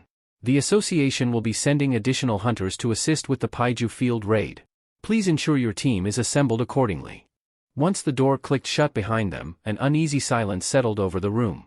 Minsung exhaled sharply, slumping into his chair as he ran a hand through his hair. A heavy moment passed before he lifted his head, his voice dripping with frustration. Lim Taegu, have you lost your damn mind? Do you have any idea how much a field-type dungeon is worth? Taegu remained unfazed, leaning casually against the table with his arms crossed. His tone was cold, each word deliberate. Do you actually believe the Hunter Association's goal is just to clear Paiju Field? Minsung stiffened. A chill crept up his spine as unease settled deep in his gut. They've probably figured out what you've been doing behind closed doors, Taegu continued, his voice sharpening. Stepping forward, he fixed Minsung with an unrelenting stare. I warned you not to underestimate them. But you ignored me and dared to use our guild members for your schemes while I was away. The atmosphere in the room shifted. Taegu's aura darkened, an oppressive weight pressing down on Minsung. His piercing gaze gleamed with quiet menace. You still see me as nothing more than your driver, don't you? Taegu's voice was low, laced with quiet fury. Cleaning up the messes you make? Minsung's patience snapped. His own rage surged to the surface, his expression twisting with fear as he glared at Taegu. But before that, the shrill ring of a phone shattered the tension. Taegu glanced at the screen, his expression shifting subtly. Without a word, he placed the phone on the table and straightened, his posture composed yet commanding. A recruiter just contacted me, he said coolly. A new S-rank hunter has surfaced in Korea. I'll be heading to the Hunter Association to look into it. Turning toward the door, he paused for a brief moment, glancing back at Minsung. You might still have a chance to fix this mess, he said, his voice carrying a quiet warning. Don't waste it. Without another word, Taegu exited the room, his footsteps echoing down the hall. Minsung remained seated, his fingers digging into the leather of his armrests. His knuckles had gone bone-white, and his mind was racing. Lee Minsung's bloodshot eyes blazed with fury as he muttered under his breath. Another S-rank hunter? These people luck into power and act like they're untouchable. As the door clicked shut behind Lim Taegu, his thoughts sank deeper into resentment. His mind churned, brewing a storm of emotions that threatened to spill over. He leaned back in his chair, his fingers drumming against the armrest as a sinister smirk curled his lips. When is that alien brat going to grow up? He murmured. And when is that fragment going to reappear? A malevolent gleam flickered in his eyes as he uttered his next words, each syllable laced with venom. I need that alien to kill Lim Taegu for me. His breath hitched slightly as his grip on the armrest tightened. He has to die. For my sake, too. Before he could finish his thought, his phone vibrated on the table, snapping him from his scheming. His gaze narrowed as he leaned forward, swiping the screen. Whatever message he read caused his expression to shift entirely. His lips curled into a wicked grin before a low chuckle rumbled from his throat. That chuckle grew, bubbling into a maniacal laugh that echoed through the dimly lit room. That alien, he sneered, his voice dripping with intrigue. That irritating look on his face? What are you up to this time? The scene shifted to the headquarters of the Hunter Association, where a restless crowd had gathered outside. Reporters jostled for position, cameras flashing non-stop as they tried to capture footage of the latest sensation. Inside the building, the atmosphere buzzed with excitement and tension. The focus of their attention stood at the center of it all, the newly revealed S-rank hunter of Korea. The apostle stood motionless, his icy demeanor commanding absolute attention. His piercing gaze swept across the throng of reporters, but his eyes sharpened when they landed on a particular figure in the crowd. A man he recognized immediately. With slow, deliberate steps, the hunter approached, his presence alone silencing those around him. When he finally came to a stop, he spoke in a calm yet authoritative tone. Congratulations on attaining the rank of S-class, Mr. Park Do-jin. He offered a slight nod of acknowledgement. A collective gasp rippled through the room as recognition dawned on everyone. This wasn't just any hunter, it was Choi, a high-ranking figure renowned for his skill and influence. His sharp eyes studied the apostle closely, his expression shifting as a vague sense of familiarity surfaced. He rubbed his chin thoughtfully. Strange? Have we met before? He mused aloud. I feel like I've seen you somewhere. Park Do-jin's gaze grew colder. His response was swift and devoid of emotion. No, we've never met. He paused briefly before adding, though I know exactly who you are. Choi straightened slightly, his brow furrowing. I see. My apologies, then. Without missing a beat, Choi shifted gears, his expression returning to one of business. In that case, would you consider signing a contract with the Hunters Guild? Park Do-jin remained unfazed, his expression unreadable. Thank you for the offer, he said flatly. But I've already chosen a guild. As he spoke, he slowly lifted a finger, pointing across the room. At that exact moment, the heavy doors of the Hunter Association swung open. The crowd instinctively turned their heads toward the entrance, murmurs rippling through them as they recognized the figure who had just entered. Lim Taegu, the S-rank hunter and guildmaster of the Grim Reapers, strode in, his posture as commanding as ever. Though initially taken aback by the sudden attention, his eyes quickly found Park Do-jin. His brow furrowed slightly in confusion. Because the apostle, without hesitation, was pointing directly at him. Park Do-jin's unwavering gaze swept across the room, his voice carrying the weight of finality. I've already made my decision. I will be joining the Grim Reaper Guild. A murmur spread through the crowd like wildfire. The newly awakened S-rank hunter had chosen his allegiance, and his words left no room for negotiation. 1 week later, the scene shifted to the frostbitten landscape of the Paiju Field-type dungeon. A group of hunters stood gathered at the raid site, their breaths forming clouds in the frigid air. Among them was Baek Miho, a sharp-eyed hunter from the White Tiger Guild. She tightened the straps on her gear, her keen gaze scanning the surroundings until it settled on Lee Min-sung. As she approached, Min-sung greeted her with a charismatic smile, his tone dripping with warmth. Ah, Baek Miho of the White Tiger Guild. I appreciate you joining us. It seems this dungeon is giving you extra work. Miho returned his smile with a carefully measured one of her own. Her voice was polite, neutral. Not at all. It's only natural to offer assistance when required. But behind her composed demeanor, her thoughts were sharp and cutting. He's good. That charming facade, so polished, so convincing. But underneath, he was rotten to the core. Today, everything that happens inside this dungeon will come to light. That mask of his? I'll rip it off myself. Her expression shifted, becoming focused as she swept her gaze across the frozen terrain. A sudden presence behind her made her pause. She turned slightly, catching sight of him, Park Do-jin. The new S-rank hunter. The latest addition to the Grim Reaper Guild. Miho's brows knitted together as she studied him. His aura was commanding yet enigmatic, radiating a quiet authority. An unexpected variable, she mused. If things went south, he could either become a serious problem or an advantage. The perspective shifted to a group of excavation workers stationed nearby. They were being instructed to grab pickaxes for the mission's objectives. Among them, a man named Suho silently took hold of his pickaxe, his expression unreadable as he braced for the grueling task ahead. The timeline rewound to a few days earlier. Sunlight filtered through the grand windows of the Grim Reaper Guild's headquarters, casting golden patterns across the polished floors. Inside, Lee Min-sung lounged comfortably in an opulent chair, his fingers idly swirling a drink in his hand. A smug grin tugged at his lips as he regarded the figure seated across from him. To think you've changed so much since the last time we met, Min-sung mused, his tone laced with mockery.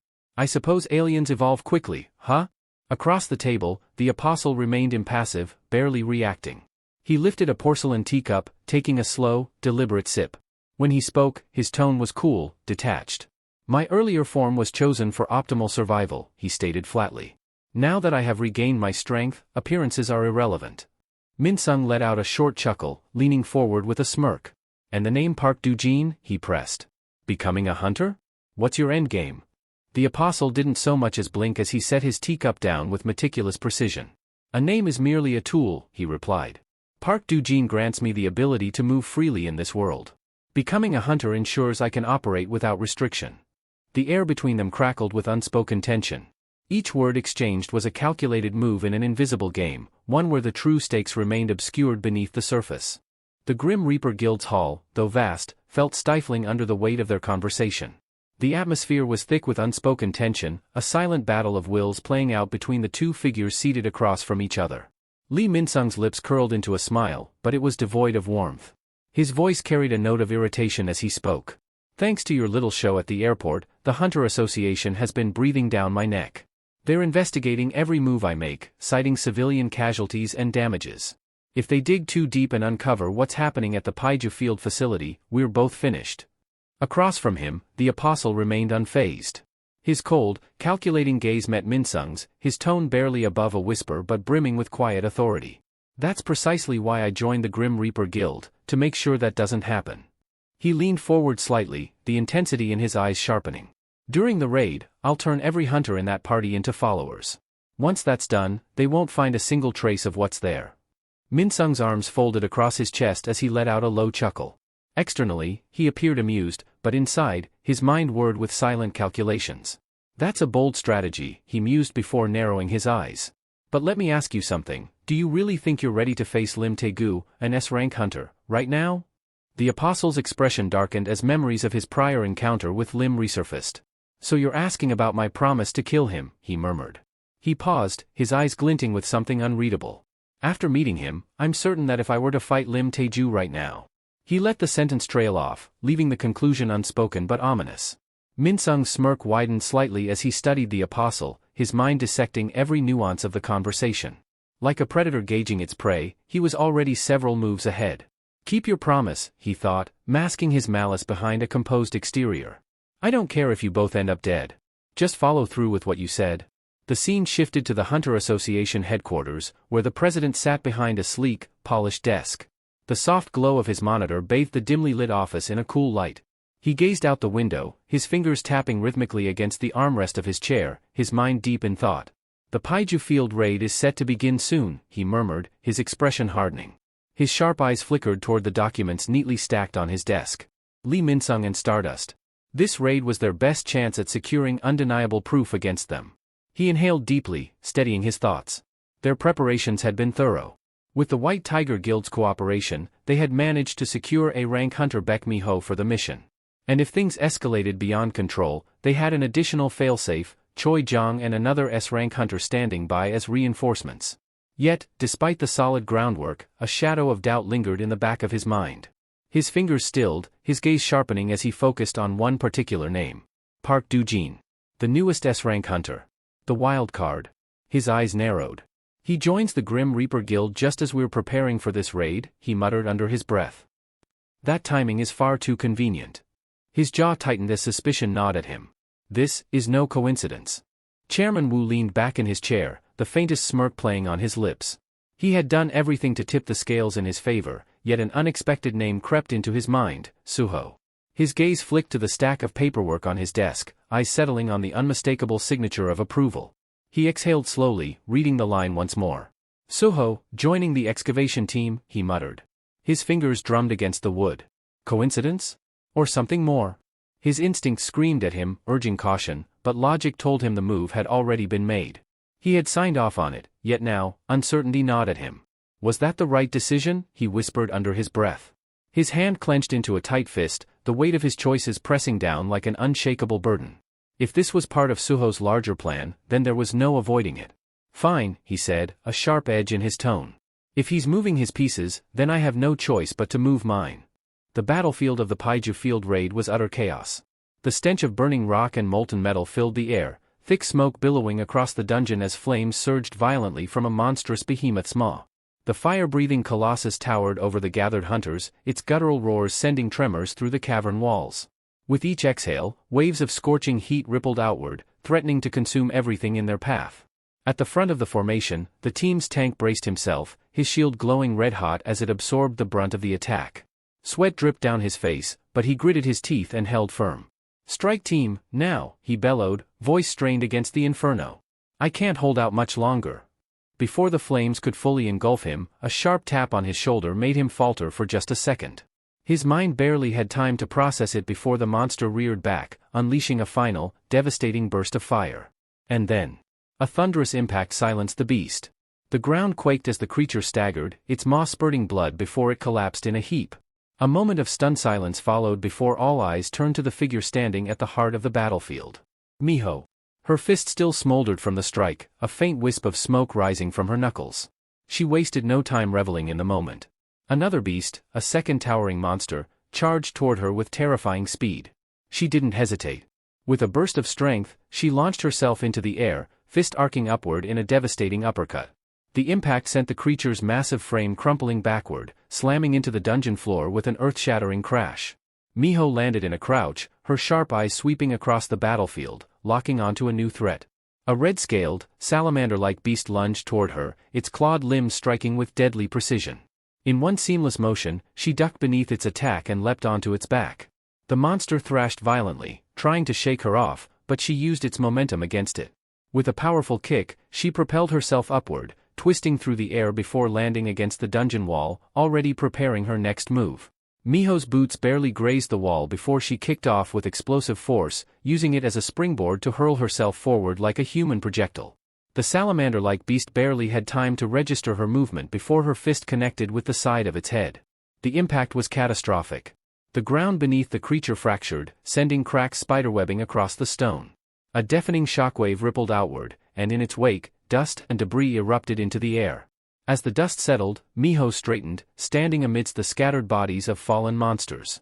Her sharp gaze swept across the battlefield, but her thoughts were elsewhere. Lee Min-sung. Her jaw tightened as irritation flared in her chest. He still hadn't joined the fight. Unbelievable, she muttered under her breath, her fists clenching. Does he think being a hunter is some kind of game? Her frustration distracted her just long enough for danger to creep up unnoticed. A looming shadow flickered in her peripheral vision. The hairs on the back of her neck stood on end, but by the time she registered the threat, it was already too late. The monster lunged. Teeth gleaming, claws slashing, it closed in on her with terrifying speed. Miho's instinct screamed at her to move, but she had no time to react. Damn it, I let my guard down. Then, in the blink of an eye, a figure materialized beside her. A single, effortless motion. The next thing she knew, the monster's massive body crumpled to the ground, its momentum abruptly halted by a devastating chop. She barely registered what had happened before she heard the voice. Hunter Miho. It was calm. Steady. Yet something about it carried an undeniable weight of authority. She turned, her wide eyes locking onto the golden-eyed figure standing beside her. The Apostle. Miho's thoughts scrambled to process what she had just witnessed. He had neutralized a salamander, one of the deadliest creatures in the dungeon, with nothing but a casual strike. And he wasn't even wearing proper combat gear. This guy, she thought, her heartbeat still pounding in her ears. He's moving like he's out for a stroll. The Apostle barely spared her a glance before shifting his attention to the remaining monsters. With the same eerie composure, he adjusted his sleeves, exhaling slowly. Then he moved. It was over before it even began. He cut through the creatures with mechanical precision, every strike clean and decisive. Each motion carried a lethal efficiency, no wasted effort, no hesitation. One by one, the salamanders collapsed, their bodies lifeless before they even realized they were dead.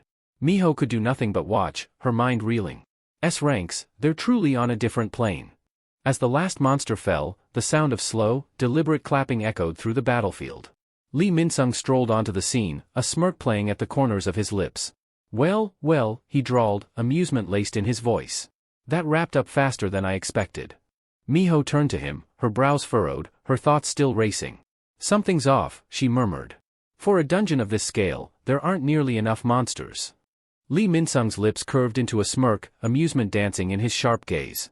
Noticed something, did you, Hunter Miho? He drawled, his voice laced with mockery. That's because we routinely cull the monsters in dungeons under the Grim Reaper Guild's jurisdiction. It keeps them from becoming a threat to the outside world. Miho's eyes narrowed, a flicker of suspicion tightening in her chest. There was more to his words than he was letting on. Her gaze dropped to the mutilated corpse of the fallen monster, her mind racing. Routine cullings? Her brows knitted together. Large guilds rarely wasted resources on such meticulous maintenance. There was no reason to clear dungeons daily unless. Her thoughts halted as she glanced at Lee Min-sung. For the briefest moment, she caught it, an almost imperceptible crack in his composed facade. It was fleeting, vanishing as quickly as it appeared, but it was enough. Something was definitely wrong. Lee Min-sung, sensing her unease, let out a low chuckle. All right, hunters, he called out, his voice artificially cheerful. The boss room is just ahead. His lips curled into a sly grin, his eyes glinting with something darker, something calculating. Inside, he gloated. Search all you want, Miho. You won't find a single thing. The factory had already been dismantled, the demons had slithered deep into the recesses of Paiju Field, and any evidence that could have tied him to them had long since disappeared. What remained were empty halls, shadows, and dead ends. Unseen by the others, the Apostle quietly observed Miho's darkening expression. You'll find nothing here, he mused. But even if you manage to survive what's coming, your mind may not. His golden eyes glowed faintly as he trailed behind the group, silently watching. Deep within a secluded section of Paiju Field, hidden from prying eyes, a far darker scene unfolded. The demon Murmu stood amidst the eerie glow of an unholy laboratory, his piercing gaze sweeping across the rows of lifeless, hollow-eyed figures slumped against the walls. Two other demons flanked him, their twisted forms exuding malice. Murmu clicked his tongue in irritation, his clawed hand gesturing toward the motionless husks. What a waste, he sneered, his voice thick with contempt. So much potential, just rotting away. A flicker of frustration crossed his face. The Apostle is here, he muttered, his lip curling. Yet we're forced to sit idly by? Titch. What a disgraceful waste of time and resources. We could be turning these wretches into stardust instead of letting them gather dust. One of the demons growled in agreement, their murmured conversation thick with barely restrained malice. But before their schemes could continue, a sound cut through the tense atmosphere. The demons froze. A lone figure stood silhouetted in the doorway, clad in black, his very presence exuding an air of unshakable authority. The room grew eerily silent. Then, his voice rang out, calm, controlled, yet carrying an unmistakable undercurrent of anticipation. "Beru. You're certain a demon is here?" Suho asked, his voice calm yet firm. "Yes, young monarch," Beru replied without hesitation, his tone carrying both reverence and anticipation. "Their foul presence lingers. It's unmistakable." Without another word, Suho pressed his palm against the door. A mere push sent the locked frame splintering apart, the heavy door slamming open to reveal the horrific scene within. At the sudden intrusion, Murmu whirled around, his glowing eyes narrowing. "Who dares?" He never got to finish. Suho moved in a blur, closing the distance in an instant. His fist crashed into Murmu's face, the sheer force distorting the demon's features before sending him hurtling across the chamber. The impact was so violent that the walls cracked upon collision, a sickening crunch echoing through the room. Suho didn't pause. He shot forward, delivering another devastating blow before Murmu's broken body even had the chance to hit the ground. The second strike embedded the demon deeper into the ruined wall, leaving only a splatter of dark ichor and a barely recognizable figure. The remaining demons stood frozen, their expressions twisted in shock. Their ally, one of their strongest, had been turned into nothing more than a pile of shattered bones and torn flesh in mere seconds. Beru's voice cut through the silence, brimming with approval. "You've grown, young monarch. To think a single punch sent a demon's head flying," he mused. "It seems those training sessions with the crocodile are paying off." Suho barely reacted to the praise. His sharp gaze swept across the room, settling on the rows of lifeless humans slumped against the walls. His expression darkened. "They're not in control of their own minds," he muttered. His eyes narrowed. "So it's true. This place, it's a stardust factory." A grotesque noise interrupted his thoughts. The mangled remains of Murmu twitched. His shattered limbs snapped back into place at an unnatural speed, his disfigured face knitting itself together. A hoarse, broken groan turned into a chilling, guttural laugh. "A black mask," Murmu rasped, his voice dripping with malice. His glowing eyes locked onto Suho with twisted glee. "So you're the one meddling in the apostles' plans. How delightful." His body convulsed violently. A surge of crimson energy erupted from within him, flooding the room with suffocating heat. His twisted frame expanded, limbs stretching grotesquely as writhing tendrils burst from his back. His form swelled, once, twice, until he towered over Suho, his monstrous silhouette pulsing with a dark, menacing aura. "This is wonderful!"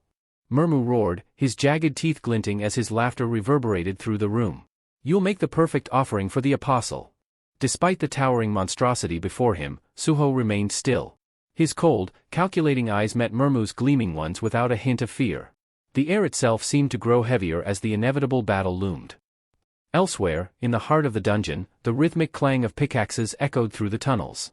Miners, their bodies slick with sweat, swung their tools with weary determination, striking against the crystal-infused walls. One of them let out an exhausted groan as his pickaxe met resistance. "Does this ever end?" he muttered, glancing at the endless veins of glimmering mana crystals.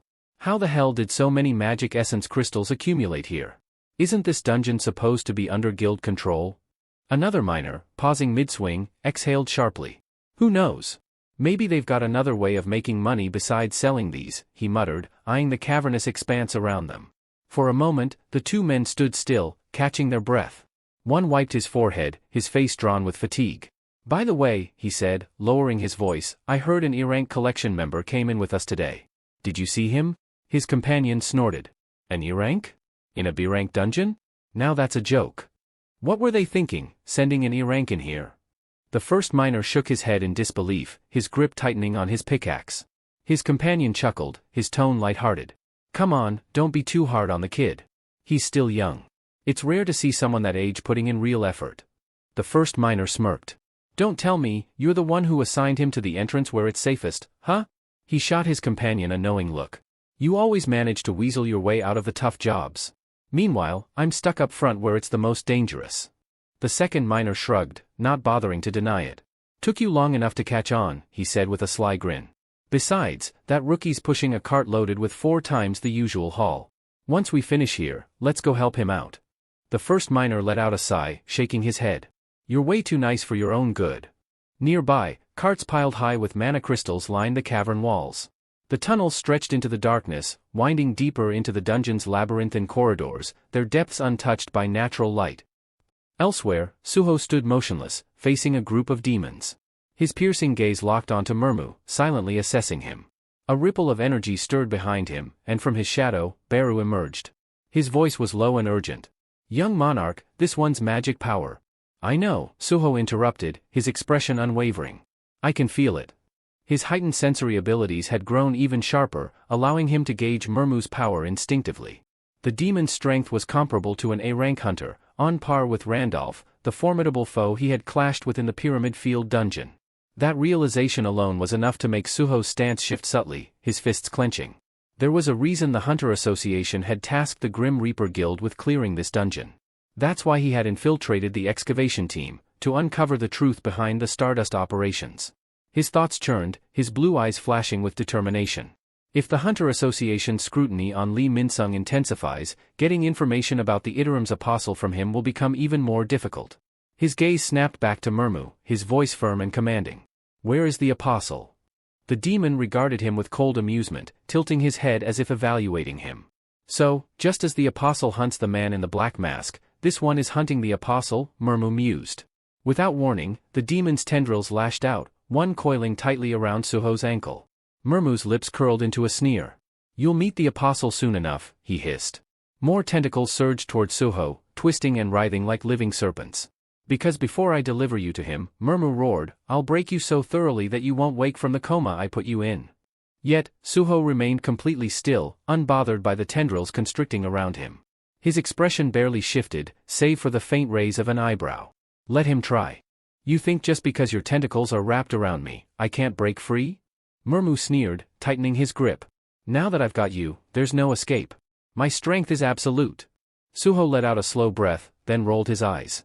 Absolute strength, he echoed, his tone laced with mockery. For a brief moment, his mind drifted to the past, the brutal training sessions under Amet's watchful eye. He could still picture Amet's massive figure looming over him, arms crossed in silent approval. Impressive, Amet had said, nodding. I didn't expect you to complete my training solo in just 5 days. Standing shirtless back then, Suho's body had been pushed to its limit, his muscles sculpted into peak form. Yet, despite the praise, exhaustion had overtaken him. His legs had given out, and as he collapsed, tears of sheer relief welled up in his eyes. Gray, Beru, and Essel had stood nearby, watching in silence. Amet, however, had smiled. You've grown strong, young monarch, he had said with conviction. Even now, that moment resonated in Suho's mind. All those daily quest stat points invested into strength, they had paid off. Not to mention the additional boost he had acquired. New skill acquired, strength increase. Strength enhanced by 20%. The notification had barely faded before his allies had exchanged glances, the weight of his growth evident. Amet had met Suho's gaze, speaking with certainty. I'll say this now, you're the strongest human I've ever encountered. Back in the present, the sound of flesh tearing snapped Suho out of his memories. Murmu's tentacles, severed. Shredded remains scattered across the ground, oozing dark blood. The demon's eyes widened in shock. His so-called unbreakable grip, completely destroyed. What are you? Murmu snarled, his voice trembling with fury and disbelief. Suho didn't answer. He calmly brushed off the last remnants of the severed tentacles still clinging to him, his blue eyes shining with quiet intensity. His power, an overwhelming 120 in strength, radiated from his body. Then, in a blink, he moved. Lightning fast, he closed the gap, his fist crashing into the face of one of Murmu's demon subordinates. The creature was sent hurtling backward, unconscious before hitting the ground. Before the second demon could react, Suho pivoted. Another devastating blow struck true.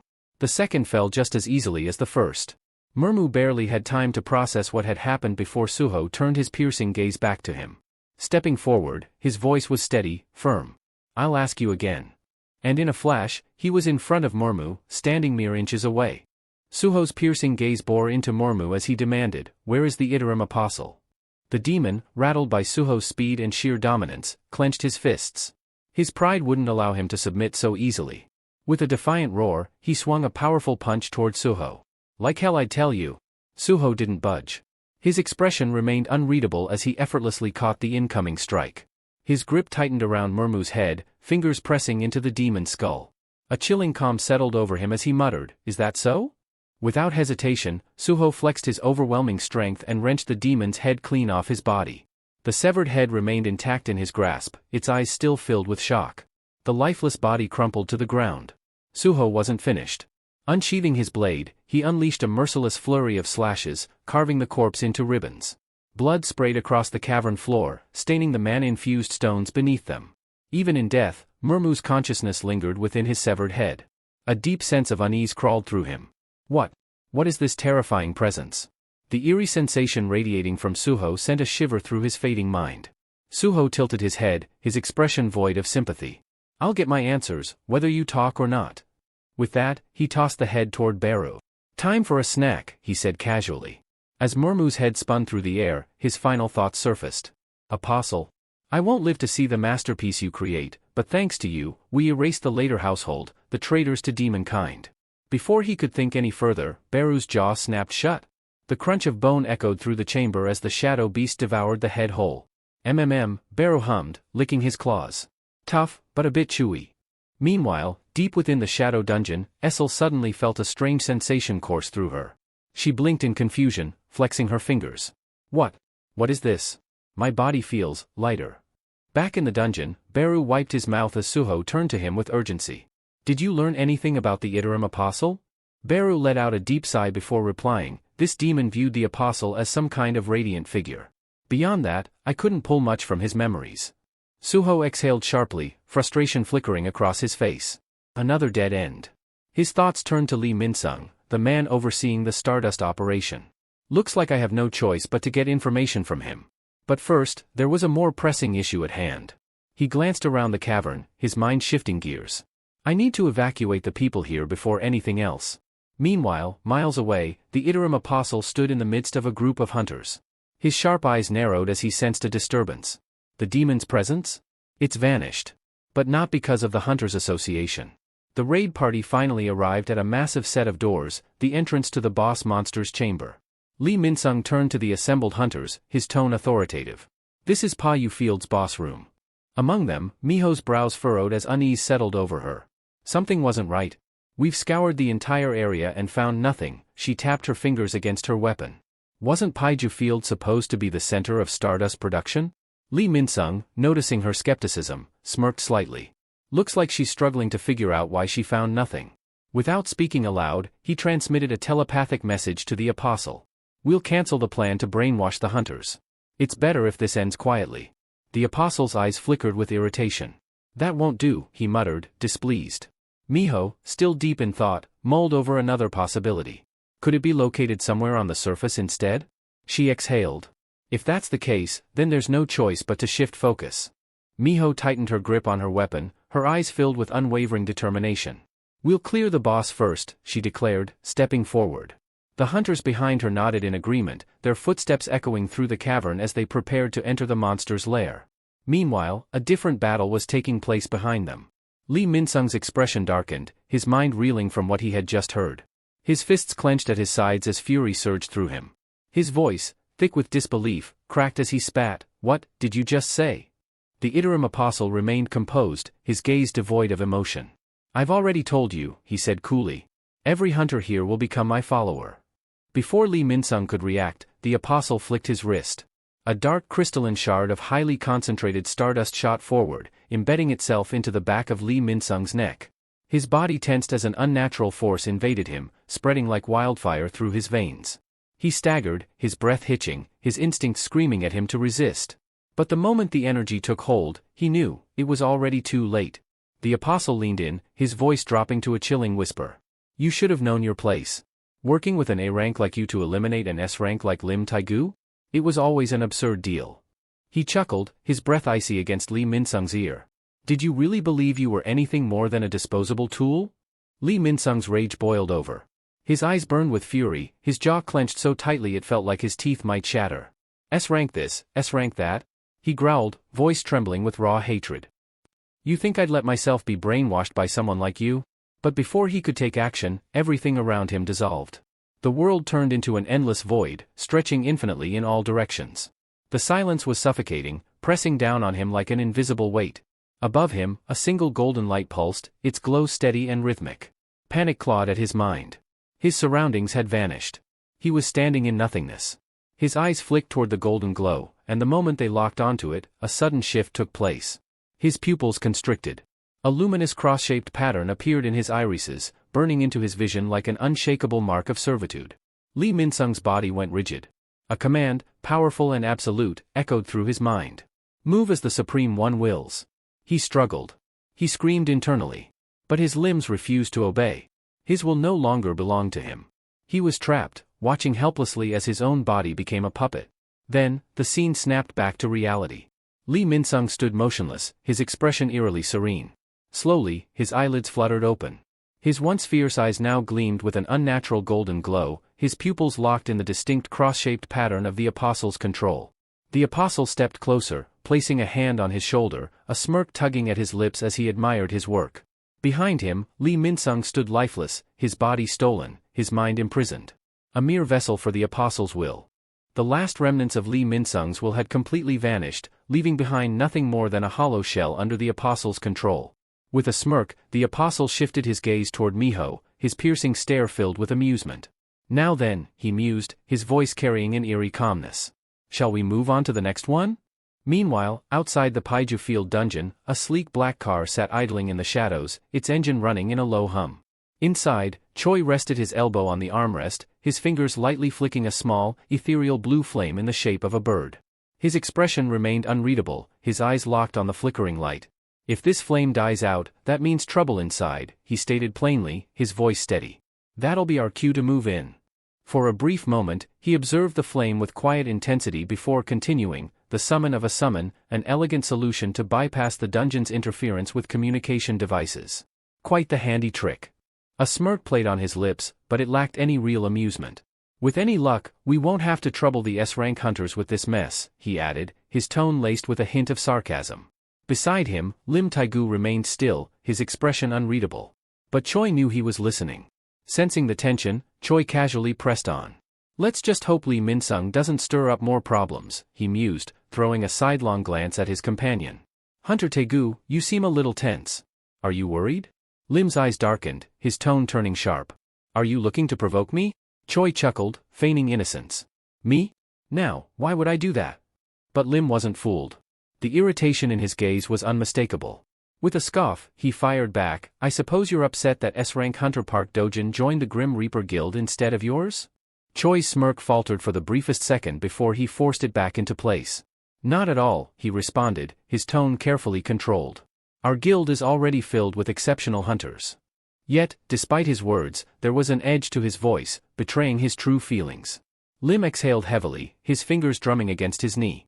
To think Lee Min-sung was the one distributing that stimulant. His jaw tightened. As a guildmaster, I can't ignore this mess. He leaned back, frustration evident in his voice. If things go sideways, he continued, turning to Choi with a firm gaze, I expect you to keep your word. If I can handle it myself, you stay out of it. Choi crossed his arms, his expression unreadable. I'd be glad if you could, he replied smoothly. I don't enjoy unnecessary conflict. The scene cut back to the dungeon, where chaos was unfolding. A massive, salamander-like boss monster reared back, its maw glowing an intense orange as it gathered flames for a devastating breath attack. Heat radiated from its body, distorting the air around it. The raid party held their ground, each member prepared for the impending strike. The tank stood at the forefront, gripping his shield tightly as he braced himself. A torrent of fire erupted from the boss's mouth, engulfing him in a scorching inferno. Yet, despite the overwhelming heat, he remained steadfast, holding the line. Through the haze of flames, Lee Min-sung surged forward.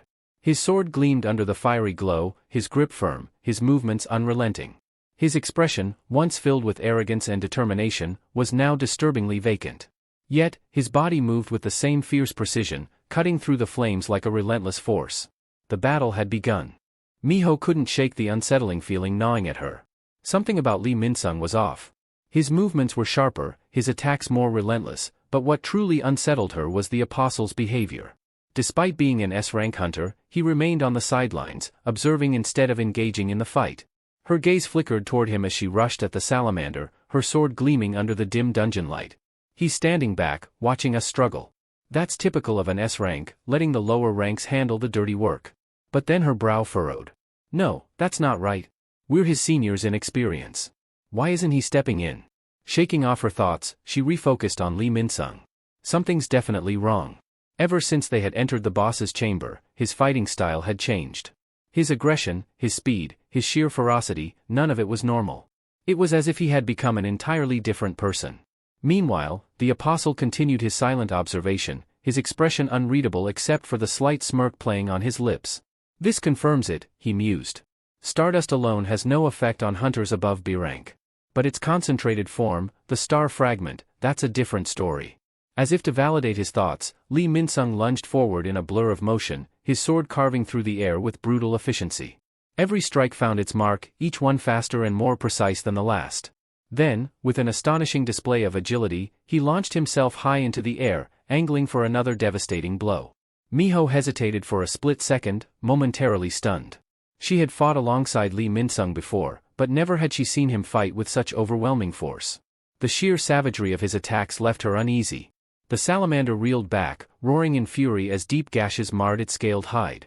Its burning gaze locked onto Lee Min-sung, rage fueling its next move. Without warning, its massive tail whipped through the air, slicing toward him with lethal precision. The strike was swift and deadly, but Lee Min-sung's reflexes were just as sharp. He raised his sword in time to intercept the attack, the impact sending a violent shockwave through the cavern. Though he managed to block the blow, the sheer force behind it sent him skidding backward, his boots carving trenches into the rocky ground. His arms burned from the strain, but he remained steady, unyielding.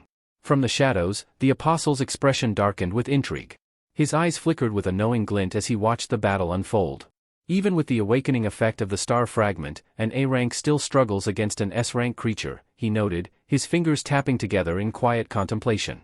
A faint golden glow flickered around him as he slowly clasped his hands together. If that's the case, he murmured, his voice laced with something ominous. The air around him shifted as radiant energy pulsed from his body. Then it's time to invoke one of the 5 abilities of TL, a fragment of the main body, he whispered. The blessing of amplification. The apostle's voice carried an almost reverent tone as he continued, his words laced with anticipation. This will amplify the unique traits of its wielder. The faith of the Mistborn, imbued within the stardust, and the distinctive attributes of their weapons, everything will be heightened beyond its natural limits. As if in direct response to his declaration, a luminous blue aura engulfed Lee Min-sung's body, flickering with raw energy. His sword, previously dulled from battle, now radiated with the same mystical light, its blade pulsing as though alive. The apostle's gaze gleamed with intrigue. The ability you hold, he murmured, watching intently, is the amplification of magic power. Your weapon, on the other hand, enhances the force behind each strike. Let's see if you can reach the heights you so desperately crave, Lee Min-sung. Show me the power of an S-rank hunter. A newfound energy coursed through Lee Min-sung's veins, his very presence growing overwhelming. His eyes, now burning with a piercing golden glow, locked onto his target with deadly precision. Then, with a single, fluid motion, he swung his blade.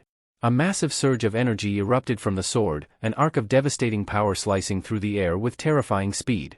The attack struck the salamander monster head-on, carving through its formidable hide as if it were paper. The sheer force of the blow ruptured the ceiling of the dungeon, sending shockwaves through the chamber.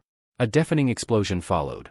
Chunks of debris rained down as the impact rippled outward, shaking the very foundations of the dungeon. Far beyond the battlefield, on the outskirts of the dungeon, Choi and Lim Tae-gu sat in their vehicle, their gazes locked onto the distant blast. Flames and smoke billowed into the air as the ground trembled beneath them. What in the?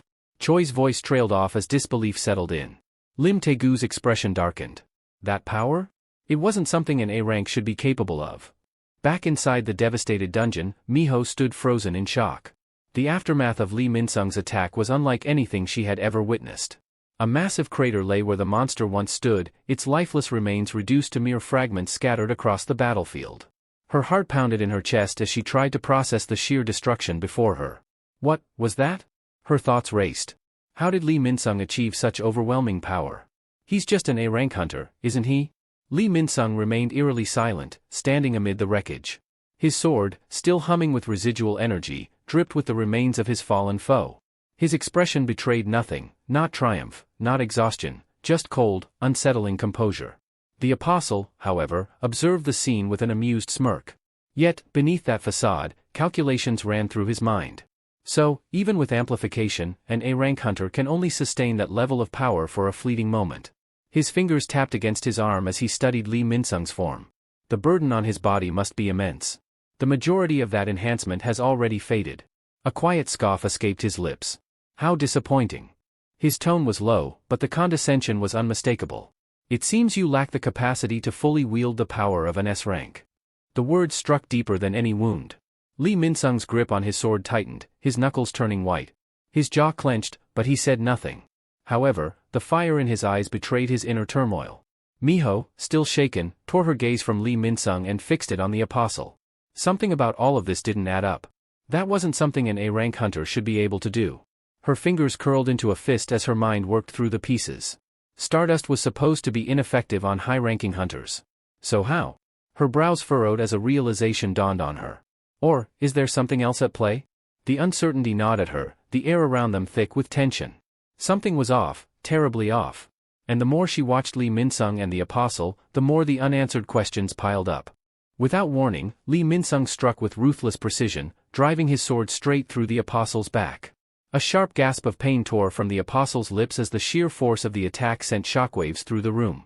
His body jerked forward, his breath coming in ragged, uneven bursts. "How?" he rasped, his voice weak, laced with disbelief. But before he could finish, a low chuckle escaped Lee Min-sung. It was dark, twisted, filled with something unrecognizable. "I warned you, didn't I?" His voice was almost mocking, his words dripping with venom. "Did you really think someone like you could control me?" His once sharp eyes had turned an abyssal black, his grin widening into something menacing. Shadows flickered across his face, accentuating the eerie madness creeping into his expression. "The power you forced onto me. I'll make good use of it." With one brutal motion, he wrenched the sword free. The apostle staggered, collapsing to his knees, blood pooling beneath him. Silence fell over the chamber. The other hunters, who had fought beside Lee Min-sung only moments ago, now stood frozen, their eyes filled with uncertainty and fear. Miho broke the silence first. "Lee Min-sung," she shouted, her voice cutting through the heavy air. "What the hell do you think you're doing? You just attacked a fellow hunter." Her fury crackled like fire, her fists clenched tightly at her sides. "Is this because of that damn drug? Have you lost your mind?" Lee Min-sung didn't answer right away. Instead, he threw his head back, letting out a wild, unhinged laugh. The sound bounced off the dungeon walls, distorted, unsettling. His free hand clutched at his forehead, his fingers digging into his skin as though he was trying to ground himself. "Damn it, so this is how it turned out." His voice was strained, erratic. Sweat streamed down his face as his glowing yellow eyes flickered, shifting between gold and deep black, as if the power inside him was at war with itself. Then, through the haze of chaos, a whisper echoed in his mind. "They're here. Outside. Waiting." A grim realization struck him like a blade to the gut. S-rank hunters? The association sent them. If I stay here, I won't make it out alive. His eyes darted toward the only remaining exit, the gaping hole in the ceiling. But the other hunters had already moved, blocking his path. "I don't have time for this," he muttered under his breath, his muscles tensing. Miho, seeing his intent, didn't hesitate. "Stop him," she commanded. "Don't let him escape." A deadly aura surged around Lee Min-sung as he exhaled sharply. His grip on his weapon tightened. "Move." His voice was cold, laced with barely contained rage. "Unless you're ready to die." The next second, he exploded into motion. His speed was blinding, a blur of destruction as he tore through anyone who stood in his way. Blades clashed, screams rang out, but the resistance was futile. He cut them down without hesitation, his strikes swift and merciless. Blood sprayed across the battlefield, bodies crumpling in his wake. Then, in a single bound, he launched himself upward, vanishing through the hole in the ceiling. The remaining hunters stood motionless, their minds struggling to comprehend what had just happened. The scent of blood lingered in the air, mixing with the dust and debris left in the wake of his escape. Miho swallowed hard, forcing herself to push past the shock. She turned sharply to one of the hunters still standing. "Send the signal," she ordered, her voice sharp with urgency. "Alert the S-rank hunters outside. Now." Despite her quick thinking, a gnawing sense of unease clawed at her. Something wasn't right. Something felt terribly wrong. Her gaze darted back to the apostle's fallen form, only to feel her breath hitch in her throat. The man who should have been on the brink of death was rising to his feet. Blood trickled from the wound in his back, staining his robe, but he remained standing. A crooked smile played on his lips as he pressed a hand against his injury, staunching the bleeding. "Interesting," he mused, his voice eerily calm despite the pain. His eyes gleamed with something far more dangerous than anger. He let out a soft chuckle. Even with overwhelming magic power, resisting the Mistborn's divinity is still possible, if the will is strong enough. His fingers twitched, and his smile grew wider. That's good to know. The apostle's voice dripped with unsettling satisfaction, a twisted sense of calm settling over him despite the grievous wound. His smirk widened, dark amusement flickering in his eyes as he ran a bloodied hand through his hair, the crimson staining his fingers. He made no attempt to answer, standing tall despite the attack that should have ended him. The silence that followed was suffocating, thick with an unspoken menace. Miho's breath hitched, her voice barely above a whisper. Hunter Park?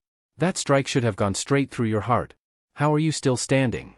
The apostle's grin only deepened, his posture exuding an eerie confidence.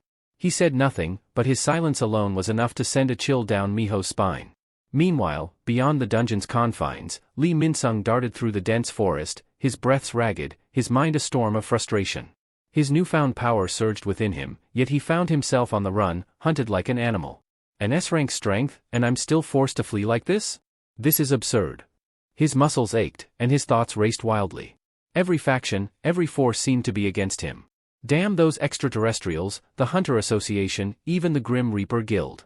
There's no one I can trust anymore. He needed to disappear, find a safe haven where he could regroup.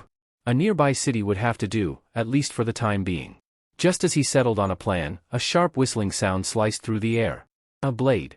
It embedded itself in the dirt mere inches from his feet, halting him in his tracks. His instincts screamed at him, this wasn't a coincidence. Someone's here. His eyes darted around, searching for the source. Before he could react further, a voice emerged from the shadows, steady and authoritative. I figured you'd come out on your own after that explosion. Lee Min-sung spun around, his body tensing. A figure stepped into view, moving with quiet confidence. Suho. His presence alone was suffocating, his gaze cold and calculating. He closed the distance between them, his expression unwavering. Tell me everything you know about the Stardust, and the Interim's apostle, Suho demanded, his tone leaving no room for argument. The tension between them thickened, the forest around them eerily silent. Lee Min-sung's mind whirled. Who the hell is this guy? Not only did Suho know about the Stardust, but he was also aware of the apostle's existence. That wasn't common knowledge. Lee Min-sung's gaze flickered downward, landing on Suho's hands, more specifically, the Vulcan gauntlets covering them. A chill ran down his spine as a realization hit him like a hammer.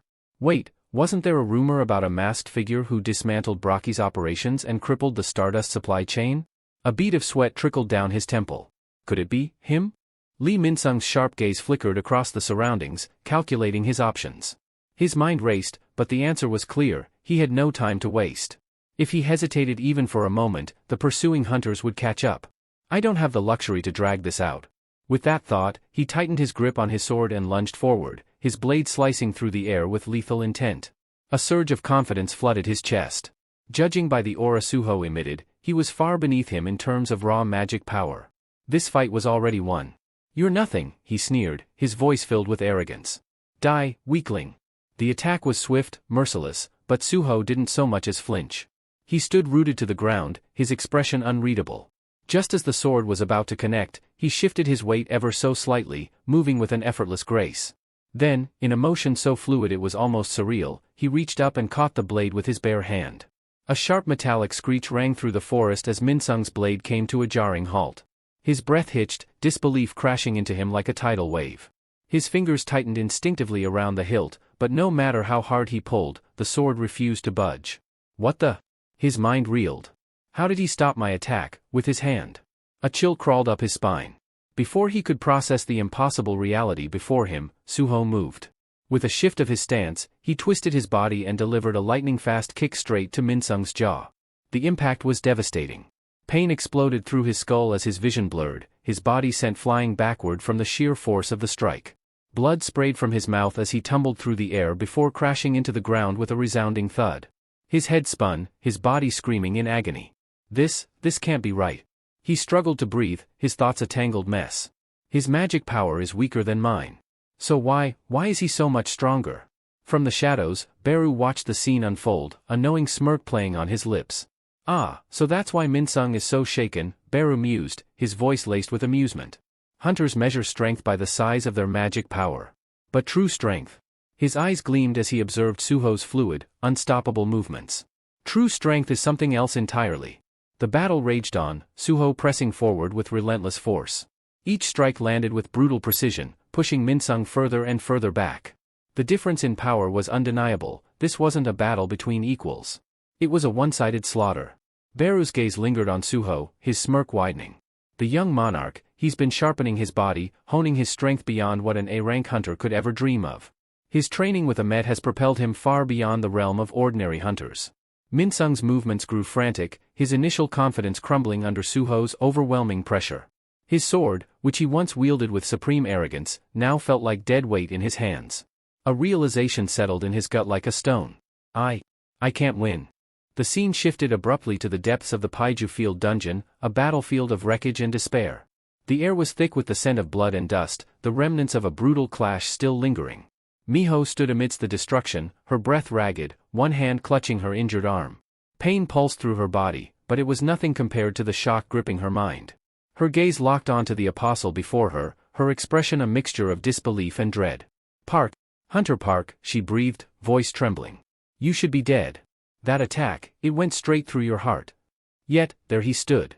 The apostle's lips curled into the faintest hint of a smirk, but he said nothing. Instead, he slowly raised his hand, summoning a pulsating stardust crystal.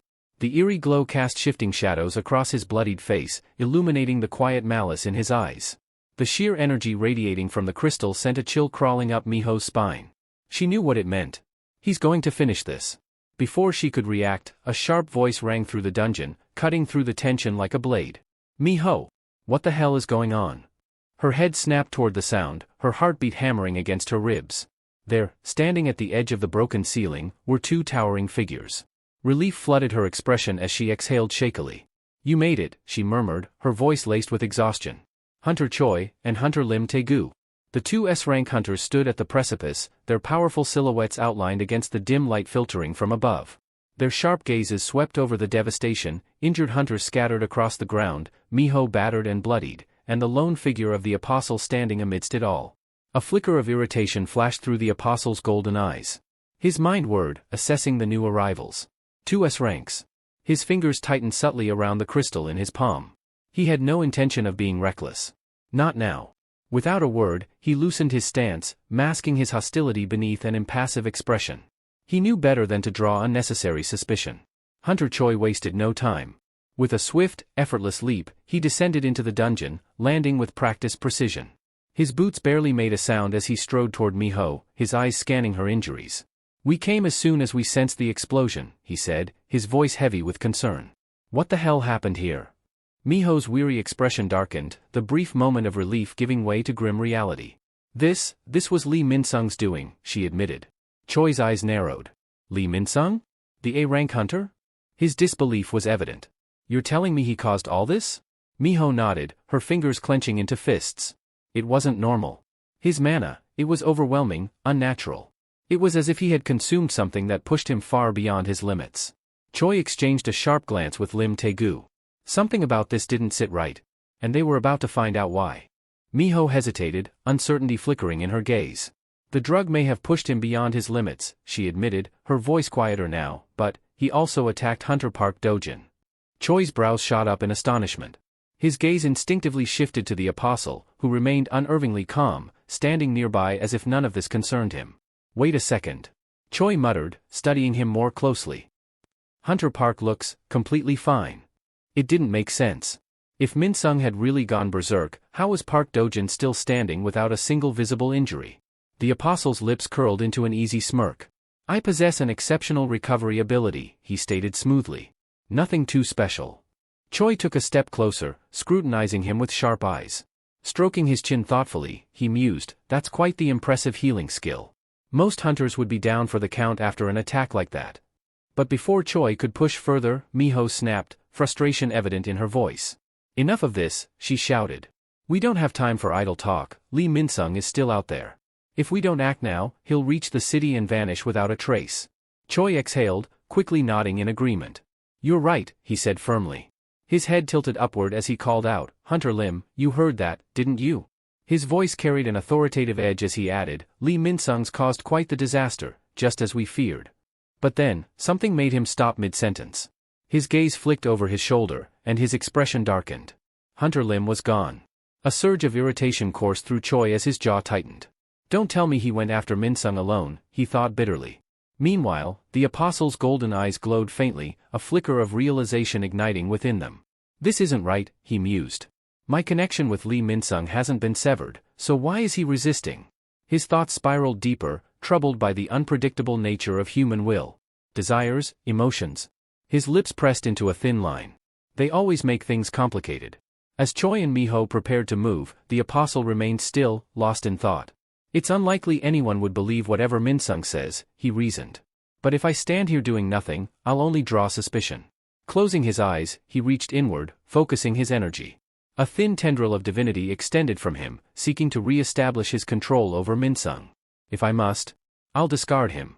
A chilling resolution took hold. It would cost him a considerable amount of divinity, but he could still force Minsung's body to turn on itself, to end his own life. After all, he was nothing more than an A-rank hunter. I can always find another puppet. Just as the thought solidified in his mind, his vision blurred. His consciousness latched onto Minsung's, and suddenly, he was seeing through his pawn's eyes. The scene before him made his breath catch. What? Something was terribly wrong. Is he fighting? Panic twisted in his gut as he focused on the chaotic battle unfolding through Minsung's perspective. And for the first time in a long while, unease gripped him. The apostle's jaw tightened as a grim realization took hold. Don't tell me, he's already encountered an S-rank hunter? His focus sharpened, his awareness tunneling into the battle through Minsung's eyes. Within moments, he recognized the figure relentlessly attacking his pawn, Su-ho. The masked hunter moved with lethal precision, each strike calculated, each step unwavering. A flicker of unease passed through the apostle's glowing yellow eyes. His expression darkened as his gaze fixated on the black mask. Why is he here? Tension settled deep in his chest. Could he be after Lee Minsung as well? Or is this just a coincidence? His hands clenched into fists beneath his coat, his mind racing. Nothing has gone as planned since we arrived in this world. I never expected to encounter the black mask this soon. He exhaled slowly, lifting his collar to partially obscure his face as if shielding his turbulent thoughts.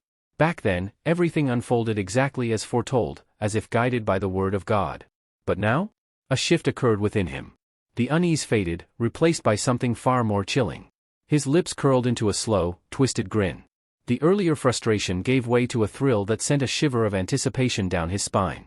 But why am I smiling? His grin widened, his pulse quickening. This is exhilarating. Meanwhile, Su-ho continued his unrelenting assault, his blade carving through the air with ruthless efficiency.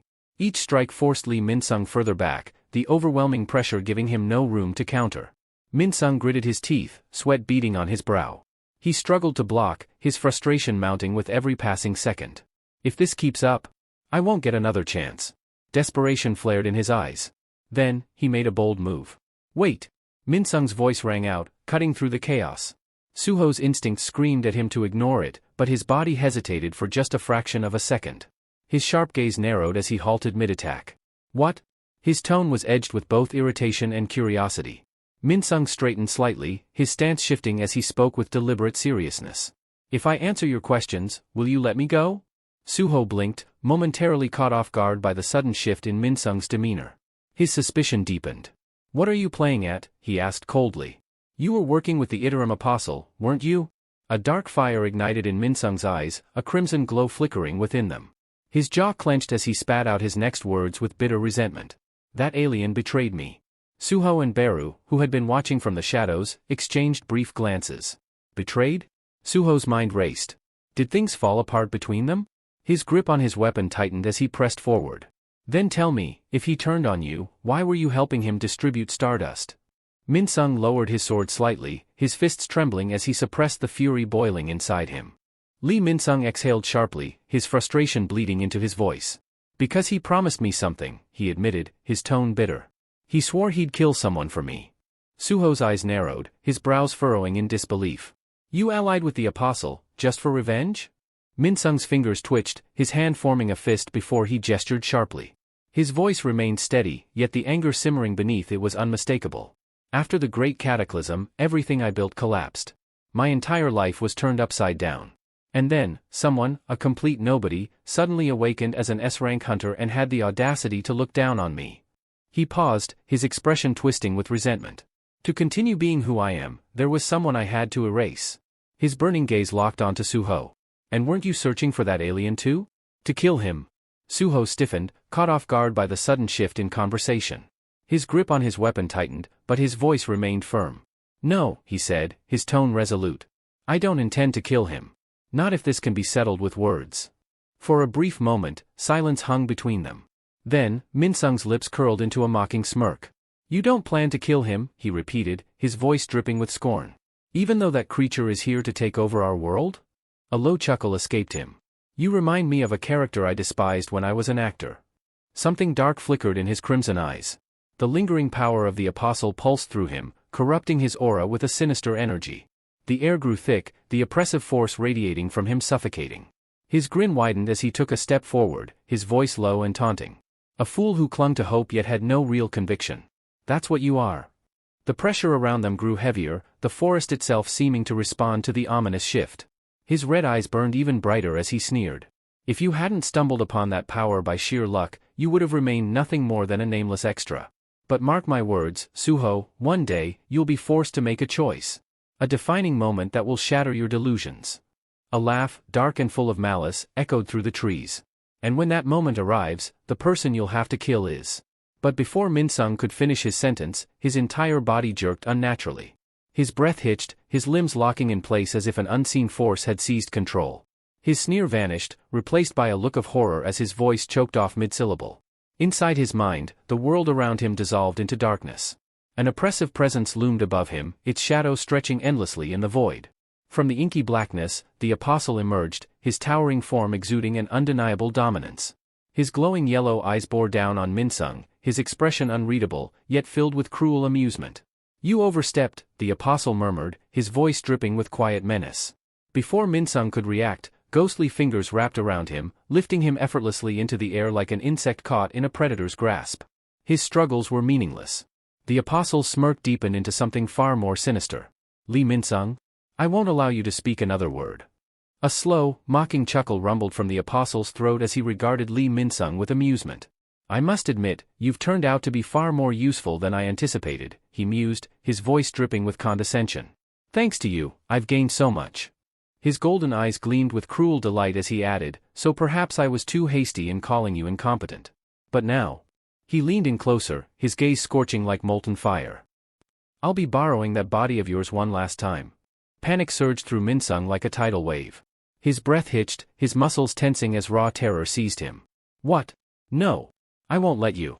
Before he could finish, the apostle's spectral hands slammed together with a force that resounded like a divine decree, the sound echoing through the void like a thunderclap fracturing reality itself. In the real world, Minsung's body was suddenly engulfed in an ominous glow. A violent surge of energy burst forth from him, sending waves rippling through the air, distorting the very fabric of the space around him. The forest trembled beneath the sheer force of the power erupting from within him. Debris shot through the air, trees groaning under the pressure as an unrelenting wind howled across the battlefield. Suho instinctively raised an arm, shielding his eyes from the onslaught. His pulse pounded in his ears as he took a step back, his mind struggling to process what was unfolding before him. What is this? He muttered, his voice nearly lost in the roaring storm of energy. From the shadows, Beru's voice rang out, grim and foreboding. This is Iterim's power, he stated, his tone heavy with dread. And it surpasses even what we faced against Braki. A piercing scream shattered the night. Lee Minsung's body convulsed violently, his back arching unnaturally as golden light erupted from within him.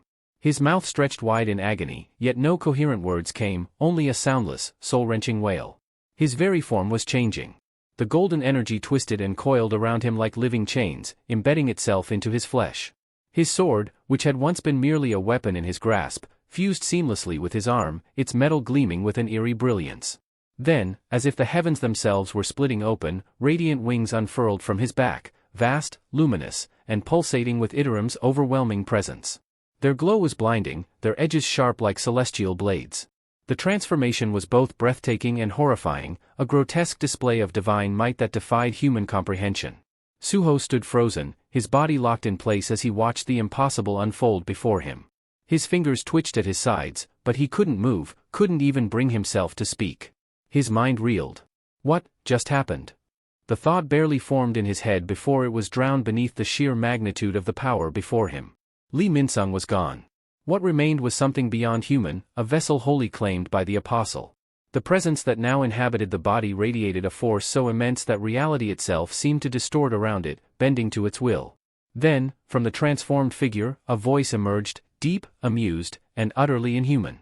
"I see now," the apostle mused, his words carrying the weight of an omnipotent being. "The attack on the Stardust Factory, your relentless hunt for Lee Min-sung.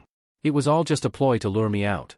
His tone held a cold amusement, yet beneath it lay something darker, something dangerous. Suho remained motionless, unable to tear his gaze away. The apostle's radiant wings spread wide, their glow casting unnatural shadows across the battlefield. The sheer divinity of his presence was overwhelming, godlike, yet terrifying. "And to think," the apostle continued, his voice dipping into something eerily delighted, "I've wanted to meet you as well, Black Mask, the disruptor." He leaned forward slightly, his burning golden eyes locking onto Suho with predatory intent. The apostle leaned in slightly, his luminous golden eyes locking onto Suho with an eerie glint. A slow, amused smile curled across his lips. "Now then, let's make this interesting." With Lee Min-sung's body now fully under his control, the apostle raised his radiant blade, its surface pulsing with divine energy, and aimed it directly at Suho. His voice rang with absolute authority. "I've been waiting for this moment as well, the elusive saboteur in the black mask." Suho's gaze sharpened, his expression darkening as he took in the transformed figure before him. Lee Min-sung was no longer himself. Everything about him, his stance, his presence, even the way he spoke, reeked of something inhuman. His fists clenched as he spoke in a low, biting tone. "So, you're the apostle, the one sent by the god of the other world?" At those words, the apostle's smirk deepened. A flicker of excitement danced in his glowing eyes. "So, you already know of our existence," he mused, spreading his golden wings just enough to let his overwhelming presence wash over the battlefield. The air itself trembled under the weight of his power. "Yes," he confirmed smoothly, his voice filled with unwavering confidence. "I am here with a single purpose, to claim dominion over this world you call Earth." Suho took in every word, his mind racing. "So, it really is them, the ones responsible for why my father can't come back." A fire ignited within him. His grip tightened, his stance shifting as he braced himself for battle. His voice was sharp, unwavering. "If you think you'll take this world without a fight, you're sorely mistaken." But just as the tension reached its peak, "Enough. Both of you." A powerful voice shattered the air like a crack of thunder, halting them in their tracks. A suffocating pressure descended upon the battlefield, forcing both Suho and the apostle to turn toward the source. Their eyes widened in unison. A lone figure strode forward, exuding an overwhelming aura of dominance. Each step carried the weight of an apex predator descending upon its prey. Lim Taegu. The atmosphere shifted instantly. His mere presence was a silent warning, one that demanded caution. His sharp gaze flicked between the two before he spoke, his tone firm and commanding. "From this moment forward, neither of you are to move without my permission." His hand hovered just above his bow, fingers poised to unleash an arrow at the slightest provocation. "Try anything reckless, and I swear, you'll be riddled with holes before you take your next breath." His piercing eyes locked onto Lee Min-sung's altered form. A deep scowl crossed his face as he drew an arrow, his voice laced with restrained fury. "Lee Min-sung, what the hell have you done?" His grip on the bow tightened, his instincts screaming that something was terribly wrong. The presence before him wasn't the same man he once knew. Suho stood frozen, his mind still reeling from the sudden intervention. An S-rank hunter, why is Lim Taegu here? Before he could fully process the situation, a sinister chuckle reached his ears. The apostle turned toward him once more, his smirk widening. The apostle let out a soft chuckle, his tone carrying an almost playful lilt. "It seems this isn't the place for a proper conversation," he mused. Then, with an air of certainty, he added, "Let's continue this discussion somewhere more fitting, at the highest point in this region, Black Mask." Lim Taegu's expression twisted in fury at the blatant attempt to escape. His sharp eyes burned with resolve as he growled, "Where do you think you're going, Lee Min-sung?" His patience snapped. Without hesitation, he released an arrow, his voice like a blade slicing through the tense air. "I told you, you're not leaving unless I allow it." The arrow tore through the sky with incredible speed, aimed directly at the apostle. But at the last possible moment, the glowing figure simply turned his head, his golden eyes locking onto the incoming projectile. Then, in one fluid motion, he sidestepped, effortlessly. The arrow whizzed past him and hurtled toward Suho instead. "Titch!" Suho barely had a second to react. His instinct screamed, and in a flash, he bent backward, narrowly dodging the lethal shot. The sheer force of the near miss sent a sharp gust past his face, ruffling his hair. Meanwhile, the apostle had already taken to the skies. His radiant golden wings unfurled with a powerful beat, propelling him high above the battlefield in a dazzling blur of motion. Suho barely had time to catch his breath before the impact of Lim's arrow sent a shockwave through the ground. The force rattled the terrain, sending debris flying in all directions. But Lim wasn't finished. Without missing a beat, he conjured multiple arrows at once, his expertise on full display. His voice was cold, unwavering. I said, "Don't move." He let the arrows fly. A deadly barrage rained down, each projectile cutting through the air with unerring precision. But the apostle? He maneuvered through them with ease, twisting mid-air as if gravity itself bowed to his will. His movements were fluid, precise, almost otherworldly. Suho, on the other hand, relied purely on his reflexes. His body moved like a blur, narrowly avoiding each incoming shot. One after another, he dodged, his footwork impeccable, his speed razor-sharp. The battlefield had transformed into a chaotic display of skill and power, each contender weaving through the storm of arrows with near-impossible finesse. Yet this was only the beginning. As Suho created some distance, slipping between the relentless assault, he muttered under his breath, irritation lacing his words. Damn it. So Lim Taegu's here to take down Lee Min-sung too. Then, from the shifting shadows beneath him, a familiar presence emerged. Barrow. His eerie, insect-like eyes gleamed with an unsettling amusement as he spoke, his voice a low, knowing whisper. Are you not going to retaliate, young monarch? Suho's gaze flickered toward Lim Taegu. His expression remained unreadable, but his mind worked quickly. After a brief pause, he answered, his voice firm. Judging by his reaction? Hunter Lim Taegu isn't aligned with the apostle of Iterim. Suho's gaze remained sharp, unwavering. Besides, he muttered, he hasn't even revealed his full strength yet. Meanwhile, Lim Taegu's irritation was becoming more apparent by the second. His eyes narrowed as he watched his arrows being evaded with an ease that defied reason. His grip on his bow tightened, frustration creeping into his thoughts. What the hell is with these two? He muttered under his breath. They're dodging my attacks like it's second nature. However, he didn't have the luxury of dwelling on that thought for long. His attention snapped back to Lee Min-sung. Right now, the priority was taking him down. The other one could wait. Lim's aura flared as raw energy crackled around him, a surge of mana flooding his body. His bowstring stretched taut as he drew back an arrow, pouring even more power into the next shot. His piercing gaze locked onto his target. It was naive of me to think I could capture you unharmed, Min-sung, he muttered, his voice laced with resolve. The apostle stiffened, sensing the overwhelming wave of mana radiating from the S-rank hunter. A single bead of sweat slid down his temple as realization struck him. This energy, it's dangerous. His jaw clenched. This isn't good. Just as Lim was about to release his devastating shot, something shifted behind him. A flicker in the air. A subtle, almost imperceptible presence. His instincts flared to life. What? His eyes widened in pure disbelief. For an S-rank hunter, detecting any approaching presence was second nature. And yet, he had sensed absolutely nothing until the last second. It was impossible. Spinning around, his arrow still primed to fire, Lim prepared to strike. Then he saw it. A goblin. Peeking out from the dense foliage, its tiny body trembling, stood a wide-eyed, terrified goblin. But not just any goblin, Suho's shadow goblin. The creature froze, petrified as it found itself staring directly at the lethal tip of Lim's arrow. Its small, beady eyes glistened with unshed tears, its panicked mind screaming one thought. Why am I even here? For a moment, even Lim, a seasoned warrior who had faced countless life-or-death battles, was at a loss. His expression contorted in sheer disbelief. A goblin? His voice barely registered his own words.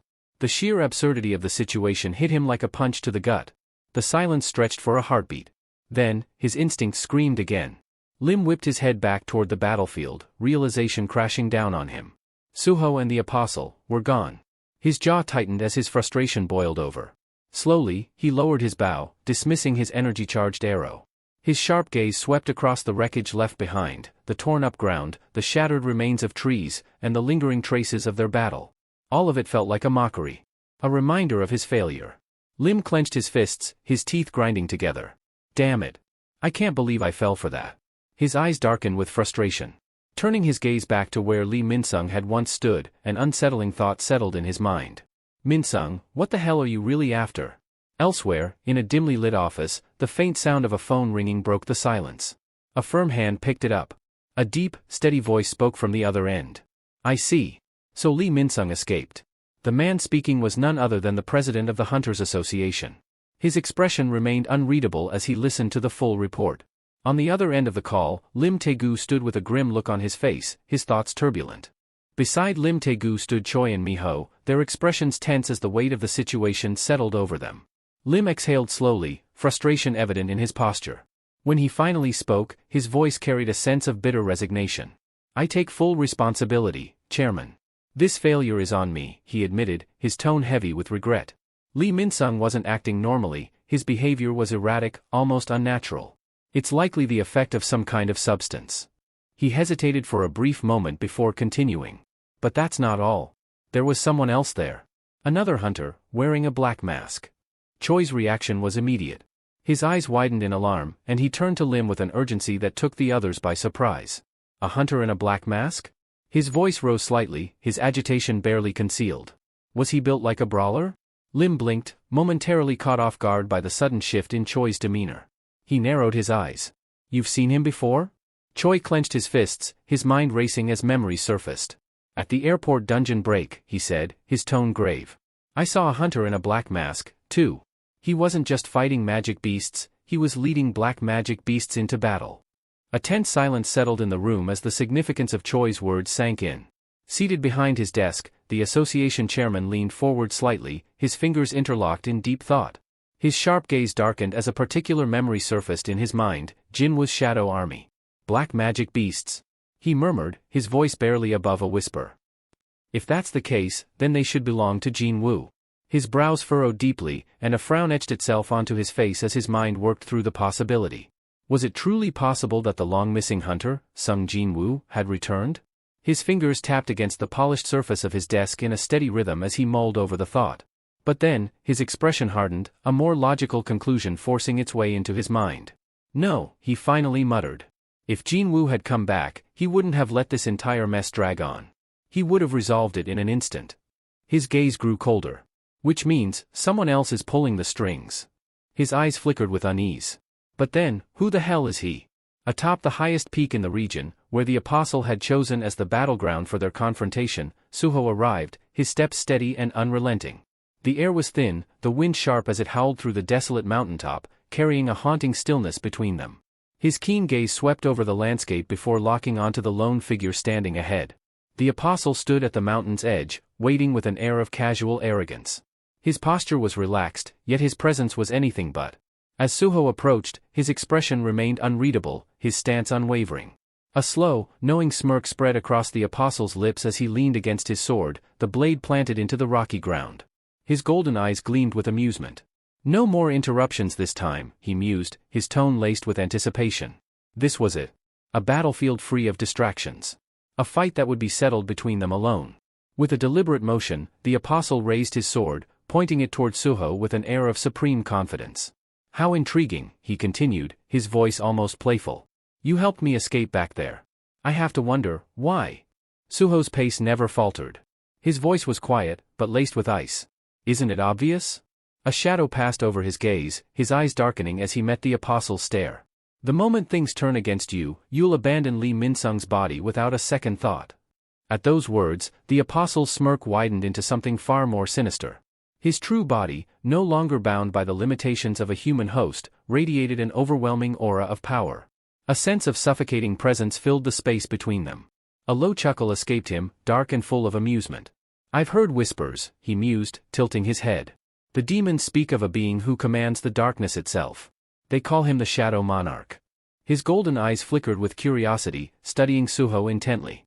"So tell me." His smirk deepened, his voice rich with intrigue. "What exactly is your connection to him?" The wind howled around them as the tension between them thickened. Suho's expression remained cold and unreadable. But in the depths of his gaze, something shifted. Suho's gaze sharpened into something deadly, his eyes narrowing to razor-thin slits. His voice, now devoid of warmth, cut through the air like a frozen blade. "You talk too much." His fingers curled into a tight fist, his knuckles whitening. There was no need for explanations. No reason to entertain idle questions. A slow inhale. A steady exhale. "Then I'll just beat the answers out of you." From the swirling abyss beneath his feet, a familiar chittering voice emerged. "Be cautious, young monarch," Beru's tone carried an unmistakable warning. Now that the apostle of Iterum has seized complete control over Lee Min-sung's body, the depths of his power remain unknown, even to me. Suho gave a slight nod, acknowledging the concern, yet a faint, confident smirk tugged at the corner of his lips. Don't worry, Baru. His words were calm, steady, unshaken. I came prepared. Then, without warning, a shift. A pulse of unrestrained energy erupted from the shadows beneath him, warping the air itself. The sheer force of it sent tremors rippling through the earth, cracks webbing out beneath his feet. Across from him, the apostle's golden eyes gleamed, burning with sinister anticipation. He could feel it, raw, unrelenting power stirring like an oncoming storm. Then, Suho spoke. A single word, carrying the weight of an unbreakable command. Arise. At first, the apostle merely watched in amusement as darkness surged forth from Suho's shadow. But as the figures began to take shape, that smug expression faltered, only for a fleeting moment. The battlefield had changed. Standing behind Suho were monstrous beings, figures that bore the scars of countless battles, each one a remnant of his past conquests. The venomous king of the swamps, Kasaka, its fangs glistening with lethal poison. The titanic desert centipede, a nightmare of chitin and deadly speed. A towering high troll, its muscles coiled with unrelenting strength. And then, standing like an immovable iron fortress, the tomb warden, Shika. But Suho wasn't finished. Reaching into his inventory, he retrieved something else. A key. Not just any key. The Shadow Dungeon key. His fingers closed around it, his grip tightening. His voice dropped to a murmur, the words carrying a quiet, resolute finality. This. His eyes gleamed. This is what I've been saving for this exact moment. The shadows beneath him churned violently, expanding outward, distorting space itself. And then, two figures emerged. Essel. Gray. The final pieces had fallen into place. Suho lifted his gaze, his eyes burning with an unyielding resolve. No holding back, he declared, his voice cutting through the charged silence like a blade. We're going all out. This wasn't going to be a battle of endurance. He wasn't here to test the waters. From the very start, he was aiming for the kill. The apostle, now fully aware of the monstrous force before him, let out a slow, eerie chuckle.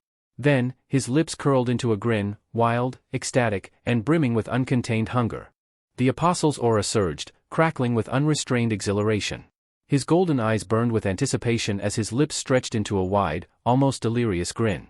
Oh, this is going to be fun. Suho stood firm, his presence unwavering, a silent storm brewing behind him. His shadow army loomed, an ominous wall of darkness poised to unleash devastation at a moment's notice. The tension in the air thickened, the battlefield teetering on the brink of chaos. Opposite him, the Iterum apostle couldn't contain the thrill coursing through him. The sight of Suho and his monstrous legion only served to stoke the fire of his excitement. Then, a flicker of light. A translucent system window materialized before Suho, flashing with an urgent alert. His gaze shifted, scanning the quest description. As the words sank in, his expression darkened. Objective, defeat Li Minsung, the vessel possessed by the Iterum apostle, and claim his memories. His grip tightened around his weapon. So, it's come to this. There was no room for hesitation. No time for doubts. Another fight. Another enemy to cut down. Another life to take. His eyes lifted, locking onto the apostle with quiet resolve. Yet another person I must kill. The apostle remained still, his sword idly pointed at Suho. But behind that composed exterior, his thoughts swirled in restless turmoil. Something within him had begun to change. Ever since he had come to understand emotions, an unfamiliar shift had taken root, one he still struggled to comprehend. Memories surfaced, fragmented images of Jin Wu, the original Shadow Monarch. Echoes of an overwhelming presence. The lingering sensation of something vast, something unknowable. For the first time, he understood. So this is what it feels like to meet true darkness. His mind replayed that moment, witnessing Jin Wu single-handedly decimate an entire dimension's army. Standing alone, yet commanding an army vast enough to blot out the sky. And yet, despite the power at his command, there was an eerie solitude about him. The apostle's glowing eyes narrowed slightly as a thought took shape, something insidious, something tantalizing. Could this boy, Suho, hold the answer I seek? Before he could explore the thought further, a monstrous roar shattered the silence. Kasaka, the venom-fanged serpent, launched itself at him with blistering speed, fangs dripping with lethal venom. A relentless killing machine, driven by the purest instinct to destroy. Yet, the apostle didn't move. He watched. Waited. Then, a single, fluid slash. His blade carved through Kasaka's massive form with effortless precision, cleaving the beast clean in half. Its sundered remains crashed to the ground, two lifeless husks falling like broken stone. The apostle barely spared at a glance, his sword dripping with blackened blood. But then, a flicker of motion. Something shifted in the periphery of his vision, slipping between the gaps in his feathers. The realization struck in an instant. He's fast. A brief flicker of surprise crossed his face as Suho closed the distance in the blink of an eye. Not waiting for his army to do the work, he was coming for him directly. A fist shot forward, a strike carrying the full force of Suho's power. The apostle barely raised his sword in time to block, metal ringing out as the impact sent a tremor through his arms. But Suho wasn't finished. Blow after blow followed in rapid succession, each strike precise, unrelenting, and devastatingly strong. The ground beneath them cracked with the sheer force of the assault. The apostle's grip tightened on his weapon, blocking and parrying with expert reflexes, but the pressure was relentless. Suho had no intention of giving him even a second to breathe. The apostle's blade met every strike with unerring precision, his expression shifting from amusement to something far more calculating.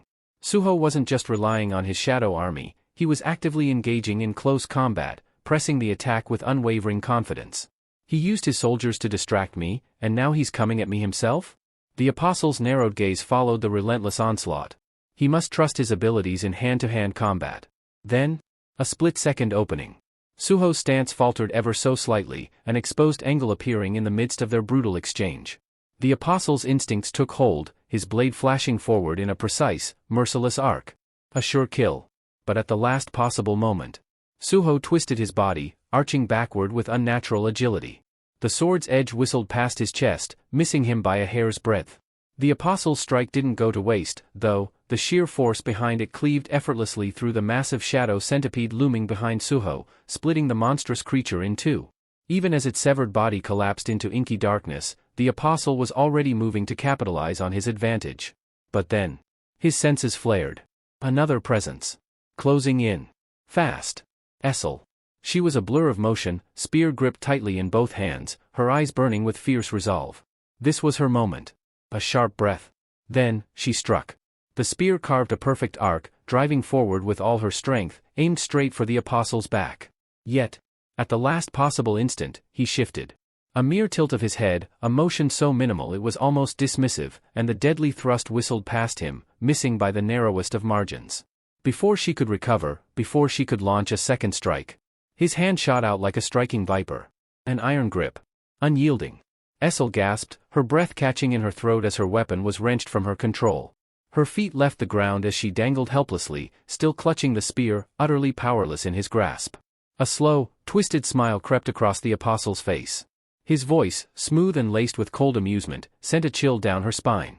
"You're not one of the black soldiers." Essel's heart pounded against her ribs, fear creeping into her wide eyes.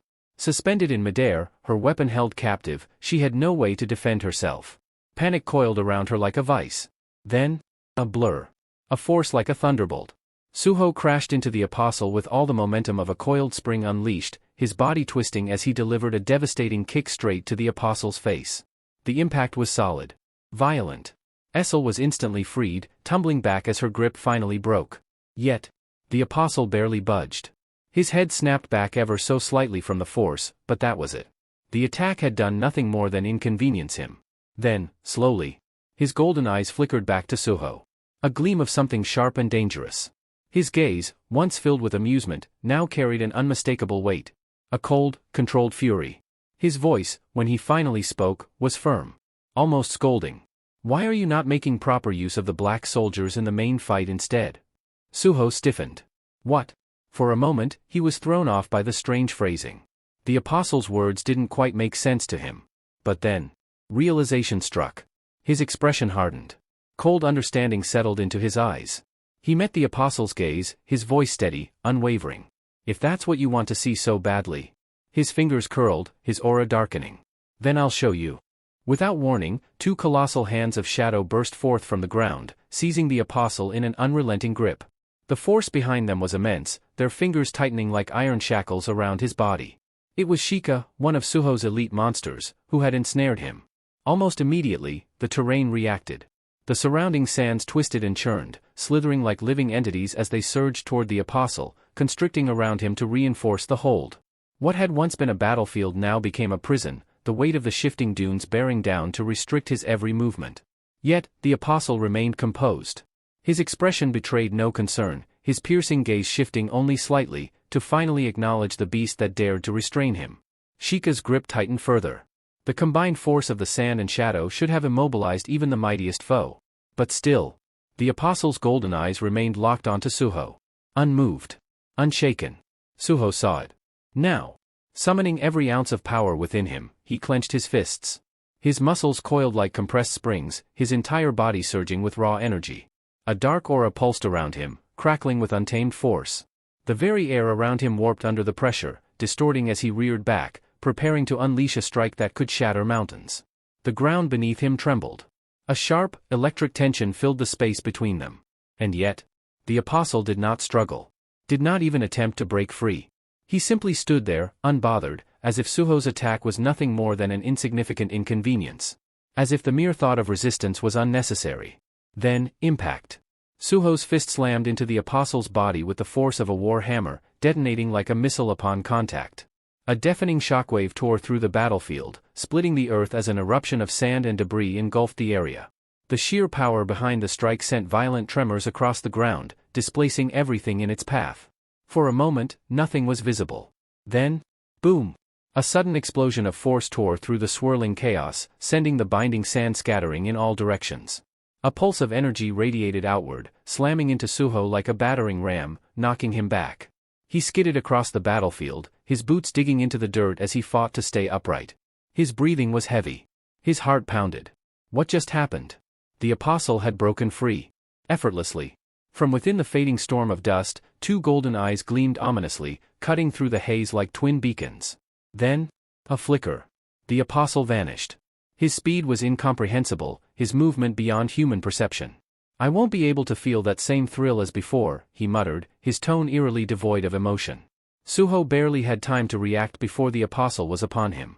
Instinctively, he raised his arms, crossing them in front of his chest to shield himself. The moment the attack connected, Suho's entire body screamed in protest. The sheer force behind the blow sent violent shockwaves through his frame, his muscles straining as he absorbed the impact.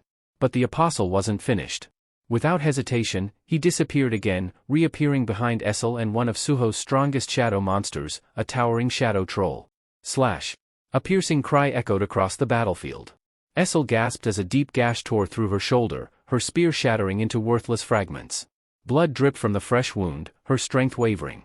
The shadow troll, despite its formidable resilience, barely had time to react before its massive form was riddled with gaping holes, dark energy leaking from its punctured body. Suho's breath caught in his throat. He cut through them, just like that? His mind barely had time to process it before an even more chilling realization set in. A sharp, unsettling pressure against his fists. A faint cracking sound. His eyes darted downward. And his stomach twisted. The Vulcan gauntlets, his trusted weapons, designed to withstand unimaginable force, had begun to crack. Hairline fractures spread across their surface like a spider's web, proof of the devastating power difference between him and the apostle. A bitter truth settled deep within him. Am I really this outmatched? The apostle turned back to him, his gaze sweeping over the battlefield, the destruction he had effortlessly wrought. For the first time, his neutral expression shifted. Disappointment. A slow, measured breath left his lips before he finally spoke. How underwhelming. His words carried a distinct air of disdain, as if the battle had failed to meet even his lowest expectations. These soldiers of darkness, he mused, glancing at the battlefield. They fight like seasoned warriors. They move as one, like an army that has long embraced the art of war. His gaze returned to Suho, and this time, it was laced with something almost pitying. Your power may be similar to his. His voice turned sharper. Colder. But at its core, it's nothing like his. The weight of his words was undeniable. You wield such authority, yet you still can't win this fight. His final words came like a blade to the heart. You're far too weak. Suho stood there, battered and worn, his body aching, his breath ragged. And for the first time, doubt crept into his mind. Hearing those words, hearing the apostle so casually dismiss his strength, ignited something deep within Suho. A slow, simmering heat coiled in his chest, his fingers curling into fists as his jaw tightened. His narrowed eyes burned with unspoken defiance. Damn it. It had become increasingly difficult to fight Lee Min-sung ever since the apostle took control. His power, his presence, was on an entirely different level. He's probably an S-rank now? The bitter realization clawed at his mind, but before he could fully grasp it, the apostle moved. A surge of fury twisted his once calm expression, his golden eyes alight with seething rage. A deep scowl marred his face as he stormed forward, his voice laced with an icy edge. "The reason darkness feels so isolated," he murmured, his tone void of emotion, "is because there is no other existence in this world capable of standing beside it." Then, his sword fell. Suho barely managed to lift his Vulcan gauntlets in time, intercepting the attack before it could split him in two. The force of the impact sent a tremor through his arms, his feet digging into the ground as he fought to keep his balance. But the apostle did not stop. His relentless barrage came without hesitation, each strike more devastating than the last. He advanced with the unwavering determination of a being who had never known resistance, his attacks unforgiving, his words cutting just as deep. "There is no understanding for those who stand at the peak," he continued coldly. "Someone overwhelmingly strong stands alone." Steel clashed against steel, the sharp clangs echoing across the battlefield. Suho's muscles screamed in protest as he struggled to withstand the unrelenting assault, his mind reeling at the apostle's words. What is he talking about? Father looked lonely? For just a moment, just an instant, Suho's mind wavered. And that moment cost him everything. The apostle's sword came down once more. Crack. A sharp, splintering noise rang in Suho's ears, freezing him to the core. His Vulcan gauntlets, his trusted weapons, his indestructible armor, fractured before his eyes. The cracks spread like veins of lightning, streaking across the enchanted metal with terrifying speed. Then, shatter. The gauntlets disintegrated into worthless fragments, obliterated in an instant. And then, a system notification appeared before him. System message. The item, Vulcan's horn, has been destroyed. For a moment, Suho simply stared. His mind refused to process it. Destroyed? Just like that? The shock rooted him in place. His breath caught in his throat, his limbs unresponsive. And in that split second, his fate was sealed. The apostle struck. His sword tore through the air. Schlick. The cold steel plunged deep into Suho's torso. A sharp, choked gasp escaped his lips as searing agony erupted through his body. The sensation was foreign, unreal, as if his very flesh had turned against him. Warm blood gushed from the wound, staining the ground beneath him. A sickening taste of iron coated his tongue as crimson dripped from his lips. Suho! Essel's voice rang out, a desperate, broken cry. Tears welled in her eyes, her body trembling as she struggled to move, to reach him. But she was too wounded, too powerless. All she could do was watch, helpless, as Suho stood impaled, his life slipping away before her eyes. The apostle's gaze darkened, his expression turning eerily cold. When he spoke, his voice was a whisper of ice. "You have no idea what kind of power you truly wield." Yet, beneath that composed exterior, his thoughts churned with something far more sinister. "That's why. I'll take it from you." His grip on the hilt of his sword tightened as his resolve solidified. "I'll strip you of the authority of darkness. I'll shatter you, reshape you into a disciple, someone who understands the weight of true power." A chilling determination flickered in his golden eyes as he twisted the blade still buried in Suho's torso, forcing it in deeper. White-hot agony surged through Suho's body. His breath hitched, his vision blurred, and every nerve screamed in protest. Instinctively, his trembling hands grasped at the blade, desperate to halt its advance. But the apostle's strength was overwhelming, unyielding. It was like being crushed beneath an unmovable force. Still, the apostle's mind pressed forward, fixated on his ultimate goal. "Once I take everything from you, then maybe, just maybe, I'll finally understand what it means to be darkness itself." Suho's breaths came in ragged, shallow gasps. His strength was draining fast, his body barely holding together. Warm blood dribbled from his lips, staining his chin, as his fingers quivered against the icy steel. Then, through the suffocating haze of pain, a single thought clawed its way to the surface. "I have no idea what kind of power I possess." A distant memory flickered in his mind, one from a battle long past. Lee Min-sung's voice, laced with mocking amusement yet strangely foreboding, echoed through his thoughts. "You're nothing more than a hopeful character with no real purpose. You don't even know what you want. One day, you'll be forced to make a real choice." Suho's breath caught in his throat. His grip on the sword tightened. A real choice. His mind, despite the agony racking his body, veered down a different path. My stats, my skills, are they truly enough? Or was there something more? Something he had overlooked? Another memory surfaced, one far less intense, yet suddenly just as crucial. Beru, relaxed as always, had been munching on popcorn when he turned to Suho with an amused smirk. "Young monarch, why don't you use the shadow-transformed weapons?" Suho had dismissed the idea without much thought, his tone casual yet firm. "Vulcan's horn has more raw attack power. Besides, it's already difficult enough managing my bond skill and the authority of the ruler while commanding my shadow soldiers. Adding another layer of complexity isn't worth the trouble. Beru had merely chuckled at the response. You're a genius. You can handle it. I, Beru, guarantee it. Suho had brushed it off back then.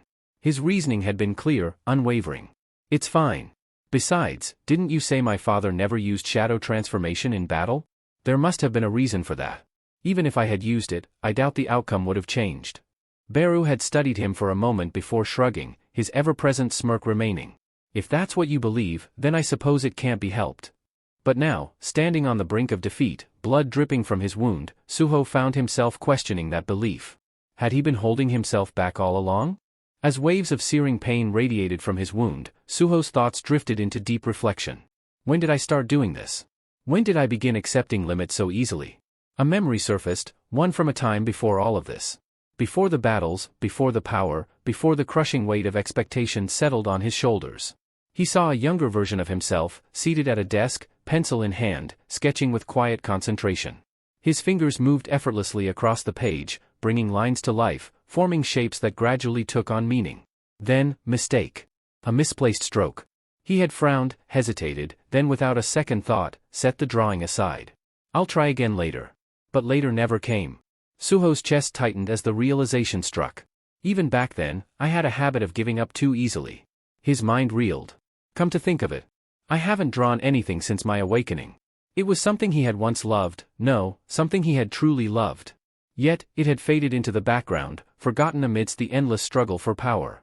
His fingers twitched slightly, as if yearning to grasp a pencil once more, to reclaim that lost part of himself. Then, a voice echoed in his mind. You don't even know what you want. Lee Minsung's words. Suho exhaled sharply. Damn it. He had always left the matter of meeting his father to the system's will.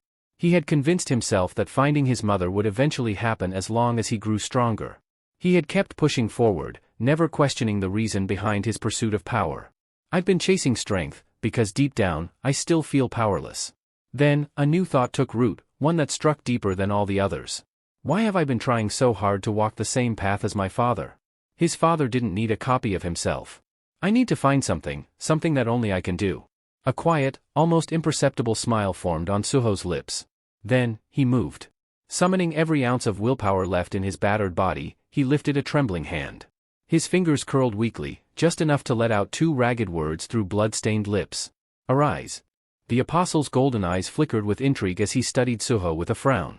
Now that I think about it, he murmured, his gaze sharp and calculating. The shadows are immortal, aren't they? His expression darkened. A flicker of irritation crossed his face. No matter how many times they're cut down, they just keep rising again. As he spoke, something stirred beneath Suho's feet. The void of his shadow quivered, rippling unnaturally like a living thing. Then, figures began to emerge from its abyssal depths, monstrous silhouettes rising one by one, drawn forth from the endless darkness. The apostle's jaw tightened. It doesn't matter, he sneered. No matter how many times your soldiers return, they'll never be strong enough to stop me. But then, something shifted. These weren't the same shadows as before. Back in his true form, the apostle's breath hitched, his eyes widening ever so slightly. They're merging. For the first time, a flicker of genuine surprise crossed his face. Even throughout the war against darkness, never, not once, had he witnessed something like this. Before his very eyes, Suho's shadow soldiers were no longer just separate entities. They were fusing, melding together into a grotesque, nightmarish colossus. Its form writhed and contorted as if reality itself struggled to contain its existence. Multiple creatures became one, their combined power crackling through the air like an impending storm, heavy with the promise of devastation. And then? Suho did something unthinkable. With a decisive motion, he severed his bond skill with Grey. Essel gasped audibly, her eyes widening in shock as she watched the fusion between Suho and Grey violently unravel. Why? Why would he do that now? But before the confusion could settle, something even more staggering happened. Suho's aura, already menacing, already otherworldly, shifted. It deepened, darkened, expanding with an intensity that sent a shudder through the battlefield. The energy around him was no longer just power, it was something raw, something alive. It coiled around him, writhing like a living shadow, whispering through the air in sinister currents. His eyes, brilliant, piercing, glowed an eerie, almost unnatural blue.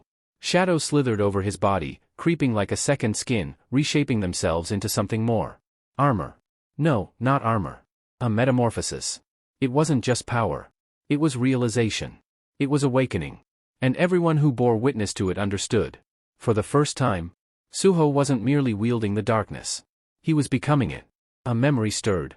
The battlefield faded, dissolving into the warm glow of a winter evening. The streets of Suho's hometown were alive with festive brilliance.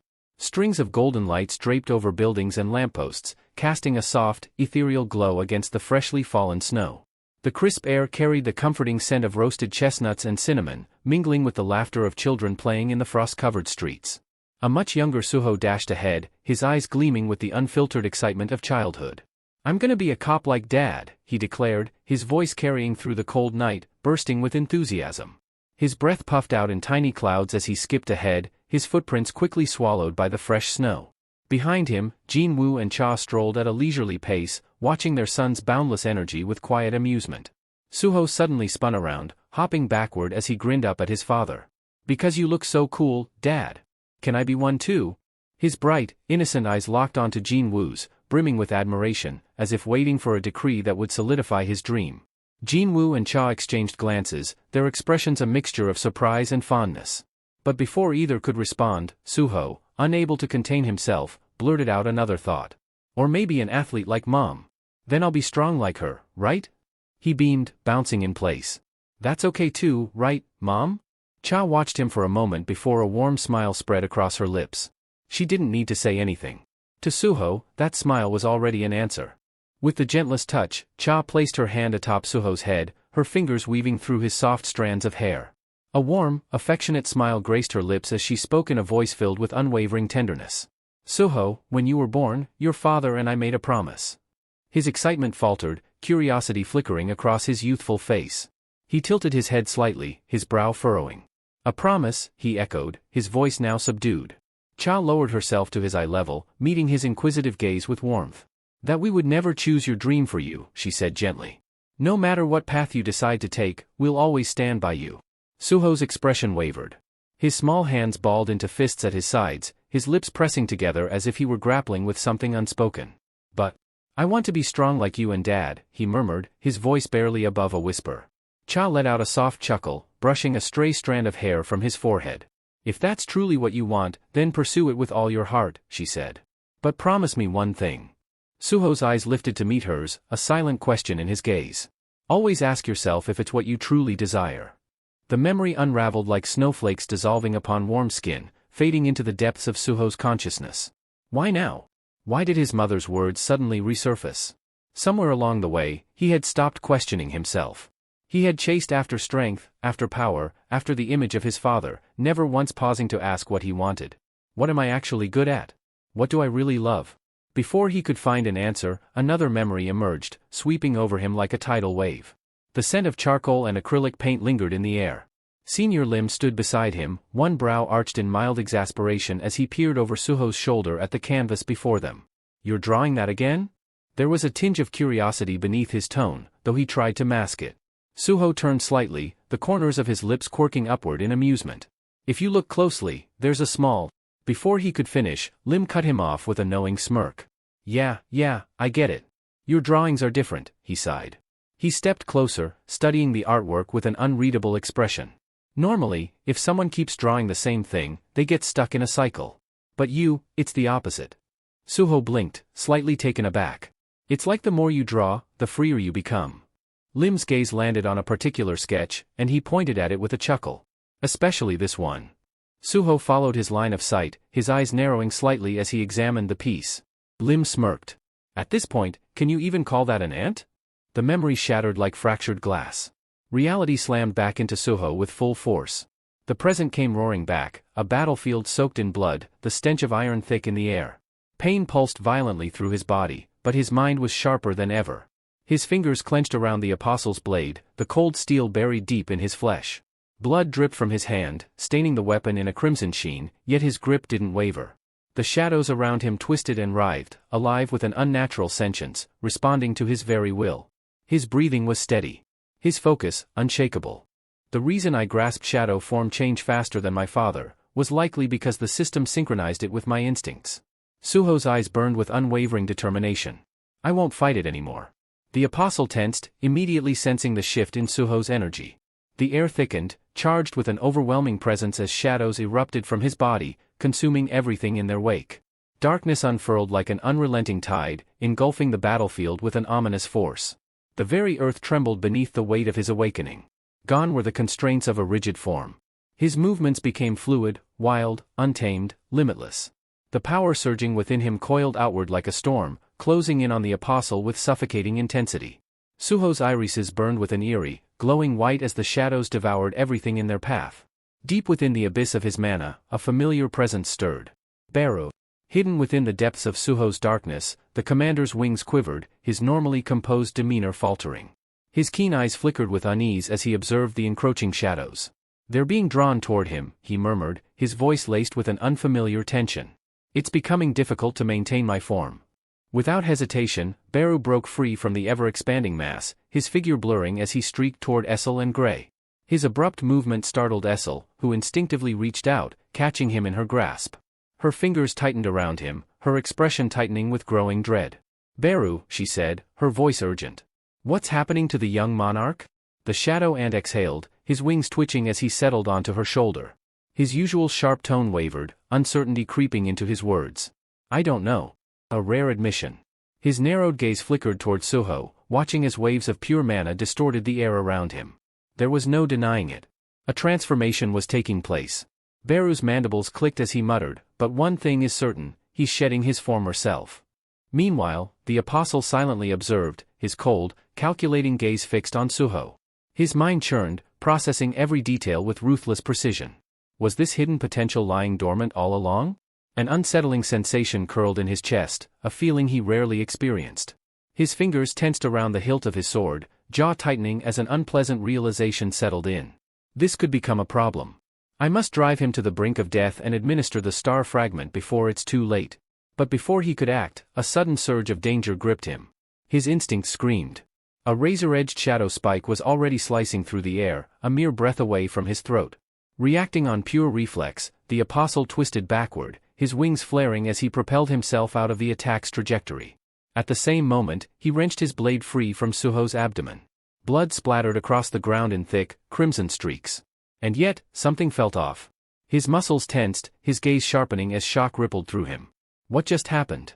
He had barely registered the strike, and yet it had almost ended him. His wary eyes studied Suho intently.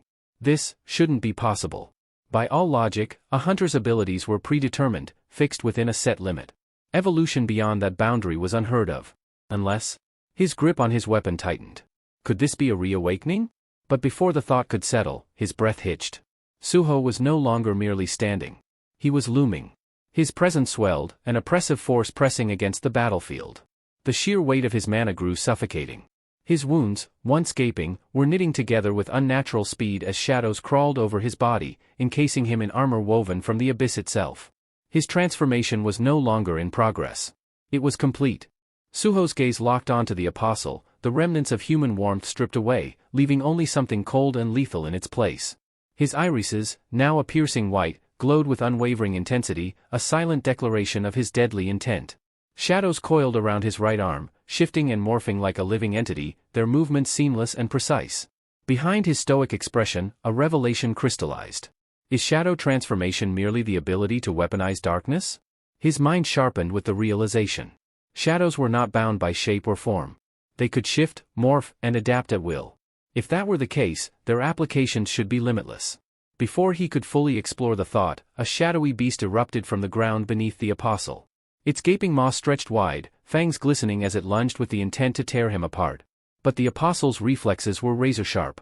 With a single fluid motion, his blade cut through the beast with merciless efficiency. The creature split in half, its fragmented form dispersing into nothingness before it could even let out a sound. Barely a breath passed before another attack descended upon him. A hulking shadow loomed behind him, a high troll, one of Suho's most formidable summons, had maneuvered into position. Muscles coiled with immense force as the massive creature swung its colossal club downward, the sheer weight of the strike aiming to obliterate the apostle in one blow. Yet, once again, the apostle met the assault with unsettling ease. His blade intercepted the club mid-swing, halting the devastating strike as though the troll's monstrous strength was nothing more than an inconvenience. The High Troll's teeth gnashed, his grip tightening as he pressed down with all his might. But the Apostle didn't move an inch. Irritation flickered across his face as he spoke, his voice edged with disdain. Did I not make myself clear? Your minions are worthless against me. The moment the words left his lips, he twisted sharply. A streak of silver tore through the battlefield. His sword became a blur, slashing through Suho's shadow creatures in rapid succession. One by one, they fell, their forms carved apart, reduced to nothing but flickering remnants before vanishing completely. Then, something changed. A sharp instinct flared within the Apostle, sending an urgent warning through his body. Look up. His eyes snapped toward Suho, and for the first time, a flicker of surprise crossed his expression. Suho was walking toward him.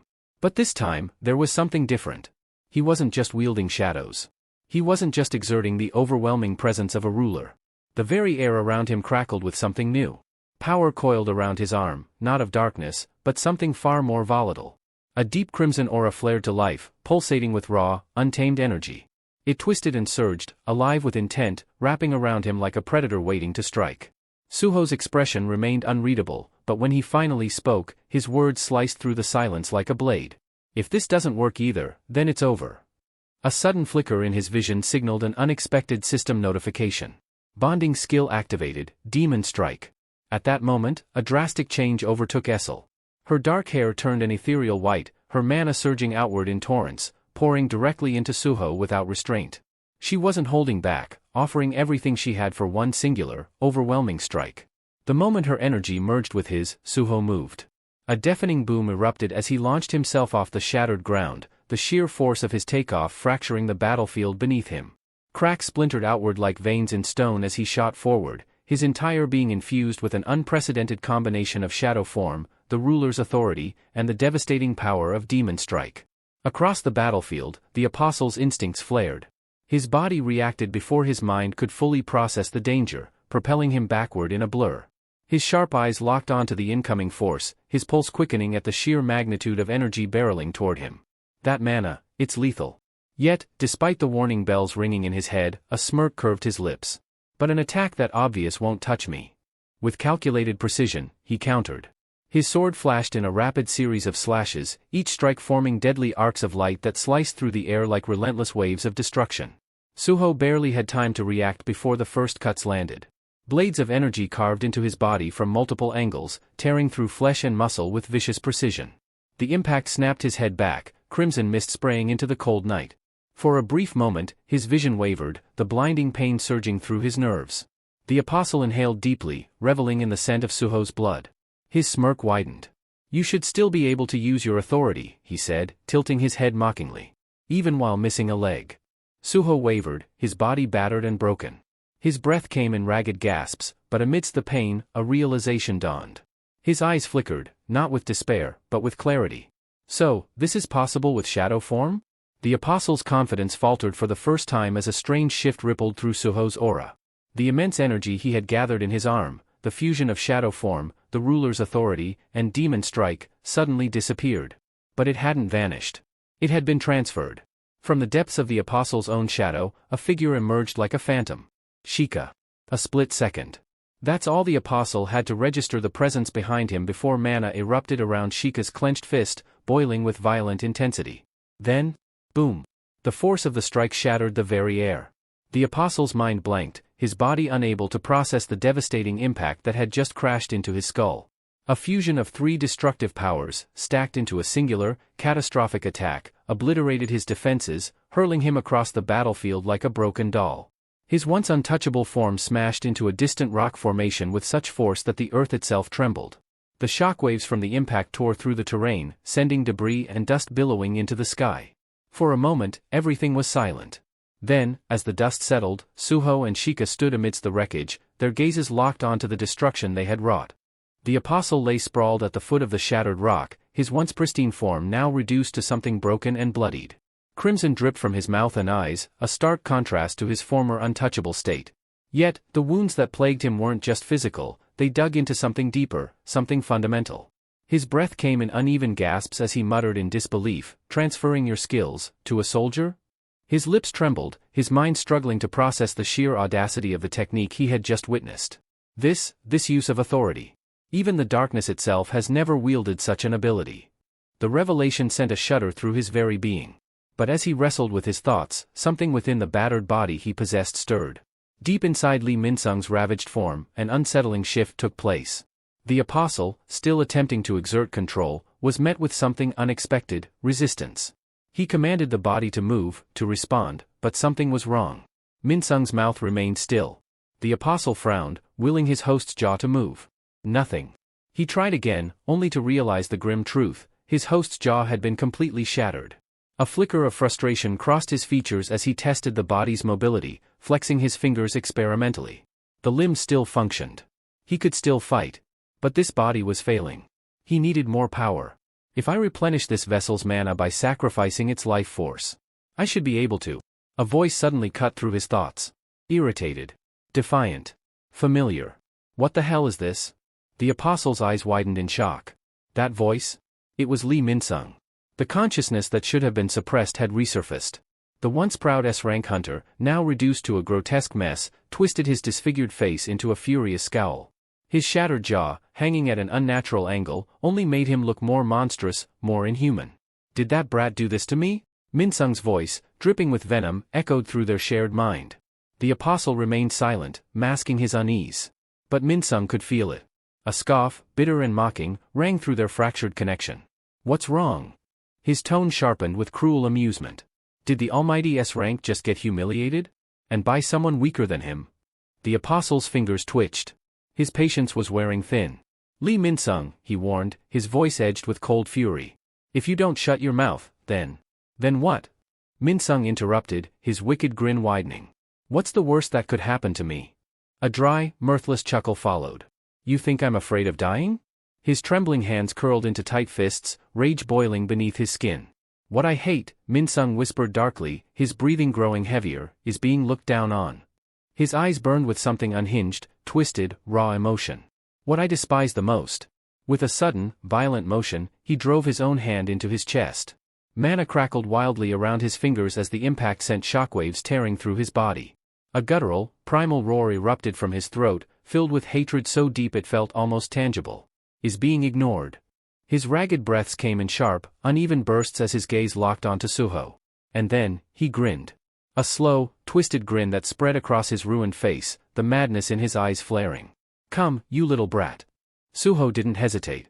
Step by step, he advanced, his presence growing heavier, his power coiling around him like a storm ready to be unleashed. Min-sung, consumed by his frenzy, tore away the apostle's armor. Heavy plates clattered to the ground, discarded one by one as his deranged laughter echoed through the battlefield. If I can't be the protagonist? The final piece of armor hit the dirt. Then I'll play my role to the end. The fragments of his shattered protection swirled in the air like dying embers, obscuring his vision for the briefest moment. And in that moment, Suho was already there. Boom. A fist, wreathed in the abyssal power of shadows and the unrelenting force of the ruler's authority, crashed into Min-sung's stomach.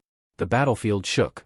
The sheer impact sent shockwaves screaming through the earth, shattering stone and tearing through the air like a violent storm. The force of the blow ripped through Min-sung's body, his form crumpling under the devastating power that had been unleashed upon him. The ground beneath them split apart. The battlefield trembled. And in the aftermath of that single, monstrous strike, nothing but silence remained. Suho's fist remained lodged deep in Min-sung's torso, his knuckles slick with blood as the shadowy tendrils coiled and writhed around his arm like living entities. The devastating impact had driven Min-sung's body forward, his breath coming in ragged, uneven gasps. A thick stream of blood spilled from his lips, staining his chin and pooling at his feet. His entire frame trembled, his strength rapidly draining away, his body betraying him in its final moments. At first, the cracks on his face were barely noticeable, thin, hairline fractures splintering across his skin.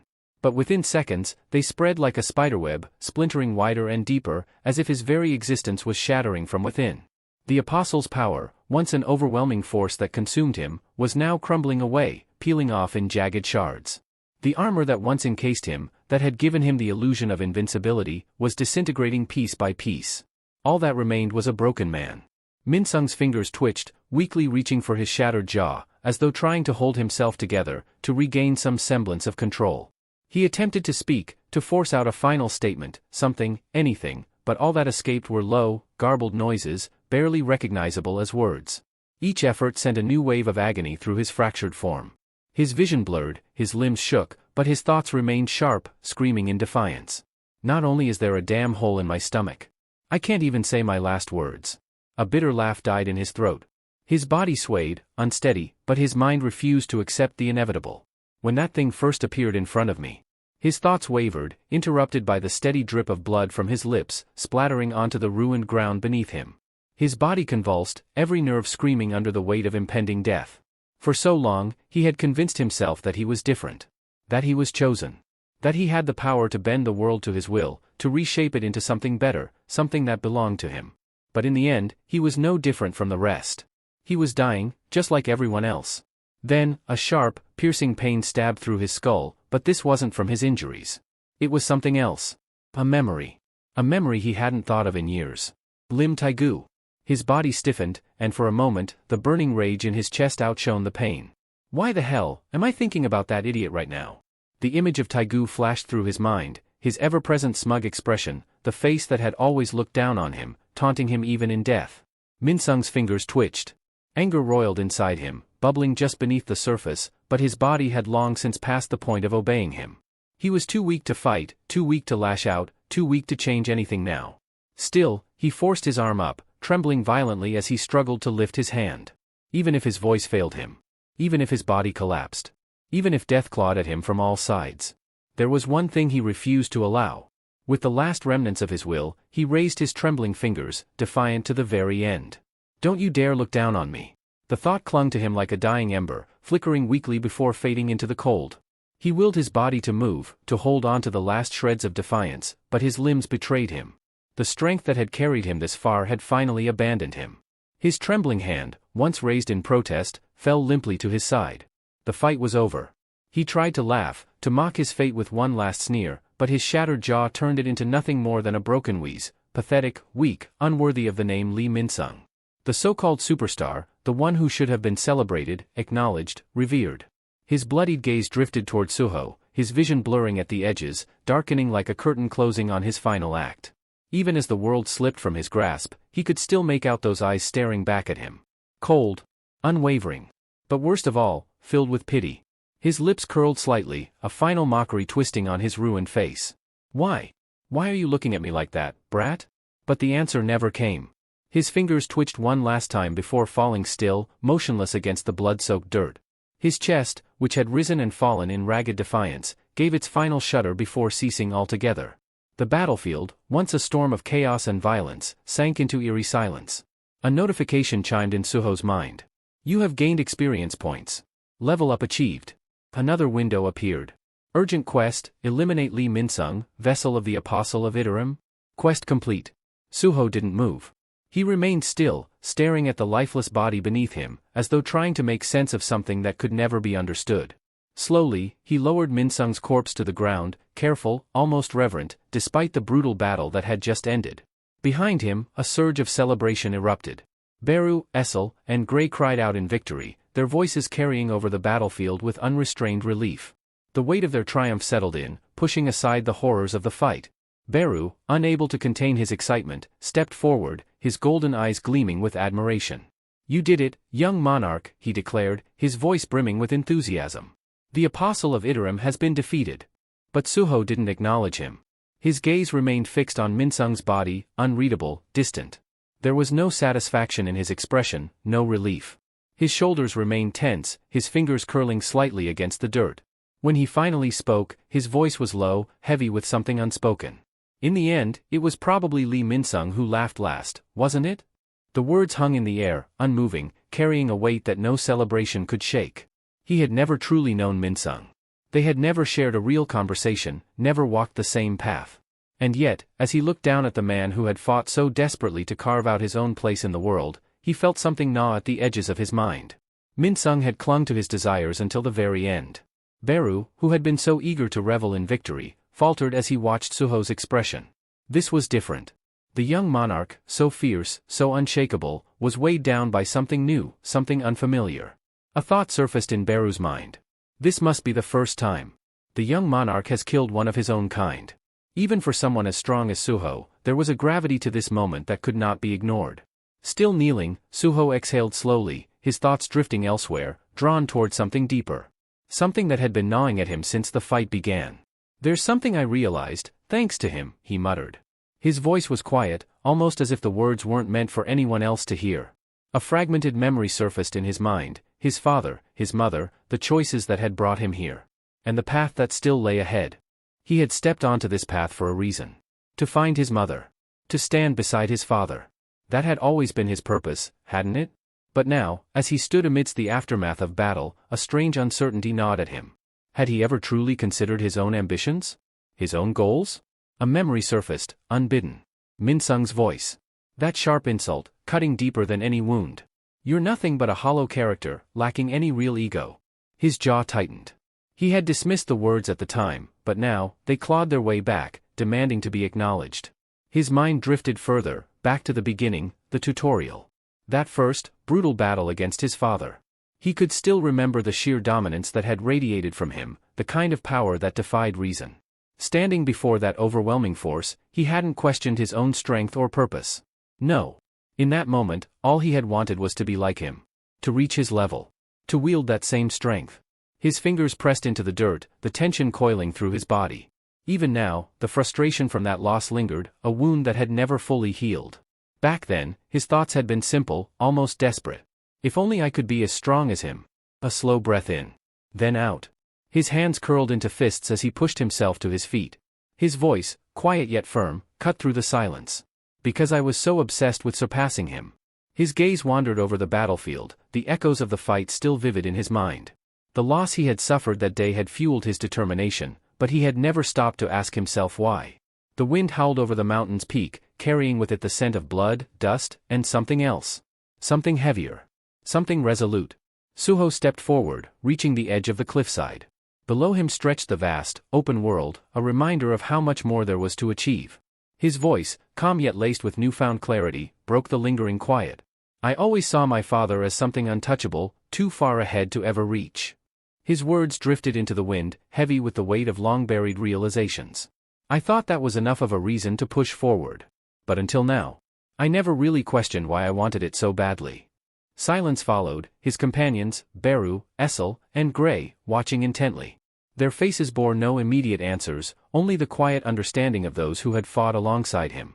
Suho turned back to them, his expression no longer clouded by doubt. "But there's nothing wrong with having huge ambitions."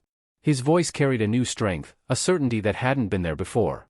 He raised his hand, pointing toward the sky, his eyes ablaze with determination. "If I'm going to grow stronger," he declared, his words ringing with conviction, "then I won't settle for anything less than being the strongest."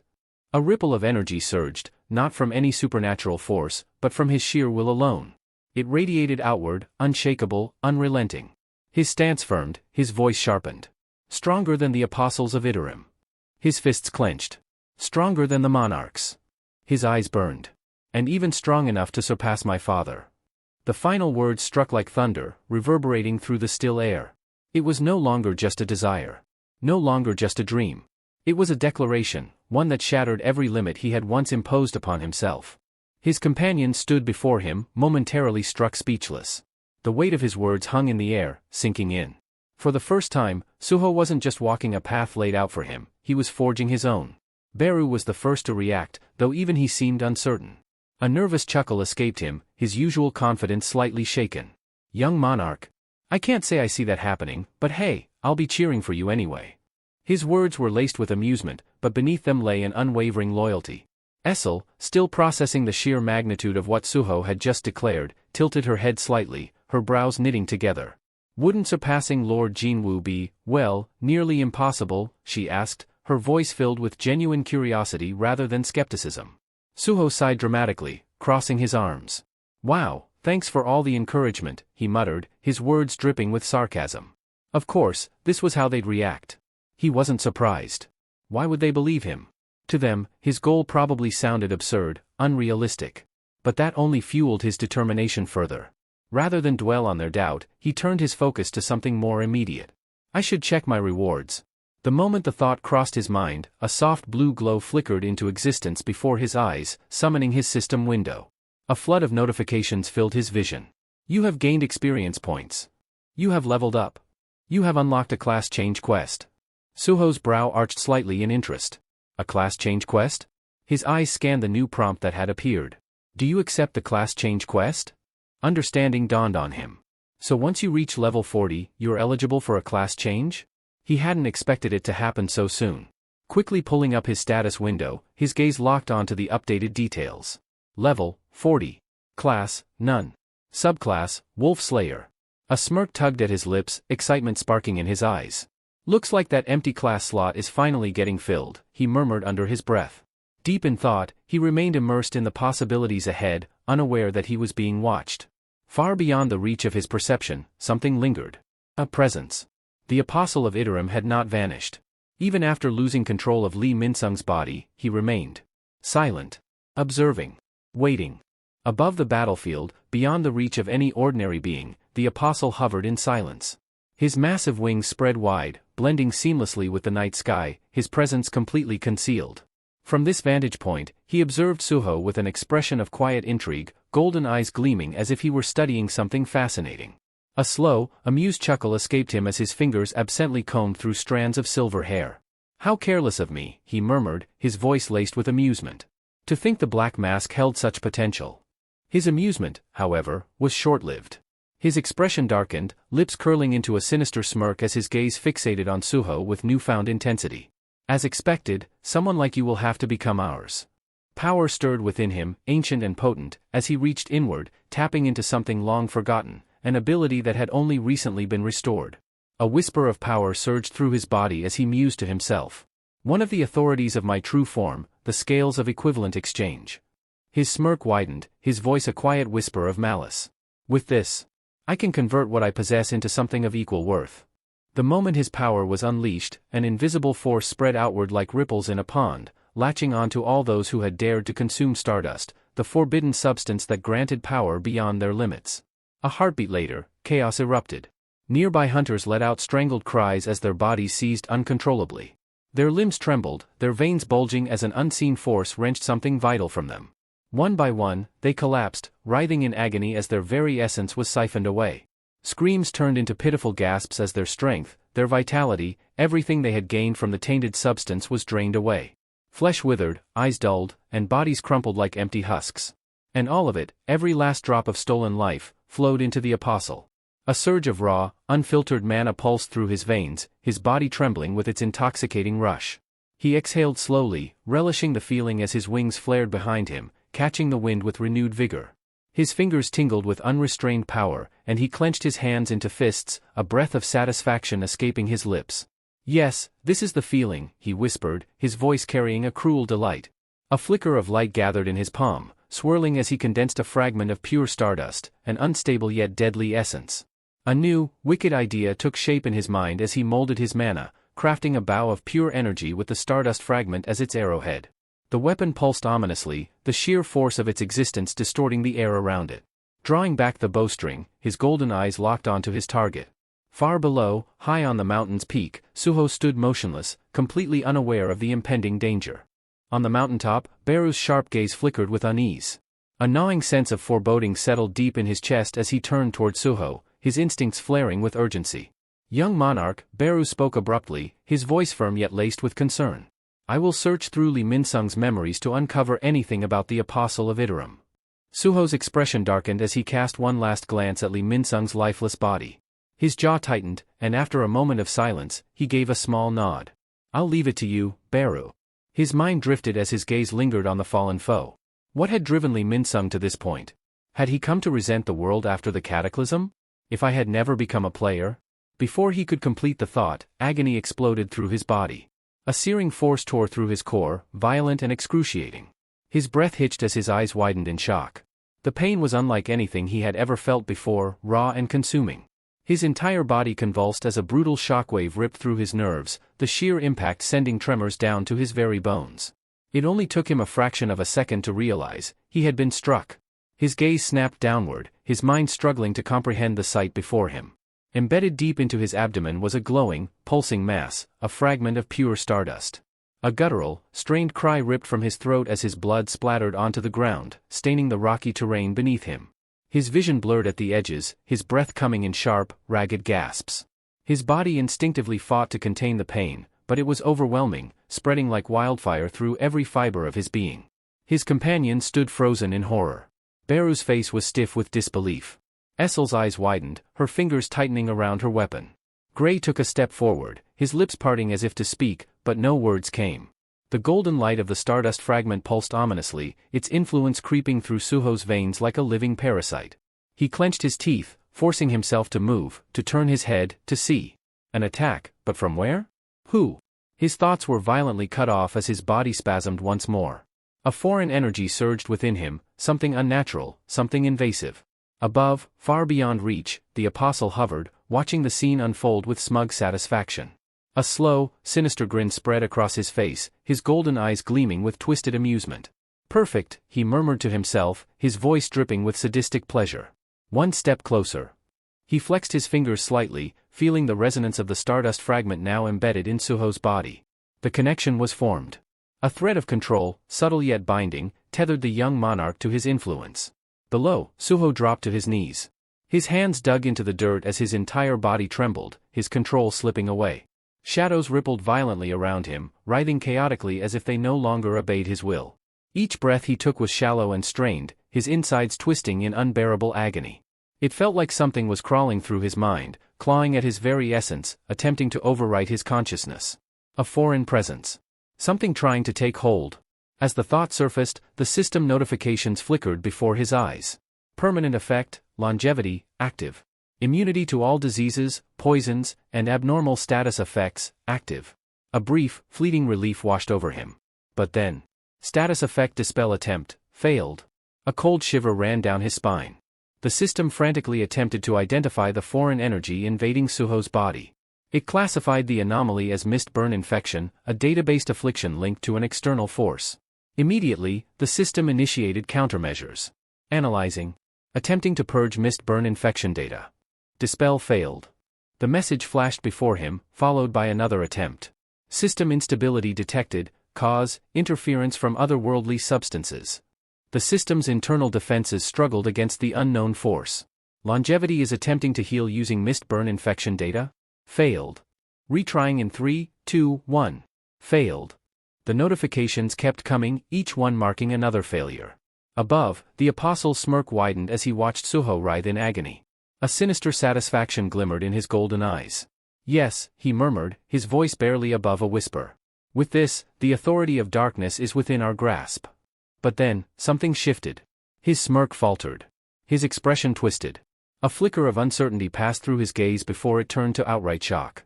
Suho's body convulsed violently, but instead of succumbing to the stardust's influence, a powerful force within him repelled it. The foreign energy recoiled as though rejected by something far greater. Another system notification appeared. Status effect analysis succeeded. Status effect dispelled. System recovery in progress. The apostle's eyes widened. Impossible. Below, Beru, Essel, and Gray rushed to Suho's side.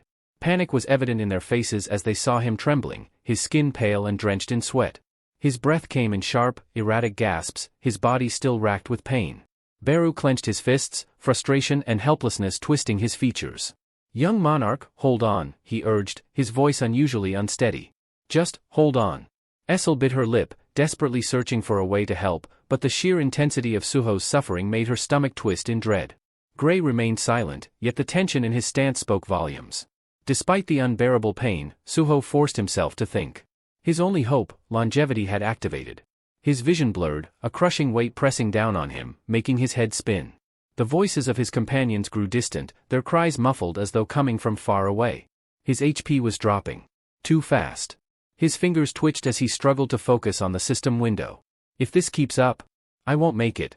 His body screamed for relief, for any escape from the torment. Then, an idea surfaced, a desperate, reckless thought. His only option. With trembling fingers, he lifted his hand.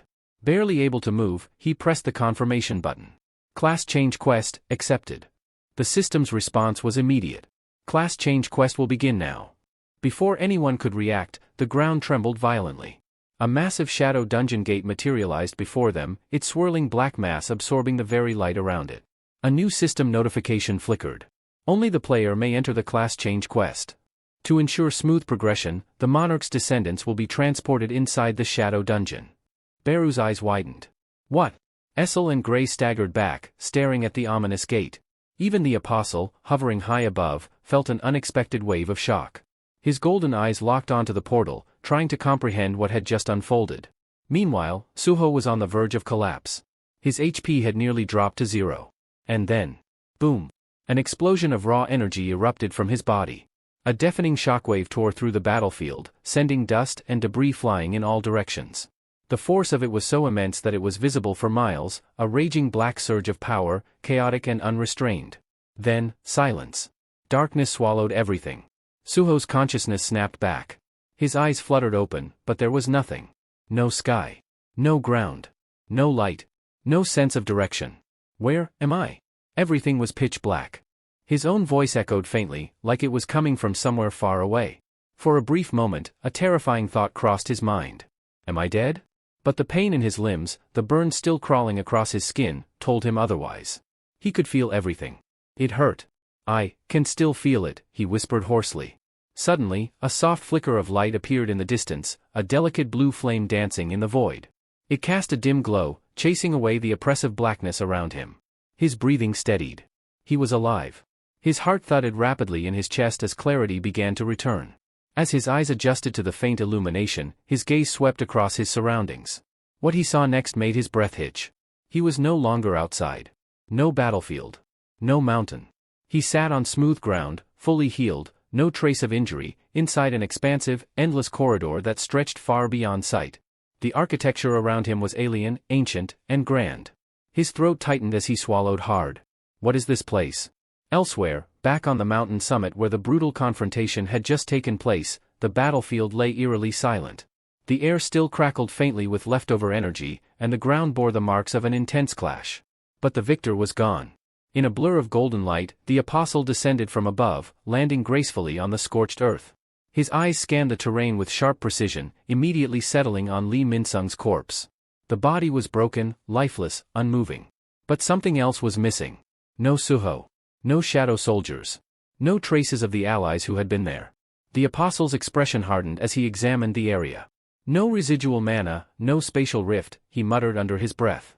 His instincts flared. Whatever had happened wasn't random, it was calculated. A controlled extraction.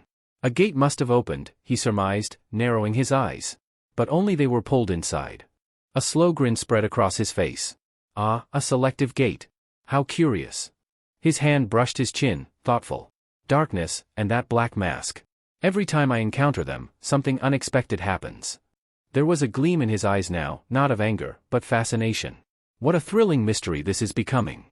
Meanwhile, deep inside the newly formed shadow dungeon, Suho balanced silently on one hand, his entire frame suspended above the cold stone floor.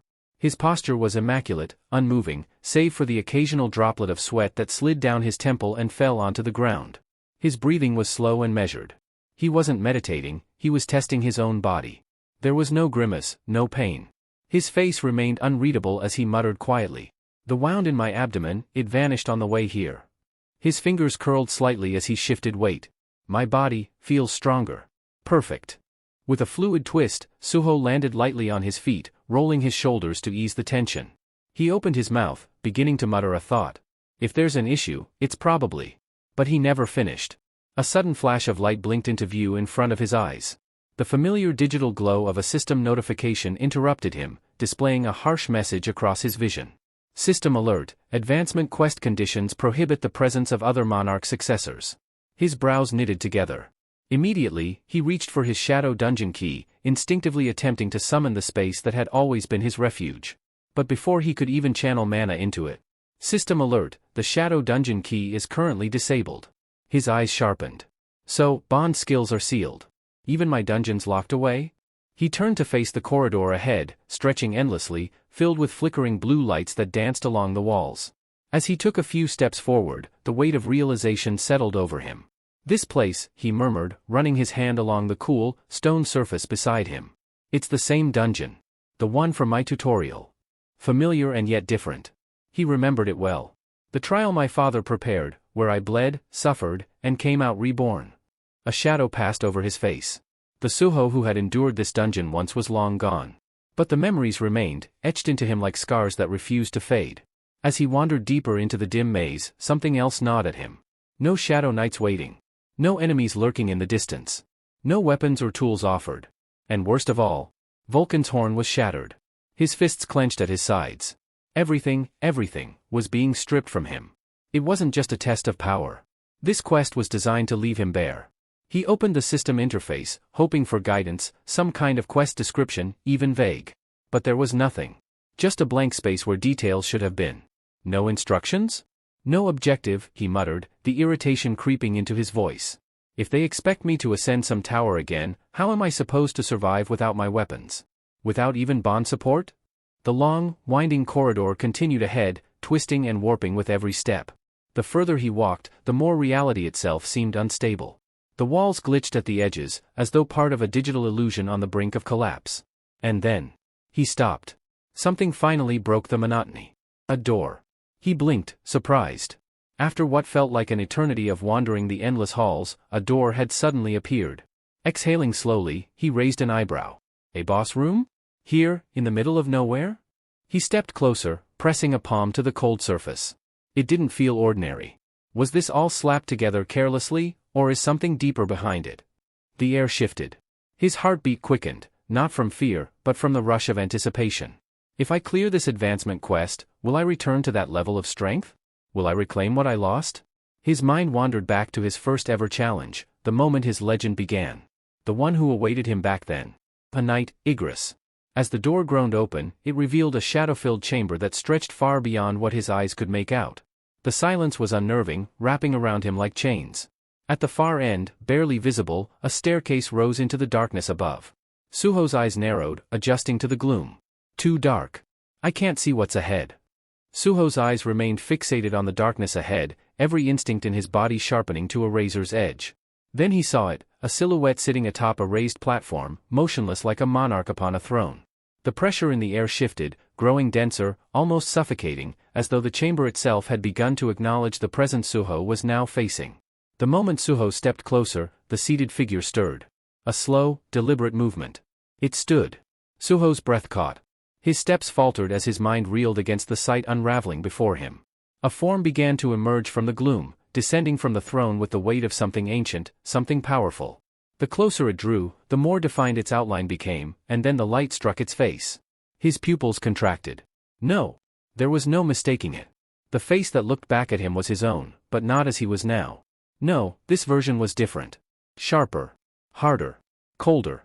It was him from the past. The Suho who had clawed his way out of the nightmare that was the tutorial. The one who had been shaped by endless bloodshed, trial after merciless trial. The one who had faced Beru at full power, and survived. That Suho exuded an unshakable dominance. No hesitation, no uncertainty in his eyes. Only pure, refined resolve. His stance was perfect, balanced like a blade honed to kill.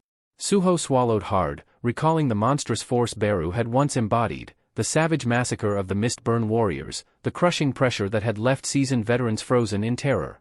And yet, this version of himself had brought that beast to its knees. A pulse of energy rippled through the room. The other Suho's gauntlets lit up with raw, unstable power. Sparks danced across his arms, surging into the air like veins of lightning tearing through reality itself. His aura flared, wild, violent, immense. It wasn't just pressure anymore. It was devastation manifest. The ground fractured beneath his feet, great cracks spiderwebbing outward. The walls trembled, the ceiling groaned. The very fabric of the chamber strained against the weight of the power radiating from him, power that wasn't just brimming, but overflowing, unraveling the boundaries of the dungeon. Suho instinctively stepped back. His breath came in quick, shallow bursts. His heart pounded like a war drum in his chest. What am I supposed to do against that? And then, the past Suho moved. There was no warning, no build-up. Just a blur. A flash. And the world erupted. Why? The word barely escaped Suho's lips before it was too late. The strike landed with a cataclysmic crash that shattered space itself. Suho didn't fly back. He didn't brace. He didn't block. He ceased to exist. In a single instant, he was gone. The impact annihilated everything, no bones left to break, no flesh left to tear. He was unmade by sheer, unrelenting force. The blast didn't simply hit, it erased. No defense. No resistance. No second chances. The chamber fell silent once more. Only the echoes of destruction remained. Not a trace remained. No torn fabric, no scattered limbs, nothing. The space where Suho had once stood was now marked only by the grotesque splatter of blood staining the floor. The only testament to his existence in that moment was the crimson pool left behind, a chilling reminder of how thoroughly he had been obliterated. Then, in the distant shadows of the chamber, something shifted. One of the three ghostly blue flames, previously steady and unwavering, began to flicker erratically. Within seconds, it fizzled out completely, extinguished. Now, only two remained, their glow dancing solemnly along the walls. A violent gasp tore from Suho's throat. He reappeared abruptly, his body reforming in darkness like a specter torn from oblivion. His knees buckled the moment his feet hit the stone floor. He stumbled forward, lungs aching, his every breath ragged and desperate. Though there was no external injury, an invisible agony clung to him, one that didn't scar flesh but left a hollow pain deep within his soul. He gritted his teeth and reached for his head, dizzy and dazed. It wasn't just the pain. It was the realization. A truth that hit like a second death. So this is where I return when I die here? His voice trembled. Barely audible. Each syllable carried the weight of disbelief and dread. Sweat dripped from his chin. His eyes were unfocused, pupils still quivering from the trauma he'd just endured. His breathing slowed, but the tremors wouldn't stop. His thoughts were scattered, clashing like debris in a storm. If this was the advancement quest, then what was the point? Was this how it was meant to work? Am I really supposed to defeat that? He muttered. The version of himself that had once triumphed over Beru, could he ever hope to match that now? His hands curled into trembling fists. The despair pressed on him like a weight, but he refused to give in. No. The system had never thrown obstacles at him for the sake of cruelty. Every challenge, every trial, had been part of his growth. A path toward something greater. There had to be another way. A hidden route. A different path forward. His eyes turned to the endless labyrinth ahead. This dungeon, it wasn't like the tutorial. Not just a single arena or a straightforward battleground. The structure was too complex. Too scattered. Multiple corridors. Multiple chambers. The boss room he'd found earlier, it had been placed too randomly. Which meant, there must be others, he whispered, the spark of hope returning to his voice. Without another second wasted, he launched into a sprint. His feet echoed against the cold stone floor as he weaved through the twisted halls, the eerie glow of blue fire lighting his path. His breaths grew steady, mind clearing with each step. And then, he saw it. Another massive gate. Standing ominously at the end of a hallway. He skidded to a halt, his chest heaving as he took in the sight. A sharp grin pulled at his lips. Just as he had hoped, another boss room. Wiping the sweat from his brow, he steadied his breathing, bringing his thoughts into focus. He hadn't failed. Not yet. This wasn't over. As long as there were more doors, more chances, he would keep moving forward. But just as his hand reached out toward the handle, a wave of dread surged through him. His instinct screamed. Stop. His entire body tensed. Something was wrong. It was too quiet. Too still. His gaze narrowed. What's waiting behind this door, he thought, doubt creeping in. A flicker of hesitation gripped him. Should he really charge in blindly again? What if this opponent was worse? What if it wasn't his past self, but something more? But no. He couldn't afford to falter. Not now. Whatever lurked behind this gate, it had to be a better alternative than facing himself again. Jaw tight, heart pounding, Suho braced himself. His hand pushed against the cold metal. The massive doors groaned as they began to open. And the moment the gap widened, his entire body froze. Eyes wide. Breath caught. His expression collapsed into sheer disbelief. What he saw inside left him stunned beyond words. What lay before Suho was surreal. The last thing he expected to find behind the towering gate was a room filled with scattered children's toys, worn stuffed animals, wooden figurines, and colorful puzzle pieces littered the stone floor. The playful remnants of a nursery were wildly out of place in a dungeon this ominous. The air remained thick and oppressive, yet it clashed violently with the innocence suggested by the childlike clutter. Suho's eyes narrowed as he took in the eerie sight. What is this place? And then, his gaze drifted to the center of the room. Amidst the disarray, a lone child sat quietly on the ground, his small frame surrounded by the mess of toys. He seemed utterly absorbed, fiddling with blocks as if the gloom around him didn't exist. But the moment Suho took a cautious step forward, the child's hand stilled. A dreadful silence followed, so profound it made Suho's skin crawl. The child slowly turned his head. Their eyes met. In an instant, Suho's breath hitched in his throat, his pulse accelerating like a drumbeat in chaos. The boy's face, once innocent and serene, warped into something chilling, his features hardened, his expression clouded with menace. But it wasn't the malice that struck Suho the hardest.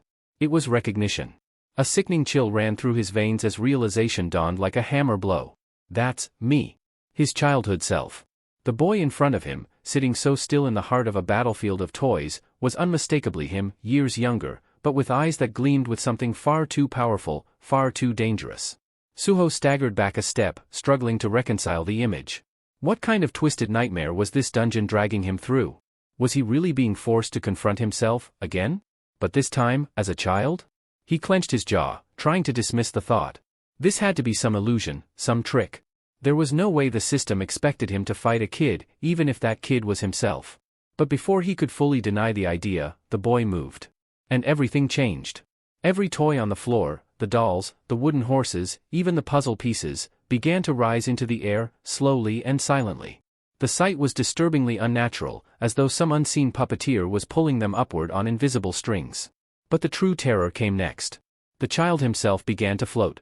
Lifted by no visible force, the younger Suho hovered above the ground as if gravity had simply released him. A dense, pitch-black aura enveloped his small body, its oppressive weight rippling through the chamber like a dark tide. The air grew heavier, harder to breathe, as the energy around the boy twisted reality itself. Suho instinctively tried to move, but he couldn't. Panic surged through him. He gritted his teeth, trying to force even a finger to respond. He was locked in place. Paralyzed. His mind raced to find the cause, and then it hit him like a slap to the face. This is ruler's authority. The same powerful force that only high-level beings could wield.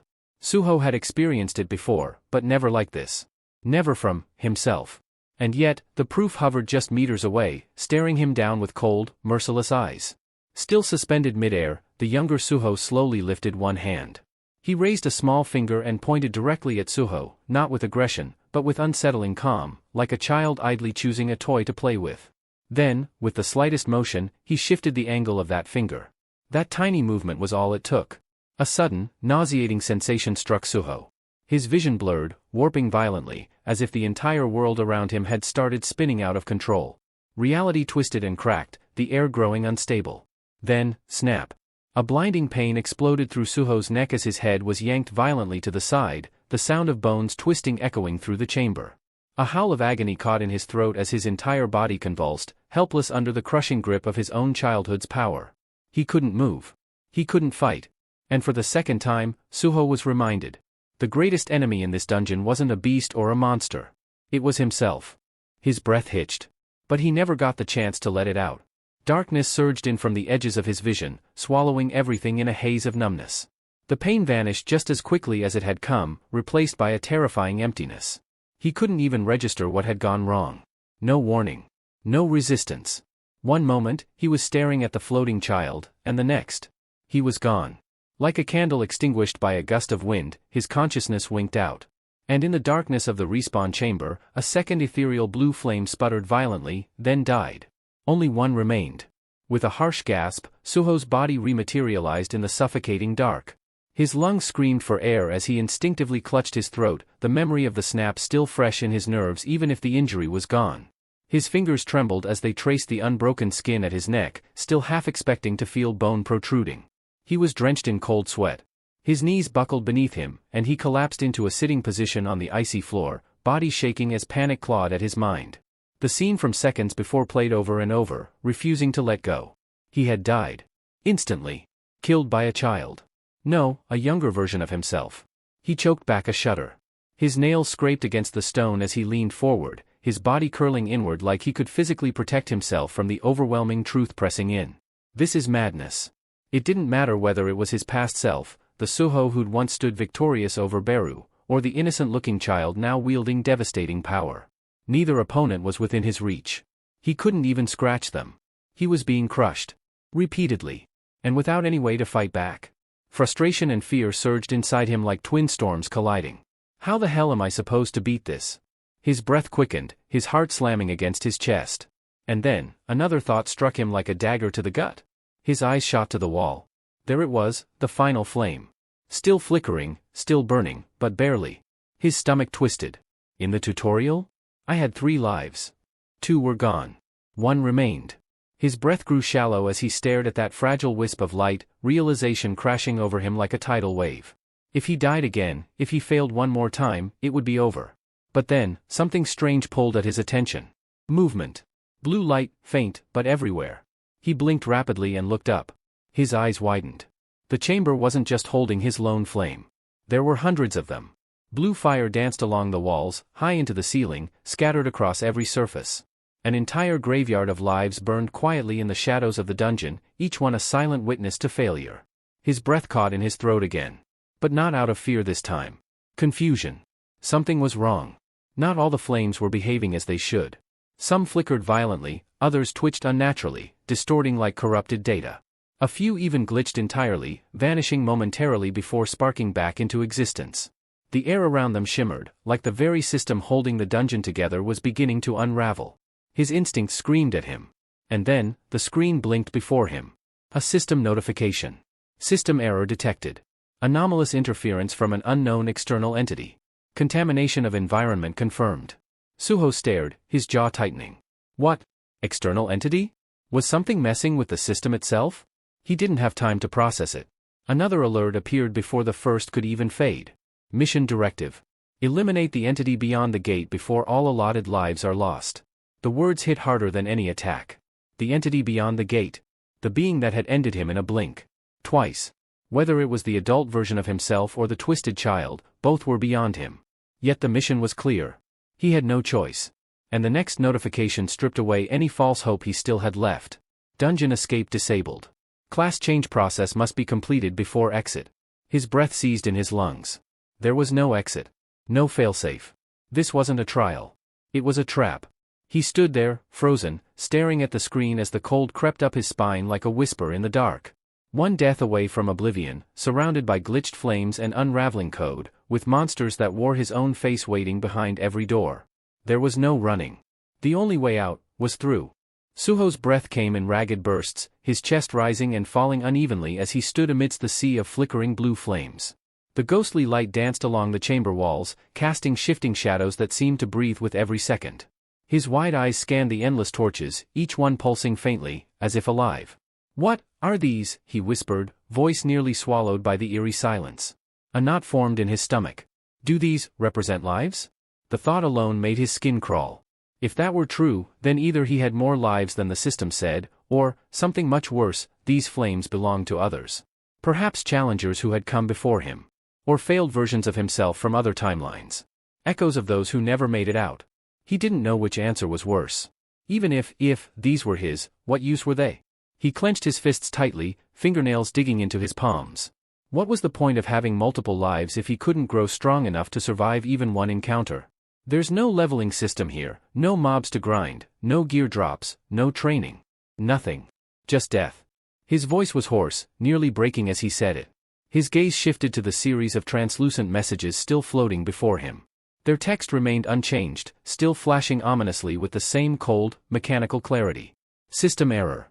Dimensional contamination detected. Unauthorized elements have infiltrated the dungeon environment. So that's what this was. That had to be the reason. The sheer unfairness of this trial. It wasn't just a challenge, it was corrupted. Twisted by something not meant to exist here. His heart pounded as he read the second message again. Objective. Eliminate the entity beyond the gate before all allocated lives are consumed. And the third one. Dungeon lock active. Escape denied until class evolution is complete. A bitter expression formed on Suho's face. So even if those flames do mean extra lives, there's no telling how many I really have left. For all I know, that last death was already my final shot. The weight of that possibility pressed down on him like iron chains. But even so, he refused to break. His body still remembered the pain. That unbearable snap. The cold, empty sensation as life was ripped from him. But he pushed past it. With trembling arms and legs like stone, he forced himself to his feet. His breathing was shaky, but his voice was steady now. I have to keep going. I can't stop. Around him, the twisted dungeon sprawled in all directions, a chaotic mesh of curved halls, offbeat passageways, and strangely shaped doors that defied logic. It wasn't a layout designed to be solved. It was meant to confuse, to disorient. A maze built by something inhuman. His eyes narrowed as he studied the layout. There were at least 2 boss rooms so far. If there are more, just how massive is this place? The uncertainty coiled in his chest like a serpent. Still, there was time. He could search. He could learn. Maybe find something. A clue. A flaw. But just as that fragile hope sparked in his mind, a chill swept across the corridor. He froze. A terrible sensation crawled across his skin, like unseen fingers brushing the back of his neck. His muscles locked in place as an oppressive weight settled over the entire hall ahead of him. He knew this feeling. Something was there. Something wrong. Breathing shallow, Suho slowly turned his head toward the passage cloaked in shadows. His heart beat like a war drum in his chest. There was something waiting for him in the dark. At first, there was only silence, deep and suffocating. Suho's eyes strained against the blackness, searching for the source of the ominous pressure bearing down on him. The silence dragged, thick as tar, and just as he began to wonder if his senses had betrayed him, something moved. A faint glint broke through the darkness. It was small, almost imperceptible at first, floating with unnatural grace toward the edge of the torchlight. Its shape wavered slightly, flickering like a mirage. Suho squinted, trying to make sense of what he was seeing. Then realization struck like lightning. A toy. His stomach twisted violently, dread surging up his throat. Another one emerged, then another. Dozens of them drifted out from the shadows, suspended midair as if pulled along by invisible threads. Their presence made the air feel heavier, colder. The hollow look in their eyes, the way they moved, unnatural, wrong. And then, at the center of that eerie procession, he appeared. A small child floated between them, silent and motionless, his body surrounded by the orbiting swarm of playthings. His features were unmistakable. It was Suho. Or rather, the warped, younger version of him. A miniature replica born from a nightmare. His face remained half-veiled in shadow, but his eyes, they glowed. Not with innocence, but with something ancient, cruel, and devastatingly powerful. Suho felt the blood drain from his face.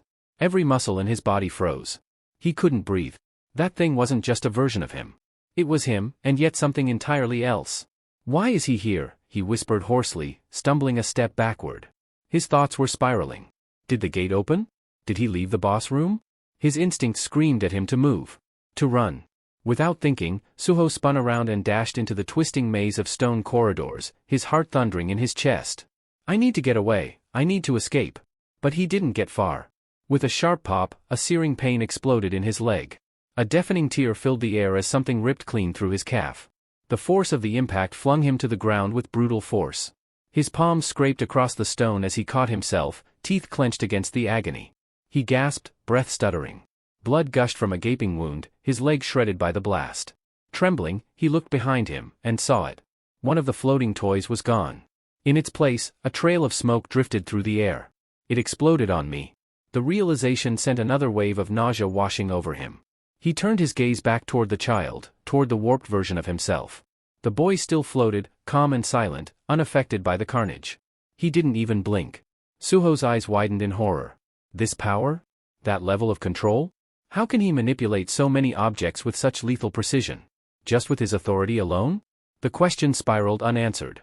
His mind scrambled for options, some kind of strategy, any way to survive. But before even a single plan could form, a new pressure pressed against his back. Colder. Heavier. Stronger. A second presence had entered the fray. And it was standing right behind him. Suho's veins ran cold as a massive shadow fell across his broken form.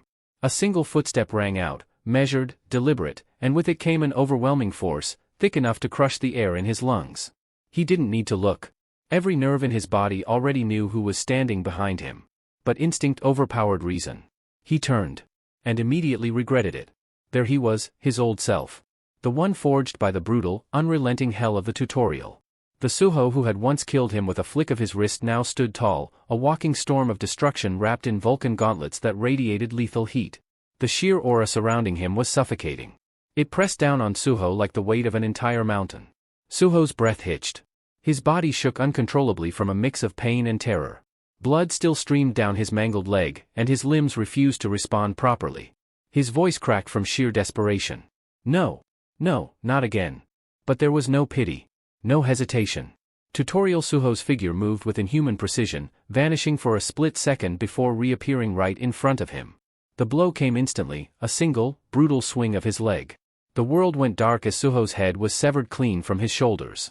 The next thing he knew, he was gasping for breath, lungs heaving as he reappeared at the dungeon's starting point. The dull orange torchlight greeted him once more. His hands trembled with rage. He staggered to his feet and punched the nearest stone wall hard enough to bruise his knuckles, his breath ragged and uneven. His fingers dragged down his face in a slow, frustrated motion. This is insane, he growled. Bosses can just leave their rooms now? What kind of nightmare difficulty is this? The sheer unfairness of it all gnawed at him. The rules made no sense.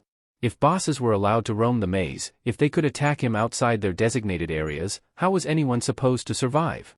His mind spun, and his thoughts drifted to his father. Had he experienced the same torment? Was this twisted quest part of the same legacy? But as the question echoed in his head, something shifted. A realization sparked behind his eyes. Wait.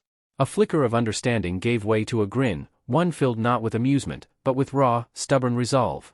If I'm respawning here, he murmured, that means those torches, they really are my lives. That changed everything. His eyes narrowed, the fire in them reigniting. And if my goal is to defeat a boss inside a room, then I don't have to fight them. His smirk widened. I just have to find another boss room. One I can actually win against. Of course, none of that erased the impossible odds stacked against him. No sooner had he steadied his breathing than the floor trembled again. He wasn't alone. A cold, bone-deep chill ran down his spine as he slowly turned his head, only to meet that same merciless gaze. Tutorial Suho had returned, his presence oppressive, his movements utterly silent. Suho barely had time to flinch. In the next instant, his body exploded under the force of another devastating strike, faster than lightning, more brutal than any monster he'd faced. And just like that, he was dead again. There was nothing left of him. No remains. No trace that he'd ever stood there at all. Again and again, Suho was reborn, only to be killed moments later. His deaths blurred together, a nightmarish loop of agony and helplessness. Sometimes it was baby Suho, drifting like a ghost through the air, his chubby fingers twitching slightly, and with just that, invisible forces shredded Suho's body apart like paper. Other times, it was Tutorial Suho who appeared without warning, merciless and mechanical, ending him in a single, brutal strike. Decapitated. Crushed. Blasted into chunks. Bone splintered. Flesh torn. Every death was more violent than the last. And yet, Suho endured. He clenched his jaw, swallowed the pain, and kept moving forward. Again and again. It doesn't matter. I can die 1,000 times if I have to. That single thought became his anchor. As long as he respawned, as long as his lives kept returning, he still had a chance. He could keep searching. Somewhere in this maze, there had to be another boss room, a way out that didn't lead straight to his slaughter. But then, something shifted. A quiet fear crept into his chest. A whisper of doubt that slithered into his thoughts, far more terrifying than death itself. His breathing hitched. His heartbeat stuttered. What if there isn't another room? The possibility chilled him. A system error. A corrupted dungeon. A glitch that left him trapped in a hopeless loop. What if this wasn't a trial of endurance? What if this was a punishment? A cage with no door? His knees gave way, and he slumped against the stone wall. His breath came in ragged bursts, shoulders trembling. His body still ached with phantom pain from his most recent death. His hands curled into fists so tight that his nails broke skin, dark blood welling beneath his fingers. He was exhausted. Not just in body, but in spirit. His head hung low. For the first time since entering the dungeon, the light in his eyes dimmed. This isn't a test, he whispered. This is hell. A nightmare where he couldn't grow stronger. Couldn't win. Couldn't escape. Just endless pain and rebirth. Despair clawed at his mind. He bit down hard on his lip until blood filled his mouth, hot and metallic. He wiped it away with a thumb, staring at the crimson stain like it held an answer. Then, something clicked. A memory surged to the surface. Words he had once spoken boldly, without hesitation. If I'm going to get stronger, then I want to be the strongest. He closed his eyes. Let the weight of that oath sink in. He'd said it like a promise, but now it felt like a chain.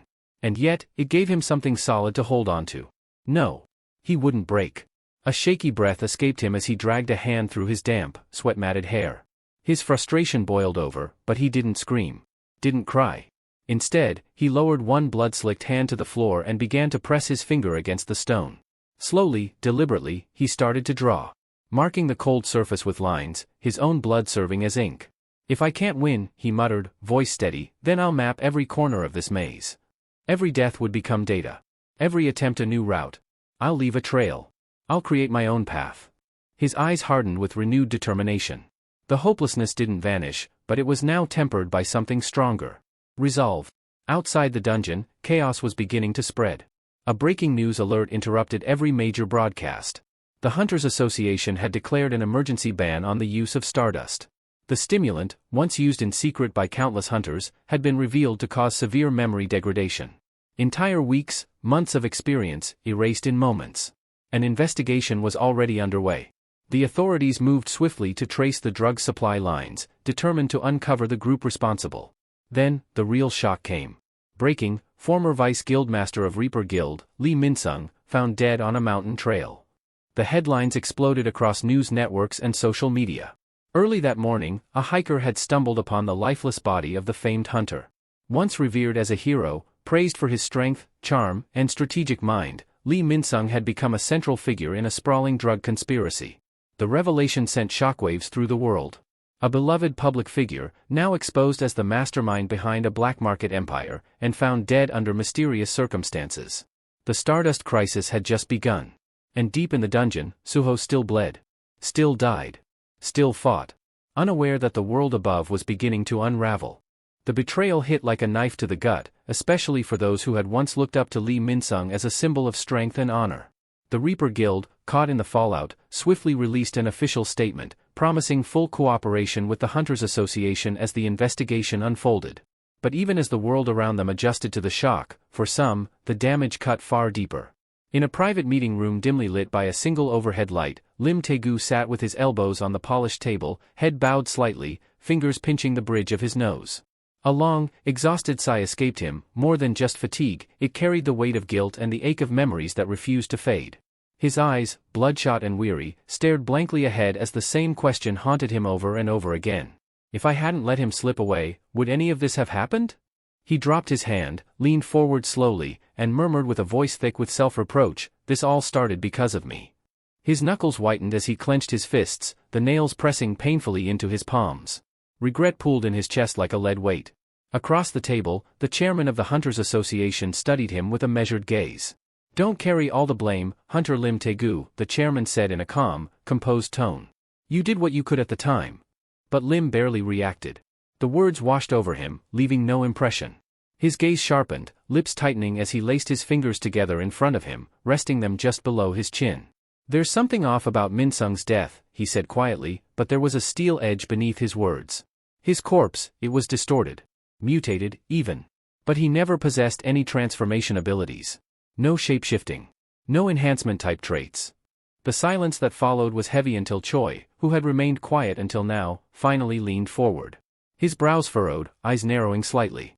"You think Stardust created something new?" he asked, his tone careful, almost hesitant, but the weight behind his words was undeniable. Lim's jaw tightened.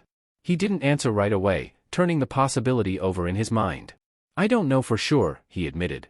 "But it wouldn't be the first time a drug unlocked something unnatural." Then, after a long pause, he added, "There's more. Someone else was there when Lee Min-sung died. A man, masked, dressed in black. He fought him right before it happened."